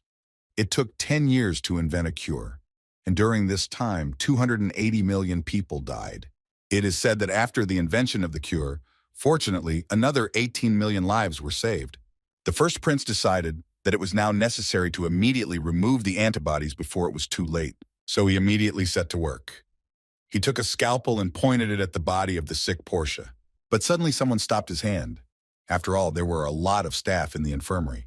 Davy let go of the scalpel and the instrument fell to the floor. The prince's hand was not released. He was told that the entrance to the infirmary was strictly forbidden to all but those involved. Davy was approached by a masked doctor. He asked how he managed to get into the infirmary. It was Baron Hornio, a member of the Central Disease Control Board. Then the guy introduced himself to him as the first prince of the Kingdom of Rouen, Davy Olron. Baron Hornio said that he had been informed of their arrival, but he said that even though Davy was a prince, he was also forbidden to enter. He politely apologized and asked the first prince to leave the infirmary. Then Baron Hornio added that as the prince already knows, a very terrible infectious disease is spreading in these parts. And according to their information, this disease is transmitted by airborne droplets. So the Baron abruptly covered the first prince's face with a napkin and said that in this room it is simply necessary to cover his mouth and nose. He said let the prince do it immediately. But the prince did not want to cover his mouth and nose with a napkin. Baron Gorneo said that he was aware that the prince had a stigma, but this stigma is of no use here. Even the high priest who has high-level sacred power has already come here. Unfortunately, he was infected with the blood of the devil. Accordingly, he was also immediately hospitalized. The high priest was in incredible pain, so he was ordered to take painkillers, because first of all, it was necessary to calm the patient down. As soon as the medical staff was about to give the priest an injection, Davy stopped them and said that if they injected him with the drug, the patient would die. He then walked closer to the patient and told them to give him one tube. Davy was going to treat the patient a bit to ease his condition. However, Baron Hornio wanted to object to him, but the first prince saw that blood had accumulated in the patient's lungs, which had coagulated due to the virus. If this clotted blood was not removed immediately, the patient would die instantly. Davy began to feel around the patient's body. He made some calculations to himself, 8 millimeters from the bottom, 3 millimeters on the right, and then he got to work. He activated his sacred incision skill. Then he activated another skill, pain suppression, so that the patient would not die from the surgery. The first prince skillfully made a puncture in the patient's body, and the patient began to breathe a little. It was necessary to drain a little more clotted blood. Meanwhile, the patient was breathing easier and easier. However, Baron Hornio became extremely angry. He shouted at the prince, how dare he treat human life so lightly. He came closer to Davy and grabbed his jacket, ordering him to leave the patient alone immediately. He shouted angrily at the prince for what he was doing, completely unaware of Davy's true intentions. He must have heard about the cruelty of the first prince of the Kingdom of Rouen more than once. So now he reproached him for treating human life as a mere toy. While the Baron was dealing with the first prince, blood clots came out of the tube that Davy had inserted into the patient's body, preventing him from breathing. Suddenly, the nurse who was monitoring the patient's condition told the Baron that his pulse had returned to normal. This was a completely unexpected message for the Baron, and he quickly ran to a patient where he was called immediately. When the Baron let the prince go and went to the patient, Davy asked one of the infirmary workers to allow him to take a blood sample from the infected patient. In this way, the prince managed to get a sample of the patient's blood to try to isolate antibodies from it. After that, he said that it was now possible to stop the bleeding and close the wound.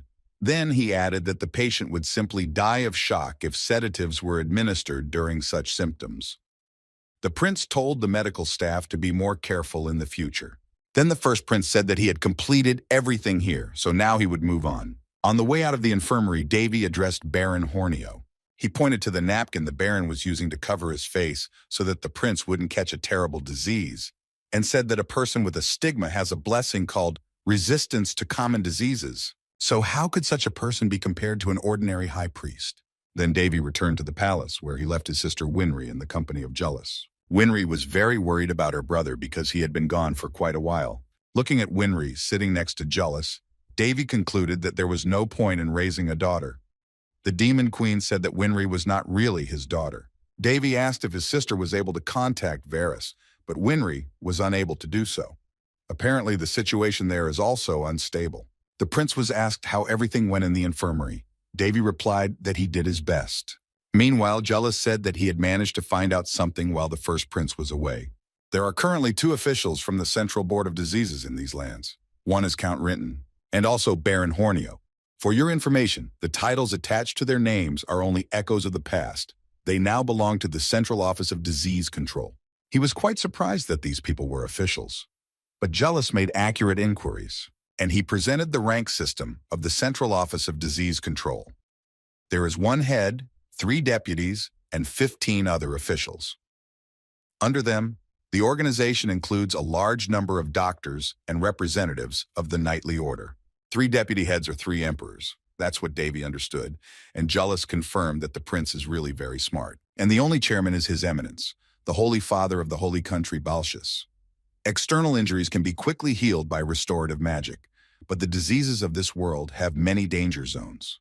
Perhaps that is why the very purpose of creating this organization is more than understandable and constructive.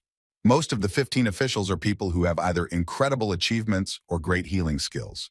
However, information about each of them was erased along with the destruction of personal files. It looked somehow manic. The problem is that they were authorized by 3 emperors and a union of countries. In fact, Count Linton's words are quite reasonable. Jealous said that the Kingdom of Round is also part of the alliance. If they demand a re-examination of the case, they will undoubtedly incur the imperial wrath. There is a chance that unrest will break out in other countries of the alliance, or even in their own. Here Winry said that the inhabitants were frightened. Jealous replied that not much time had passed since the members of the Central Disease Department arrived here. At the moment, all that is left is to wait. However, a knightly order has been sent to these lands, an order to destroy wealth. And the captain of those knights is Count Colio. Count Colio is the same one from the Rindus Empire in the east. Yes, he is one of the imperial orders. Jealous told me that he heard that a few years ago this count retired, but it seems that he has moved here, so it would be a good idea to rely on them for a start. Winry began to reproach herself. She said that if she had known this would happen, she would never have brought them both to this dangerous place. But the first prince took his sister's hand and told her not to worry about it. Davy assured Winry that everything would be fine. He was already working to fix everything. The princess was very grateful to her brother. And then Davy asked Jealous if all this was causing him a 5th level, too much trouble, and Jealous said it was not. Frankly speaking, Portnoy is none other than a 5th-tier magician. Davy could see that Jealous was sincerely trying to help. He was only fulfilling his duty as an elder. It was unexpected information for the prince that Jealous was also an elder of the tower. However, it was quite reasonable to expect such words from such an honest boy. But for some reason, the first prince thought that Jealous had some other reason. The Demon Queen said that one should not rely too much on the power of the abyss. Then Davy was asked why he did not stay to help in the infirmary. The prince replied that his staying there would do absolutely nothing. And the prince took out a test tube with the blood of a sick patient, which he managed to get in the infirmary to conduct certain experiments. He said that this is the most important thing now that the Central Office of Disease Control is holding back the worst. It is time, while it still exists, to create a cure for the terrible disease. In other words, a vaccine. The Demon Queen thought about the word antibodies. She didn't understand much about it. Davy explained to her that it was a very common process in medicine. The Central Office of Disease Control had already made several attempts to remove antibodies. It goes without saying that the methodology for removing them goes beyond common sense, so they can't compare to it. The Demon Queen asked how Davy was going to create a cure with only a blood sample from an infected person. And then the prince saw someone and he had a request for him. Davy turned to Jack and said that since he had already come, he should tell him what he needed. Jack was surprised to be noticed again, and he wanted to remain unnoticed. However, Davy said that he could see everything. The prince noted to himself that the girl was unhappy. You need to catch a person when you notice a breach. The question is how he has so much free time. Jack handed Davy the papers and said that this was the information he had asked for. Davy appreciated that Jack had done a very good job, and he asked when he was going to take money for it. Jack replied that he wasn't. It was a very clear decision. And then he handed Davy another piece of paper. He said that he thought he might need this as well. And Davy said that if Jack did not stop this charity, he would fire him. But the dark elf replied that he didn't care. He had it all figured out. This was a bit strange for Davy, but he could see that the girl was not acting on the guild's instructions. The prince opened the scrolls and began to familiarize himself with the contents. He asked Jack if this information was reliable. The dark elf replied that a secret agent's guarantee was his life, but Davy knew this well himself. So everything written in those scrolls was true. This was very valuable information for the first prince. And then Davy said that the dark elf would forgive him But he had an additional request. Jack was ready to listen to him. Then the prince asked that Jack get at least more than half of the list he would give him, and he began to write something quickly in his notebook. The volumes of these things are significant, at least one card of each component. Davy said that it would be both faster and more accurate to have a dark elf do the work than any other mercenary. Handing the list to Jack, the prince told him to write it down in the name of the Central Office of Disease. The dark elf asked if that was possible. Davy replied that the representatives of this department are here anyway, so there shouldn't be any problems. At the very least, let Jack say that he was working on behalf of Baron Horneo. Then Davy walked closer to the dark elf and said that although he belonged to the dark world, he valued the lives of flies more than human ones. He added that he was not a psychopath who enjoyed watching ordinary people die. Therefore, the prince ordered to complete this task as soon as possible. Just let Jack keep in mind that he was working for the good. Jack realized the importance of this task. After the dark elf's visit, Davy went to rest because it was already night.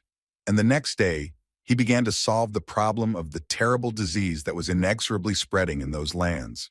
The first prince of the kingdom of Raon asked Baron Horneo to give him the right to be admitted to treatment. The baron was furious at this request and said that it was unacceptable. He believed that the prince thought that this whole situation with the disease was just a joke. Baron Horneo shouted that the patients were in critical condition. Every minute and even every second counts now. Everyone is not in a position to trust a stranger with all this. Meanwhile, Davy calmly drank his tea and just as calmly reminded the baron about yesterday's patient. If the prince had been even 2 or 3 minutes late, that patient would have been dead. Davy then said that he was grateful to the Central Office of Disease Control for preventing the situation from getting worse. But now he was going to ask them directly. The question was whether the CDC really had a cure for the disease. Count Linnon told the prince that he spoke as if he himself already had such a cure. Davy replied that if there is such a possibility, one should at least grasp it. The prince said that he was not trying to fight with them for the trough now. These are the lands of his kingdom, the lands of his younger sister.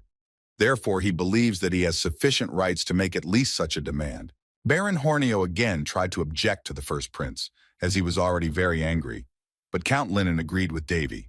This was very unexpected for the baron to hear. But the count told him to think of the lands to the west, which were owned by the Kanta's empire. In those lands, everyone eventually died. Even their doctors and knights gave their lives there by the dozens. Then Count Linton added that the baron himself had been there. So did he really forget what a terrible virus it was? The count said that one should not continue to cling to one's pride in such circumstances. If there is at least a tiny chance, the best decision might be to grab it. Baron Horneo found it difficult to give up his seat. His pride was very much hurt. He was quite angry. But in the end, the matter was resolved in everyone's favor. Whether everything will be all right in general depends on many factors. In the evening, Count Linton was approached with this question. The count asked what exactly was meant. Count Colio, the captain of a nightly squad to destroy wealth, had just come to see him. The captain was interested in the opinion of the first prince of the kingdom of Raon, Davy Olron. Perhaps he could somehow cope with this infectious disease. Count Linton replied that in this case, the reputation of the Central Department of Disease Control would definitely suffer and deteriorate. In this case, there may be doubts about the need for this department at all. Count Colio said that Linton could have refused him in the same way as Baron Horneo did, but for some reason he acted differently. Yes, Count Linton granted the first prince's request because he had his own personal reasons for doing so. Now he replied that if it is possible to cure such a terrible disease, wouldn't it make everyone around him better? And since it has happened, Count Linton hopes that Prince Davy will do well. It will be a victory for both sides. Both the first prince of the kingdom of Raon and the Central Office of Disease Control will benefit from this. Count Linnon was a visionary. After these not-so-easy negotiations, Davy returned to his sister's palace and told her the good news. The first prince of the kingdom of Raon, Davy Olron, is officially taking part in the treatment of a terrible disease called demon blood. Winry was so happy to hear the news that she started to cry on the spot. It was an incredible relief for her. However, the fact that Davy had a medical degree was very suspicious. The second princess thanked her brother for doing so much for her. It was clear that Winry trusted his older brother more than the Central Office of Diseases. Baron Horneo was not going to agree to allow the first prince to treat the disease, but Count Linton's will was different.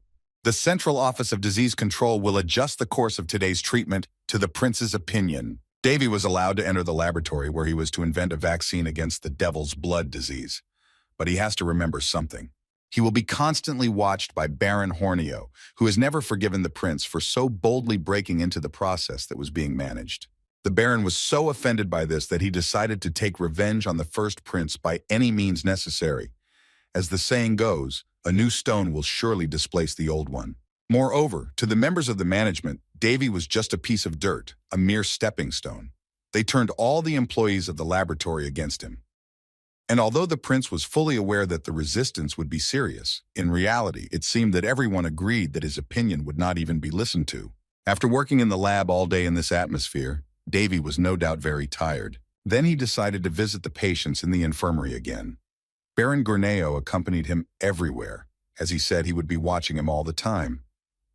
Davy noticed that this disease causes the body temperature to change uncontrollably and melts the body. The virus is fickle in its own way. At first, a person doesn't notice anything special about being infected with the accelerated melting virus. The onset of the disease looks like a common viral disease, and it starts with an incubation period of a certain period of time. First of all, muscles begin to melt. Davy took the hand of a patient. He was still studying the virus. After the process of muscle melting has started, joints and cartilage melt, and finally bones begin to melt. Davy said that it would be a great relief if it was limited to that. The patient said it was very painful, but Davy told him to be patient. And after the bones, the internal organs started to melt. From the rectum and testicles, the kidneys, colon, and small intestines melted in order. At about the same time, fluid from this melting is released from all bodily orifices. And all this manifests itself in the form of dark blue spots. Apparently, that is why this terrible disease was called the blood of the devil. Baron Hornio, who was constantly watching Davy, thought to himself that this could not be true. The prince easily understood even the process of the disease. Devil's blood is an incurable disease, the information about which is kept under strict secrecy in the Central Department of Diseases. But this information is already in the possession of the prince who has just arrived at the scene. Baron Gourneo was shocked by the young prince's knowledge and professionalism. Davy then turned to the Baron and asked him if he understood why the prince was explaining things in such detail. The Baron guessed that the prince had known about the disease before. Davy confirmed that he did, but that it was called something else. Baron Hornio was still surprised, but now he noticed the word there, and how the first prince knew about the blood of the devil remained unknown to him. Meanwhile, Davy continued to work. Usually, doctors who encounter this disease after many attempts come to the same conclusion. No medicine can cure the devil's blood. It is necessary to at least find the area that serves as the source of the disease and cut it out. The Baron said that there is such a practice in medicine. Davy then asked how successful this practice was in treating this disease. The Baron said that as far as he knew, 9 out of 10 patients died during the operation, and the last one was still under the sway of the virus, which spread through his body anew. Suddenly, the patient next to Davy and Baron Hornio spoke. He barely said that he felt a little better. The prince said that he should be patient a little longer, even if it was still very difficult for him. The prince also told the patient that his willpower was very important for a full recovery. The patient thanked him for his help and agreed that he would try his best. Suddenly, a dark elf named Jack appeared in the ward.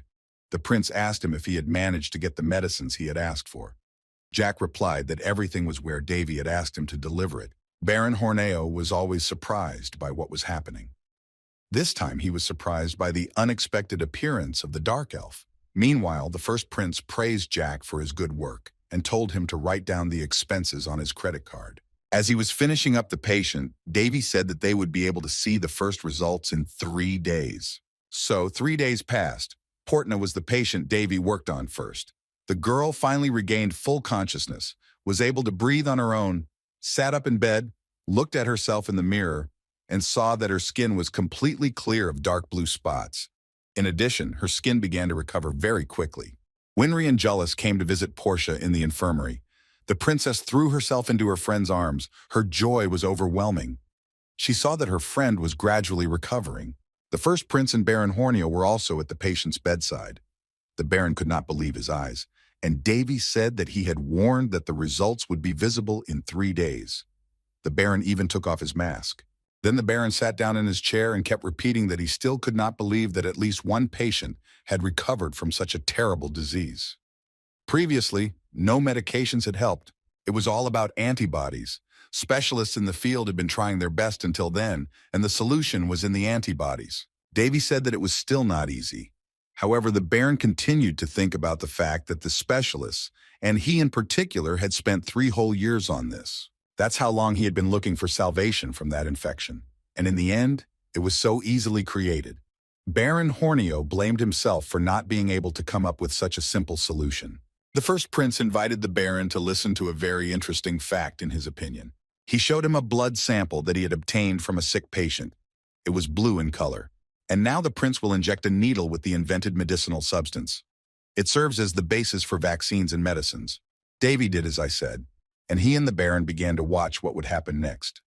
And then the injected substance began to move in the blood sample. The blood restored its color to red. However, Davy said that it was too early to be surprised, and let the Baron watch further. Baron Gorneo was surprised that all this was visible to the naked eye. The first principal explained that this is a rapid melting virus. And this virus is a living thing. The Demon Queen was shocked by this information. This was the case. The rapid melting virus is a biological weapon of a parasitic type. This weapon has a will to survive and strategically attacks the human body. That is why in order to do something, it is necessary to completely suck the energy out of that vile creature. And this requires several types of medicinal herbs, as well as several types of poisonous herbs, which, as a rule, should never be used as medicine. Here, all these plants have slightly different names, so we had to work a little harder to find them. The injection volume of the medicine is 1 to 50 per person, so from one bottle, you can inject 50 people. Davy told Baron Hornio that he had left the ingredients for this medicine in the backyard, so he could use them as much as he wanted. The Baron could not believe his ears. The first prince confirmed what he had said. He also added that he had ordered all these ingredients in the name of the Central Office of Disease Control anyway. Then Davy returned to the palace, where his little sister Winry was waiting for him. She said that now the people of her land honor him in a special way. They call him a saint. Jealous said that all this was really amazing. He could not have imagined that the first prince of the kingdom of Round was so knowledgeable in medicine. However, the prince said that this was absolutely ordinary knowledge. Davy thought that he did not want to hear that he would also be called a saint in those lands. However, the Demon Queen said that for the inhabitants of those lands to be cured of a terrible disease was a real miracle, and he had performed it. So the treatment went smoothly. Within the promised 3 days, the first prince created a medicine, and all the patients gradually recovered. The entire medical staff was no longer prejudiced against Davy, but the overall treatment was still completely entrusted to Baron Hornio. The Demon Queen said that it was hard for her to see so much good-naturedness. The word good-naturedness was alien to her. For example, Count Linton looks like an extremely good-natured person, but his smile gives the Demon Queen an extremely unpleasant déjà vu. Davy's intuition about the Count also gave him some clues. But the Demon Queen didn't believe in intuition at all. She said that if you judge a person for such unfounded reasons, it can lead to problems. And the first prince generally thought that Count Linton was more of a researcher than a doctor. Meanwhile, Baron Hornio is stubborn, but at least his selfless care for his patients deserves respect. Davy appreciated that. Perhaps that's why he was lenient with his rather rude behavior. Meanwhile, Jealous asked Davy if he could help him with something. Winry also offered to help. She said that up until now they had only been watching him. So now they asked Davy to let them do something. The prince could see that they were overwhelmed with determination, so he decided to put them in charge. He told them to control the temperature of all those solutions that were in different flasks and test tubes. Both Winry and Jealous have the magic of the Red Tower, which means they shouldn't have any problems. He tells them to keep the temperature up with fire magic for now. Meanwhile, he went to Baron Hornio's infirmary. Winry readily said that Davy could rely on her. When the first prince came out of the laboratory, Jealous said to the princess that she definitely liked Davy. Winry confirmed that she did. Winry then said that her brother had already been an unusual person since a long time ago. Jealous asked what she meant by from a long time ago. The princess said that even though she and Davy had different mothers, he had always been there for them and took care of them, calling them his family. He was always overly energetic, but she and Varys will never forget his warmth. The princess was immersed in pleasant memories. She said that she still remembers the story of the sun and moon that her older brother used to tell them as children. Jealous said that he was even a little jealous to hear it. Winry continued to maintain the temperature under one flask with her fire magic, just as the first prince had told them to do. And Jealous continued to ask her about something. Then he asked the princess for permission to leave for a while. Of course, the princess did not refuse him. To herself, Winry said that when the situation improved, she would at least have to bake her brother some cookies.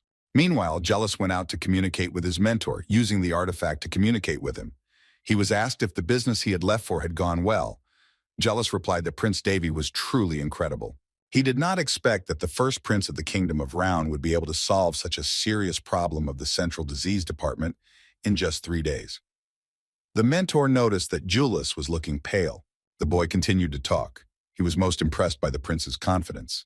Such confidence can only be seen in a person with a lot of experience. The fact that he had managed to accumulate such confidence by the time he was this old only means that no one knows him for sure. The mentor said that if Julius felt this way, it must be true. Then Julius added that, as his mentor had told him earlier, he could learn a lot from the first prince of the Kingdom of Round. So much so that he is already experiencing personal greed. This surprised the mentor a bit. Julius said he felt that he and Davy could become close friends. The kind of friends who don't have to worry about the age difference and whether or not this friendship will bring any benefit to either of them. The mentor laughed sincerely and said that Julius had indeed probably met a very good person. There are so many things in the world that cannot be judged by age, and even a 3-year-old child can learn something. Julius should remember that. Then the mentor said that he had realized something about what the boy had said earlier. Julius was interested in what his mentor had found out. It was about people who were responsible for a special project of the Central Office for Diseases.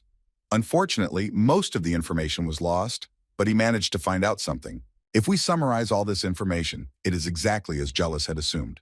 A specialist who was rarely seen in their era, and a very special person at that. Suddenly, Julius felt a smell of burning in the air.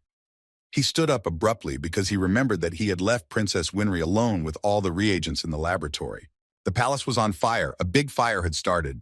Julius's mentor asked what was going on. However, Julius was no longer there. Without finishing the call, he quickly ran to the lab because he had to rescue Winry. As soon as he could, Red Tower Elder Julius got to the lab and began to call out loudly for Princess Winry. Trying not to inhale the smoke, Julius pulled out his small scepter and decided to use magic to put out the fire. He summoned a resonance. Then he used the skills Stream and Water Cyclone. Immediately, waves of water appeared, defeating the fire. The fire stopped.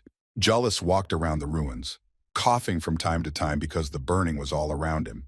But the princess was nowhere to be seen. As he walked through the slowly destroyed laboratory, Julius came across one interesting thing. He wondered what it was, and he even had an idea. His mentor had told him about it. Then Julius used the skill Flight. He thought that even though Davy's past was quite unusual, he couldn't do something like that here. Now only he can. Prince Davy is certainly very erudite and has a stigma, but he is physically weak, and Julius cannot allow him to be dragged into this. The elder was very worried. He said to himself that he hoped everyone was okay. Julius kept calling for Princess Winry, hoping to find her. Meanwhile, the first prince of the kingdom, Ron Davy, Baron Horneo, and the maids of the Winry Palace stood in the middle of the Great Hall, surrounded by knights from the Central Disease Control Department. This was a great surprise for Davy, but he did not lose his composure. The prince asked Baron Horneo if they were in trouble now. The Baron was also behaving steadily. Suddenly, powerful magic worked again. Half hellfire, and an all-encompassing flame appeared. This powerful flame was summoned by Elder Julius. He had perfect control over it. It was high-level magic. Now Julius had to use it against a human being. Magic can take a human life at any moment. Therefore, it is extremely necessary to use it very carefully. This is how Elder Julius was taught. He learned this science well. But now he had absolutely no time for that. He studied magic to use mana and gain the power to protect someone. Then what was the point of that magic if he couldn't use it when he really needed it? The image of Princess Winry was constantly in his mind. Elder Julius used his half-hellfire magic to move forward in those lands to overcome obstacles. Here they have equipped the lands with similar devices. This surpasses what he had heard from his mentor. As Elder Julius walked inside the mountain, he saw the Knights of the Central Disease Administration standing guard around him. Then Julius saw the captain of the Knights, Count Colio, among them, and immediately asked him where Princess Winry was. In the hall, meanwhile, Baron Horneo tried to find out what was going on here, why they were surrounded. One of the knights said that it was nothing personal. They were just following orders. The Baron asked what order they had been given. And then the Baron heard the answer that he had to die here and immediately, and Prince Davy should follow them. But Baron Hornio still wanted to know what this man was doing here. He wanted to take a step forward, but one of the knights ordered him not to waste his strength on resistance. Suddenly, the knight drew his sword and swung it at Baron Hornio, saying that he would only make things worse for himself. The Baron's eyes glittered with the blade of his sword, and he was about to die, but suddenly Davy jumped in front of him. He put his hand out in front of him, and the knight's sword broke against it. Baron Hornio fell to the floor. He did not expect such a rescue, and called out the prince's name, and Davy asked him if he was hurt. Then His Highness turned to the knight who had just wanted to kill Baron Hornio. He said that he knew that the knight belonged to a knightly order for the elimination of wealth. And this order annoyed him a bit, but it turned out to be dumber than the prince thought. His Highness could not have imagined that the order could do such a thing. So the prince pulled the stump of the sword out of the knight's hand. And then the first prince activated the magic of the fifth circle in his hand. The knight felt something bad for himself, and Davy touched him with his hand, which had the skill Lightning with 0 charge activated. Afterward, the first prince said that a person who is going to kill another person must be ready to die. And the destroyed knight fell to the floor in front of His Highness dead. The other knights also drew their swords and decided to attack the prince. But Davy asked them if they had the courage to do so. The nurses were helping Baron Hornio recover, and the Demon Queen decided to warn the prince that no blood should be shed here. Davy replied that that was why he didn't use swords here. But the Demon Queen said she didn't mean it. Meanwhile, other knights gradually died around them. They were all touched by the deadly 0 charge lightning that the first prince of the kingdom of Round activated against them. Then Davy called for the dark elf Jack, who immediately appeared and asked what the prince wanted. The first prince told him to get rid of all the corpses and slaughter all the people who would come in. Jack said that this would also be included in the bill. Davy smiled and said that he had no idea what the dark elf was going to ask him for all these services. Then he told Jack that he agreed, and they made a deal. The dark elf went off to fulfill his next task. After that, the first prince turned to Baron Horneo, who had already recovered a little from what was happening in the infirmary, because he could have been dead if not for His Highness. Davy came closer to him and told him to stay here and concentrate on his treatment. The Baron asked where the prince would go, and Davy replied that he was going to wipe those Inhumans into dust. Baron Horneo did not understand what His Highness meant. For him, everything that was happening was a shock. Davy launched his powerful magic, which was supposed to destroy everyone involved in the rebellion against him. He arranged an explosion and fire to eliminate those Inhumans. The enemies had to pay for their insolence. When Davy emerged from the fire zone, the Demon Queen told him that the tracking magic that had been placed on Winry had begun to work. In other words, it meant that Princess Winry had been kidnapped.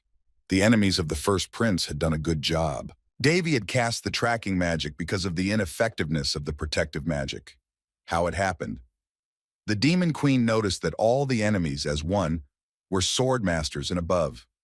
It was said that they used to be emperors. Even if someone had a defense spell on, it would be useless against a sword, but the prince missed it anyway. The first prince found himself in the middle of his enemies, right in the center between them. The knights saw that he was unarmed, so they gave an order to immediately kill His Highness, to which Davy just smiled sarcastically. He was especially amused by the words that he was unarmed. And then Davy pulled out his twin swords and showed everyone around him how unarmed he was.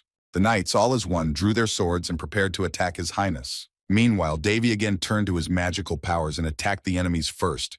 His sword slashed down the knights one by one. No one could understand what was happening because everything was happening so fast. The knights did not even have time to move, let alone defend themselves. The first prince's sword, proudly called the Red Ribbon, was doing the work. One of the knights noticed this, and Davy confirmed his opinion and said that his sacred sword was alive and moving by itself. In the air slicing technique, the art of the air blast sword uses their ego. Davy now used the skill double blade air blast sword art. The knight who had just been so surprised by the sword actions of the first prince of the Round Kingdom was now also eliminated. A divine sword class with ego. Davy defeated all his enemies who were here and said he was unarmed. The star-patterned sword dance. The prince launched this magic at the end of the destruction of his enemies.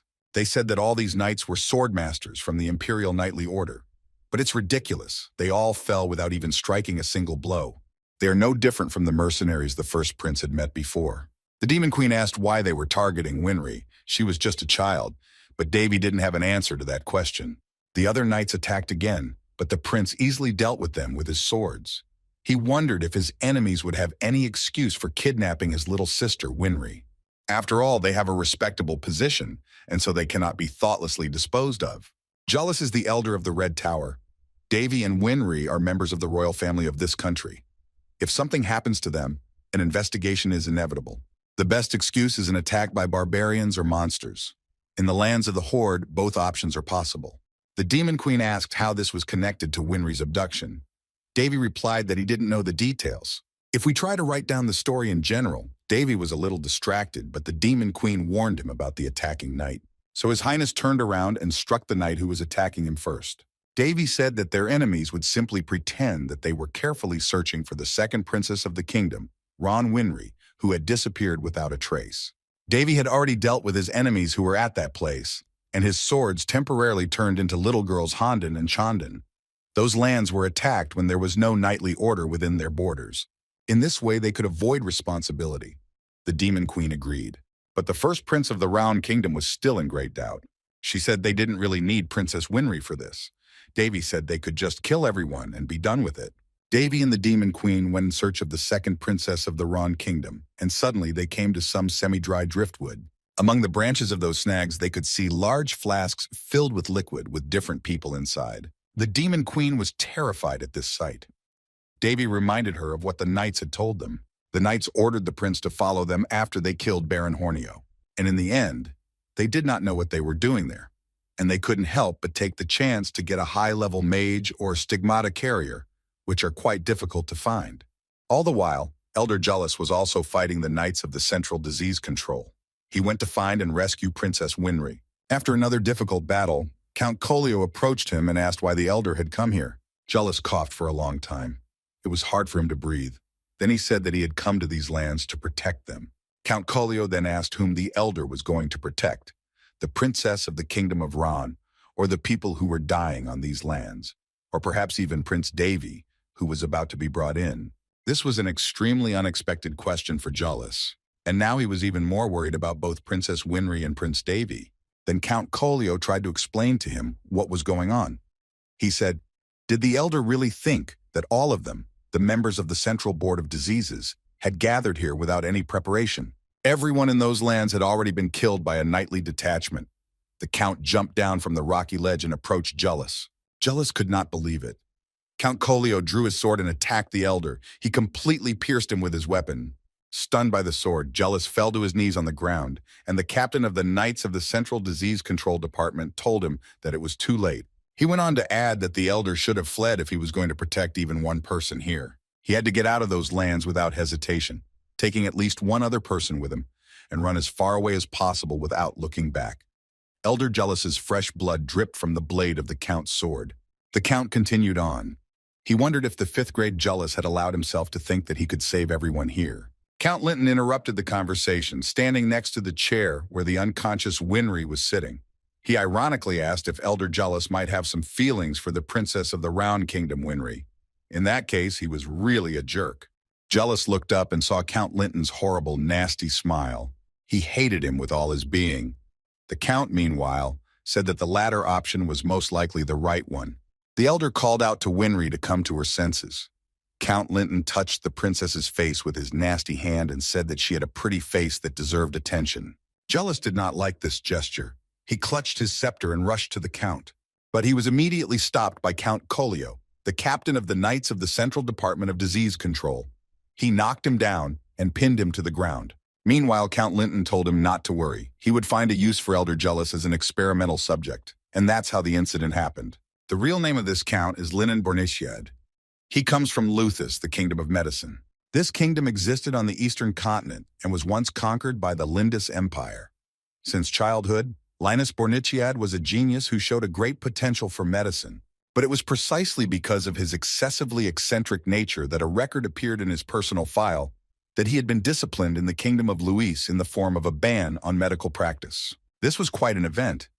In order to invent a cure for a rare disease with a small number of patients, Linan arbitrarily exposed 200 residents and began to experiment on them. At the time, he was only 15 years old. He managed to invent a cure for this rare disease that affected a small number of people. However, after his experiments were completed, Only 10 people survived, and even those were half disabled. And as a result, all of these survivors could not survive even 3 months after the torture. Lyndon turned out to be a man who would do anything to achieve his goal. As they say, someone who killed one person is a murderer. Someone who killed 10 people is a serial killer. Someone who killed 100 people is a maniac. But for some reason, someone who has killed 1,000 people is called a hero. And Lyndon Bortini had received his high honor. However, his actions, his story, left a terrible mark on future generations. They characterize him only as a demon who killed 1,000 people to satisfy his own ego. Now, Lyndon Bortini also has some power and uses it to satisfy his own sick views. The Count told Jullus that he did not expect him to take his bait so quickly. Jullus asked him if he was even aware of what he was doing. Count Linton replied that there was no need to be so angry in circumstances where both sides had won. Positive is positive and remains positive, isn't it? He said that the death of the first prince of the kingdom of Raun, Davy Olron, would allow him to take medicine to a new level. This sick man said that he would receive the prince's achievements and fame in return. In the meantime, 5th grade Jullus will make a huge contribution to the development of humanity, as he will be an excellent test subject. Count Linton continued. He asked if there could be anything rational in the world. Elder Jullus listened to all these senseless words and only managed to say that Lyndon was crazy. The Count gently wiped his face with a napkin and thanked Jullus for the compliment. Then he threw the napkin right on the ground and ordered Count Sholin, the captain of the Knights of the Central Disease Control Department, to deal with the elder. Count Linton suggested that the captain cut off 1 or 2 of Jullus's limbs, as this would make him more humble. The main thing was that he should not die. Just that he should not die. Count Collio decided to do so, and he began to draw his sword. Elder Jullus realized that he was trapped here, and he could not get out of it. He remembered the beautiful Princess Winry. Then he remembered his mentor, with whom he had to cut short his last conversation so suddenly because an unauthorized fire had started. Elder Jullus also mentioned the first prince of the kingdom of Raun, Davy Olron. Mad Count Linton Bornichiad stood there with his arms folded and laughed low. Sometimes there are disasters in the world that people can't do anything about. Count Linton told Jullus that his mistake was that he had learned about this fact too late. Then he laughed even more insanely and told the elder not to forgive someone who was not worthy of him. And then suddenly the captain of the Knights of the Central Department of Disease, who had already swung his sword at Jullus to cut off one of his limbs, was attacked by the first prince of the kingdom of Raun, Davy Olron. He told Count Linton, the bastard, that he had made a mistake and was not worthy of being called a man. Nor is he worthy of being called a catastrophe, against which there is nothing to bet. This name is definitely not for him. Davy managed to easily repel Count Collio's attack on the defenseless Jullus. Then the first prince used the skill Demon King Yurg's Destroying Fist against the captain. At the same time, he used the skill Shifting Punch and struck the captain. It was an extremely powerful punch right into the sun's vault. Davy could taste it.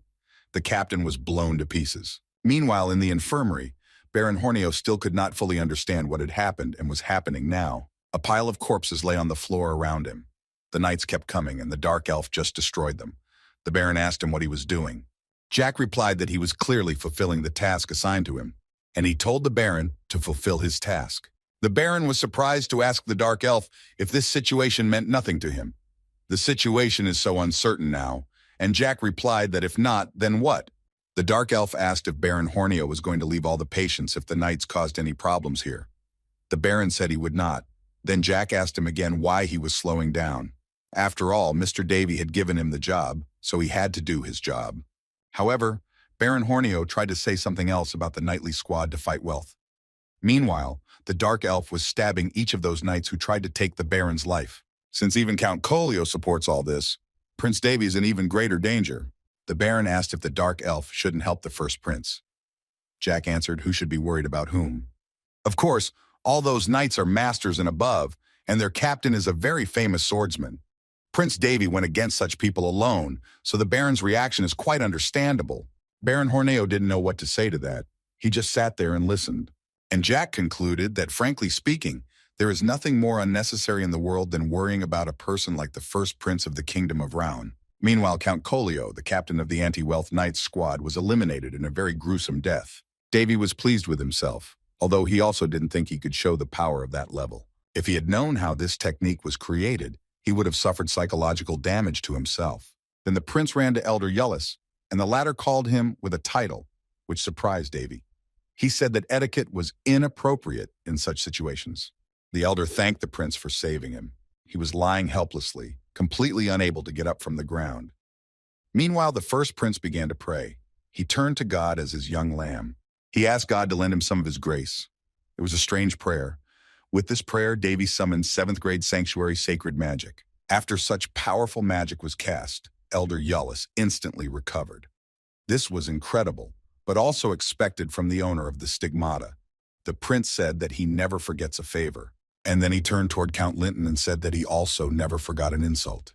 Davy quickly approached the count and cut off his hand, which he had used to touch his little sister.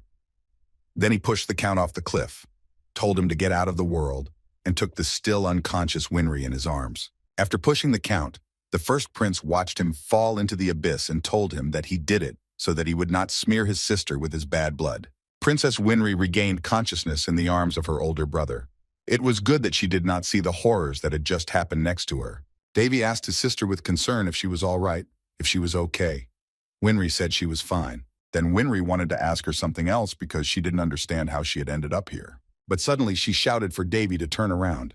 He was being attacked from behind by the captain of the Knights of the Wealth Elimination Squad, who had obviously been revived. However, the first prince was protected by his twin swords, and they repelled the captain's attack. The captain realized that the swords were magic. Davy calmly turned back and said that it was very low and cowardly for a swordmaster to attack his opponent from behind. Count Colio should be ashamed of himself. Meanwhile, Iulus had already recovered, got up from the ground and saw Davy running toward him with Winry in his arms, and behind him swords were repelling the attack of the captain of the Knights of the Central Disease Control. It was the first time the elder had seen such miraculous swords. Davy placed Winry next to Iulus and asked him to take care of her, to be there for her so that she would not be hurt. However, Iulus said that this was not the way to go. They had to get out of here together. However, the first prince told them not to worry too much about him and went to the captain. He also said that he was not as weak as they thought he was. Count Colio, meanwhile, said that Davy's sword was too dangerous for a green boy to play with. He was determined to take the sword for himself, and he rushed to attack the prince. But Davy said that before he took the sword, he should let the captain listen to the opinion of the prince's children. In general, let Count Colio take care of his boss, who was bleeding to death. Davy's rivals have started to run away, but he will catch up with them anyway. The enemies must be dealt with, once and for all. So the first prince gathered his magic in his fist again and struck the captain in the solar vault with another powerful blow. The prince's magic was very powerful. The first attack was repelled in the prince's favor, but the captain was not one to give up so quickly. The wave threw him back a little, but he stood up. Davy told him that if Count Colio wanted to be a punching bag, he would be happy to have such an opponent. And he again rushed to attack the captain and began to strike him one after another with many powerful blows. The captain shouted that the prince was a vile, impudent man and to stop healing in his sunny vault. But Davy calmly said that all means are good in battle. The main thing is to win. To himself, the prince thought that the captain's endurance was really good, but he expected better results from the swordmaster. He had noticed this when he first saw him, but he still didn't know what would happen. The Demon Queen said that in the end, the captain failed in overcoming his limits. Davy said that in this world there is no such thing as a chi overdose. Most likely, the captain of the Knights of Wealth Squad went through a similar phenomenon. He was a man who had reached the limit of his skill. The first prince told the captain that there was no point in asking him about the reasons for his cooperation with someone like Count Linton. He said that on his way here, he had seen certain laboratories where monster cells were transplanted into human bodies. He asked the captain if he had decided to contribute to those experiments in order to restore his destroyed body. Count Colio frantically shouted at the prince to shut up. But Davy said that it was absurd to clarify it now anyway. It didn't matter anymore. However, he knows that it was the captain who planted pathogenic bacteria in the barbarians to spread a terrible disease in those lands. And then the prince asked Count Linton if he was right. All this was described in detail in the report of the dark elf Jack. The Demon Queen gave the correct answer. Davy said it was garbage. The prince does not yet know about the unknown fact, but if it becomes known, it will not be limited to the dissolution of the research group. It will tarnish the honor of the Central Office of Disease Control and will also become fodder for other aristocrats. It would be a most interesting spectacle without interference. But then the Demon Queen intervened and told Davy to do what he had to do. But the prince doubted that this was the right thing to do. Count Linton was still bleeding from the terrible wound inflicted on him by the first prince of the Kingdom of Round. He called out to the captain, but the captain shut him up. Count Colio realized that the source of Davy's power was not in his magic swords. The first prince of the Kingdom of Round is at least a master, and he also has high-level sacred magic.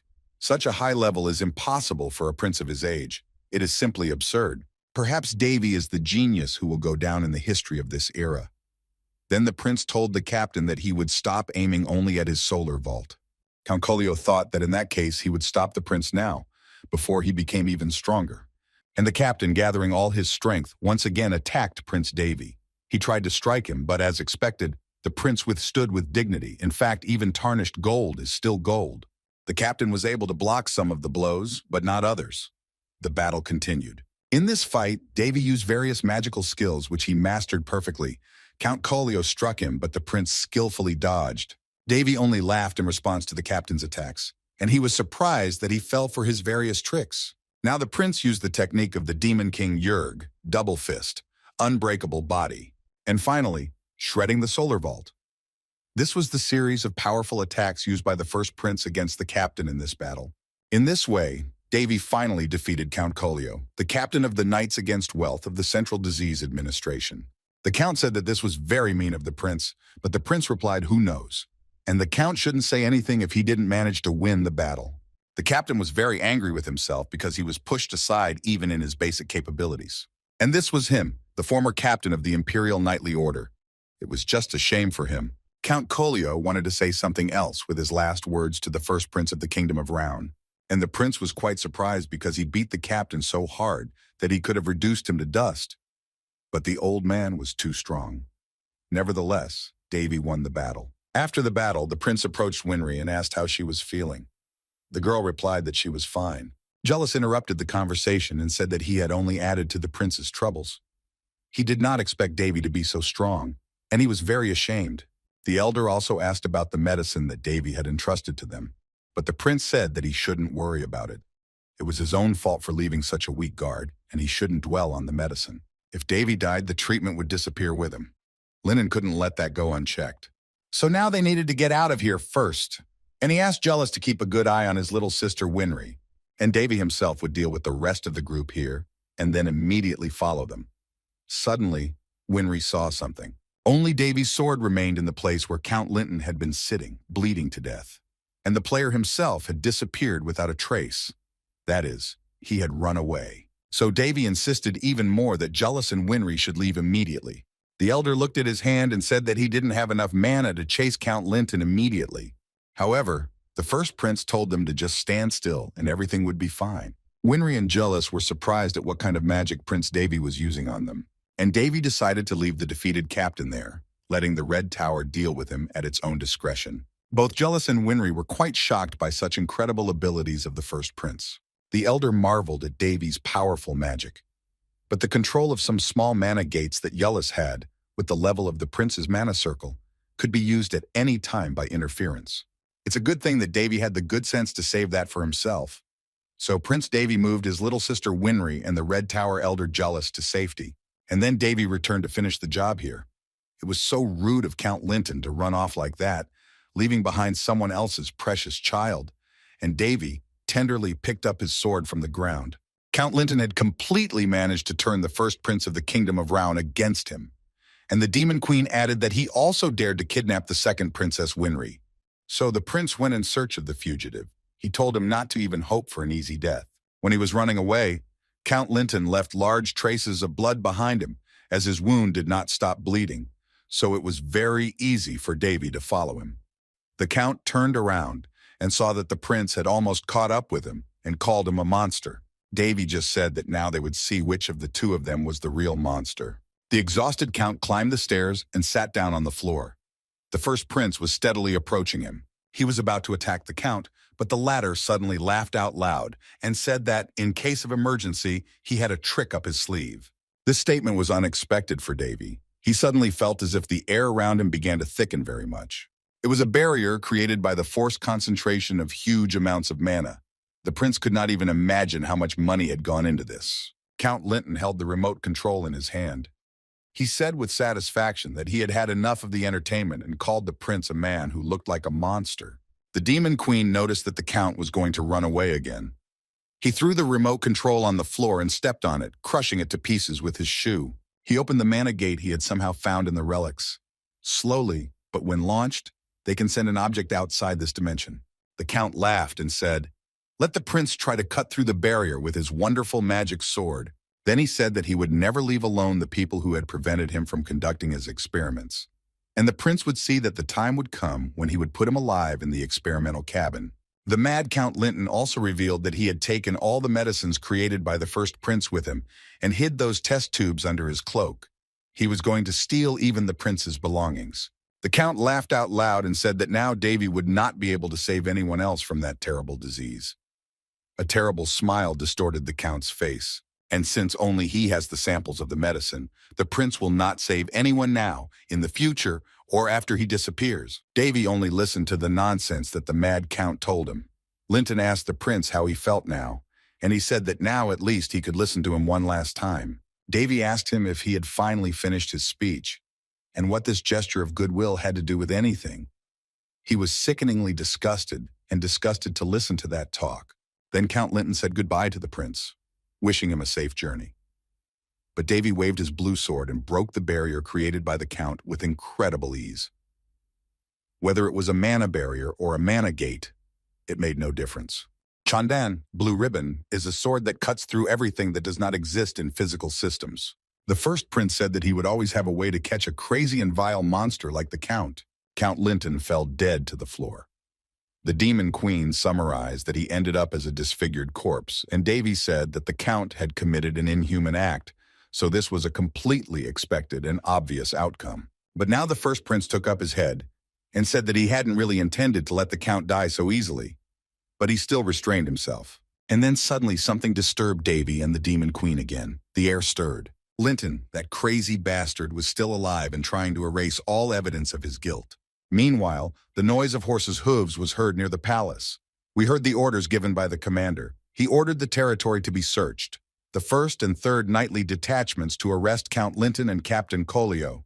If they resisted, they were not to waste their strength but to temporarily retreat. The commander ordered the 2nd nightly detachment to find Baron Hornio and protect him. Everyone else is responsible for the safety of the residents. This commander was none other than the 2nd prince of the kingdom, Round Varys. He told his knights not to forget that their goal was not a desperate confrontation, but to protect the citizens. Prince Varys ordered them to save at least one more person, and the knights rode off to fulfill the order. The prince looked at his lands with regret. It pained him to see the ruins left by the knights of the anti-wealth squad. The prince lamented that even before his departure, things had not been so sad. A few days after Vinry's departure, the Central Department of Diseases, headed by Count Linton, arrived in the Haines lands. Varys was expecting a transfer of some of the Lord's powers and the results of the convention. At the same time, one suggestion from Baron Hornio, who joined them a little later, planted some doubts in the 2nd prince's mind. This suggestion was the possibility that someone had deliberately spread a terrible disease. Suddenly, the prince's thoughts were interrupted. Corpses were lying everywhere in the streets.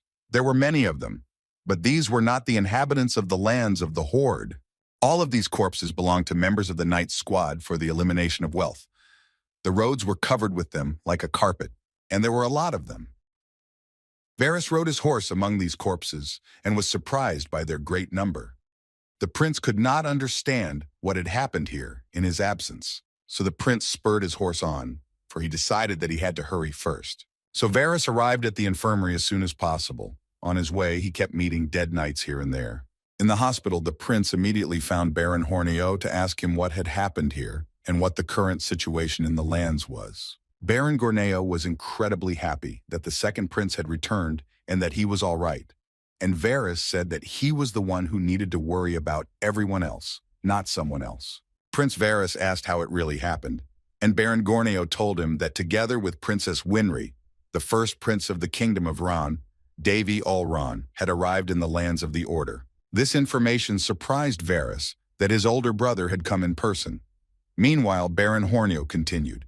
He said that Prince Davy had invented a cure for the terrible deadly disease Devil's Blood in just 3 days. This shocked Varys even more. The Baron said that, frankly, he was shocked himself. Prince Davy handled the disease, which had even made their Central Disease Control Office give up, as if it were nothing. Then Prince Varus asked about the corpses that covered the streets outside. Baron Horneo said that they were all knights of Count Collio. And then Varus received another portion of shocking information when he learned that the Knights of the Wealth Elimination Squad were going to get rid of them. That is, to put it bluntly, kill them after the invention of a cure for devil's blood. Varus then asked what had happened to his brother Davy and where his twin sister Winry had gone. However, Baron Horneo began to reassure the Lord, saying that he shouldn't worry about them so much. But Varus disagreed. He said that there was plenty to worry about. Of course, the medicine was also important, but his brother and sister were much more important to him personally. For the prince, the feeling of worry that something bad had happened to his family was unbearable. Varus shouted and demanded at least some information from Baron Horneo about them. Sincere tears spilled from Varus's eyes. He would not be able to bear it if something bad happened to his sister Winry, that fool who always believes everyone. Suddenly, Princess Winry and Elder Jullus appeared in the infirmary and teleported there. Jullus said to Varus that he seemed to care for Princess Winry much more than he said out loud, and Winry asked her brother why he was suddenly behaving so strangely. Before Prince Varus could realize that his sister had appeared in front of him, they were all suddenly shaken by a new trouble. The ground trembled, the chandeliers shook and rang. Everything looked like the beginning of an earthquake. Meanwhile, the first prince of the Kingdom of Round was doing well. He didn't have to waste any more nerves or energy. He decided to just bring everything down and destroy it in one fell swoop. Davy laughed, and the Demon Queen drew his attention to something else. Chimeras were now crawling out of all the cracks after the rocks were destroyed. They were all running away. But the most important thing was where they were going. And it seemed that all this huge number of chimeras were heading for the lands of the Horde. Davy realized that it would be difficult to catch them one by one in the forests. He thought that it might be better to return as soon as possible and take up the defense. Meanwhile, the sky was completely covered with storm clouds. Davy said that would work. He used the fifth circle magic flight and felt that the humidity was also suitable. The first prince then turned to his sword, the Hondan, and asked it for some mana. Since there was no other way out, he decided to use it to deal with the chimeras. But the Demon Queen said that according to common sense, it is impossible to properly unleash high-level magic with only the power of the fifth circle. However, if this level is available, then with her mana fifth circle and Hongdan's mana seventh circle, it is quite possible and feasible. The first prince decided to use the magic of storm clouds. Everything was just right for him. Davy took to the air. To do this, he used the skills area capture, boundary expansion, and structure change. It was a strange, rare language. The Demon Queen had never heard or seen it before. Perhaps it was runes. The first prince ordered the outlying territory region to completely obey him. And now there is no need to look for chimeras that have scattered everywhere. It is enough to deal with those who are running behind him. Suddenly, Davy said to the Demon Queen that he remembered something he wanted to try. He could use it now. Although it's not fire, it's a bolt from the blue. So Davy used the sudden lightning strike skill. A series of natural disasters followed. At that time, a carriage was rushing down the dirt road at full speed. The guards were riding beside it, also at full speed. Time after time, the guards repelled the attacks of robbers who attacked the passers-by from all sides. The head of the guard was Sir Velos. He was already extremely tired from such an intense ride without rest. The carriage driver said they probably wouldn't last much longer. At this rate, the robbers would surely capture them. Sir Velos was furious with the damned assassins, for they had been chasing them for a long time without a break. Velos saw a forest ahead. Since it happened, he ordered everyone to go to the forest. But now Davy was working his magic over the forest, and a hail of lightning was falling. However, Sir Velos ordered everyone to go to the forest for the second time. There was absolutely no time to hesitate. There was a lady riding in a carriage. She was very scared, and she kept apologizing to her wards. Meanwhile, Davy was already feeling a little weak. The Demon Queen asked him not to overexert himself so much, because in this state his brain would soon melt. Perserk shouted that one person could not control such a power. She could see how pale Davy had turned, but the boy denied it and said he was fine. After all, if something like that could kill him, he wouldn't have been able to reach the ninth circle. His mana consumption was not that high, but his consciousness was extremely exhausted. The first prince was really feeling weak. He was even feeling a little nauseous and his legs were giving out. Davy needed to rest immediately. He had exhausted himself with that magic. The prince held his head. He looked down and suddenly saw a carriage down among the trees. This surprised him very much. Davy did not understand what this carriage was doing in such a place, why it had come there. Besides, the carriage had the coat of arms of the imperial family on it. and the Demon Queen noticed that the coat of arms was also platinum in color. Davy wondered if it was the Imperials. The first prince thought about it. It was not a Western contest because it was thousands of kilometers away, so it could be either the Palin or Rindis Empire of the Eastern continent. The Demon Queen advised the prince to ignore that carriage. If there is a chase for a member of the Imperial family, the enemy must be serious. Davy still couldn't make a final decision, and Berserk insisted on her own. She said that Davy would only interfere in vain, and then he would find himself in a situation much worse than he is now. Meanwhile, the girl sitting in the carriage looked out of the window and saw Davy in the sky.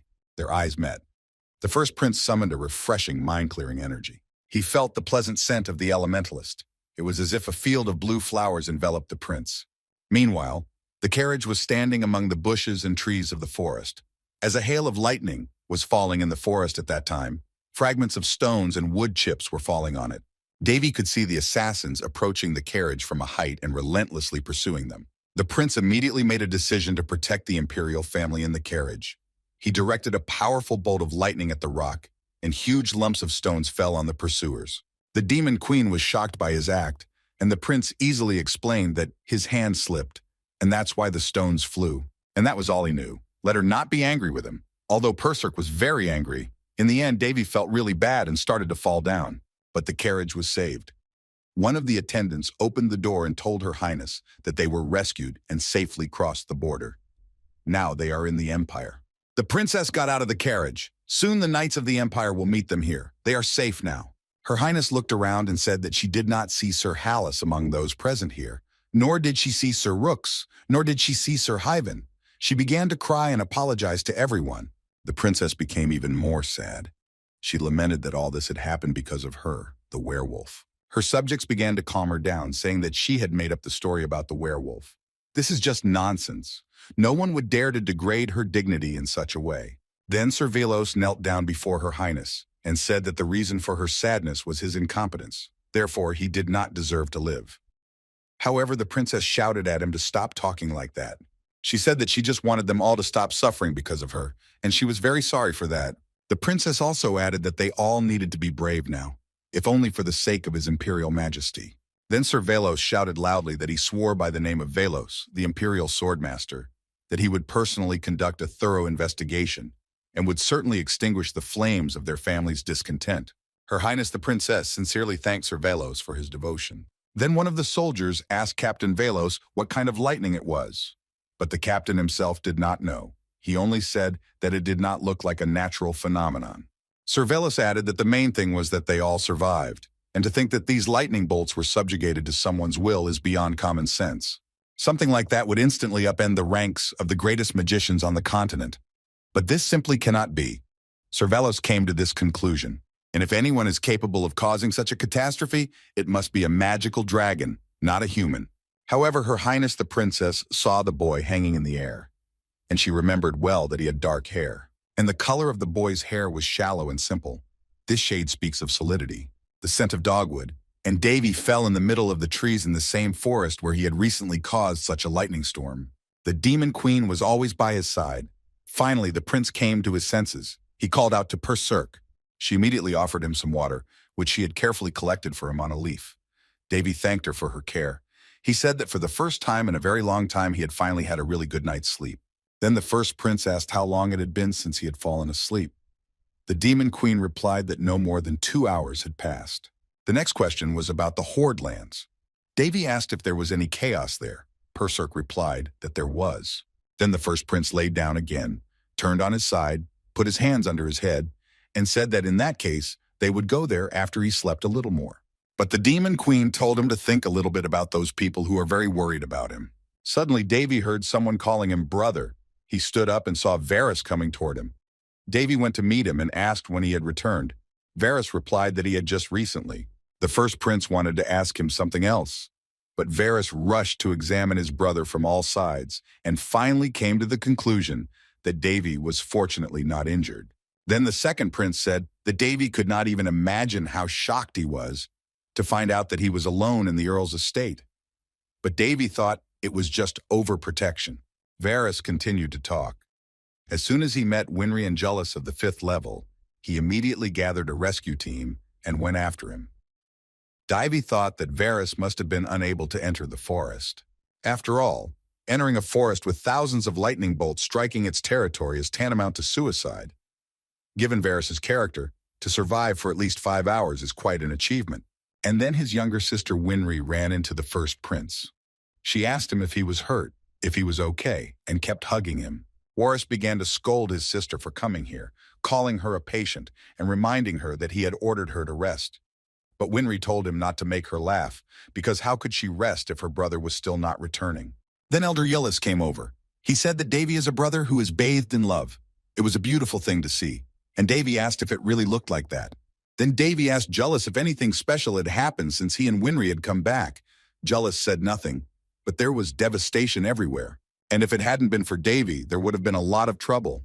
And for Jullus himself, as an elder of the Magic Tower, everything that happened was a great shame. Besides the cure, too.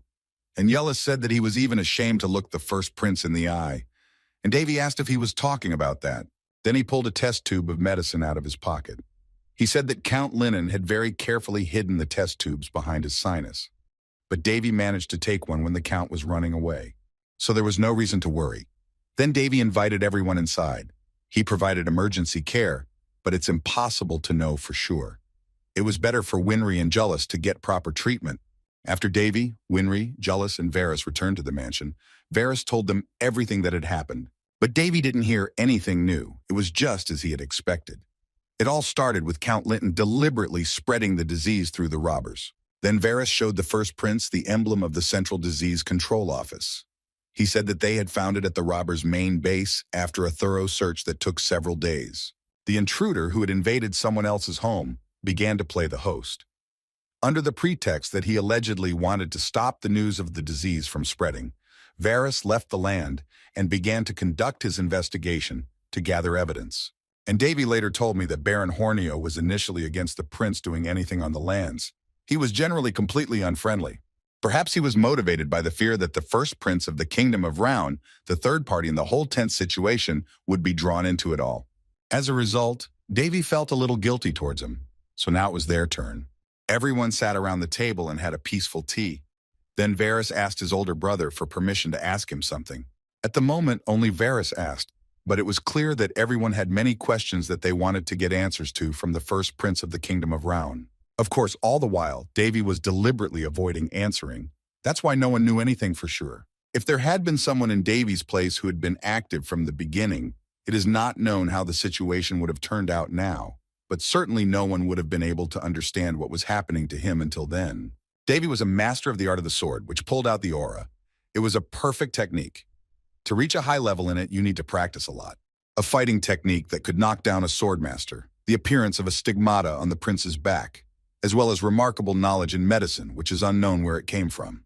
And also the magic of the circle, above the fifth, with which Davy managed to teleport Jullus and Winry back to the palace. It was extremely difficult to understand all this, because it is strange that a young man who is not yet 20 years old can have such power. For example, Princess Alina, who picked up a sword before she could hold a pen, is a true genius. Even this Alina de Palan could not cross the threshold of a swordmaster. Likewise, Jullus, who was a prodigy and was called one of the greatest geniuses on the continent, is still barely approaching the title of master. And at that time, a 17-year-old boy who had spent the third part of his life in a coma achieved all this with ease. When Davy thought about it all, he realized that even for him, it could only be described as impossible. He had only once dared to stick to that path, the one that turned the millennium inside out. As soon as Varys asked permission to ask his older brother a question, Winry immediately yelled at him to stop doing so, because it looked like he was conducting some kind of interrogation. And that's completely uncivilized. However, Varys objected to his sister and said that she would like to find out everything herself. Jullus also entered the conversation and said that, frankly, he would like to know such nuances himself. And this was despite the fact that he had seen all this superhuman power with his own eyes, but he could hardly believe in the reality of it. Now, Winry was even angrier because everyone started asking Davy questions. But Elder Jullus of the Red Tower told the first prince that he had mana that was normal for a very ordinary person. So he wondered how this could be. And Davy realized that this was what Jullus was most interested in. After all, in theory, magic without limits is really something impossible. He thought what a relief it was that no one had guessed that the lightning in the forest was his doing. The Demon Queen said that this was a level with a completely different source. Davy told the Demon Queen that he was just trying really hard. Perserk asked what that meant. She answered that it meant exactly what he said. Davy also said that he had tried his best for this short period of time. The Demon Queen replied that this was not a lie. It really was a short period. Frankly speaking, even a millennium is not enough time to learn all the techniques perfectly. Davy would wake up early in the morning, even before sunrise, and start training, which was prepared for him by his teachers from the Alley of Heroes. And even when the prince went to bed, he still continued to train. He lived his training in his dreams and waking life. Davy's hands and fingers were covered with bruises, scratches, and wounds and were almost always bandaged. The guy tried incredibly hard in his training, even so much so that he studied how heroes turn around. And this once made a goblin laugh when he passed by and saw Davy's efforts. When Varys heard all this, he laughed nervously and said that he took it all as a joke. He refused to believe that it was impossible to achieve something like this in less than a year. For Davy, it was expected that his family and friends would think that he only started improving after he woke up from his coma, and it is quite natural for them. However, the prince calmly responded to such doubts about him and said that there are still a lot of unexplained things in the world. And then he added that he hadn't said a word about the fact that he had achieved this in just 1 year. This shocked everyone. Davy said that Mr. Yullis was right about him having the mana of an ordinary person. But how did he manage to get the sword out of the high-density aura in that case? The prince suggested that this was the part that worried everyone the most. Varys confirmed that this was true and asked how his brother had done it. But Davy didn't want to tell everything yet and said that someday, as soon as it became possible, he would tell everything. Varys looked at his older brother pleadingly, but Davy just smiled and was relentless. He could not tell about the gallery of heroes, even if he was pressured to give an answer and called it absurd. And the prince decided that the best thing to do now would be to end the story with the fact that he was just trying his best. There was no need for everyone to know his truth. Meanwhile, the Demon Queen yawned sweetly. She was already sleepy. She asked Davy to let her sleep on his lap. The prince realized that only one person needed to know the whole truth. It seemed that everyone in the room really believed that Davy would give them a true and complete answer to their questions. But the prince was grateful to his family and friends that they took his persistence in stride. And so the conversation ended. Then everyone returned to their rooms because it was already late in the evening. And here, as they say, every problem solved gives rise to a new unsolved problem. When the first prince returned to his bedroom, he saw a very offended Handan. Davy asked her not to sulk. Then he laughed and said that she reminded him of a hamster with cheeks full of sunflower seeds. The prince tried to make her laugh in the same way, but Handan reacted to the humor in her own way. Then Davy said that now was not the time for that. The prince told the girl to look at him. Handan was still angry. It was the same with the sacred sword Calderas. However, when a weapon with ego and mana is used at high speed, it goes into an equally strong asthenia afterwards. Davy doesn't know about Calderas, though, who has had a long time to grow and strengthen it. But for Handan, who hasn't even been born for a month, it seems that the mana the first prince borrowed for the series of disasters was too much. Davy kept trying to cheer the girl up, and she seemed to respond to his consolations, but not completely. She wasn't very affected by her daddy's jokes. However, her twin sisters came up to Handan, hugged her from behind, and told her to stop sulking. Davy seized the moment and offered his princesses their favorite cookies. He reminded them that these cookies were crazy delicious and offered them a taste. Handan continued to act like she didn't want the cookies, even though it was very obvious that she was dying to eat them. Davy talked to her about why her resentment was so great. The prince still had the cookie in his hands. He saw how Handan wanted to eat it, but because of her resentment, she refused and could not. In fact, Davy was very touched by the whole situation. Finally, he said that he had no other choice, and the prince said that since Handan did not want to eat the cookies offered to her, he would have to eat them all. Little Handan really wanted the cookies, but she still did not give in. Tears came to her eyes because of this internal struggle. Handan was crying. Then the Demon Queen intervened. She called the prince a jerk and shouted at him angrily that he was doing this because he was manipulating children's feelings and senses. She knew it. Suddenly, the Demon Queen Perserk changed her appearance. She began to grow. Before that, she'd always been small, like a little fairy. Having grown to the size of an ordinary person, Perserk called the children to her. The first prince remained standing as if dug in. He had no idea that the Demon Queen was capable of such a thing. Meanwhile, Perserk was already consoling the girls and saying that, of course, they had just been very hurt. Davy finally got around to asking her how she could have gotten bigger. Handan and Chandan leaned against Perserk, and she gently stroked the girls' heads. The Demon Queen was a little shy and said, "Is it really that hard to make your body bigger? Especially considering her demonic powers. She could even change her clothes at will." The first prince watched with interest as Perserk hugged and stroked Hongdan and Chandan. It was like a kind of kinship between energy bodies. Meanwhile, the girls were crying. Handan was crying because she was hurt, and Chandan was crying just for the company of her sister. Perserk said they were good girls. The twins hugged the Demon Queen and called her mom. This touched Perserk so much that it brought her to tears. And Davy was so surprised that he dropped his cookies. And Handan kept sobbing and saying that she hated her daddy. This made the prince laugh. The Demon Queen sweetly told the girls not to worry because their mother was there. Davy understood that this was to be expected from the previous Demon Queen. She is quite resourceful. Nowadays on the continent, those creatures called demons are considered a great evil that lives on the pages of ancient books. But if you look at Perserk now, you only think that it's all just superstition. Davy decided to appease his daughter a bit and offered her more cookies. The group's Honda turned away from him. And the Demon Queen told him that sometimes there are moments when she really wants to sew up his mouth, which brings only destruction.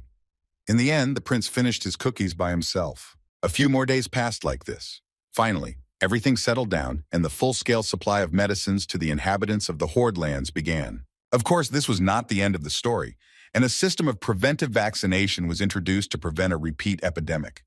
A cure was invented, but nothing could be done about the bacteria that remained in those lands. Now the future of the Horde lands depends only on the actions of Varus, the lord of those lands. Because of all these catastrophic events, more than 300 people died in the lands of Ordom. However, Davy believed that not so many people had died. The prince was sitting in his office studying documents when the dark elf Jack came to him. Jack asked Davy if he was not concerned about this. The first prince replied that he understood that with such a deadly disease, it was a great blessing that there had been so few casualties. Then he asked the elf how many people he thought lived in the lands of the Horde. This disease has killed hundreds of millions of people on other continents. If Davy had not come here, and the terrible disease had spread throughout the country through these lands, half of the eastern continent would have been overrun by it from the Horde lands themselves. In this case, perhaps, everything would have ended much more disastrously. In this regard, the bastard Linen was really very stupid. So for the prince personally, hundreds of victims are a huge relief. The dark elf said that he noticed that the prince already knew about the disease. Davy confirmed that this was true. Jack then asked how well the prince knew about it. Davy then asked if this information would also be included in the bill, to which the dark elf replied that he was already an information agent, so he included everything in the bill. He added that it was in points. It was very subjective. The prince asked if he would eventually have to pay the elf with his own money. However, Jack said that he would politely refuse to do so because he still valued his own life. Then Davy said that it was completely unclear what was going on inside Jack, and he asked if it was time to say what he wanted directly and stop beating around the bush. But the dark elf refused, saying that he still needed to collect some more points. He wanted to make sure that the first prince would have no escape routes. Davy said that he had no idea what the dark elf was going to ask him for, but since he had already come so far, wouldn't it be easier for Jack to just go under the wing of the first prince of the kingdom of Raun? Jack's eyes shone with some hope after Davy's words, but the prince said it just like that. He was not interested in who the dark elf served and what his past was. However, if he really wanted the prince to accept him, he should at least take off this shell. Suddenly, Davy heard his crystal ball for communication light up, because no one was supposed to contact him. He opened the drawer in surprise. It was his maid, Amy, who had called him, so the prince began to pack for his trip home. A week has passed since then. As a result of the fight against the SARS virus, most patients were able to get out of their beds. Of course, unfortunately, there were some patients who could not overcome the terrible disease. But still, the people of Ordom died quickly as a result. When the first prince of the kingdom of Raun was leaving for home, he was honorably accompanied by all the inhabitants of those lands. People chanted greetings, calling the prince a saint. Davy, as always, was uncomfortable with this. For him, everything would have been perfect if there hadn't been that overwhelming praise. Having finished with the schedule, Davy finally returns home, Jullus and Winry were also traveling with him. The princess said that they would not be traveling too fast, but that they should be able to get there in 3 days without overwork. The small mana gate they used when they left Heinz Land needed recharging, so they decided to take a carriage on the way back. Winry kept chirping that they would see a lot of really beautiful places along the way. Frankly speaking, it was not a bad thing for Davy. In general, from the very beginning, the first prince of the Kingdom of Round got involved in serious business precisely for the sake of a measured life. He was going to make a lot of money and retire early. He absolutely did not want the life he had until recently. This pressure from all sides is very tiring. So a slow ride would be very appropriate now, and he gave the order to depart. Now he could be lazy to his heart's content. The carriage passed a huge waterfall. Davy was thinking deeply about something. Winry asked her older brother if he was comfortable, but Davy reassured her that he was fine and that she shouldn't pay attention. Then the princess asked if Varys would be okay. She was a little worried. She wondered why Varys had sent her to the Heinz lands. Jullus intervened. He said that perhaps Varys wanted her to rest somewhere else, but in fact, the real reason was different. Even before he left, Varys had asked his older brother if he could look after Winry for a while. He believed that the princess would be safer with Davy than with someone like him. The first prince noticed that Varys looked gloomy, so he asked what was wrong. Varys replied that it was a disappearance incident. Several children had gone missing from an orphanage on their land. He also said that the rumors have not yet been dispelled, but he is very worried if his sister Winry finds out about it. It was very logical that Varys would be worried about his sister. Besides, as far as Davy could tell from what Amy, the maid, had said a few days ago, the same thing was happening in the Heinz lands. Suddenly, Winry noticed that the landscape outside the carriage window had changed. It looked as if they were approaching the Heinz lands. Davy laughed, saying that he had expected to arrive as late as possible. Jullus asked in surprise if something was going on in the lands. The first prince replied that they were saying that a very difficult man had arrived. Jullus did not understand. Suddenly, some men in military uniforms blocked the carriage's path. The guards angrily asked why they were doing this, since they knew who was traveling in the carriage. Those people politely apologized. They began to talk politely and apologize for their sudden intrusion. Jullus and Winry noticed a coat of arms on the clothes of the leader of the soldiers. Captain Duras of the Knights of the Red Dragon approached the carriage. He said that they had come to meet the first prince of the Kingdom of Round for an escort. Davy had already guessed something, but he wondered why this knightly order had been sent to escort him. Meanwhile, Captain Duras told 5th grade Jullus that he hadn't seen him for a long time.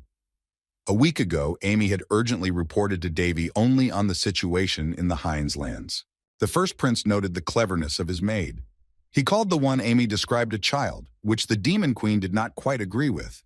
Perserk said that the Caldera's contract girl was the same age as Davy, so the golden branches and jasper leaves of the Palin Empire has arrived.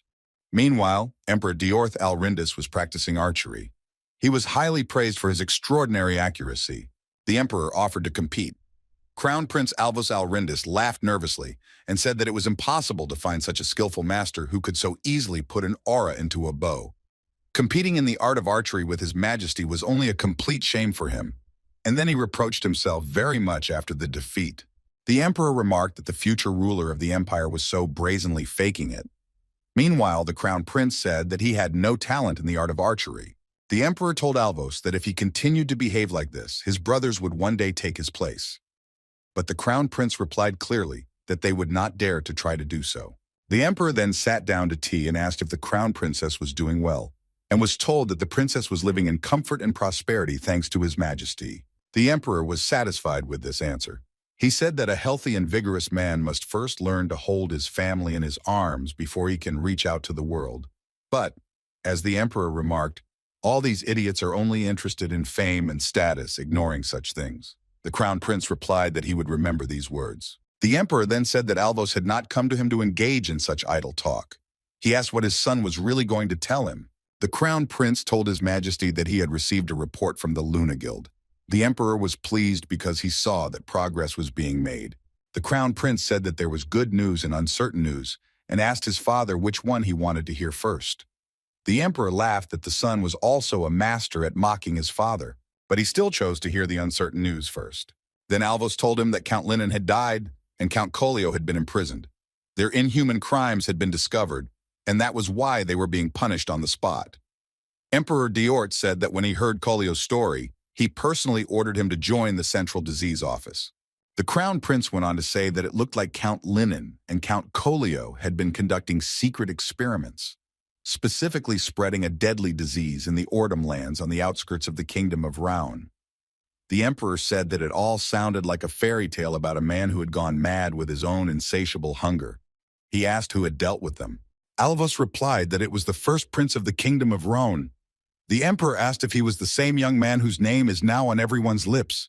The Crown Prince said that His Majesty should not feel guilty about what had happened, and His Majesty asked if Alvos thought that he would have been able to hold on to his position as Emperor if something like that had thrown him off balance. And then Emperor Diort asked to hear the good news, and this good news was sent by Baron Hornio.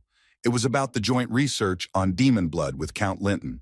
According to the report, a cure for the demon blood disease had finally been invented. And it was not Baron Hornio or Count Linton who did it, but the first prince of the Kingdom of Raun. The Emperor recognized that this was truly amazing news. He asked if there were any mistakes in the treatment of the terrible disease. The Crown Prince replied that there were none. The safety checks have been completed. The inhabitants of the Horde lands are getting back on their feet one by one. From these two pieces of news, the Emperor concluded that there would definitely be people who would try to get their hands on the young man. The Crown Prince asked what His Majesty thought to do about it. The Emperor replied that Alvos should not pretend that he did not understand anything. He ordered him to look into the matter himself. Alvos then asked whether he should send an official invitation to the Imperial Palace in the near future. Since the first prince of the Kingdom of Raun, Davy Ol Ran, has already achieved so many achievements, it would be good to facilitate his marriage to a member of the imperial family. While the Emperor and the Crown Prince were chatting casually about their plans for the future, the princess came to them. She bowed in curtsy and began to praise His Majesty, the two-headed dragon of the Empire. And then the Emperor interrupted her, saying that this was enough. Iria Alrindis is the youngest princess of the Rindis Empire. She is half a werewolf. The Empire still has a very negative attitude towards werewolves, and overwhelmingly rejects them. Since Aria comes from a ruling family, this affects her a little less, but the contempt and evil looks that followed the princess everywhere made her withdraw into herself. She became so inconspicuous that rumors began to spread that the Emperor had become hostile to her. Now the Emperor asked his daughter why she did not call him father again.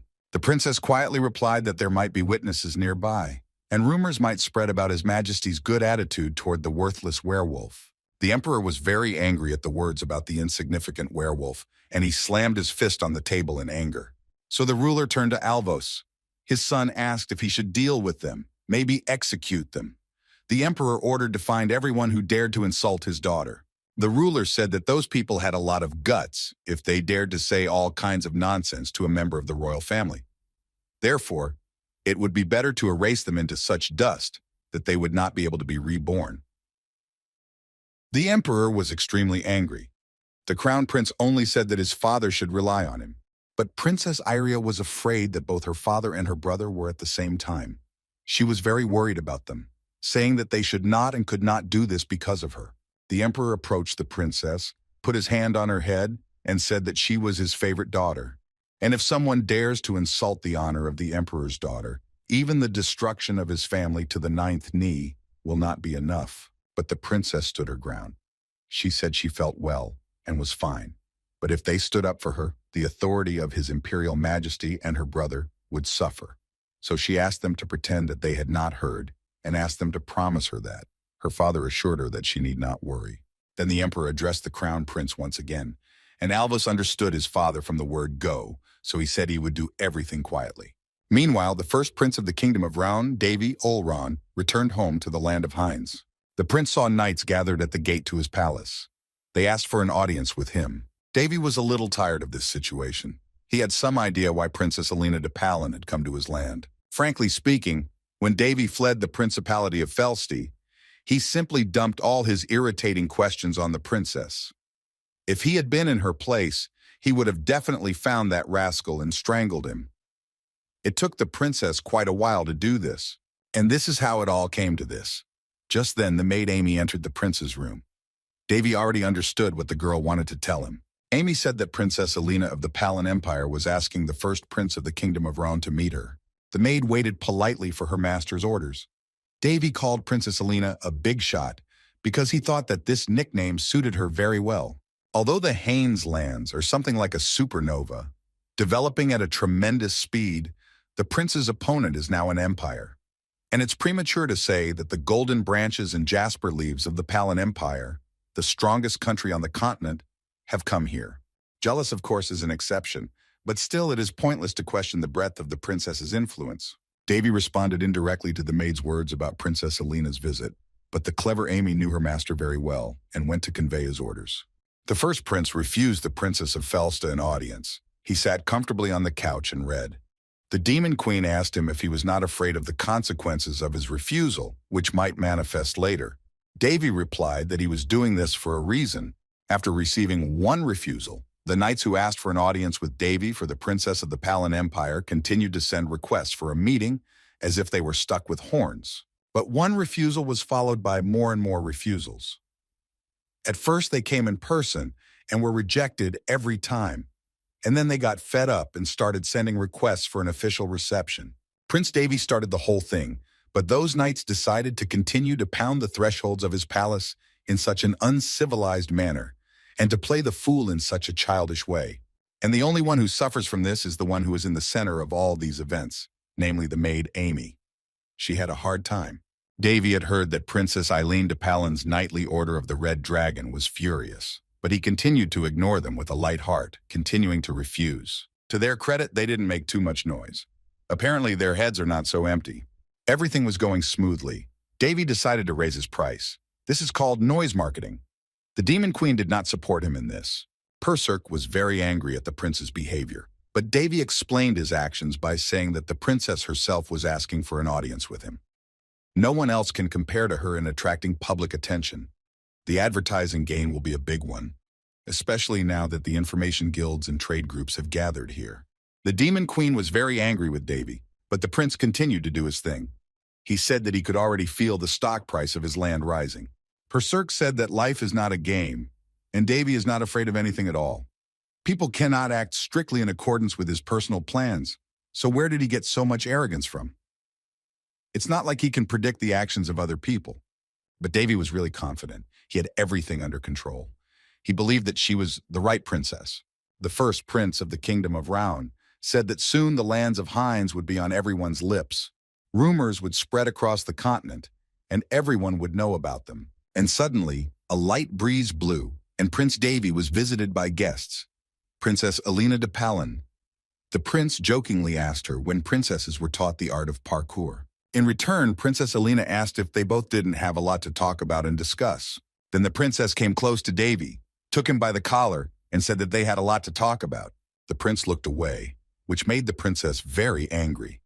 She said that he had become very arrogant over the years. In return, Davy said that the princess had become very impatient since their last meeting. And Emperor Diort with his son Alvos and his werewolf daughter Aria were sitting at the table talking. The father asked the princess if she had anything else to tell him. Erisia timidly said that there was something she wanted to tell. At the same time, the girl finally managed to call His Majesty her father, which amused the emperor, and he praised her for it. Aria was rubbing her hand together, and it was obvious that she was very nervous. The princess remembered a long-standing promise. It was about the promise that she would be allowed to marry her beloved if she ever got well. The princess wondered if this promise was still valid. The emperor became so excited that the cup cracked right in his hand. Meanwhile, Iria continued that her beloved was the man who had saved her on the way back to the empire. The crown prince began to treat his father's wounded arm, while the emperor tried to ask the princess about some details. Erija admitted that she did not even know the name of her savior yet. The princess folded her arms pleadingly and said that she would like to meet her beloved at least once more. The emperor turned to his son and asked him what the main wisdom of the ruling family of Rindus was. And Crown Prince Alvos immediately replied that a person who cannot protect either himself or his people will never achieve anything and will not be capable of anything in the future. The emperor was burning with anger, and he said that some insect had stuck to the flower. The crown prince did not need to say anything. He understood everything perfectly well. So he just told his father to count on him completely. At first, the princess did not understand what her father and brother were talking about. Alvos said that he would find out everything carefully, track down the pest, and bring him to the emperor. Then the princess began to realize a little bit what her father meant. Meanwhile, the emperor shouted for the pest to be found and destroyed immediately. The crown prince replied that the emperor could be calm. He could consider that his son had already gone to request information from the guild. Arya began to cry and asked her father to stop and not to do anything like that. None of them knew that the pest and the bug that stuck to their flower was the same hero who had invented a cure for the deadly disease, devil's blood. They also did not know that Devi is the key to their princess's recovery, to freeing her from the curse. But the day of their next meeting is a story of a somewhat distant future. At that time, the first prince of the kingdom of Round began training Princess Elena de Palin. He created a huge golem especially for this purpose. The girl fought with it using a heavy sword as her weapon. She was learning new skills. With a swing of her sword, the princess used the ability Omnidirectional Strike. The power of the sword attacked the iron golem from all sides. In several places, the iron was struck by blows that damaged its integrity. The golem bent down. Princess Elena prepared for the next blow. But the iron golem was not going to give up. It still had enough power. The princess was getting a little tired. It was not easy for her to accept the new challenge. The fight was tough. The girl looked at her hand, which was trembling because the sword was very heavy on its own, and then she had to wield it. She did not expect it to be so difficult. Analyzing her struggle with the iron golem, the princess realized that it was no ordinary golem. The princess began to recall what she knew about golems in general. She stood with her back to her opponent, and Devi was in full control of the machine, a prototype Megatron, switching to firing mode, target acquisition, and the golem switched. The girl was not expecting it. Long-range firing started. She was under attack. Princess Elena screamed that Devi was a crazy prince. He had created some kind of devilish thing. But the prince just watched the battle, laughed, and said that it was just an ordinary golem. In the end, the iron golem pushed the princess against the wall. She was unable to fight back and was defeated. Ilya screamed that it was not fair. The prince asked if the golem was good, and the princess replied that his highness was just making fun of her. The golem used the automatic barrier. The princess asked what the prince had stuffed his golem with. Devi said that heavy armor was common. Elena indignantly replied that this was exactly why it was unfair, because there was no golem that had magic of the third circle or higher. Devi, meanwhile, thanked the iron golem for his excellent work and said that he would rescue everyone. Princess Elena asked if Devi was trying to create a weapon that could destroy continents. The first prince admitted that he had put magic crystals in his golem so that it would have so many skills.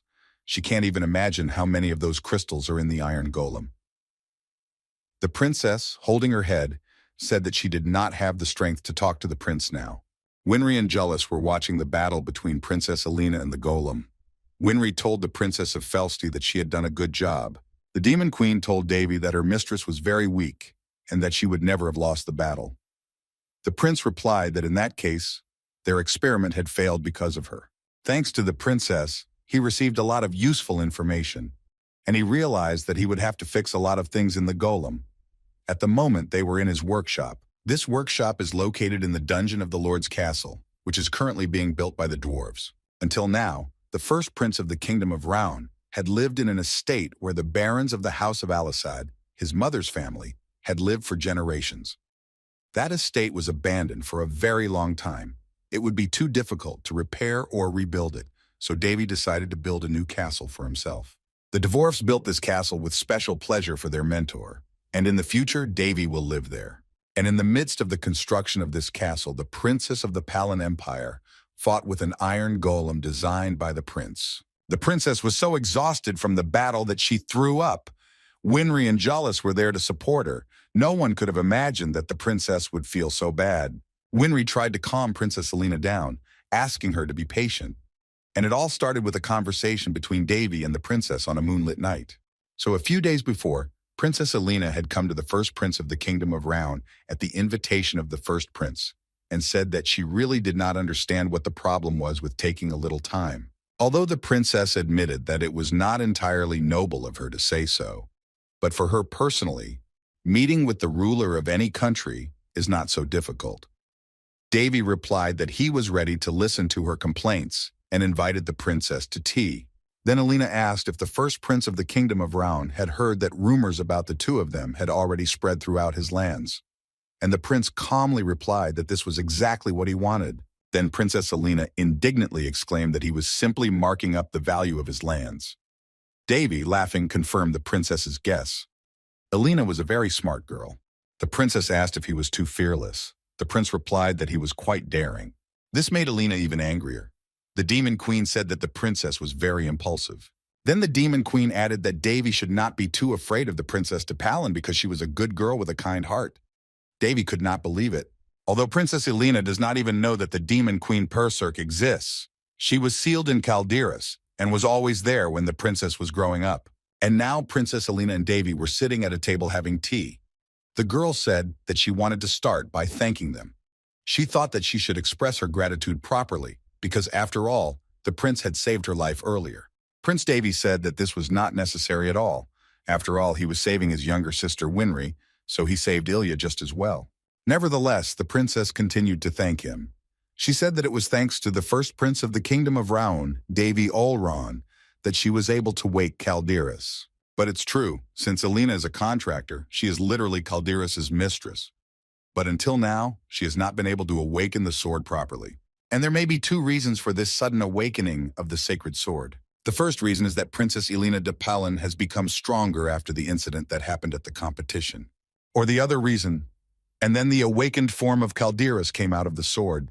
She was very angry and rushed at Prince Davy. She was screaming at him that it was all because of him, that he was the reason she was the way she was. Davy tried to calm her down and asked her if she had slept well. It was easier to wake Calderas, perhaps because she was weaker. The awakened form was very angry. She reproached the prince that he could have at least explained something before doing this. But Davy justified himself by saying that people were dying every second there, so where would he find time to explain? The awakened form was desperately looking for Purr, questioning the prince about her whereabouts, because she was sure that the prince knew. Perserk was by his side, as always, but Davy didn't know that she couldn't see the Demon Queen. He tried to calm Calderas' awakened form, telling her not to worry, that he and Perserk were getting along very well. It was just that he was stigmatized, and that's why the Demon Queen came to him. The awakened form was still very angry. She would look under the prince's clothes and call out to Perserk, asking if Davy had done anything wrong to her, if she was okay. The prince convinced her that he was not what she had imagined, but the awakened form tried to shout to the Demon Queen to at least answer her. The girl was not satisfied, so the Demon Queen asked Davy to lend her some of his mana. Davy replied that no problem, as much as she wanted. Finally, Perserk became visible to Calderas and greeted her. She said it had been a long time, and Calderas was moved to tears when she saw the Demon Queen and rushed to hug her. Then Princess Alina saw her Calderas hanging in the air. She asked in surprise what she was doing there. Davy answered instead with a sword. He explained to the princess that Calderas was busy with something very important, so she should be left alone. The princess agreed. It was the first time she had ever seen her Calderas in such a state. Then Alina turned to Davy. She said that she really had a lot of questions for him, but she knew that he was not so kind as to answer them just like that. The prince said he heard the reproach in her words. However, since he feels somewhat guilty, he will try to give the princess answers. Let her ask anything she wants. Ilya's first question was who Prince Davy was, and she surprised the prince with her directness. And he began to answer a little by little that he was, as she should already know, the first prince of the kingdom of Raun, the legitimate son of the former queen, Reni Alisad, Davy Olron. Princess Alina was very annoyed by this answer, and she shouted at the prince that this was not what she was asking. Then the princess tried to calm herself down and said that it was okay. They had plenty of time, too much time. She looked at Davy menacingly and said that she would slowly get all the information she needed out of him. Alina got up from the table and began to unroll the cloth she had brought with her. A sword was wrapped in the cloth. This was a surprise to Davy. The prince took it in his hands. The sword was very heavy. It would be really hard for ordinary people to handle it because of its enormous weight, so it would be completely useless. Princess Alina said it was the sword she usually used. Davy continued to look at the weapon. He said that this sword was perfect for the hare's heavy sword technique. And then the prince easily lifted that sword up. As the skill level increases, weight does not matter. Princess Alina now decided to waste no time and asked Davy directly for something. The girl politely and clearly expressed her request that the first prince of the kingdom of Raun teach her the techniques of the sword god. Davy put the sword brought by Alina Depalin on his shoulders and said that he could refuse her.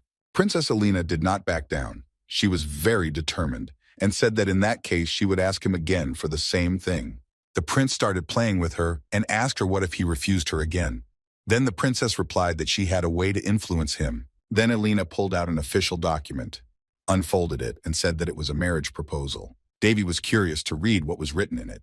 The princess said that he could well ignore the proposal, but the royal family would definitely not. Personally, she threw away all her pride when she came here. The princess asked Davy for an answer. She said she could be naughty for a very long time, and realizing that the prince was already getting a little tense, she added that she could show him if he wanted to check it out. The demon queen also saw that Davy was trembling a little, but he said that she was imagining things. But Perserk objected and told him not to try to deceive her. In conclusion, Princess Alina added that if the prince continued to avoid her, she would officially send this marriage proposal to Raun. Her father, the emperor, promised to allow her to marry anyone, even a slave, so the prince need not worry about this. And what can we say about the Lord of the Developing Hanes lands on the eastern continent? Prince Davy asked what Alina would do if his family accepted the marriage proposal, and whether the princess thinks she has too low a self-esteem. Meanwhile, Princess Alina de Palin was dreaming. She said that she did not mind marrying such a reliable prince. It seemed as if the princess was floating somewhere far away in the clouds. Davy tried to tell her something, but she did not hear him. The prince realized that Alina was just mega crazy. So he came up to her from behind, lifted her out of the chair, and told her to stop talking nonsense. He hoped that the princess could leave the same way she came here. Davy suggested that the princess have a more constructive conversation next time, but Alina didn't want to end the dialogue. She shouted that she wasn't going to give up so easily. Davy was pushing the princess away from him, and she kept shouting that she had a really bad temper and was very stubborn. She also said that she does not hide behind other people's backs and does not care about the feelings of her opponents. Davy said that he understood all this very well. Finally, Alina grabbed Davy by the collar with both hands, pulled him very close to her, and shouted in his face that they would see who was the most stubborn. The prince said that he was already in anticipation. Then the princess sat down on the windowsill, because that was how she was going to leave Davy's room and return to her room. Back in her room, Alina was getting ready for bed. She sat in front of a large mirror and brushed her luxurious long hair. Caldera said that she didn't think the princess would bring Davy a marriage proposal. She was worried about what would happen to Princess Alina's current fiancé. However, the princess assured her that there would be no problems with him. They were just childhood friends. But Alina was worried that the problem would be something else. Then Calderas guessed what she was talking about and asked the princess if she had heard from her partner yet. The princess nodded her head that she had not. In the end, she had no choice but to try to persuade him at any cost. It was imperative. The next morning, Princess Alina put on a beautiful dress, did her hair, and went to work in her office. The whole point was that the princess went to work in the office of the first Prince Davy, and when he entered, he asked if Her Highness was busy. Alina answered that of course she was. That is why she is here. Then she continued dreamily that people do get closer to each other when they spend time together. She is stubborn, reckless. There are many epithets that could be used to describe her. However, none of them can convey how strong-willed Princess Alina is. Her Highness told Davy to save his grumbling for later because she needed to concentrate now. After the declaration of war that night, the princess started coming to see Davy every day. It had gotten to the point where she was bringing her work to him. One day, Winry came into Davy's office where Princess Alina was working as usual and said that she was getting dizzy from all this. She began to yell at Princess Alina de Palan that it didn't make any sense. Where is it possible to wear your own work to a stranger's office? But Princess Alina smiled and said that Davy was not a stranger to her at all. In fact, she had heard that close friends often do this. In fact, the Imperial Chancellor, the Duke of Orba, visits his friend, Count Ferdum, quite often. However, Winry indignantly asked when the princess had managed to become close friends with her older brother. But Princess Alina insisted that it was true, and now she was a little tired and decided to postpone the paperwork. Meanwhile, Winry was burning with anger, saying that it was simply impossible to talk to Princess Alina. But from the outside, it looked very weak. The Demon Queen noticed that Princess Winry was all in the palm of Alina's hand. The princess of the Felsty Kingdom did not even pay attention to the angry Winry. She was much more interested in another issue. Namely, the princess could not understand why Heinz had forgotten Jullus in the lands. However, Jullus, peacefully sipping his tea, replied that it didn't matter, as he and His Highness Davy were quite good friends. Alina was angry and asked him since when they had become friends. Then Jullus winked at the first prince and asked him since when. And Davy asked why Jullus was asking him about it. And Princess Alina kept asking. She didn't understand why they didn't want to contact her after all that.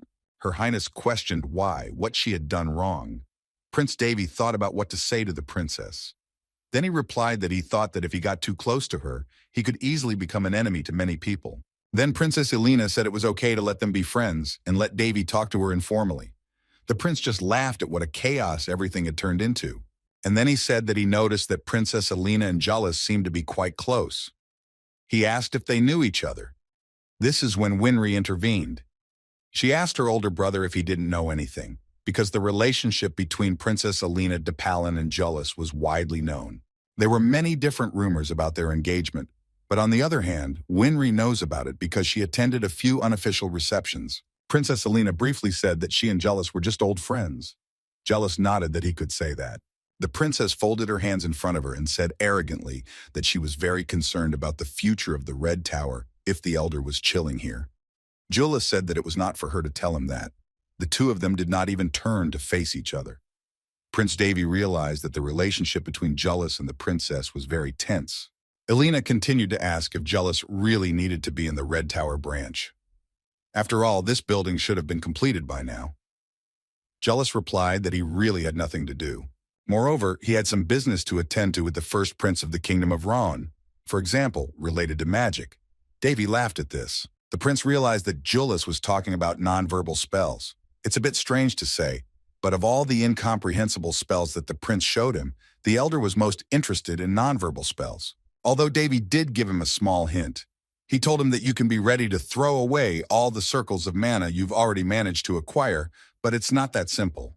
The chance of success would still be only 10%, but it's really very difficult to pull off something like that. Then Prince Davy asked Jullus if he hadn't given up yet, and the elder replied that it was not for nothing that they, the magicians, consider it a compliment when they're called crammers. Davy laughed a little again. Frankly speaking, the prince was lucky that Jullus was sympathetic to his position and kept everything a secret from the Red Tower. The first prince is really grateful to the elder for this. Jullus is a very good man. Suddenly, this interesting conversation was interrupted when Amy, the maid, entered the study. The girl reported that everything the prince had asked for had arrived and had been moved to the underground warehouse. Davy was pleased with the news. Princess Elena de Palin asked whether Amy was Davy's maid or not. Winry replied that Amy was her older brother's personal maid, but you can't judge a book by its cover, at least not in Heinz Land. Winry added that in this estate, it is the maid Amy who is now replacing her brother, and she recently received the title of Baroness. This surprised Princess Elena tremendously. It was very unusual for her. Meanwhile, Prince Davy said that it was time for him to leave. He said that the kingdom was in complete chaos, so he could not tear himself away from all the business. At present, the kingdom of Raon is struggling between two factions. One side is headed by a supporter of the monarchy, the Marquis of Faltris, and the other by Duke Barrietta, who represents the aristocracy. Moreover, the first prince of the kingdom of Raon received a report that Duke Barrietta was making secret moves in his hideout. Something is bound to happen soon, so the prince is on the alert. Davy had already observed enough in his time, so now it was time to make his move. Elder Jullus asked where Prince Davy was going and where he was now. In response, the prince asked Jullus if he would like to go with him. Since the alchemist would be very excited about the elder, Davy is sure that Jullus himself would be very interested. Princess Elena also became interested in what was happening there. The girl immediately asked to be taken along. Davy realized how intriguing he had made everyone. Davy agreed, and Elena was incredibly excited about it. So they went outside, where they were immediately met by the elder of the dwarves, Golda. The dwarves were building a new castle for the prince, and Davy noticed that the building was much taller. Golda said that although he was not as skillful as his mentor, he was very careful and responsible in his work, and the prince said that he liked everything. When Winry saw the dwarves, she opened her mouth in surprise. Princess Elena was no less amazed, as she also saw dwarves for the first time in her life. After a few words with the dwarf masters, Davy introduced his guest to them. He first pointed to his younger sister, Winry. Elder Golda bowed slightly and smiled. He had heard that his mentor was very proud of his younger sister. Winry greeted him politely. Then Golda shook hands with Princess Winry, and she trembled with excitement. Golda told her that their mentor had already told them all about his sister Winry's good deeds. The girl was still very shocked, and she noted for herself that the dwarf was a very nice person. She thanked him again politely. Then Davy introduced Golda to Elder Jealous of the Red Tower and Princess Elena of the Palin Empire in turn. Elder Golda was no longer smiling so broadly. Jealous and Elena were big shots to him, as he said. But after their introduction, Golda said he didn't really care about them. Princess Elena exhaled and said that for the first time in her life she felt empty. Jealous fully supported her and said that he understood everything perfectly. Meanwhile, Golda told Davy that his brother sends his regards to the prince. Davy asked if it was Elder Golda. Golda said that Golgoda had told him that the sacred sword was almost ready. This was wonderful news. Davy had laid down the base of the sword when he was in the dwarf's workshop and left the rest to the dwarfs and then left. Everything pointed to the fact that the dwarves would successfully complete the spark of light. And then Elder Golda offered to give a tour of the rebuilt building. However, the prince refused and said that he had come here just now because he had been told that the materials had been delivered to the underground warehouse. Dwarf guessed that the prince had come to see the giant warrior and said that he would warn the first prince of the kingdom of Rouen about the visit. Winry, Princess Elena, and Jealous stood there in amazement. Finally, they all went down into the dungeon together and saw a huge iron warrior. Jealous screamed, unable to contain his shock. He asked Davy what it was. The prince calmly replied that it was a guard. Jealous could not calm down from what he saw because there was a real iron golem in front of him. Usually such machines are made of hardened clay or steel. These are weapons that are perfect for combining with magic circles or alchemical technologies. In fact, some countries even use small units of golems in wars. Jealous still couldn't get over it. He said that this was a huge first-class golem and that it had definitely cost a lot of money to create. Davy was surprised and asked if it was really that expensive. They just let an ancient magical golem ride this Megatron, the same guardian that protected the source of the Heinz drought curse. As a result, due to its recycling, it was not so expensive. And especially for Davy, the owner of such a workshop, money is not a question at all. The Demon Queen said that people like the prince are also called spenders. Davy asked where she had gotten that idea. After all, owning your own workshop is every man's dream. And don't let the Demon Queen look at him like that. Then Davy decided to take some control of his ironwork. He gave it orders, and the golem carried them out. The guests of the first prince of the kingdom of Rouen were incredibly surprised. Jealous said that he had never seen a golem move like that before. Moreover, it could be saturated with magic. The elder asked the prince how he managed to do this. And Davy replied that since he had already started making the golem, he had to do it right. Observing such an incredible delight of his guests, Davy asked Princess Elena how she felt about it, what she could say. Then Davy added that since they were all here, this golem had to be tested. And he provocatively asked the princess if she wanted to accept the challenge. If she agreed, he would grant her one wish.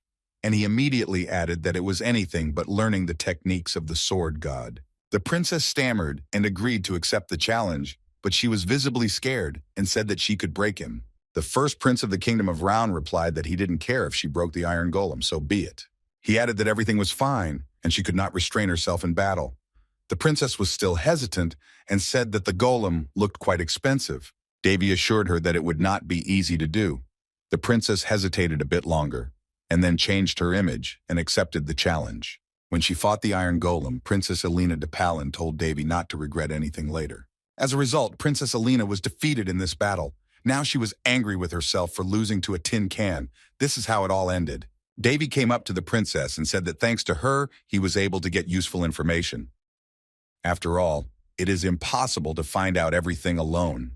He offered Ilya his hand to help her up. The princess said that now she felt deceived. Then she took the prince's hand and asked if he would fulfill her request, as he had promised. The prince confirmed his promise. Namely, he would fulfill any wish of Princess Elena, except for teaching her the art of the sword. Then the princess said that she would think about her wish. Elder Jealous came up to Davy and wanted to ask him something, but the prince, without even waiting for a question, immediately refused. Then Jealous asked Winry how the first prince of the kingdom of Rouen could know what he wanted to ask. And Davy added that Jealous shouldn't even try to attack the golem. Princess Elena asked Davy if he planned to make more golems in the future. The prince replied that he did, but that this was just a prototype. He said that he plans to make 5 more after the first one is completed. Princess Elena was impressed by this scale, and she asked directly if she could have one of those golems. And Davy asked if the princess had any idea how much the golem would cost.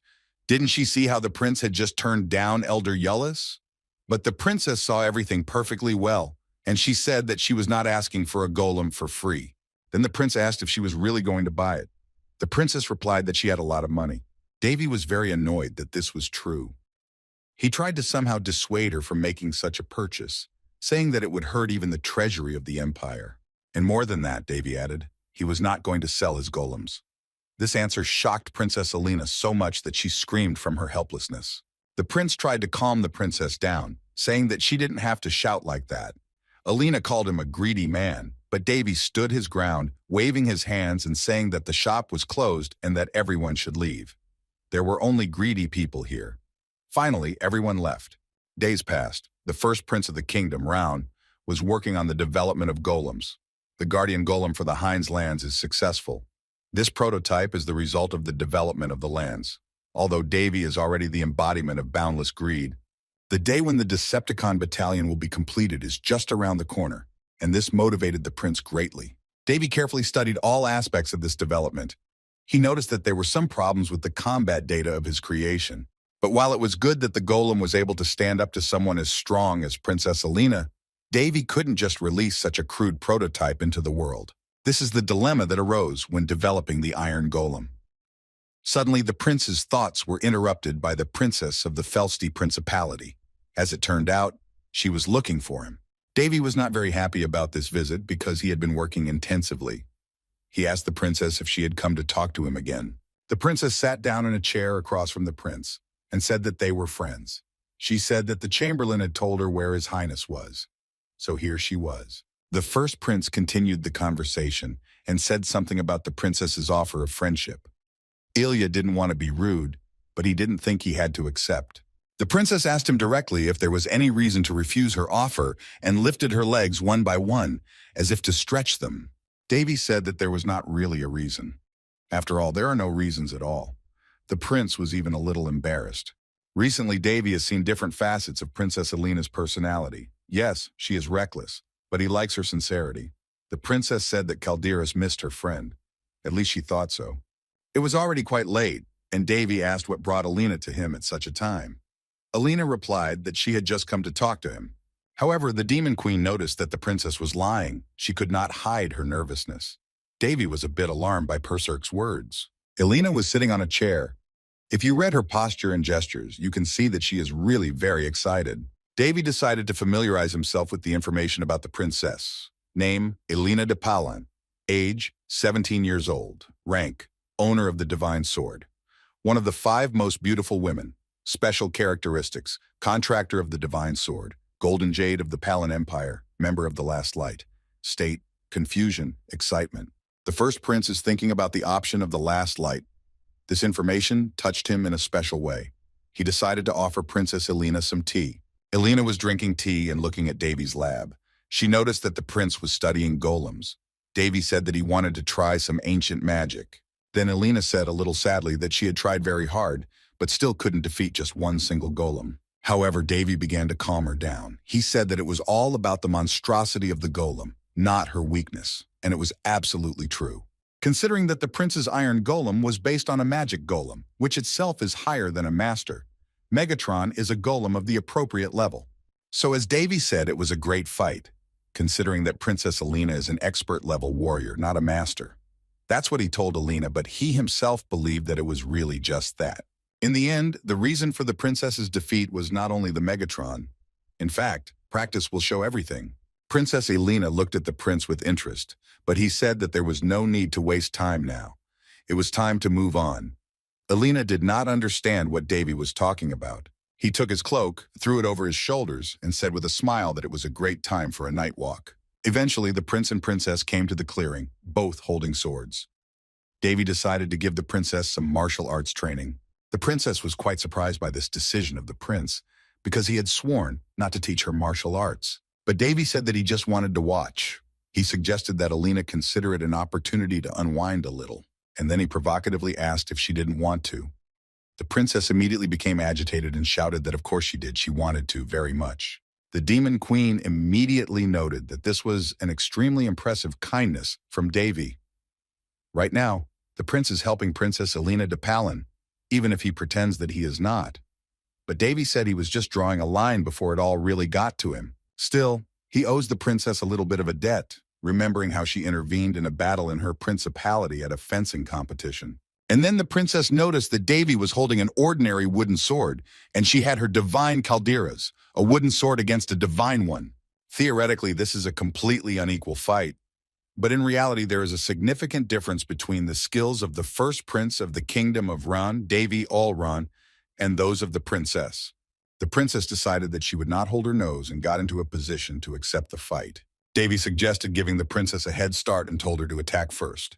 The princess didn't need to be told twice. She replied that then they would start without any ceremony. Elena wanted Davy to show her first of all the fighting technique of the sword art. The training began. The princess was skillful with her weapon, and the prince noticed that Elena switched between attacks quite quickly. And if you add to this the weight of the divine sword, which is very significant. Frankly speaking, Davy was sick just looking at the sword. The princess attacked the prince, and he skillfully deflected each attack, and finally he threw Elena far away from him. The princess was extremely shocked. She couldn't understand when Davy had managed to deliver this decisive blow. And Davy told her that for a heavy sword, it was all quite light, and he asked the princess for her opinion on this.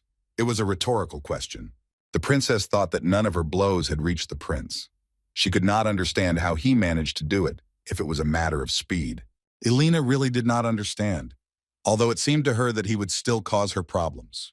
Now, the only thing that was obvious and clear was that Prince Davy had dodged the attack with extraordinary ease. Then the princess, continuing to attack the prince, decided to make sure that the opponent had no way to evade her attacks. And the girl began to swing her sword so deftly that Davy almost fell to the ground. He immediately noticed the incredible pressure of the princess. A Megatron would not have been able to cope with this level. It is obvious that Princess Elena becomes several times stronger with the divine sword in her hands. Megatron defeated her only because she took an ordinary sword. Otherwise, he would have been broken into pieces long ago. Now, with her weapon, the princess was incredibly strong. But now Davy had used the first heavenly sword ability, and this attack from Prince Elena was impossible to repel.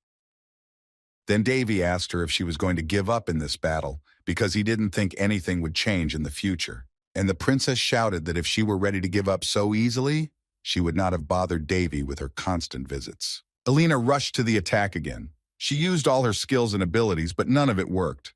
Davy easily repelled all attacks. The princess was very angry, irritated, and all these emotions could be easily read from her face. In general, this is a bad habit for fighting. You can see all the opponent's inner feelings. Elena continued to attack the first prince. She used the super heavy sword ability.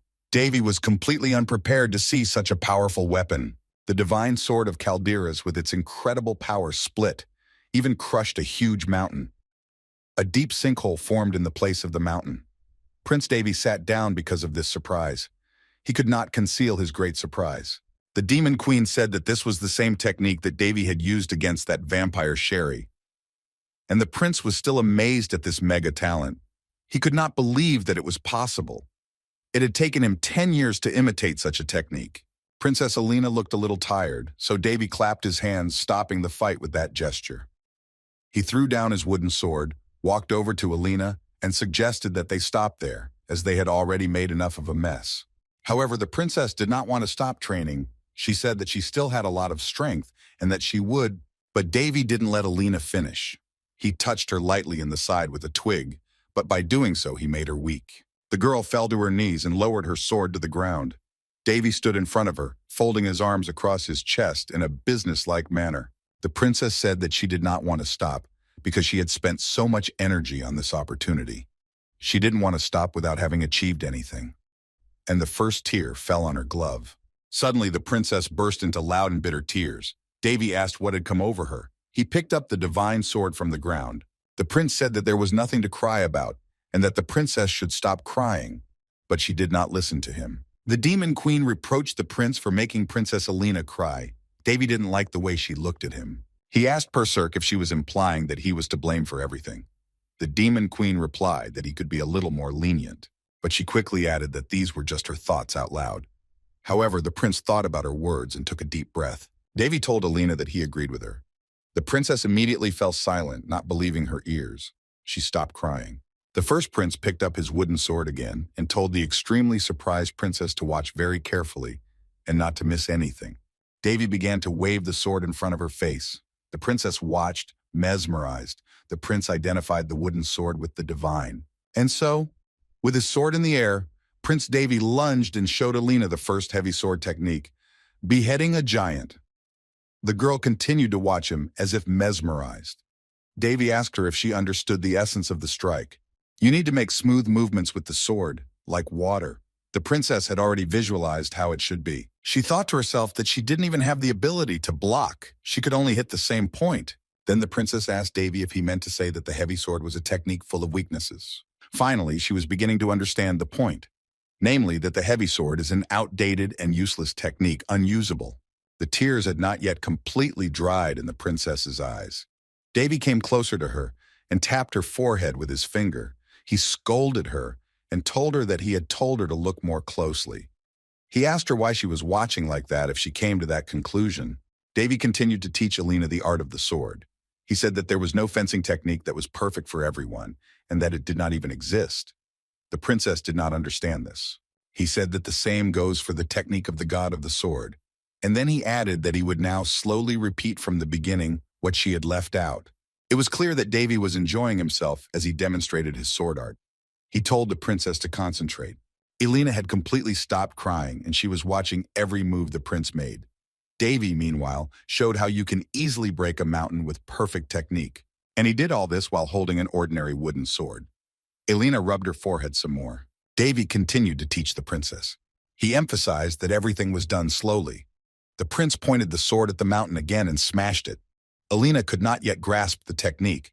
She asked how Davy did it, and the prince asked if the princess now saw the difference between the two strokes he had just shown her. But seeing the same result, Alina didn't quite understand what the difference between the sword strokes was. The heavy sword is a force-based technique that can be used to achieve destructive power through simple movements. This is common knowledge. The strength of this technique varies depending on the weight of the sword. That is why this result is simply impossible. The princess got to her feet and looked at the result of the two strikes. She said it was impossible. How could the destructive power in those cases be the same? The girl kept repeating that it was simply impossible. How could power equal to that of the sword god's technique come from such a slow and flexible movement? Davy was pleased. The princess finally got the point. That's what this technique is all about. Overwhelming destructive power received in exchange for grace. That is why a flexible striking line is impossible when using the heavy sword of the sword god. Davy said that he would call it 0 to 100. This is, so to speak, the time it takes to reach maximum speed. The prince suggested that Alina imagine, for example, a cart and think about what can be done to make it reach its maximum speed. The force that will act on the cart will directly depend on its weight. There are simply no machines in this world to take as an example. In fact, the same goes for the heavy sword. The princess agreed with this statement. That is why her sword is several times heavier than any other ordinary sword. Davy continued to teach. If, for example, they could control the speed at which the force could reach its maximum. The princess was very interested in this science. Her eyes were literally open to things she had never understood before. She asked for a more detailed explanation of how it works. Davy said that it may seem that the heavy sword obeys the laws of physics. However, now they will connect mana to those laws. The prince said to let Alina just imagine that she could adjust the weight of the sword or its speed with mana. The princess thought that, in other words, depending on the level of mana mastery, she could instantly bring the power of the heavy sword from 0 to 100. You just have to really want it. Davy said that Alina understood everything correctly. The advantages of the heavy sword include its destructive power and simplicity, but it also has obvious weaknesses. This technique can end up being terribly unstable, focusing solely on destructive power. Now Davy decided to ask the princess a question. The sword god Hares was a lazy old man who could easily change the direction of his sword's strike, regardless of the force he used to do so. Therefore, he should be considered an exception to the rule. The question was this: why does the princess think that the art of the sword of the god Hares suddenly became almost lost? Alina was confused. She did not know how to answer this question. In fact, what happened to the sword art of god Hares was a completely natural result. Everyone was just imitating the technique of the sword god they had seen. That's why generations later, they lost understanding of the essence of the technique. However, even in this form, it is still the most destructive, and it is still considered the strongest. It will still be difficult for Princess Alina to fully understand and comprehend everything that has been said, but perhaps she will guess at least something. And only then will she overcome the wall that separates her from the status of a master. This will be her breakthrough. After listening to Davy, the princess said that she had heard the basics, and she thought she had finally begun to understand at least something. Davy replied that in that case, he was satisfied with today's training and science. The princess was very grateful to Davy, but the prince replied that there was nothing to be grateful for because he hadn't done anything. And then the prince added that when he looked at her, it seemed to him that something was weighing her down and pushing her. The princess was caught off guard by Davy's insight. She was embarrassed, smiled nervously, and stammered out that he really thought so. But the prince insisted. He said they had already come so far. Did she really think there was any point in hiding anything from him? It was unlikely that it would be wise to keep what was going on in the princess's heart a secret. So Davy said that it would be much more logical to talk about the problem while there was still an opportunity. The princess was uncomfortable with everything. She didn't know where to start. She said that the first prince of the kingdom of Round was very kind. But Davy immediately said that she shouldn't expect too much from him. Now he was just going to listen to the princess. Alina dared to speak up. She shyly asked if Prince Davy could be her date. The prince's sword fell out of his hand at this unexpected proposal. He asked Alina again. The princess explained that she needed his strength. Davy shook his head and hands in denial and asked what kind of power the princess of one of the strongest countries needed.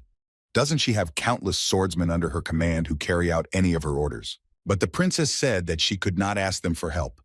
There are certain rules for this. You need to be under 20 years old to be eligible for the requests. Therefore, it is against the rules to ask them for help. For the first prince of the kingdom of Round, some of the requirements and rules were not entirely clear. They did not fit into his life. He again plunged into memories. The prince recalled the teachings of Apollo, the god of the meadows, who once invited his disciple to listen to his past. Sometimes it is not so bad to hear about such things, and Apollo began to talk. The god of the bows raised his index finger up in a meaningful way and asked his disciple who, in his opinion, was protecting the people. In response, he offered various options: vigilantes, knights, guards. In general, no matter what they are called, any rational beings sooner or later unite. This is how states are born. It works for all species. It doesn't matter who they are, humans, elves, or dwarves. Apollo then asked the following question: who, in Davy's opinion, would protect the entire continent from unknown threats? It could be a natural disaster or a threat that could plunge the whole world into chaos just by appearing. The god of the grasslands asked if it would not be better to get rid of such threats as unnoticed as possible. Apollo then said that this is exactly why the last light exists. There is a knightly order called the last light. The god of the meadows asked Davy how he felt now that he had learned something new about this world. It is so wonderful. The first prince just kept quiet and listened. Usually he ignored any statements made by the god of the meadows, Apollo. But this time the story seemed suspiciously true and sincere, and that is why it was very interesting. The last light. However, it seems that this knightly order has other names as well. All of these names refer to a knightly order that secretly gets rid of threats to the continent. It can be said that the world that survived after the demon queen was killed by the sword god Hares was the result of the covert activities of those knights. The Knights of the Order of the Last Flame are responsible for many significant and important matters. They are also engaged in the cultivation of talented seeds, real heroes. Now Prince Davy has realized why Alina asked him to be her date. She needed a person to help her because the partner she was going to pass the trials with had gone missing. The princess said that it was true. She was desperately looking for him everywhere, but to no avail. Therefore, if she cannot become stronger on her own, she needs the support of a strong person. Davy said that even if he pretended to be her partner, everyone would suspect something was wrong. Alina replied that she simply had no choice. The only option left was to find a new partner. And then the demon queen told the prince that the gears seemed to be falling into place. It was indeed so. Recruiting a strong and influential person is a difficult task, especially for a secret organization that consists of young people who are destined to build the future. Princess Alina de Palin had been training and building up her strength all this time to become a member of the secret knightly order. But Davy still didn't understand why she was doing such a dangerous and unprofitable thing. The princess asked Davy not to be angry with her for asking. He could forget about the partnership. Alina said that she had learned a lot from him today. She hoped that it would be enough. Then the princess added that she would never forget what Davy had done for her today and suggested that they go home. The Demon Queen thought about the last light, a knightly order that fights the unknown dangers of the world. That in itself is more risky than the first prince's current circumstances. Davy clenched his fists and said that he was sincerely sorry for Princess Alina, but that the right thing to do would be to refuse her. But then something stopped him and excited him. He called out to Alina. The girl turned around and Davy said that it wasn't so bad. Finally, the first prince of the Kingdom of Round agreed to fulfill Princess Alina de Palin's request. The princess was really shocked. Davy's answer was completely unexpected. Then the prince smiled and repeated that he agreed and wanted to pass this knighthood test or whatever. Davy said he was ready to help Princess Alina in any way he could. The girl was very touched by this gesture of the prince. But Davy also said that he needed to check something else first. He asked the princess if the main task of her order was to hunt rare and dangerous monsters. The princess asked him how Davy knew about it. And the prince asked further. He was interested in whether the knightly order, the Last Light, has contacts with magical lands that are usually impossible to get to. Well, and there are also very different people there. The princess replied that everything is as the prince thinks. Davy was very happy about that. What a win. Then they both went back to the palace and went to their rooms. The Demon Queen was a little worried, and she asked Davy if he was really sure about his decision. After all, his connection to the knightly order, the Last Light, would impose a certain responsibility on him. But Davy said that you were it, and it was the best thing for him. Then Davy said that unfortunately, the right person still hadn't shown up. Due to the fact that Megatron is not even close to the stigma and enterprise of Moongrass, its completion will be tantamount to the birth of a near master-level combat weapon. This will entail the continuous emergence of all sorts of different problems across the continent. After all, there was a reason for the hype around nuclear weapons on Earth. But Megatron has collected extremely little data so far. That's why the first prince of the Kingdom of Round needs these men, who belong to the Knights of the Last Light. Davy's eyes lit up with anticipation. This was an opportunity for him to gather all sorts of information. If the golem was strengthened, the security system of the Heinz lands would also be improved. The Order of the Last Flame would definitely have even more skilled people than the fencing tournament. Moreover, perhaps the Iron Golem will even be able to fight monsters. The Demon Queen noted that the first prince of the Kingdom of Round has his head full of the development of his own lands. But Berserk had already come to terms with this and accepted it. But she was worried that all this would endanger Davy's life. The prince simply brushed it off, saying that nothing like that could happen. Davy asked if the Demon Queen was referring to some unknown threat, for example. Chandan approached him and gently called him Auntie. Davy tenderly pressed his finger on Chandan's chubby cheek and said that he had the strongest daughters in the world. This means that nothing bad will happen to him. Then the prince said with a smile that his body had already survived all possible threats, so some alleged unknown threat would not do anything to him. Well, that's all true as long as it doesn't involve mythical or demonic monsters. That goes without saying, but Davy doesn't think such mythical monsters exist at all. Perhaps it's because Princess Alina was confused by his frivolous consent, or she was just tired. But still, the princess, who looked extremely exhausted, said that they would leave in 2 weeks and has not been seen since. It seemed that Her Highness needed to sort out all the work that had accumulated over a long time. 2 weeks, we had to wait 2 more weeks. It seemed so fast, but at the same time so long. The first prince of the Kingdom of Round stood by the window and looked thoughtfully into the distance. Suddenly, his thoughts were interrupted by someone asking if he should start the meeting. Davy had no time to rest at all. The prince sat down at the table in his office, and his maid Amy began to read him various documents one by one. Now she was reading that Person A was behaving aggressively, and Person B took up arms. It seems that everything happened because of a minor dispute. Amy asked what the prince would do. Davy said that since the two men had acted like barbarians, he would have them both thrown into prison. Unlike the current inhabitants of the Haineslands, who adapt quite well, the new townspeople put a spoke in their wheels with their claims and demands. And despite the fact that they were treated well, the more people arrived, the more problems arose. Amy then moved on to the next case. It was about a conflict between two women over a child. Both women claimed to be the biological mothers of the child. Prince Davy nervously asked if they belonged in Jerusalem. He ordered the two women to tell him that he would cut the child in half and give each of them half. The one who refused this offer first was most likely the real mother of the child. Amy was frightened by what His Highness said to do and asked if he was really going to do it. But Davy said that of course he was joking. The Alchemists Association said that if necessary, they could be contacted for help, so let them deal with it now. The first prince of the kingdom, Round, ordered the proceedings to be read out. Amy said that Petrov's merchants had sent a gift to the Lord of Hein's land. They want to buy a lot of undeveloped territory. Davy asked when he had become a land agent. He ordered the letter to be burned. Suddenly, one of the maids, who was also in the prince's office, could not contain her emotions and almost laughed. But she immediately apologized for her behavior. Ober Chamberlain Bernil immediately felt very uncomfortable in front of the prince and apologized to His Highness for not teaching the maid well how to behave in the presence of her master. He ordered the maid to leave the study immediately. The girl was afraid that she would be punished. But Davy stopped the Chamberlain, saying that it was completely unnecessary to send the maid out. The girl just laughed. There was no need to be so categorical. Bernil bowed again and apologized to the prince. Then His Highness turned to the maid and asked her if her name was Yuri, and then he thanked her for the tea, saying that it was quite good. Yuri could only say that she was very happy that the prince liked the tea. She was elated by these words. Then she asked for permission to take her leave, and Davy turned to Bernil and said that he was being too harsh.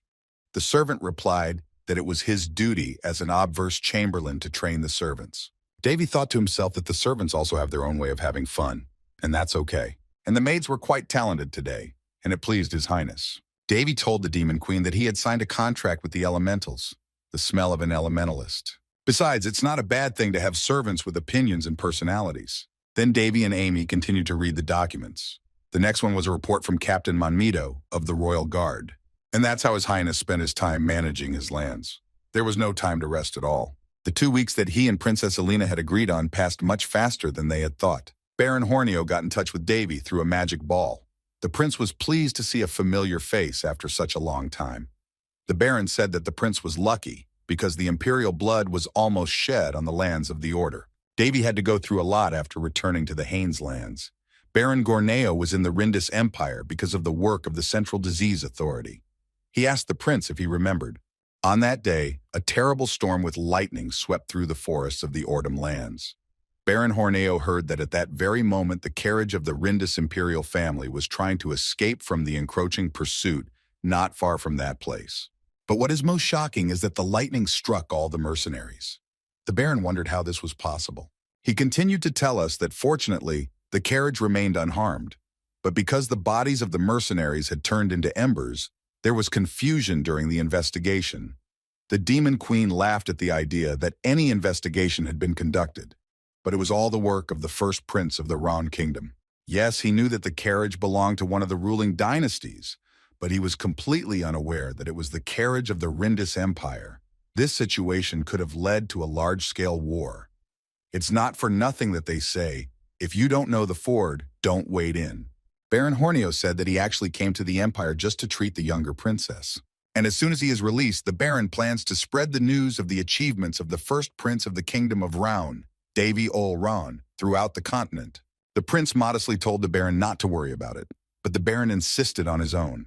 He simply shouted that His Highness had no idea how great discoveries he had made, and these achievements fully deserved to be recognized. Davy tried to calm the Baron down. Davy said that he would like to hush it all up somehow because he didn't need the publicity at all.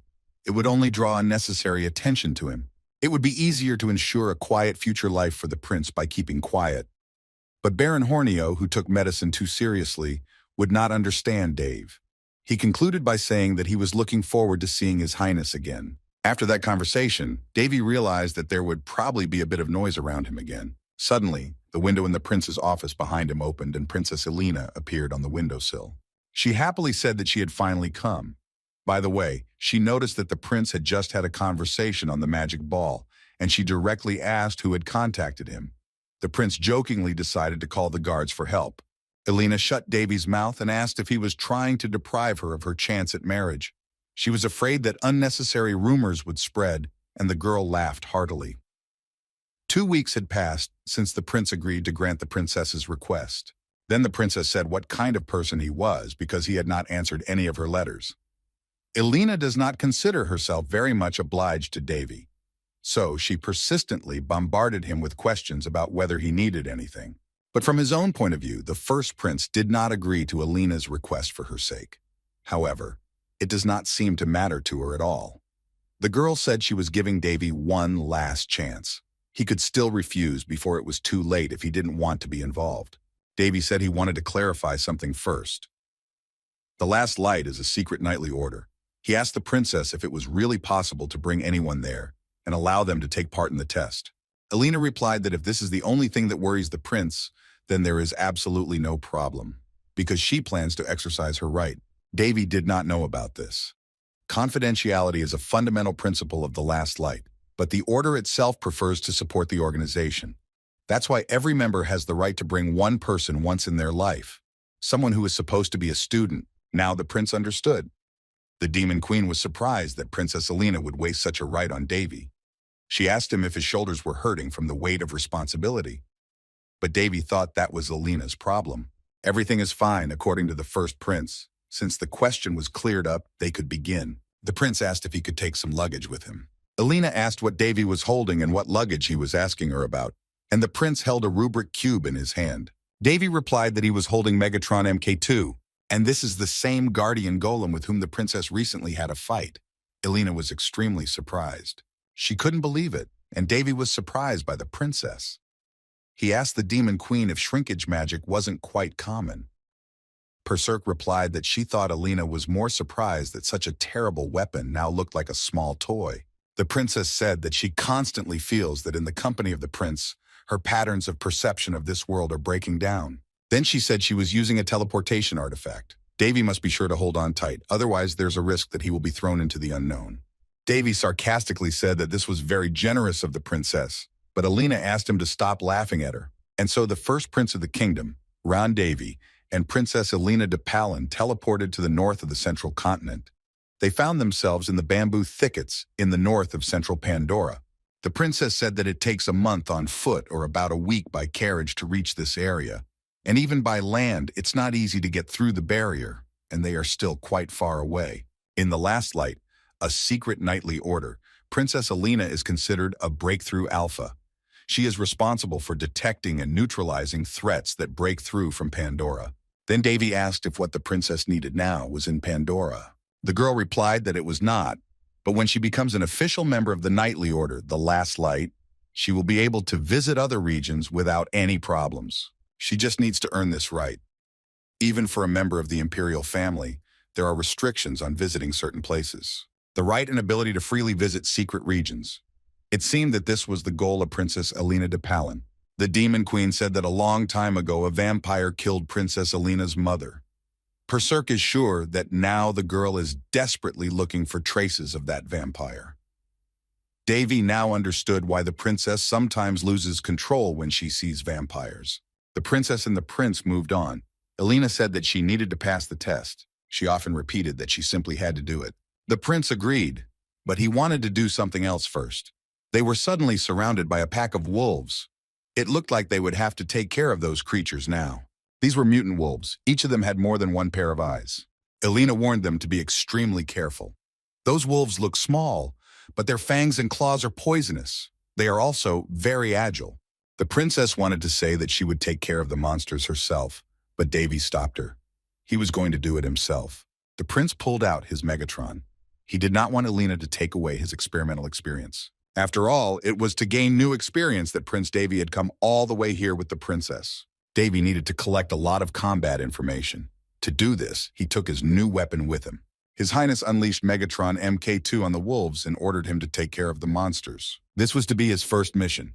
The prince ordered Megatron MK2 to get rid of all his rivals. Princess Alina could not understand what was happening at first. She wondered to herself why she was standing by and watching all this. Meanwhile, Megatron MK2 completed the activation of his main weapon. The Iron Golem engaged in a battle with a pack of mutant wolves. He simply began to exterminate them.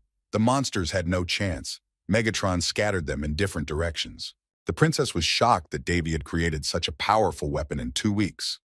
Now Alina and the first prince of the kingdom of Ran were on the central continent in a bamboo forest near the northern region of Pandora. Megatron MK2 dealt with a whole pack of mutant wolves so quickly that Alina didn't even have time to blink. She even felt a little sorry for those demonic beasts. An electric saw was used in this battle. Davy was absolutely satisfied with the effect of this weapon. It was really incredible. Now we are talking about a completely different matter. The princess was still in a state of shock. She just thought that there was no talk here. The defeated mutant wolves decided to surrender before it was too late. Alina pointed out to Davy those wolves who were begging for mercy and asked Davy to take pity on them. But the principal was relentless. He ordered his Megatron to kill all the monsters. It was necessary to collect all the combat data possible. The princess now noticed that Davy could not even hear her. Then she tried again to address the prince and asked him if it was really worth using such a destructive weapon like that. But Davy still didn't hear anything. Finally, the mutant wolves were dealt with, and the prince and princess moved on. Now they were traveling in a carriage, which turned out to be the same Megatron MK2. They sat opposite each other, and the princess looked at the prince with reproach. Finally, Davy asked what was wrong, and what was wrong with her. Alina asked what kind of golem Davy had. After all, it had become a carriage, and it could expand its interior space. And what does this ridiculous sound of hooves have to do with anything if the carriage is traveling without horses? The princess asked how much money Davy had spent on such a thing. The prince replied that one should not skimp on their hobbies, and he sees nothing wrong with hearing the sound of hooves. There is nothing wrong with imitating authenticity. Alina just thought to herself that the first prince of the kingdom of Round had clearly made a fortune. The demon queen noticed this in Princess Alina's eyes. If Davy had ordered all this stuff from a magic tower, the price would have been sky high indeed. But since all this goodness was homemade, it didn't cost the prince that much. As the carriage drove through the bamboo forest, Davy noticed that the flow of mana in it was in absolute chaos. The deeper into the forest they go, the worse it gets. This flow is not organized at all. The demon queen closed her eyes and held her head. Perhaps there is some kind of barrier here, and across the whole area. This assumption made sense. Princess Alina said that in order to hide the base of the Breakthrough Alpha, a special barrier was built in this forest to prevent detection. And it is because of this barrier that it is difficult to feel the environment in that forest. The girl said that Davy had no idea how confused she was when she first came here. Then Alina thought about what was making that strange noise in the forest. Then she asked Davy what he personally thought was the difference between the flow of mana in the forest and the one outside. The prince ignored the question and said that the princess looked happy. Alina said that she learned about this only after joining the Knightly Order. Most of the last light groups, which also include Alpha, are building similar barriers near their bases. The Breakthrough Alpha barrier apparently covers most of the forest. This surprised the prince a bit. He asked how the members of the Order could get out of this situation. Then Alina decided to tell the prince about it and began to take off the glove from her right hand. On the girl's middle finger was a ring. It was an artifact that protects against the barrier. The princess said that she did not know much about magic, but it is said that this ring protects its wearer with a special wave. Davy admitted that it was quite unusual. Alina said that the mentors give those rings to their students immediately upon joining the Order. To be more precise, the senior members of the Order. The Last Light has a rather peculiar approach to managing the organization. They recruit talented people when they are still children and then educate them, although she personally joined quite late. Suddenly the carriage in which Prince Davy and Princess Alina were traveling bumped into something and fell into the abyss. Ilya's body fell on Davy by inertia. She hit herself and asked what had suddenly happened. Then the prince and the princess heard someone ordering them to come out and calling Ilya's name. The princess looked up, because the roof of the carriage had been blown off by the impact, and saw Shio watching the accident. Alina screamed that it was his doing. They could have crashed, but Shio replied that he was here to fulfill his duty, to destroy the one who dared to invade. And then he sternly asked the princess what she was thinking when she decided to bring a stranger here. Alina shouted that the stranger was with her, not on his own, and this does not give him the authority to do something like this. All this time, the princess was still sitting on Davy's lap. The prince asked if she could finally let him go. Shio told Alina that she had no right to ask him such questions. One thing is clear right now, the princess is breaking the rules. And for such a violation, she must be punished accordingly. The boy who came with Shio told him that there was no one else in the area, and Shio said to Alina that luckily she was not that stupid, because if she had brought anyone else here, they would have executed her on the spot. The princess said, "Don't let him make her laugh." She was very angry after hearing about the execution. She shouted at Shio, saying who was he to punish fellow members of the Order? Shio replied that all this is done for the sake of Breakthrough Alpha, and the princess knows this very well. Alina grabbed her sword. She again accused Shio of exceeding his authority, and if he did not back down now, she would make him pay for his behavior in a heartbeat. The two members of the order looked each other in the eye with a challenge. Suddenly, a large bird flew to them. It brought an order. Shio was ordered to return immediately and bring Princess Alina, as well as the civilian with whom she had come here. The princess shouted threateningly, telling Shio to consider himself lucky to have been given such an order. Then she apologized to Davy for that incident. She didn't think it would turn out like this. Davy patted the princess on the head and said that everything was fine. He appreciated how hard she tried. The first prince got out of the hole he had fallen into while sitting in the carriage and said to Shio that he had arranged a spectacular meeting for them. And then he called Shio a wretch and warned him to be careful in the future, because there would be no next time. Shio was very annoyed, and Davy added fuel to the fire. He tried to throw himself at the prince, but his companion stopped him. The guide told him not to forget Shio, because they did not join the knightly order to cross swords with anyone. And the first prince of the kingdom of Round went on his way, humming a tune. Finally, Prince Davy and Princess Alina came to the gate, behind which was a majestic building. This grandeur impressed Davy greatly. The Demon Queen was also fascinated by the building, and she said she had always wanted something like it. Davy said that the building looked old, but it was immediately obvious that it had been well maintained. The Demon Queen boastfully said that this building was from the time when she was still alive. At the gate, Alina said she would take Davy to the dormitory and report back later, but Shio objected and said that the princess would go with him. The boy who accompanied Shio was named Grav. Shio told him to take the stranger, that is Davy, to the farthest dormitory, and let Grav make sure that Davy was locked up until the verdict was reached. Then Grav went to the first prince of the kingdom of Raon and ordered him to give him his hands. Davy obeyed Grav, and he cast a spell of handcuffs on him. It was some kind of illusion. Princess Alina was worried about it, but Davy assured her that everything was fine. Then Grav took the prince to the dormitory, put him in a room, and told him that it would be better for him if he stayed quiet. Davy continued to hum a tune to himself. Grav also explained his instructions to the prince that he wanted to refrain from using force. Davy just smiled silently at that. But Grav continued. He said that for the sake of intimidation, he would say it, but he could kill Davy with a word. But the prince shouldn't worry. Grav does not use his power against people without a reason. The guy said this very seriously. Then Davy lay down on the bed, put his hands under his head, and said with a challenge that he was already full of anticipation. The prince was curious that he had already met someone with unique skills here. Davy remembered again his training in the Gallery of Heroes. Apollo, the god of the meadows, had told him that these would be people with some kind of superpowers. That is, if you put it by the standards of Davy's past. But to be honest, it's hard to call them people. And Apollo pointed to a dragon in one of the ancient drawings. He said that such creatures with superpowers did not come from humans after all. The first prince of the kingdom Round continued to lie on the bed, and Grav stood next to him in the room and kept his eyes on the prince. Suddenly, Shio entered the room and told Davy to follow him. He sternly told him that his mentors were calling him to them. So all three of them left the dormitory to meet with the mentors of the knightly order, the Last Light. Eventually, Davy found himself in a huge hall with three mentors sitting on three sofas. In the middle of the room was a podium. A little behind it was another. Princess Alina de Palin stood behind the central podium.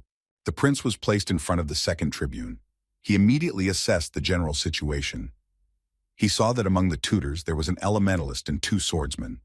Judging by the level of their skills, they were all of the master level and above. The tutors turned to the student Alina de Palin and suggested that she check something again. One of them said that she had broken her own promise not to bring strangers to the headquarters without permission. He asked if she recognized this violation. The princess was about to object, but she was immediately interrupted and clearly ordered to answer the question strictly. Alina did not like it, but she answered in the affirmative. Then another mentor said that members of a knightly order are obliged to take responsibility for their actions, regardless of their status. Again, the question was asked whether the princess recognized that this was true. Alina again answered in the affirmative. Then the third mentor said that in that case, there was nothing more to discuss. The student Alina de Palin should be disciplined, and the stranger she brought would simply have his memory erased. And in case of resistance, there would be an execution on the spot. Princess Alina tried to appeal to the common sense of her tutors. She asked to be allowed to express her opinion first. The girl said that it was definitely forbidden to bring outsiders here. But what if the person she brought was not an outsider? The mentors asked what the princess meant, but they decided to listen to her explanation. Then Elena said with confidence that he would join their knightly order. In other words, the princess wanted to exercise her right. One of the mentors warned that this privilege is given to each member of their order only once. The princess was asked if she really wanted to waste such a valuable right on this particular person. But Elena clearly replied that this was the reason she had brought Davy here. The princess then added feverishly that her mentors were going to disqualify her from the challenge, but she was going to pass it at any cost. The mentors also told Elena that her partner's whereabouts were still being investigated, and her current act looks very frivolous. However, the princess again clearly replied that her action was very well thought out. One of the mentors, named Celia, still tried to dissuade the princess. She said that Elena was still a student herself, so who and what she could teach, but the princess said it didn't matter. What is important now is that she is exercising her right and that Davy fits all the requirements. The princess then said that she still can't understand why the mentors are so wary. The raison d'etre of the Breakthrough Alpha is to protect humanity, so this whole situation is completely wrong. Shio really didn't like these conversations. He shouted to Elena to watch what she was saying. They can't just accept a strange freak by taking her word for it. However, Princess Elena said that such decisions are not for him, Shio Howell, to make. So let him not interfere, and let him not be so presumptuous. Then Shio Hall decided to turn to his mentors. He said that this was absurd nonsense. Yes, of course, at first glance, Princess Elena's words are quite logical, but she made two mistakes. However, the tutors said that they did not allow Shio Howell to interfere in the conversation. But Shio seemed not to hear anything, and shouted that they didn't even know if this guy Princess Elena brought had any sense of duty, nor do they know if he has any talent or special abilities. Shio also said that there was absolutely no mana coming from that guy. Davy stood silently by then and just listened to what was being said about him. According to the rules, only those whose abilities have been tested by at least 2 mentors can join the knightly order of the last light. Shio said that the guy Elena brought, no matter how you look at it, is an ordinary person. Nothing more, nothing less. Then Shio Hall said that the guy might even be a spy who was sent to scout for a breakthrough. The princess could no longer stand it. She took up her sword and shouted at Shio that just because he had a tongue didn't mean he should flap it. Elena continued to argue with Shio. She said that even though he was very supportive of her, she couldn't let him, a student like her, die. So she told him to shut up. Shio laughed and asked if the princess really thought she could kill him. Elena kept repeating her request that he stop pissing her off. The girl asked defiantly why Shio thought he was so special if he was blessed with mana, and he made a mistake from the very beginning. Elena and Shio crossed swords. The princess also noted that she had never personally said that she would kill Shio. Davy watched with interest. Suddenly, the mentors broke off this unnecessary, meaningless argument. Knight Celia of the Order of the Breakthrough Alpha turned to student Elena and student Shio and told them that the mentors were in the process of discussing. If the students allowed themselves to make noise in the hall even once more, they would both be expelled without any discussion. The Demon Queen told Davy that he was incredibly patient, to which the prince replied that in order to move on to the main course, you have to wait until it is served. Mentor Knight of the Order of the Breakthrough, Alpha Frito, said that it seems Shio is right. They know absolutely nothing about the abilities of the guy Princess Elena brought with her. However, at least his mana is average or even lower. The tutors turned to Elena de Palan and asked if she had anything to say about this. The princess immediately emphasized that she guarantees that Davy is strong. Mentor Fritos asked if she was judging by her own standards. Elena was surprised by this question. Fritos then went on to state their decision. He said that just as Shio Hall had suggested, the mentors did not see any potential in the boy Princess Elena had brought. In addition, they don't think he has a sense of duty either. So the tutors rejected the request of the student Elena. That was their decision. They were about to announce the end of the meeting when Davy suddenly raised his hand. The mentors gave him the floor. The prince suggested that they first look into the problem properly. Grav wondered what happened to the shackles he had put on him. First, he began to tell Davy to tell his mentors that he didn't know what was going on here, and therefore, of course, he has no idea what their mission is. Shio Hall intervened again and told the stranger to watch his language, but Celia stopped him and said that was enough. The mentor then turned to Davy and told him to continue speaking. Davy repeated that it was all natural, that he knew nothing about this knightly order. How could a newcomer know about the higher purpose of a secret organization whose headquarters is hidden in such a secret place? Davy continued that perhaps deep down they all want their sacrifice to be known around the world, Shio again shouted at Davy to shut up. He accused him of daring to insult the knightly order. The mentors again drew Shio's attention to watch his words. Alina held her head and worried that Davy was making things worse with his words. Davy continued to speak. He said that usually the order recruits very young children with good potential, not those with already developed skills. Celia asked him if she understood him correctly. She asked Davy if he was now claiming to fit this criterion. But in that case, the question is, what about the sense of duty? Celia meant if Breakthrough Alpha is pursuing a noble goal. Here, Davy continued that in this case, the sense of duty would manifest itself. And then the third mentor, a knight of the Order of Breakthrough Alpha, Boris Tellman, interrupted the conversation. He laughed out loud and said that this was exactly the case. Then Boris turned to the prince and asked him his name. The boy told him his name, Davy Allround. Boris then asked if Davy was sure he was talented enough to join Breakthrough Alpha. Some people were indignant, saying that there was no point in repeating the same thing. Prince Devi replied that he only hoped that the Breakthrough Alpha members were not so narrow-minded as to judge someone's potential based on their mana levels alone. He still cherishes some certain hopes, and he doesn't want to be disappointed because they are just his illusions. Meanwhile, everyone in the room was whispering ambiguously. Davy was now being very frank in his speech. At one time, he had been very impressed by Apollo's stories about the last light when he was in the gallery, so his attitude toward the secret knightly order in absentia was quite positive. Boris Tellman smiled and said that he recognized their guilt before Davy. And then he invited Davy Allround to show them all how talented he was. And here Davy did not miss the chance to criticize that sometimes people like that student, Shio, who can judge a book by its cover alone, are considered talented. So he suggested a direct comparison of the two, which would give everyone present a clear answer. Shio Hall was very annoyed by Davy's suggestion. Nevertheless, the mentors approved the proposal. Shio went down to Davy and told him that he was forbidden to overreach, but that Davy should not expect any mercy from him. Shio held a magic wand in his hand. This meant that he was blessed with mana. Davy was a little shocked by this. The Demon Queen asked the prince what happened to his ability to read information, but Davy said that spoilers are no fun, so he didn't check anything. Meanwhile, Alina's friends asked her if she was sure she was okay, because it was obvious that her friend's mana was really weak, on the level of an ordinary person. The girls were worried that even if Alina's friend was confident in his abilities, he still had worries. The princess only laughed at these fears of her friends. She said that everything was fine and thanked them for their concern. And then Alina added that, frankly speaking, she was more concerned about what Davy Allround would do here. Shio, meanwhile, let Davy start the fight first. He said he didn't know what a guy without a drop of mana could show them. He told Davy to give it his all. Then Davy pulled out his iron golem and let it unfold. Now in the hall, a giant iron golem stood in front of everyone in the room, next to his master, Davy Allround. Shocked exclamations were heard in the hall. Shio Hall himself was insanely surprised by this turn of events. But for him, it only confirmed his assumption that Davy's mana was weak, so he relied on this lump of metal and similar tricks.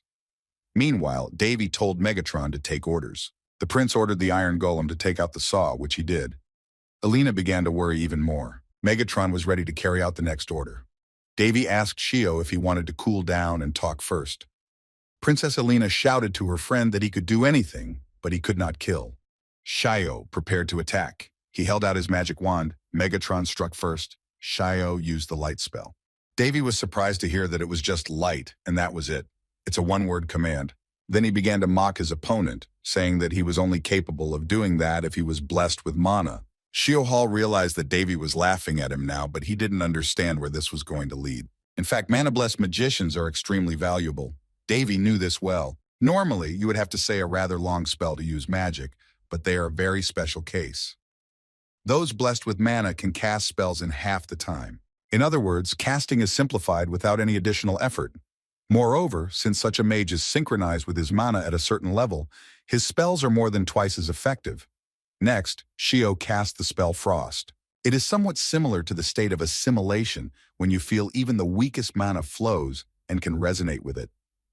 By the way, from his experience, Davy saw that Shio was head and shoulders above the basement magicians of the magic towers.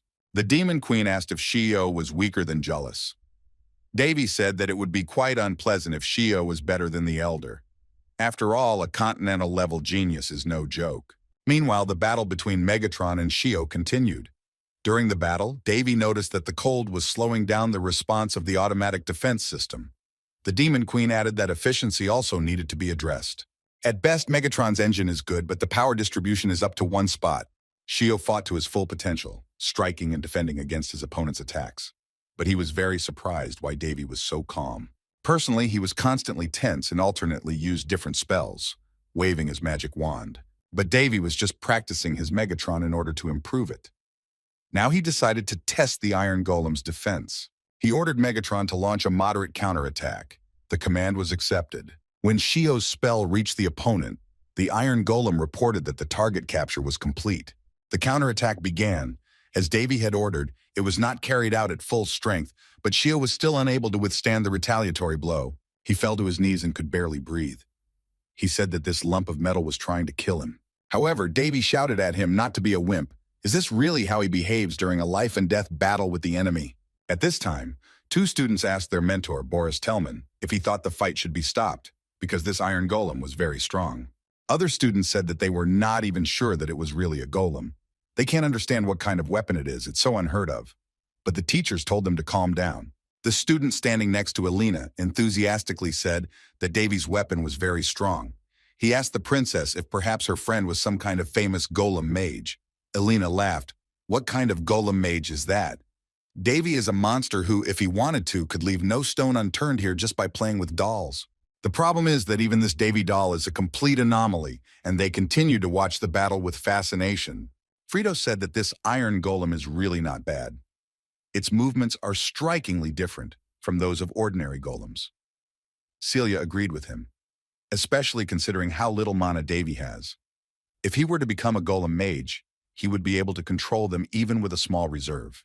However, he relies too much on his golem while remaining completely defenseless. He clearly lacks experience. That's what the mentors thought. But in their time, there was nowhere else to gain experience. Celia asked her colleagues if they thought this problem could be solved with proper training. Boris Tellman said that the ability to create and manage golems definitely deserves a pass to their knightly order. The mentors said that if Davy trained well, he would be of great help in support and reconnaissance. Elena laughed out loud. This misunderstanding was taking too long. Meanwhile, on the battlefield, Shio managed to freeze his opponent. The mentors decided that the golem was finished. They analyzed that the golem's magician had not taken into account the state of the golem itself, which should be nothing more than the magician's arms and legs. But everyone recognized that this Iron Golem was indeed admirable. However, Shio found his own strategy to defeat such an opponent. Celia said that Shio Howl gradually froze the golem's joint parts during the battle. No matter how versatile a golem is, it is completely useless when frozen from the inside. That's why you need to be especially careful with ice magic. Moreover, Shio Hall carefully concealed his tactics. This is a very commendable ability to navigate in battle. Meanwhile, Shio happily said that Davy had finally calmed down, and his cursed golem could no longer move. Then he added that Davy could now take his time and take careful notes. Shio defiantly said that this was the difference in power between him and Davy, who had only golems. Davy said he didn't even know if that was true. He broke the wooden bench with his boot. Then he picked up a small stick and said that Shio's words needed to be tested. Shio Howl ironically remarked that Davy still did not give up and remained arrogant to the end. And then he rushed back into the fight, but with Davy himself. He said that his victory would only be sweeter when he could completely overwhelm his opponent. Davy stood still, holding his weapon, a simple wooden stick. He prepared to counterattack. With a single stroke of his sword, Shio cut the stick that Davy was using to defend himself. The severed piece of the stick flew high into the air. A small stump remained in Davy's hands. As Davy stood there looking at what he had left, Shio was about to stab him again from behind. Alina's friends shouted that he had to be stopped immediately. Alina asked who needed to be stopped. Her friends wondered why she didn't realize that Shio had to be stopped. Otherwise, Davy would be in trouble. Meanwhile, real miracles were happening on the battlefield. Davy all around was skillfully fighting off Shio's attacks and provoking him not to stop, but to attack further. A few more blows and the stump of a stick that was Davy's weapon fell on Shio's head. As a result, Shio Howl fell to the floor, unable to get up. As he lay on the floor, Shio moaned because he was in pain. He still did not fully understand what had happened and asked if he had won. In the hall, we could hear admiring exclamations from everywhere, saying that it was unthinkable, that a miracle had happened here. Only Ilya reacted calmly to everything. For her, it was an expected result. She even said the word déjà vu. Her friends did not understand what the princess meant. Ilya replied that she had seen this scene somewhere before. It was an incredible fight. Fritos wondered if Davy was just lucky and admitted that it had better be. Other mentors said that luck is also a skill.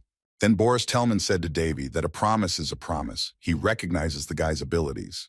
Shio Hall finally got up and sat on the floor. His mentor said that he seemed to be lazy in training and neglected the lessons of life. Boris said that he should wrap his head around everything and devote more time to training. Shio said it was all nonsense. He asked if anyone else had even seen Davy wave the stick. And what kind of victory was that if the golem was so powerful? Princess Elena intervened and shouted at Shio to stop behaving so low and vile. Had he forgotten who had created such a strong and powerful golem? And anyway, the princess continued, a golem mage is supposed to be a rear guard. So doesn't it seem unfair to Shio that the golem lord was standing in the middle of the battlefield and ending the battle? His only opponent was supposed to be a golem. The princess did not let up. She asked Shio how he would explain the dangerous use of Davy as a bait to buy himself time. Mentor Fritos asked his student Elena to stop and tell Shio Hao that she was right. He had indeed acted dishonestly and unworthily. Then Fritos started to tell Shio what the 8th point of the Breakthrough Alpha rules says. Shio started to answer that it says that knights must always try their best and learn to accept both victories and defeats and analyze them. Then Fritos concluded that Shio should stop behaving like that if he knew the rules. So the fight was over. The defeated Shio was helped to get up and leave the room. Elena came up to Davy and praised him for his excellent work. Then they both overheard Shio, who was passing by, tell Davy to consider himself lucky. If it hadn't been for the lucky break, Davy all round would have been a dead man by now. He could not accept his defeat. Elena was only surprised. She said that this guy really thinks he's immortal if he allows himself to make such statements. But even though Shio was behaving so terribly, it was only to Davy's advantage. Davy looked like a quiet, modest sheep with a terrible person hiding under his skin. He was just messing with Shio. Then Davy showed Elena the cubed Megatron and asked if he looked like him. The princess held her head. Davy pretends that he doesn't know what he really is. Frankly, if Elena didn't know his true identity, she would also think that the prince was just lucky in this battle. But that would have lasted only a second, because while watching the fighters, the princess saw her. A creepy smile that revealed the face of the first prince of the kingdom of Ron, Davy Ol Ron. Now everything about him became clear and understandable. Davy said that he could already imagine how the meeting went, where everyone was talking about him. Elena called him in, and Davy said that there should be no problem with giving him a position in the knightly order. The princess thought that Davy was a rat. He would definitely destroy his opponent by hiding his true strength. By nature, he is not evil at all, but even demons have never dreamed of his deeds. They say that swords have no character, and in general, there are no ranks in swordplay. But the falling of a piece of a wooden stick on Shio's head was an act of pure atrocity. Then Prince Davy Ol Raun was summoned by his mentors again. Boris Tellman told him that 7 people voted for him, and 3 were against. Boris himself, of course, gave his consent. He said that the end result was that they were giving Davy the right to become a member of their knightly order. It was foolish to expect a golem mage to have a high level of mana or physical performance. But he had already shown himself well in battle. Then Boris said that he sincerely congratulated Davy and invited him to join them. At the same time, the mentor pointed to a glass with some kind of liquid. Davy said it didn't look like it was just alcohol. He hadn't picked it up yet. It was forbidden. Boris Thelman laughed and said that Davy was an alchemist and they knew about that kind of thing. So there's nothing strange about it. The mentor said that the prince was a quick guesser, or perhaps his student Elena had already told him everything. Davy briefly replied that it was all his intuition. There is a trace of mana in this glass, though very faintly. Such insight and observation surprised and delighted Boris. He said that Elena's student had brought a good guy to them, and now there is no problem with taking someone of Davy's level and higher as a student. But there is something more important. Meanwhile, Davy had already picked up the glass of drink that was offered to him and drank its contents. After drinking it, Davy said that the drink tasted more tasteless than regular alcohol. Boris Tellman asked him why he was drinking something without even asking what he was offered. Davy replied that he was a good reader of the atmosphere. There is not the slightest chance that the effect of the ban will somehow affect a magician of his level. The school, but it would not affect him. The Demon Queen said that Davy is a good tongue twister. Boris Tellman said that in this case, he needed to confirm everything and confirm it. He asked Davy if he promised to keep the information about the Alpha Garrison and the Last Light secret. In return, Davy asked if that was what the drink was for. Boris answered in the affirmative. So the prince's answer was yes. He said that he was here for his girlfriend, but he was still interested in the Last Light, and to be more precise, including all kinds of demonic spirits and monsters. Boris said that earlier. He thought Davy was well informed about Breakthrough Alpha's activities. Prince noted that this mentor is a good man.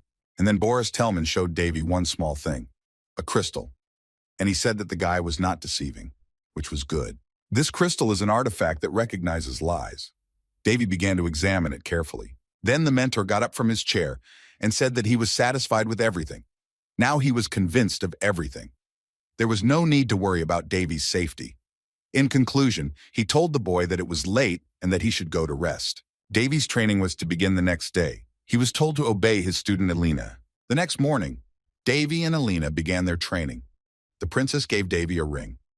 She said that now he would not be affected by the barrier in the forest or by teleportation. Alina said that the ring would have to be returned later, so let Davy take care of it. Don't lose it and disassemble it for parts. The prince asked if she had the same ring. Alina replied that it was the same, but with a lower rank interaction. If Davy wants to become an official member of their order, he needs to get permission from his mentors. There would be no big problems with that. Alina was very pleased with herself, how well she had thought of everything and got a fake assistant. Davy asked what she would do if he changed his mind. The princess threw herself at him with claims that he wouldn't do that. He wouldn't do that to her. Davy laughed at how easily the princess could be provoked. The girl then calmed down.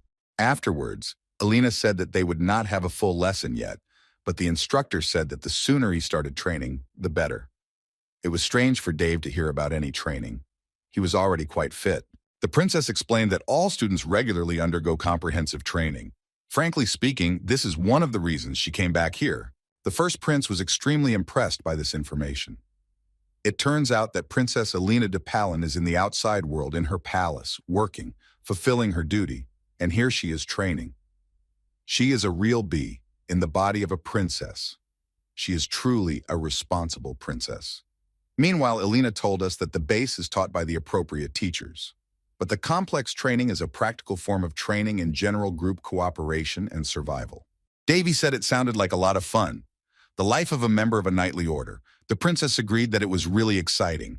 And in general, the training is not hard, but you have to go through it to achieve your goals. And in general, it's just good here. Everyone is friendly. Except for some, of course. The princess easily forgets about her status as a member of the imperial family and enjoys comfort. It was then that Alina noticed that Davy stopped dead in his tracks. She asked him what he was doing. Let him keep walking. The prince told her to go ahead first. The princess did not quite understand him. The prince replied that he would catch up with her later. Let her go. The princess agreed with him, trusted him if he thought so. Then she turned around again and told him not to stay too long and not to be late. And the prince realized that it would be dangerous and risky to go to this training with just a golem. Davy felt a strong flow of mana. He cautiously approached the corner of the building. His mentors, Fritos, Celia, and Boris, were standing nearby, actively talking about something. The Demon Queen wanted to say something, but Davy asked her to be quiet. He said he wanted to listen a little longer. Then Davy left for school. Alina greeted him by saying that he was on time. Caldera scolded him for being late. She asked where he had been. The prince mysteriously replied that he was just walking around for a while. However, Alina still suspected something strange. She asked the prince what was wrong with his face, what kind of expression he had. Davy looked into the princess's eyes and asked her back what was wrong with his face. Alina looked at him as if mesmerized. The prince felt that the girl was very worried about something. It was as if she had goosebumps. Then Davy went forward and told Alina to move forward as well. And the princess really suspected something. She thought that in the prince's head it was always like this. The gears are turning. The villainy is muddled. Now the princess began to wonder what had happened, what he had seen, what he was thinking about, what he was going to do. And Davy overheard the conversation between the three mentors. Fritos was saying that given the efficiency and value of the created golem, he could say that the future of the first prince of the kingdom of Round was promising. But don't his colleagues think that Davy is a little bit alarming? Celia agreed with him. She noticed that the prince's movements during his fight with Shio's student were at best like those of a beginner. Then Boris said that in such an unstable state, it might be dangerous for him to accompany his student Alina to the practical test. The tutors unanimously decided that Davy should be given proper training. He must at least be able to defeat the local monsters to continue. The Demon Queen told the prince all this because she heard everything perfectly. It so happened that while Davy was busy humiliating Shio Howl, he wasted the time when he needed to earn the trust of his mentors. So Davy and Alina arrived at the training room. The princess kept thinking that something was still bothering her about Davy. Apparently, the tutors are not sure what kind of impact the Golem Mage will have during massive battles. So the first prince of the Kingdom of Round has no choice but to show his tutors something. Davy thought that if he stuck to his tactics, they would finally pay attention to his unsurpassed talent. Alina was scared to watch her friend. Davy was full of anticipation, smiling to himself. And Princess Alina was a little scared of his behavior that day. All the students came to the comprehensive training. Many of them took the tests in pairs, so 2 students suddenly got into some sticky pink substance. They knew the area and wondered when this trap had appeared here. Alina and Davy also started training. The princess said that no matter what the situation, Davy's golem was just some kind of killer cyborg. The princess shouted that she couldn't take it anymore. As soon as the training was over, she would break this terrible machine. This is a risk factor that must never be communicated to the world. It must never be seen by the outside world. The magic of dependent transmission is launched. Davy told Alina that if she could destroy the iron golem, she was welcome to do so. The princess kept repeating how annoyed she was with everything. The first battle took place, and Davy and Alina won an easy victory. Although the opponents were new to the game, Davy decided to make a little effort. He could just see those old mentors watching and being horrified, so they would no longer doubt him and put him under suspicion. The prince only felt sorry for those students who fell under the spell. They just became scapegoats. Meanwhile, Davy passed a message to Alina that there was a group for 2 hours. They were trying to escape. We need to focus. True alchemists know how to control the situation from behind the scenes. Even if it is not spectacular, it is effective and reliable. This is the skill of alchemists in battle. In the end, we can say that it was a good experience. Finally, they announced that the training was over. There is a Korean saying about something temporary and changeable. A rolling stone will knock out a lying stone. But it will not just knock it out. Rather, it will smash the old man to pieces. Davy told Alina that he resented her, but for the sake of their common interests, it was necessary to carry out so much bloodshed. And of course, Princess Alina was his accomplice. The girl reproached Davy, was it really necessary to go so far in normal training? But the prince replied directly that it was necessary to collect combat data for Megatron. Alina argued that there must be some other way to do this. But Davy said that he had already achieved his goal. All the students were now burning with jealousy. They were terribly envious. Aside from the pact with Princess Alina, Davy didn't care much. However, not everyone was what the prince thought they were. Not everyone behaved so badly. So Davy and Alina went to the dining room, and the girl was immediately called by her friend to sit at a table together. It was Lindsay Paley, a fixed knight. They hadn't seen Alina for a long time and missed each other very much. Lindsay sincerely asked her friend how she was, how things were going in the outside world. And then she enthusiastically said that the princess had brought an incredible partner with her. Lindsay also asked Davy what his name was, and she was sincerely glad to meet him. Then the girl said her name, Lindsay Paley. And then she pointed to 2 twin sisters who were also sitting at their table. Their names were Shur Orenda and Fendir Orenda. The girls politely greeted Davy, and then Lindsay pointed out to the prince another student whose name was Heg. The girls said that he was a jerk. Then Lindsay got a little too excited and asked Davy if she could communicate with him informally, since they were both the same age. The prince replied that she could do whatever she wanted if she liked. After meeting him, Lindsay invited Davy to sit at their table. The Demon Queen noted that the girl was quite sociable. But Davy had already noticed it himself. It seemed that Lindsay didn't think about work at all while she was here. As they sat down to eat, Lindsay told Alina that she was in no hurry and had come back here in a crisis. Alina justified herself by saying that she had a lot of work to do in the outside world, especially in the Hayneslands. After all, the princess is a traveling knight. Then Lindsay asked if Davy was also a traveling knight. The girl was interested in everything. The prince didn't quite understand what she was talking about. Then Heg explained that it refers to those knights who contact and establish connections with the outside world. Traveling knights have the role of gathering information and delivering supplies while traveling to and from the outside world. On the other hand, knights who have severed ties with the outside world in order to defend, manage, and equip the place and the territories they control are called fixed knights. The Demon Queen said that it is not clear, but it is a fact. Water that stagnates begins to rot, so it's a pretty good system. Then one of the twins asked Davy what he does in the outside world. Maybe he has a middle name. She also asked if he was a nobleman or from a royal family. Alina began to answer for Davy herself. She said that despite his appearance, he was a prince. Davy did not understand what Alina did not like about his appearance. Meanwhile, the princess reported that Davy was still a lord. The twin exclaimed with delight that it was the first time she had ever seen a living prince. The girl continued to admire Davy. She said that in any case, he was incredible. After all, he created the Iron Golem himself. The twin said directly that the prince could not even imagine her surprise when those magical projectiles fell from everywhere. Thinking about what Davy was doing in training, the boy wondered how she hadn't grabbed him by the scruff of the neck yet. But she just took this training very seriously. She also honestly recognized Davy's strength to the fullest. According to the prince's observations, everyone in this knightly order is different. Somewhere at the next table, a girl noticed that Davy was looking at her. She told her friend that she was even a little scared. But the atmosphere here is much more friendly than anywhere else. And it's a pleasure to be here. By the way, Shio Hall is a hardened knight to the core. That's why he really doesn't like people who are traveling knights. This is because there is a certain conflict between the fixed knights and the traveling knights. Davy said in displeasure that this was very stupid. The reason Breakthrough Alpha exists as one of the parts of the Last Light is precisely because of the existence of those two knighthoods. And it is not clear why they themselves do not want to accept it. The Demon Queen said that even racism has a certain logic behind it. Davy laughed at her for the precise analogy she gave. Randa asked Alina what she and Davy were whispering about. The girl concluded that something was going on between the prince and the princess. And then Lindsay also began to suspect it, but she said that Alina had never said anything about Davy before. But there really was no romantic relationship between the prince and the princess. Ilya was even embarrassed that her friends began to suspect her of such a thing. The princess looked at Davy so intently that he noticed it, but did not understand what it meant. Ilya's friends kept asking her what kind of relationship Davy had with her and why she was silent about it.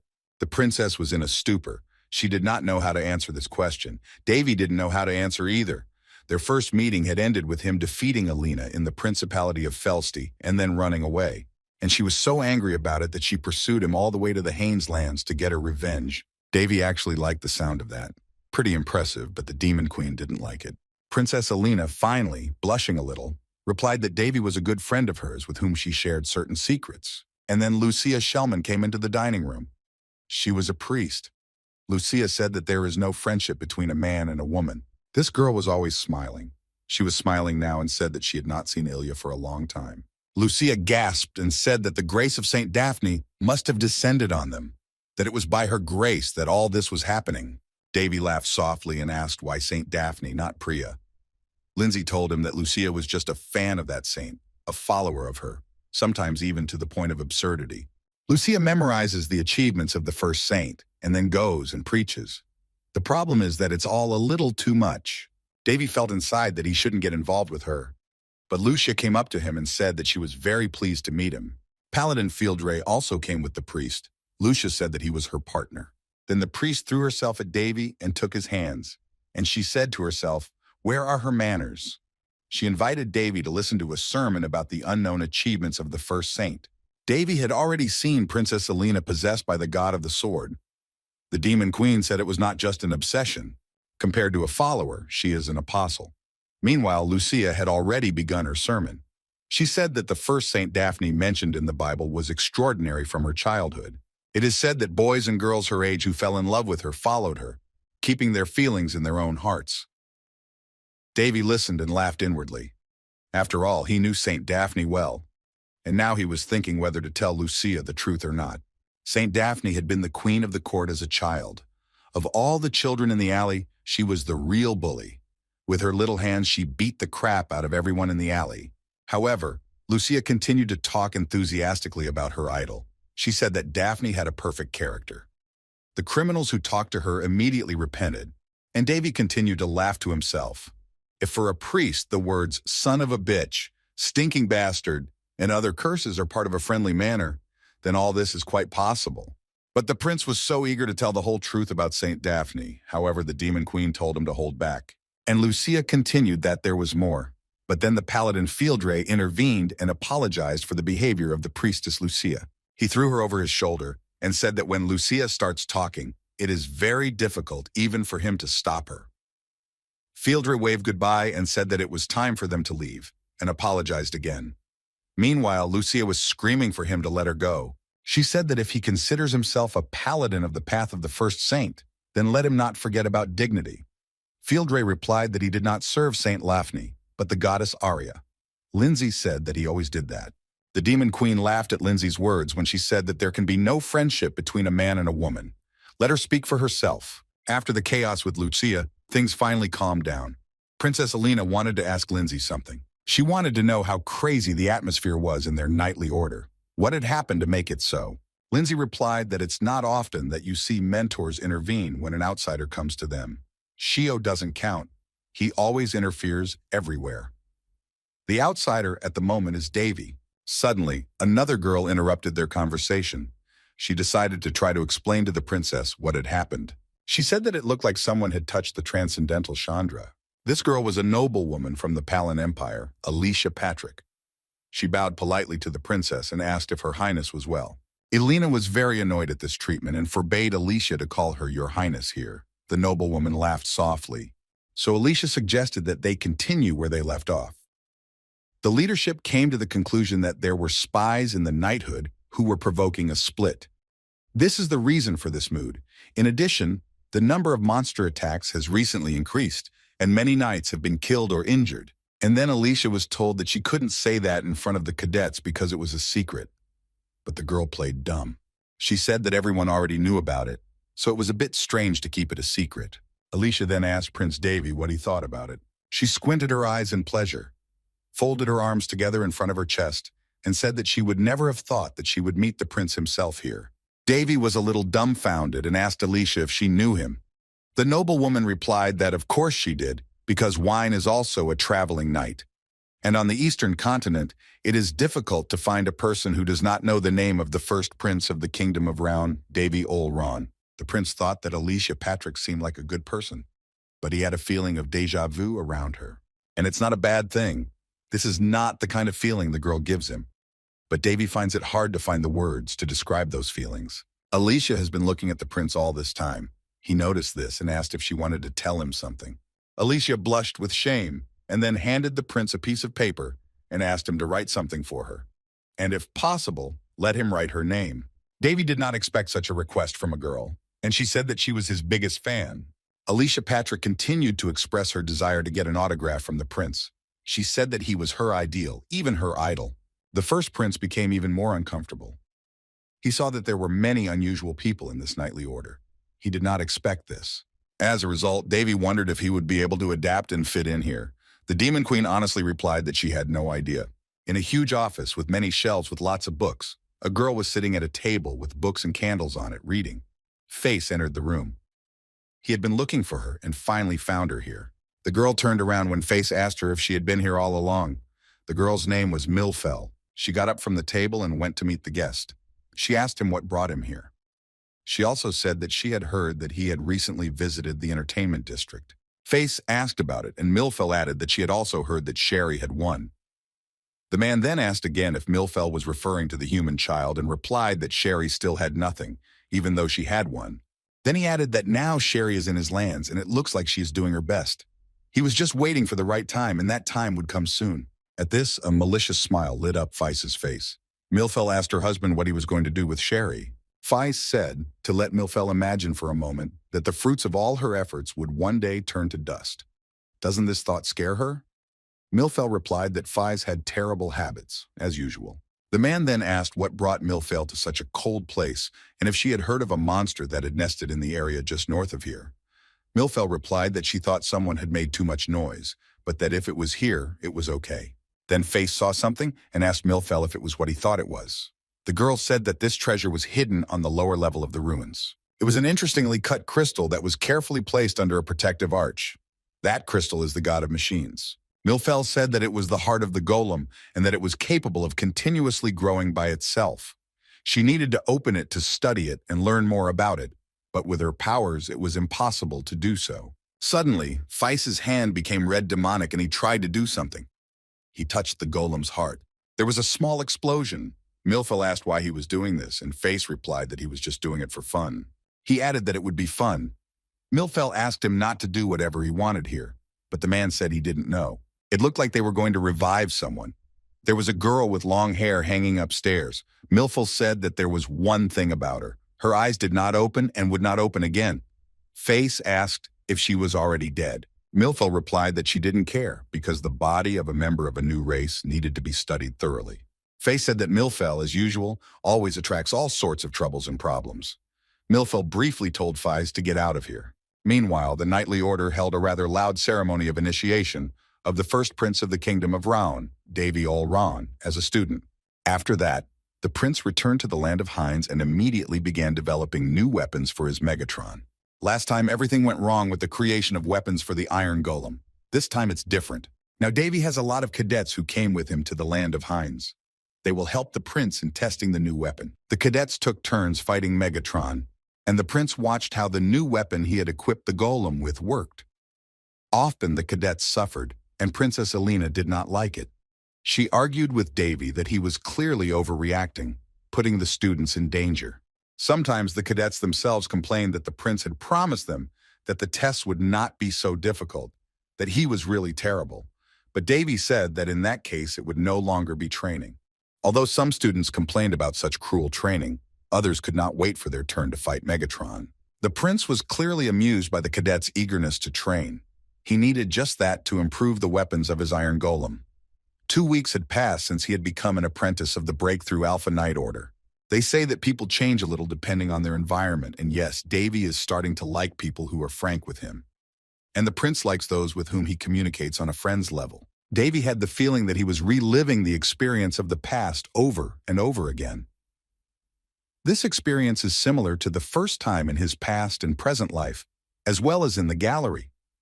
The cadets were trying to get in on the Megatron testing before each other. Davy recognizes this.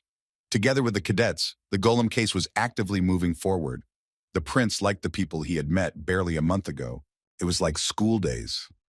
Davy asked the Demon Queen if they usually talked about such moments when they started like this. Perserk looked at the prince ambiguously. Davy told her not to look at him like that. After all, in his past life, he stopped going to school when he finished elementary school, so he couldn't really feel what school was like. And it happened because the first prince spent all his time in the hospital from the time he entered middle school until he died. Meanwhile, the next pair of cadets were ready to engage in a training battle with the Iron Golem. They were determined to show Davy the upper hand and said they had been practicing a lot for today. The students had studied the golem's attacks well and were ready for them, so it would not be easy for the prince to defeat them. Davy said he couldn't wait. So the prince gave Megatron an order, told him to switch to a certain tactic, which he called the SR tactic. This was something new for the cadets. They asked what he meant. Then Davy replied with a scary, distinctive smile that the full name of that tactic was Grim Darkness, Deadly Death, Devastating Destruction. The cadets immediately sat down, for they were not prepared for this. And the Demon Queen told the prince that the choice of the name was not his at all. Davy didn't quite agree with that. So the battle began, victory or defeat.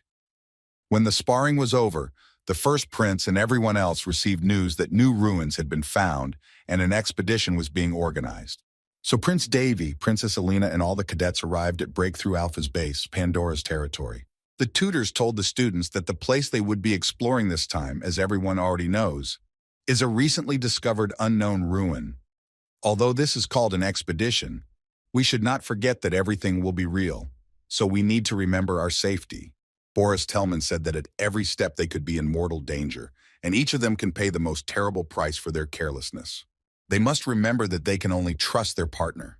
The cadets politely replied that they understood. It was surprising to Davy to see how easily the knights accepted the information that they were in mortal danger.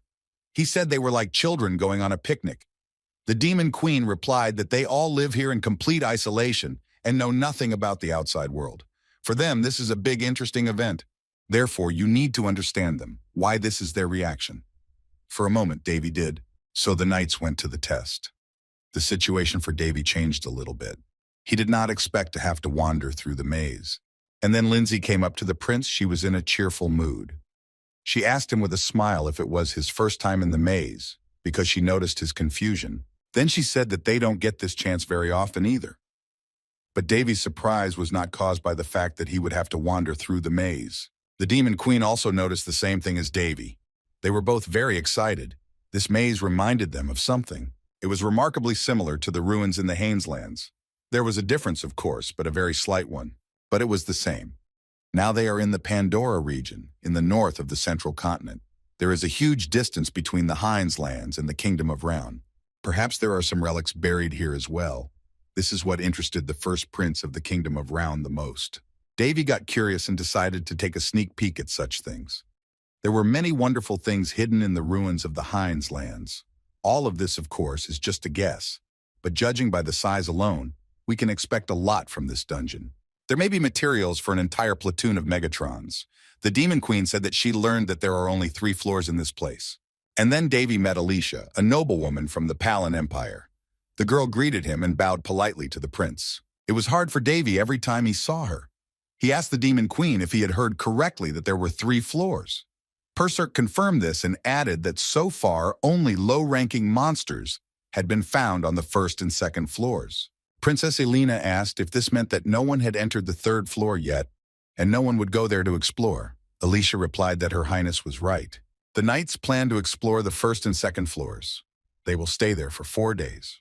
Elena asked again if there were many dangerous monsters on the 3rd floor. Alicia replied that she had heard something about the 3rd floor, but she wasn't sure if it was true. Then the noblewoman lowered her voice and whispered that there was some information that no monsters were found on that 3rd floor at all. Prince Davy was shocked to hear this. He did not like it at all. The Demon Queen immediately pointed out that Davy looked very pitiful now. But Alicia continued to give out all the information she had heard somewhere. She said that this only applies to living organisms. But there are rumors that there may be golems on the 3rd floor of the maze. In any case, this area has not been explored yet.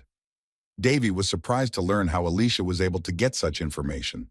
The girl answered briefly that the walls told her, and then she asked Davy directly if she could help him in this way because she thought that this information would interest him. The prince replied that she was right. He politely thanked her for this information. Alicia was sincerely happy that she had managed to help the prince in some way. The girl was so innocent that Davy felt uncomfortable. Alicia blushed because she had been useful to him. Alina watched from the sidelines, not liking the scene. Davy wanted to get to the 3rd floor by all means because only there could be something that interested him. This maze definitely has some secrets of its own.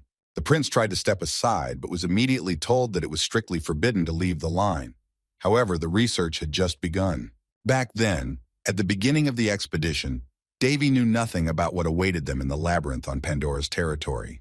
He didn't know what consequences their research would lead to, nor did he know what consequences his carelessness would have. So first they visited the ground floor of the lowest level of the maze. As Alicia had told them, there was nothing unusual on the ground floor except for the neomorphs. The prince knew very well that even though it was a neomorph, if they split into pairs and were observant and confident, it would be easy to defeat it. And if everything goes according to plan, they will also pass the 2nd floor of the maze very easily. However, on the 3rd floor, magical golems are waiting for them. It's noisy there, rumbling and grinding.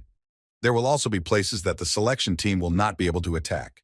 And there may also be ruins that control the forces of nature and the cohorts, just like the ones that Davy saw in the labyrinths on the Haineslands. And if this is true, then the labyrinths of Pandora are very similar to frozen snow-covered places on Earth. This is a place that appeared not naturally, but artificially. Davy walked around and explored this area for himself.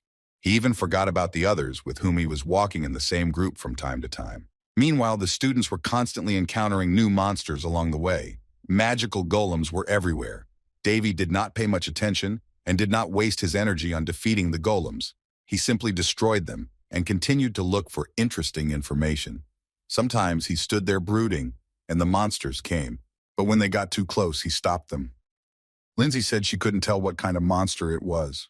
The students who walked along with Davy were interested to see how the prince handled the magic golems. The mentors also appreciated it. They were pleased to see how brave he was. But the point was that they had to work as a team, not alone. They had to work in sync with their partner. But Davy thought he was already holding himself back enough. Elena made a comment about it. Davy apologized. explaining that he was temporarily lost in thought. During the encounter with the next monster, Boris Thelman told Davy that as he now saw, his golem was much stronger and more agile than when he first watched it fight Shio's student. Davy said that researchers fight with their minds, not their muscles. This amused Boris. He said that it is very important to find your own path and continue to develop on it. However, the mentor made a point of noting that Davy would not be able to avoid and abandon physical training all the time. There may be a situation when the magic golem cannot fight, and the prince himself will be in a hopeless situation. In the end, he would have no choice but to go out and fight himself. Davy replied that he would just have to make sure that this did not happen. The mentor liked this answer and said that Davy was very reliable. Of course, the prince is very talented, so he doesn't need to worry too much. Then he added that the first prince of the Kingdom of Round joining the Knightly Order of Breakthrough Alpha is a real blessing for the order. But even if he is officially a member of the order, it does not mean that he will become a master. Perhaps 1 in 10 becomes a master. But even so, Davy is still one of the best members of the order. But the Demon Queen noted that the prince still doesn't take membership in the order too seriously. Davy confirmed this. He said he would just stay as an apprentice and enjoy himself. Meanwhile, Boris shouted at the other students that they were too close to the edge and ordered them to move the sparring to another place. Davy decided that when it was over, he would become a full member of the order as a traveling knight. The Demon Queen told Davy to admit to himself that he still likes it here and now he likes his group. Although this is not at all like normal school life, it is still something similar. She also noticed that the prince deliberately underestimates his level of ability and helps others in his group. Even though this is a life where you never know when you will be in danger, this short, banal moment of peace is the closest thing Davy has ever felt to his normal life. It was something he had never experienced before, and truth be told, he didn't want it to ever end. But the Demon Queen also told Davy not to forget that the greater the power, the greater the responsibility. There is no need to do something that you might regret in the future, even if it seems like a trifle now. As he himself said, it's quite foolish to demonstrate your strength without having to, but it may happen that others really need his powerful help. Davy said he understood that. Not every situation can be solved with Megatron's help, because even a golem has a limit. The prince is ready for a dangerous situation that will be difficult for the students in his group to handle. In this case, Davy will show his true strength to protect others. He will do this even if everyone treats him differently afterwards, but he won't leave them until then. The Demon Queen said that if he said that, it would be true. Davy said with a smile that it scares him a little that Perserk knows him so well. So, after the first floor, they cleared the second floor very easily. A dangerous creature appeared on the third floor, but the advanced team had already dealt with that monster. This time, Elena stayed behind and acted as support. Davy said she did a good job. He handed her a flask of water. The princess asked if the prince was really having so much fun here. She assumed that he was really enjoying himself in the order, because at first he was just helping her, but now he seems to be settling in quite well. Davy replied that everything was fine. He was not complaining. Then Elena said that sometimes he reminded her of an old man who had lived for hundreds of years. At this, she noticed that Davy flinched somehow, but she immediately corrected herself that she was saying this in a good way, that it was wonderful. Then the princess said that although she had partially forced him, it was definitely a good idea to bring him here. Suddenly, one of the students saw something unusual. He called his mentor Boris to see what was going on. He asked if the mentor thought something had changed. Boris replied that after the student pointed it out to him, he did notice that there was a change. Something was wrong. Davy and Alina heard their mentor Boris Tellman call everyone together. The mentor told them not to scatter and to be ready. Both Davy and the Demon Queen saw that the same method was used here as in the lands of Heinz. There were also similar structures in the same maze, with something dangerous that frightened all the students. If someone accidentally touched a place that could not be moved, they would be in trouble. The mentors were shocked by what they saw. A wall suddenly appeared in front of them. Teacher Boris ordered everyone to calm down. Anything could happen. Then the floor suddenly began to split. Shio's students and the priestess Lucia fell into the abyss. Davy, without hesitation, rushed to catch them, while simultaneously ordering his Megatron to be on alert. The prince ordered the golem to protect all the students. Elena screamed in fright at what this meant. Immediately, the first prince of the Kingdom of Round used the seventh circle magic gravity. This is one of the most powerful mass manipulation spells. But Davy was still only a fifth circle magician. The Demon Queen asked him what he was thinking when he used seventh circle magic, because he didn't have the ability to use it properly yet. But Davy just laughed and said that he was going a little overboard. Perserk said he was a jerk. The Demon Queen scolded him that it was not the right time to do that. But Davy told her to stop panicking. Perserk asked when the prince had managed to raise his circle. Davy replied that it was only a temporary phenomenon. Mana is a very tricky thing that usually behaves very rudely, but when someone is in danger, it helps without asking. The prince said that the crisis will soon pass, so he won't die right now, although side effects cannot be avoided. In any case, Davy now has to go treat the students he just saved. Davy went to help. He bandaged Shio's arm and told him not to moan so much. He said that he had patched it up a bit and cast a healing spell so that he would be able to move. Shio said it seemed like they had flown about 100 meters. Davy looked up and said that if he had been even a little bit late, they would have all turned into minced meat. Lucia asked Davy if he had just saved everyone. The prince replied that it looked like it. He said that he used the magic of anti-gravity. It's like normal gravity, but in reverse. Lucia asked again how he managed to use such magic. But Davy said that now was not the time to talk about it.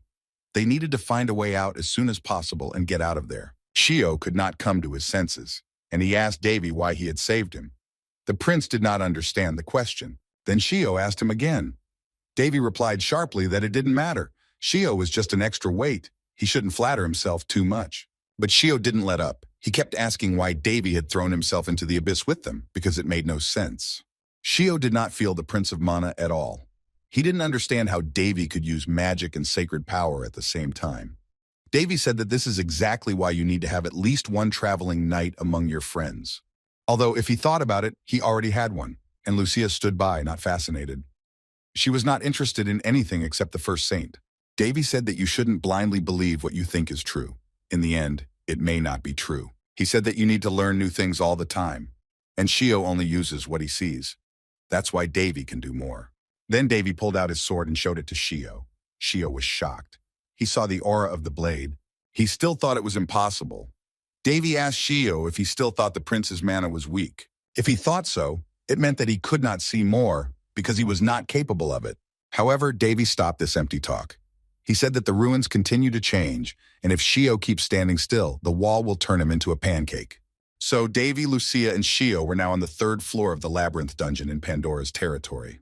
Davy was moving ahead, followed by Lucia. The prince was scouting the current situation. When he came around the corner of one of the walls, he saw a hall with a lot of stone guards. The Demon Queen noticed that Davy now looked very nervous and excited. The prince blushed a little. He wondered how he could stay away from such a battle festival. He could not just leave the beautifully served expensive meal. The Demon Queen told him not to overdo it.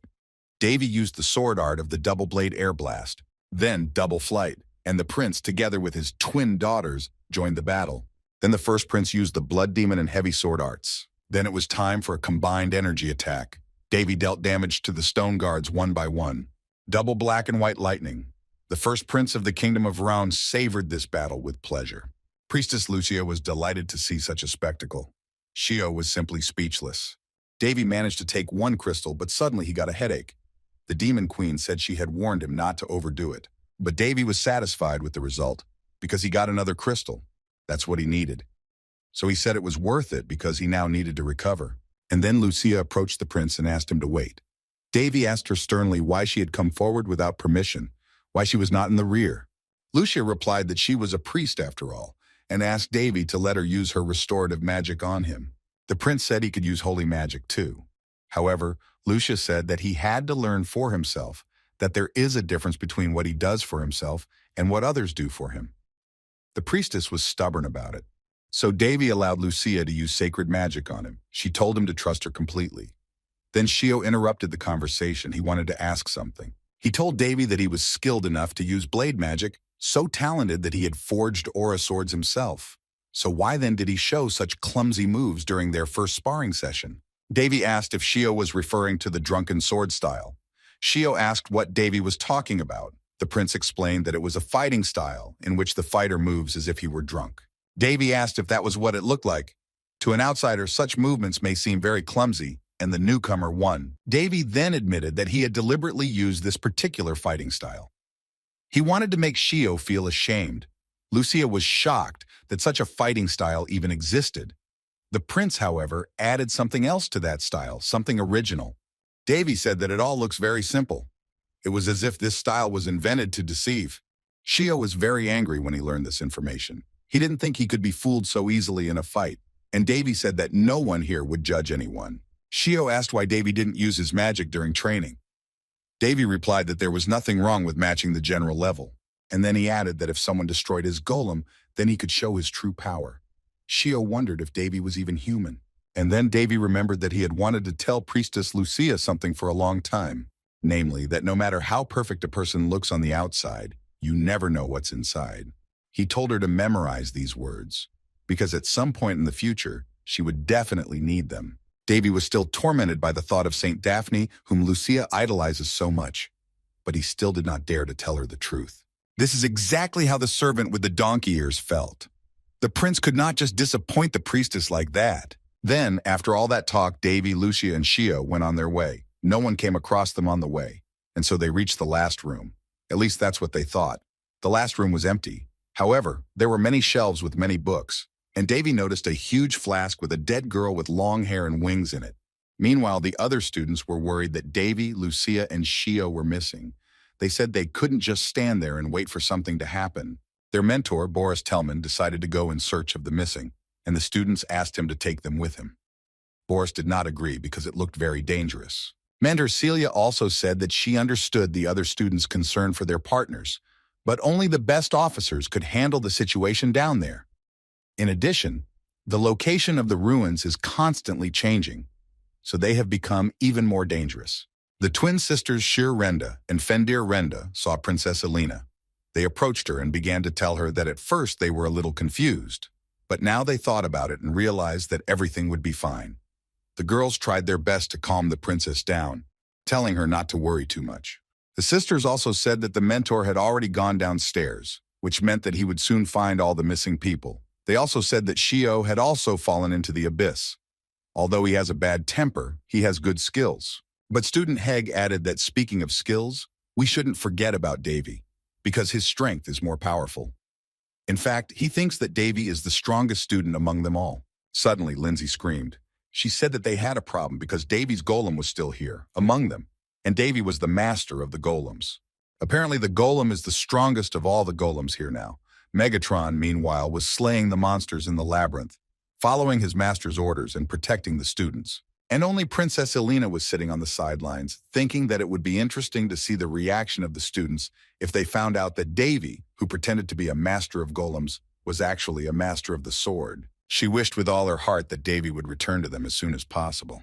And on the third floor of the labyrinth dungeon, Davy was looking at the girl in the capsule. She was a homunculus. There is another field of extreme alchemy that is not inferior to the study of golems. This field studies homunculi. We can say that this is the last wish of those who tried to create the Philosopher's Stone. Then Davy's attention was drawn to an object that was located on the side of the homunculus capsule. He knew what it was. It was a divine mechanism. It was here, in this dungeon, that Milpheus and Faith had visited. Davy treated the crystal, which was the divine mechanism, as if it were a very expensive item. The prince was indeed very pleased with this discovery and equally surprised. The demon queen shared his surprise. This is the apotheosis of golemology, the perfect core for a golem, an artificial heart. Eve, Davy's alchemy teacher, had been dreaming of creating one all his life, and he was lucky enough to stumble upon it. Now the question is how this artificial heart ended up here in this dungeon. There are many things in the world that are really hard to explain and understand. The concept of alchemy and mana. Divine power, called divine will, is the equivalent of divine force. The abyss of the demon queen Berserk can also be attributed to this. It can be called an ideal infinite energy, but also imperfect. Golem creators dream of synthesizing a real living heart. A mechanical heart, deus ex machina, divine mechanism, is a thing that should not exist from a logical point of view. Davy categorically said that he had to take it with him. Shio noted that the prince was acting rashly now, looking like a madman. And Lucia noted that it could be said that Davy is behaving very innocently now. The first prince of the kingdom of Ran began to consider how to take out the divine mechanism. The demon queen saw that there was a palm-shaped notch on the pedestal. She assumed that a hand should be placed there. But Davy decided to try using mana first. He read some information. Deus ex machina. Link preparation complete. Setup complete. God's messenger, White Wing. state of lethargy, completing preparations for heart transplantation. After reading all the information, Davy realized that the homunculus was a messenger of God. It sounded crazy. The prince took out his sword and tried to cut through the pedestal on which the divine mechanism stood. If you do not try, you will not know. He could not cut through that pedestal. Priestess Lucia was surprised that even the sword of Aura could not damage that stone. It was a strong mechanism. It was impossible to remove it at all. Davy agreed that it was possible, but he used the Chandan because he was worried about damaging the core, because there might be a defense system. But if that was the case, he would try another way. Davy warned the priestess Lucia and Shio to move to a safe distance. Then the prince decided to use the Honda, but he asked her not to cut anything inside. Little Hongdan said that her daddy should trust her. So Davy tried to cut the pedestal on which the divine mechanism was located for the second time and succeeded. The first prince of the kingdom of Raun held the cherished relic in his hands. Now he saw that the divine mechanism had been given a very thick shell for some reason. Everything else was not so difficult. Davy also decided to take the homunculus with him.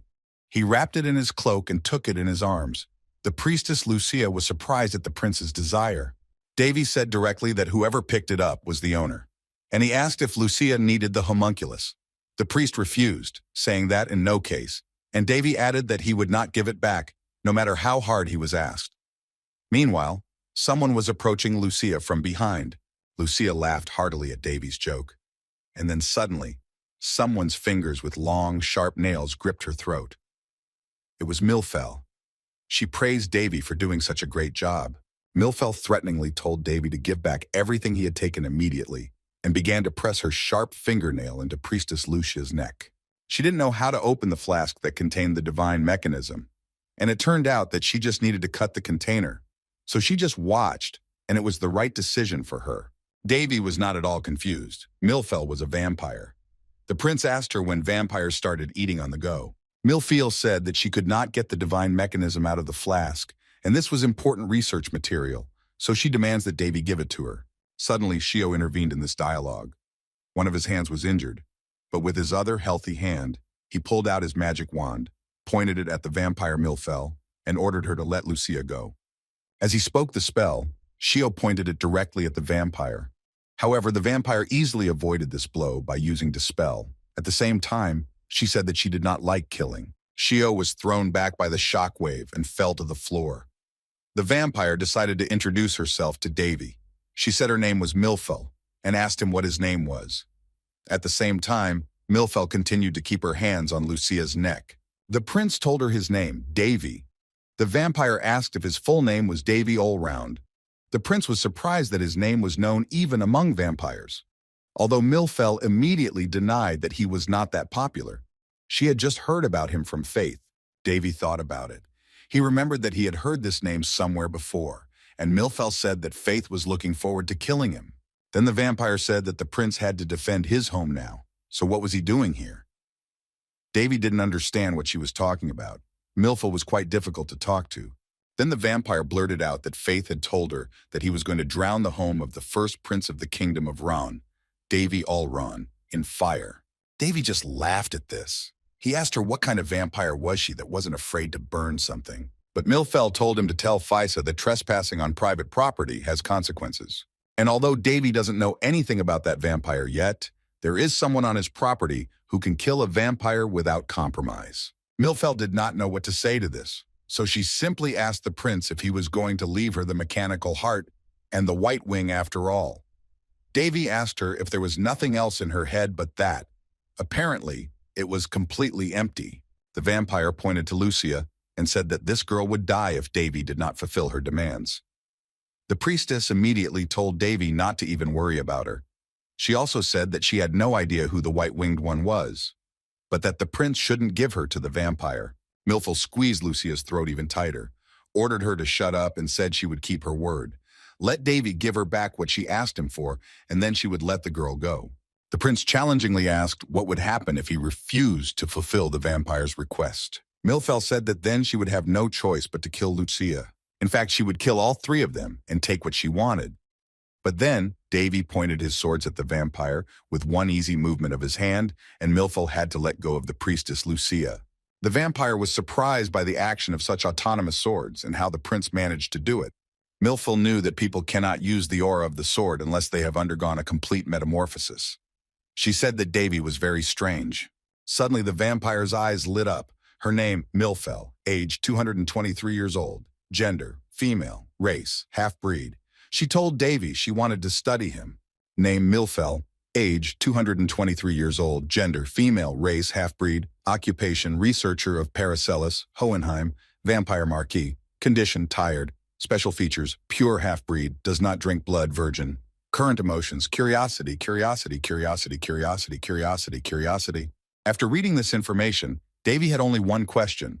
Why did they write that Milfil was a virgin and even highlight it as a separate paragraph? Half-breed. It's a bit unexpected to see a half-vampire and half-human. There is no doubt about Milfil's abnormality.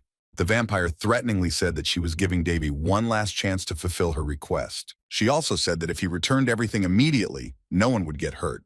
Davy continued to hold both the homunculus and the mechanical heart, and then he suddenly decided to insert this artificial heart into the homunculus. But he didn't know what to do next. Milfil screamed very loudly. How dare he do such a thing? Meanwhile, the access code was activated. The connection of the main power supply was complete. The homunculus no longer needed to be held. Loading the main operating system program is complete. The homunculus was now revived. Name of the homunculus, Luna, so Luna's launch was complete. Frankly speaking, it was an extraordinary sight. The homunculus was still wearing Davy's cape. Afterwards, Luna approached the first prince of the kingdom of Ron and launched a connection with him. To do this, she touched his neck with her fingers. This was necessary to connect with the user's DNA. That connection was also successful. But in the present tense, at the moment, there was a data error. An update was needed. So the homunculus continued to work on it. It started to connect, then restarted the connection. Davy waited patiently. Luna was now touching his face. It was trying to make contact with the membrane. Then she also tried to put her finger up Davy's nose.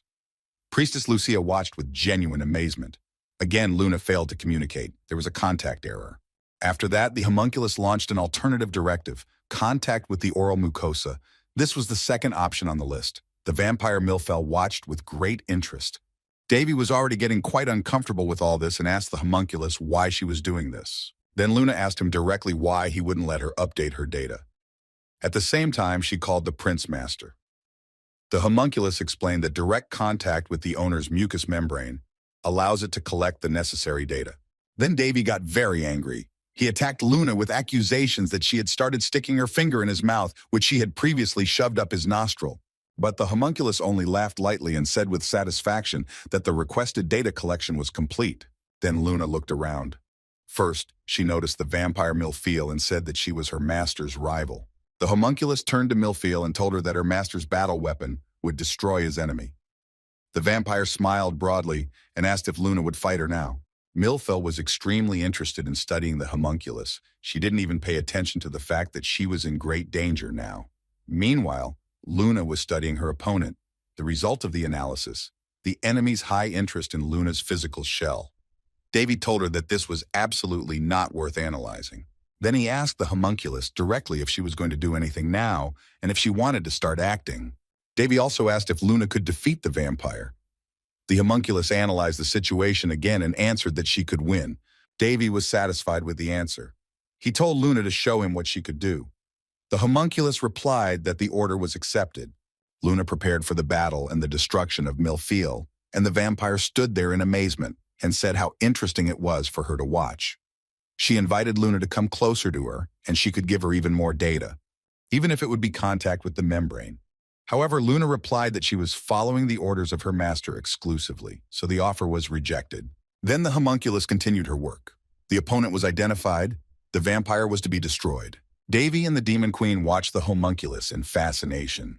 The prince said that it was even better than he had imagined. It was definitely beyond common sense. Luna established communication with the turret. The installation of the turret was completed. The probability of destroying the opponent is 21%. With prolonged fire on the enemy, victory was guaranteed. Meanwhile, Priestess Lucia approached Shio and tried to bring him to his senses. Davy shouted at them to be careful. Then Lucia asked Shio if he could move because they had very little time. The priest supported her friend and told him to get up because they needed to hide. Shio, who had just regained consciousness, did not quite understand what Lucia meant. Suddenly, a powerful explosion sounded. Lucia fell down and covered her ears with her hands. Shio did not understand what was happening. As the homunculus set about destroying the vampire Milfel, Shio and Lucia were in danger. However, Davy immediately came to their defense. He covered them from Luna's fire. The prince asked Shio and Lucia if they were okay. Shio continued to ask in shock what was going on here after all. He also saw that the homunculus had already come to life. But Davy reassured him that the homunculus was on their side. The first prince of the kingdom of Raun was extremely pleased with Luna's work. He saw that she had a very powerful power. The homunculi's power was 90% higher than Megatron's, and given her constant rate of fire, it was incomparable. Davy could not even imagine that Deus Ex Machina would be so strong. And it's not just her heart. The homunculus's body itself shows abnormal results. So it is not for nothing that she is called the Philosopher's Stone of the Golem world. It resembles the highest fourth, and possibly fifth circle of magic. With such power, Luna can easily erase anyone who is below the level of a master. The only thing is that she hasn't met an opponent that is absolutely suitable for her yet. But this is only for now. Although perhaps this turret has some special mode, something special. And even if it does, it's unlikely that this half-breed Milfel will allow herself to be injured so easily. The first prince of the kingdom of Raun saw that the homunculus lacked experience. So Davy decided to intervene in this fight. There is no law against interfering in a one-on-one battle. Luna continued to attack the vampire, and Milfel seemed to be enjoying the spectacle, even though she was now the subject of the attacks. She admired the powerful power of the homunculus, saying that she wanted to get it more and more. But Davy shouted at her that unfortunately for her, Luna's homunculus belonged to him. The prince intervened in Luna's battle against Milfel and attacked the vampire from behind. He told her that she shouldn't be distracted and should learn to look around her. Davy used the super heavy sword and activated quick decapitation, super fast sword step, Azure Moonlight sword. Milfel dodged a little and Davy's sword hit her in the side of her body. The vampire screamed that she was hurt. Then she admitted that she had made a mistake in her identification. And this blue sword of the first prince of the kingdom of Raun is still dangerous for vampires. It is this sword that destroys immortality. It is the true killer of immortals. The vampire was bleeding to death. At the same time, she still watched the actions of the homunculus with crazy eyes and said that they were very interesting. She still wanted to conduct an experiment with them. It was strange for Davy to hear what the vampire was saying, because now she was in a very deplorable state. Milfel kept repeating that she was interested in researching the homunculus. She also called the first prince of the kingdom of Raun a strange man with a sword that destroys immortality. Davy didn't like that she called him strange. The vampire of the last strength said that she didn't want to give up at all. She was so interested in watching the battle, but she didn't want to die either. Therefore, Milfel decided to leave the battlefield to save her life and have the opportunity to meet with the homunculus again. In this way, the vampire chose her life over her target. The Demon Queen said that this was a very smart decision. After all that, Shio finally asked if it was all over now. Davy answered briefly that it was for now. Shio then asked the next question, whether this vampire had run away for good or would not return. The prince replied that he thought Milpheus would not return. Then the first prince of the kingdom of Raun said that they also needed to finally get out of there slowly. And then Luna grabbed Davy's sleeve. The prince thought she was offended by something. The Demon Queen said that he had destroyed the enemy by himself, so the kids were disappointed. And the homunculus asked if the master needed to go upstairs. After Davy said yes, Luna said that in that case, he needed to destroy the room, and in particular, the ceiling. Davy asked if she could do it, but he emphasized that everything had to be done very carefully. Otherwise, no stone would be left unturned and they would not be able to get out. Then Luna began to analyze. She had an information error, an error in the analysis of connections. She started the next analysis, measurement of strength, and again a measurement error. Then the homunculus began to create a connection. She never gave up trying, so Luna finally managed to establish a connection. Now it was a matter of doing everything as carefully as possible. The homunculus selected high-temperature rays on the turret. She really did have the power of incredible power. Davy was standing next to her, but she told him to move away because it was very dangerous. The prince asked if she was going to use it to make a hole in the ceiling. He also said that he could have used his sword aura to do so, but it would not have been able to pierce the passage. Luna said that two mistakes were unacceptable. Hyperpyrexia rays. Luna's firepower is at 50%. Most of the system will be shut down after use.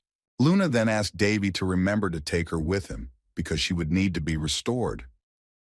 But Davy is a tray collector, so how could he forget about it? The prince told her not to worry about it. He would never leave her. He also added that she is lighter than she looks, so it will not be difficult for him to carry her. Luna smiled sweetly at this. So now she was authorized to use the hyperpyrexia rays. The homunculus began to destroy the ceiling in this room and said that her efforts would be appreciated. Soon, a huge hole was created in the ceiling. Davy praised Luna for her good work. Homunculus showed real stubbornness in this case. It was very stubborn of her. But apparently, she must have misunderstood something because Davy had destroyed her opponent. So she decided to make the biggest hole in the ceiling she could. Now Luna was expecting a compliment. The Demon Queen said that it looked like the Abyss had also developed Davy's mind-reading abilities. He can see what Luna is thinking, even though you can't tell from her face. The prince came up to Shio and Lucia and asked if they were okay, if they were safe. Then Davy said that if they wanted to get out of there, they would need flight magic or something like that. But he's not the only one here. There are 2 other students. Shio said everything would be fine and gave Lucia his hand, telling her to hold on to it. Then he went upstairs with the priestess. This surprised Davy tremendously. He asked Shio if he was a 4th circle magician. Shio answered directly that he had lied 1 level and had not told anyone about it. So the students went up, and Davy wondered if Shio was also a martial artist. Then the first prince of the kingdom of Round turned to Luna and asked her to follow them. He tried to pick her up and felt that she was heavier than before, and the homunculus said that she thought her weight was heavy by human standards. Davy agreed that she was indeed very heavy, but he had been holding her calmly in his arms before. Luna, meanwhile, identified a malfunction in the emotional connection. The emotion chip was overheating. The emotion of the reboot was determined to be anger. This made Davy very happy because he had a golem that could be angry. Luna continued to analyze her state.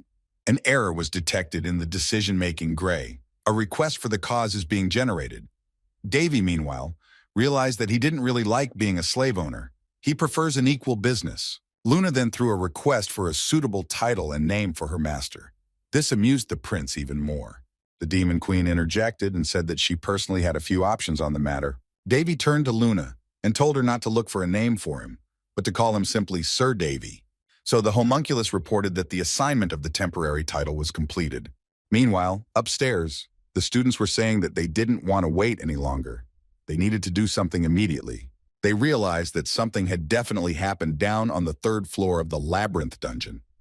Mentor Celia stopped them and told them that they had already discussed all this. Then she ordered all the students to immediately move away from the abyss. It was very dangerous and Celia was worried about them. Suddenly, the students noticed that the gap was getting bigger and new cracks appeared in the floor. Mentor Celia told the students not to worry. She would protect them even though she did not understand exactly what was happening. Then she carefully looked into the hole. Luna, meanwhile, continued to analyze the data. According to the calculations, Davy can climb faster than he is moving now. Explanation. Luna thinks that the calculated speed is too low. Davy told Luna that it was definitely created a long time ago, maybe even older than him. Now Luna has detected emotional damage. Overheating of the emotion chip has been detected.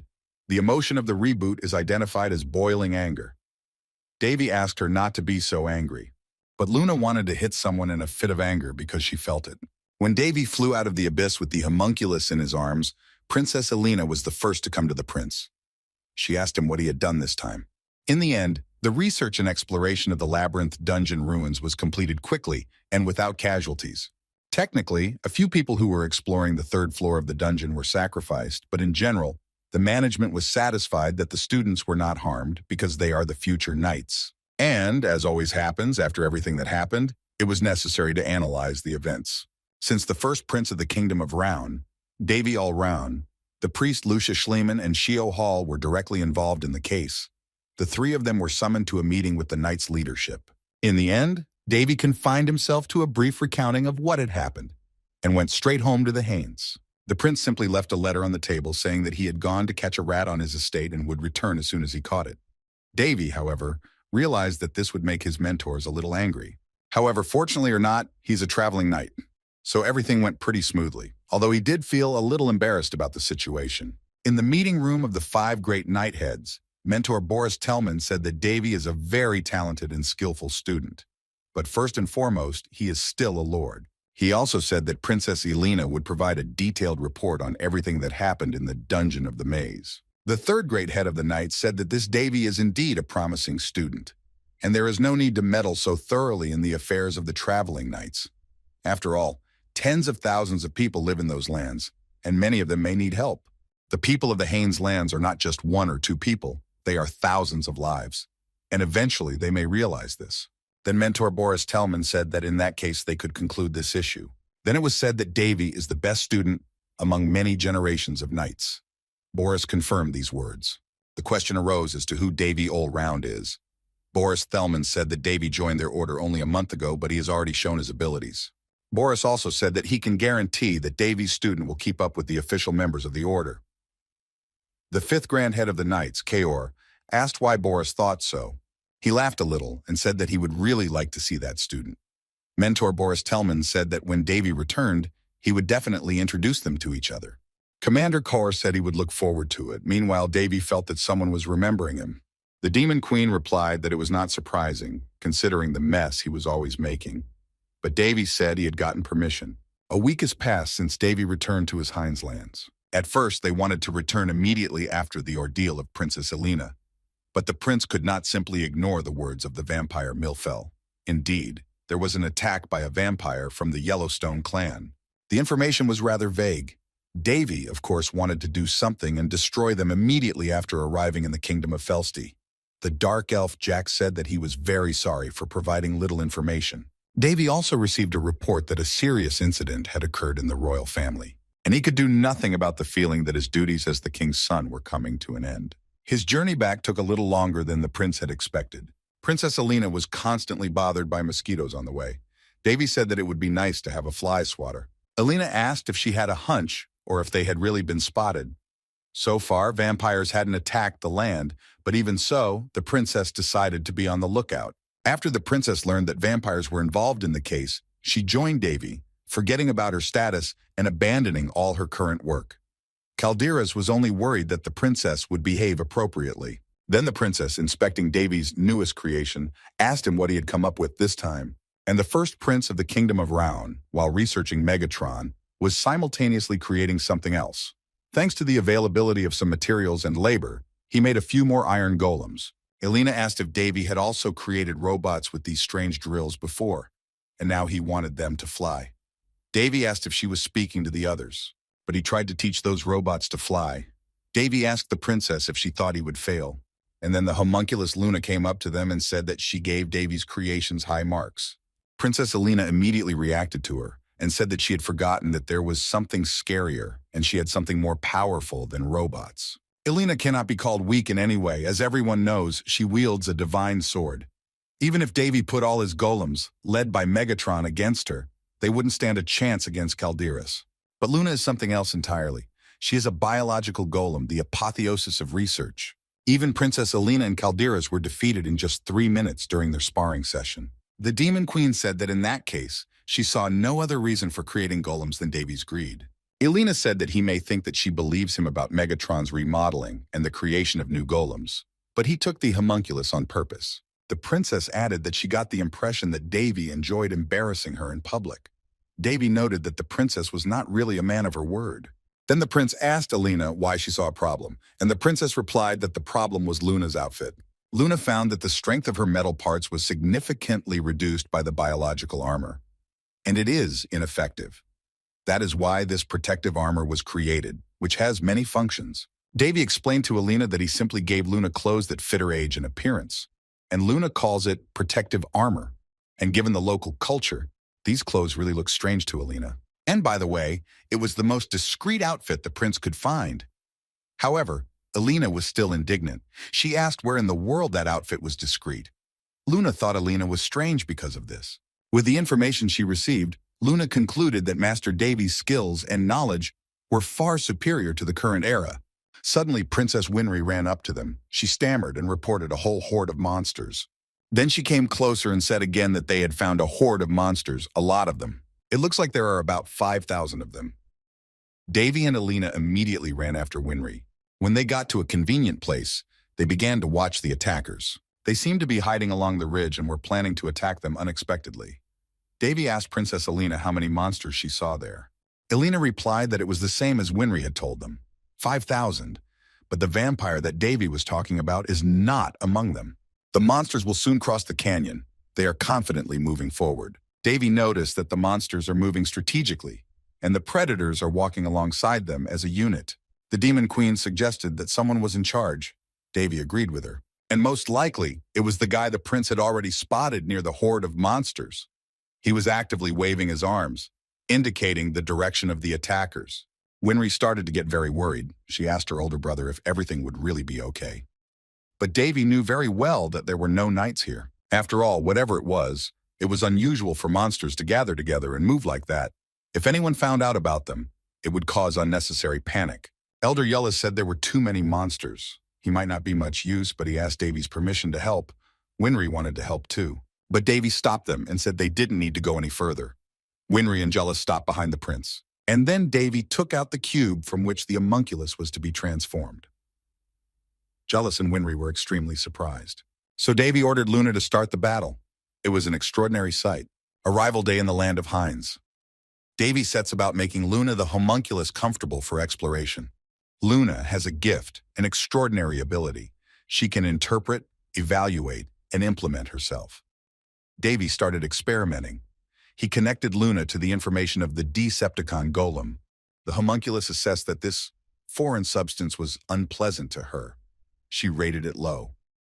Davy asked if she was secretly telling him that he was not good at his job, and the Demon Queen said to let Davy know that Luna was telling the truth. The prince waved Berserk away. The first thing Davy did after returning home was to analyze Luna. As a result, it turned out that there is a species called white-winged. Unfortunately, it is impossible to know why people turned Luna into a golem in ancient times. Their species had special skills that went far beyond the capabilities of ordinary people. In addition, the Uinis are a messenger of God and a network with their own consciousness to which they can connect their minds. In Luna's case, it turned out that she has only faint traces of this ability, so she cannot use it. But the chance to restore it still exists. Name Luna, age, gender, female body, species, golem, white-winged. Characteristic skills, interpretation, absorbs fragments of information when touching an object, implementation. The information received can be analyzed and called upon in the future, so Davy decided to use this network in a slightly different way. So Luna is fully prepared to carry out her master's orders. The battle with the monsters has begun. The first prince of the kingdom of Round ordered Luna to activate the Decepticon form. After that, a huge iron golem appeared. Princess Winry and Elder Jealous had the opportunity to observe such a grand process for the first time. At first, Jealous even thought that Megatron had appeared, but Winry immediately denied it. She said that Megatron looked a little different. Davy was pleased to note that, as expected, the snipers had very good camouflage. The code 002 was immediately activated, sniper mode in action. It was incredible. Luna started transmitting coordinates. This divine mechanism was almost perfect. The huge robot sniper received the coordinates from the homunculus. It was in full combat readiness. The coordinates of the Elder Brain were also received and fixed. They were aimed at the target. The first prince of the kingdom of Round asked Luna how the other golems were doing. They were all in the right positions. Luna assessed the probability of success of this operation as high. She reported this to her master. Davy gave her permission to act at her own discretion. So Luna chose the wedge strategy. All the golems were in the right places. The homunculus was satisfied with their readiness. After the master gave the golem permission to act, Luna immediately sent the appropriate command to the golems. So the first powerful blow was finally struck. Davy suggested that Winry and Jealous go closer to Luna to observe how she works and controls the golems. In general, the first prince wanted to see how the homunculus worked during such a battle. In addition to increasing firepower, we managed to improve most of the magic. Of course, this way, most of Davy's mana was absorbed and his efficiency decreased. Winry couldn't believe her eyes. She asked her older brother what it was. Elder Jealous was also shocked. He asked Davy what he had done. The onlooker saw an extremely powerful firepower. It was more like a combination of magic. Jealous was surprised that this was even possible. It was just a machine. This machine is capable of using weapons that humans are not capable of using. That's why now it seems that this machine uses magic. But in the understanding of an ordinary person, this is impossible. After all, the understanding of an ordinary person is always limited and easily broken. Davy stood next to Luna. She told him that they hadn't taken into account many monsters, so she thought she should take part in the war. The first prince immediately allowed her to do so. He told her to go and play to her heart's content. Luna activated the melee style. The type is a lightsaber. It was interesting to watch that battle. Then Luna decided to take a higher position. She easily flew up. It all looked very shocking, powerful, grandiose. Winry, Jullus, and Davy himself were in awe of Luna's fighting. She concentrated all her mana in her hands and turned it into a lightsaber. Such abilities caused only fierce surprise and admiration. It was hard not only to say something, but also to think.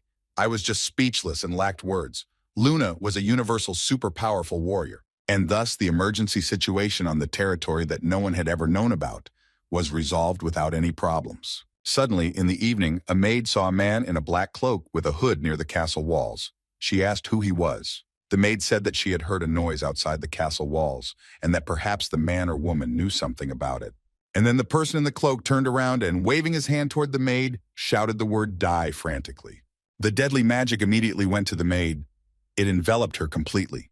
But immediately, this deadly wave turned against the person who turned out to be a vampire. Undine destroyed him completely. This is not the first time that vampires have appeared in the castle, but Yuri destroys them all at once. Yuri was beginning to think that her employer had made a very annoying and stubborn enemy. Davy sat in his office and worked. As it turned out, he really needed to get himself a red magic stone. It was a rather quiet, peaceful day.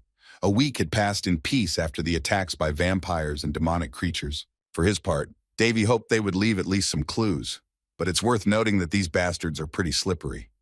So now we just had to wait.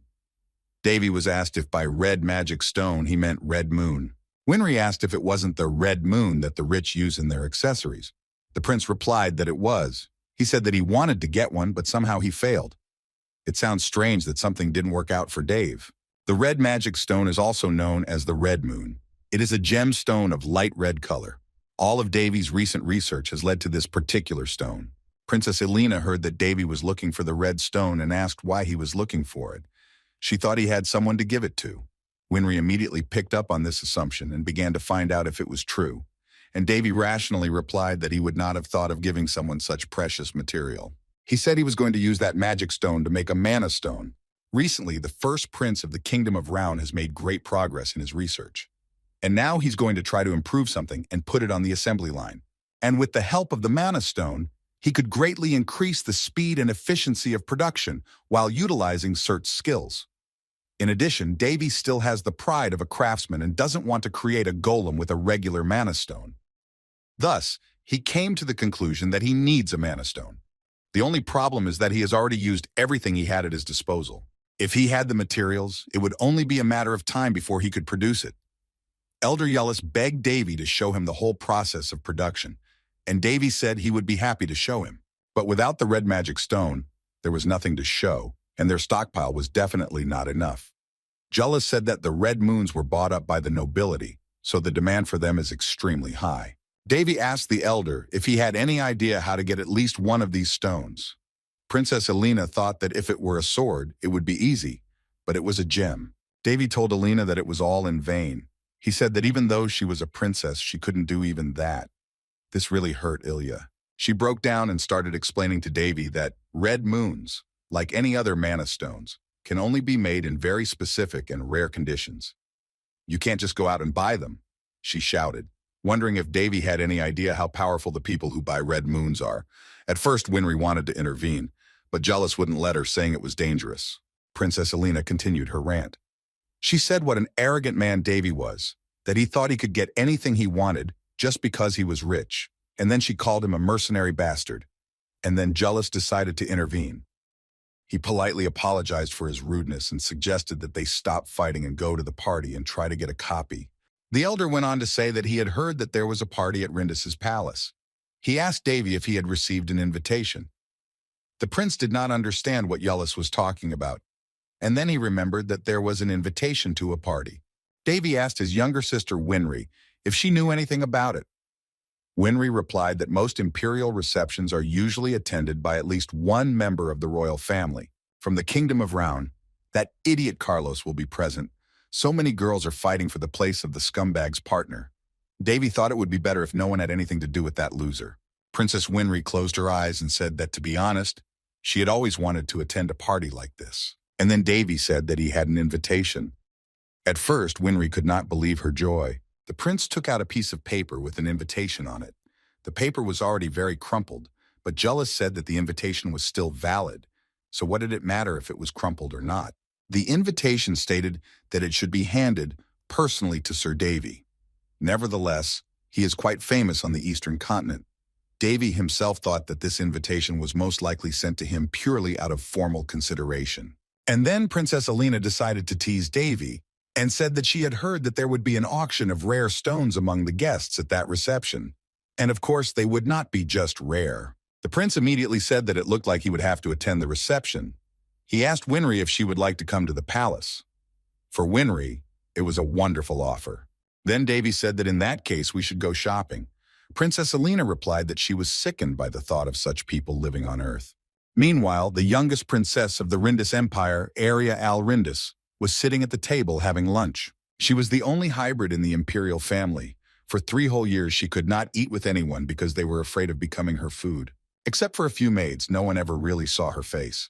In general, such an attitude towards a member of the imperial family is somewhat striking, but the princess was already used to it. Moreover, she took it all for granted. Such bad karma befell the sweet princess. It made her a recluse. Some people believed that the princess just had some very terrible and cruel disease. Even the name of the disease was announced when the girl turned 13, demon blood. Another name for this disease is accelerated melting virus. Many people in the world do not even know about this disease. It is a terrible disease that has no cure. Affected by the disease that could kill her at any moment, the girl could not even make sudden movements.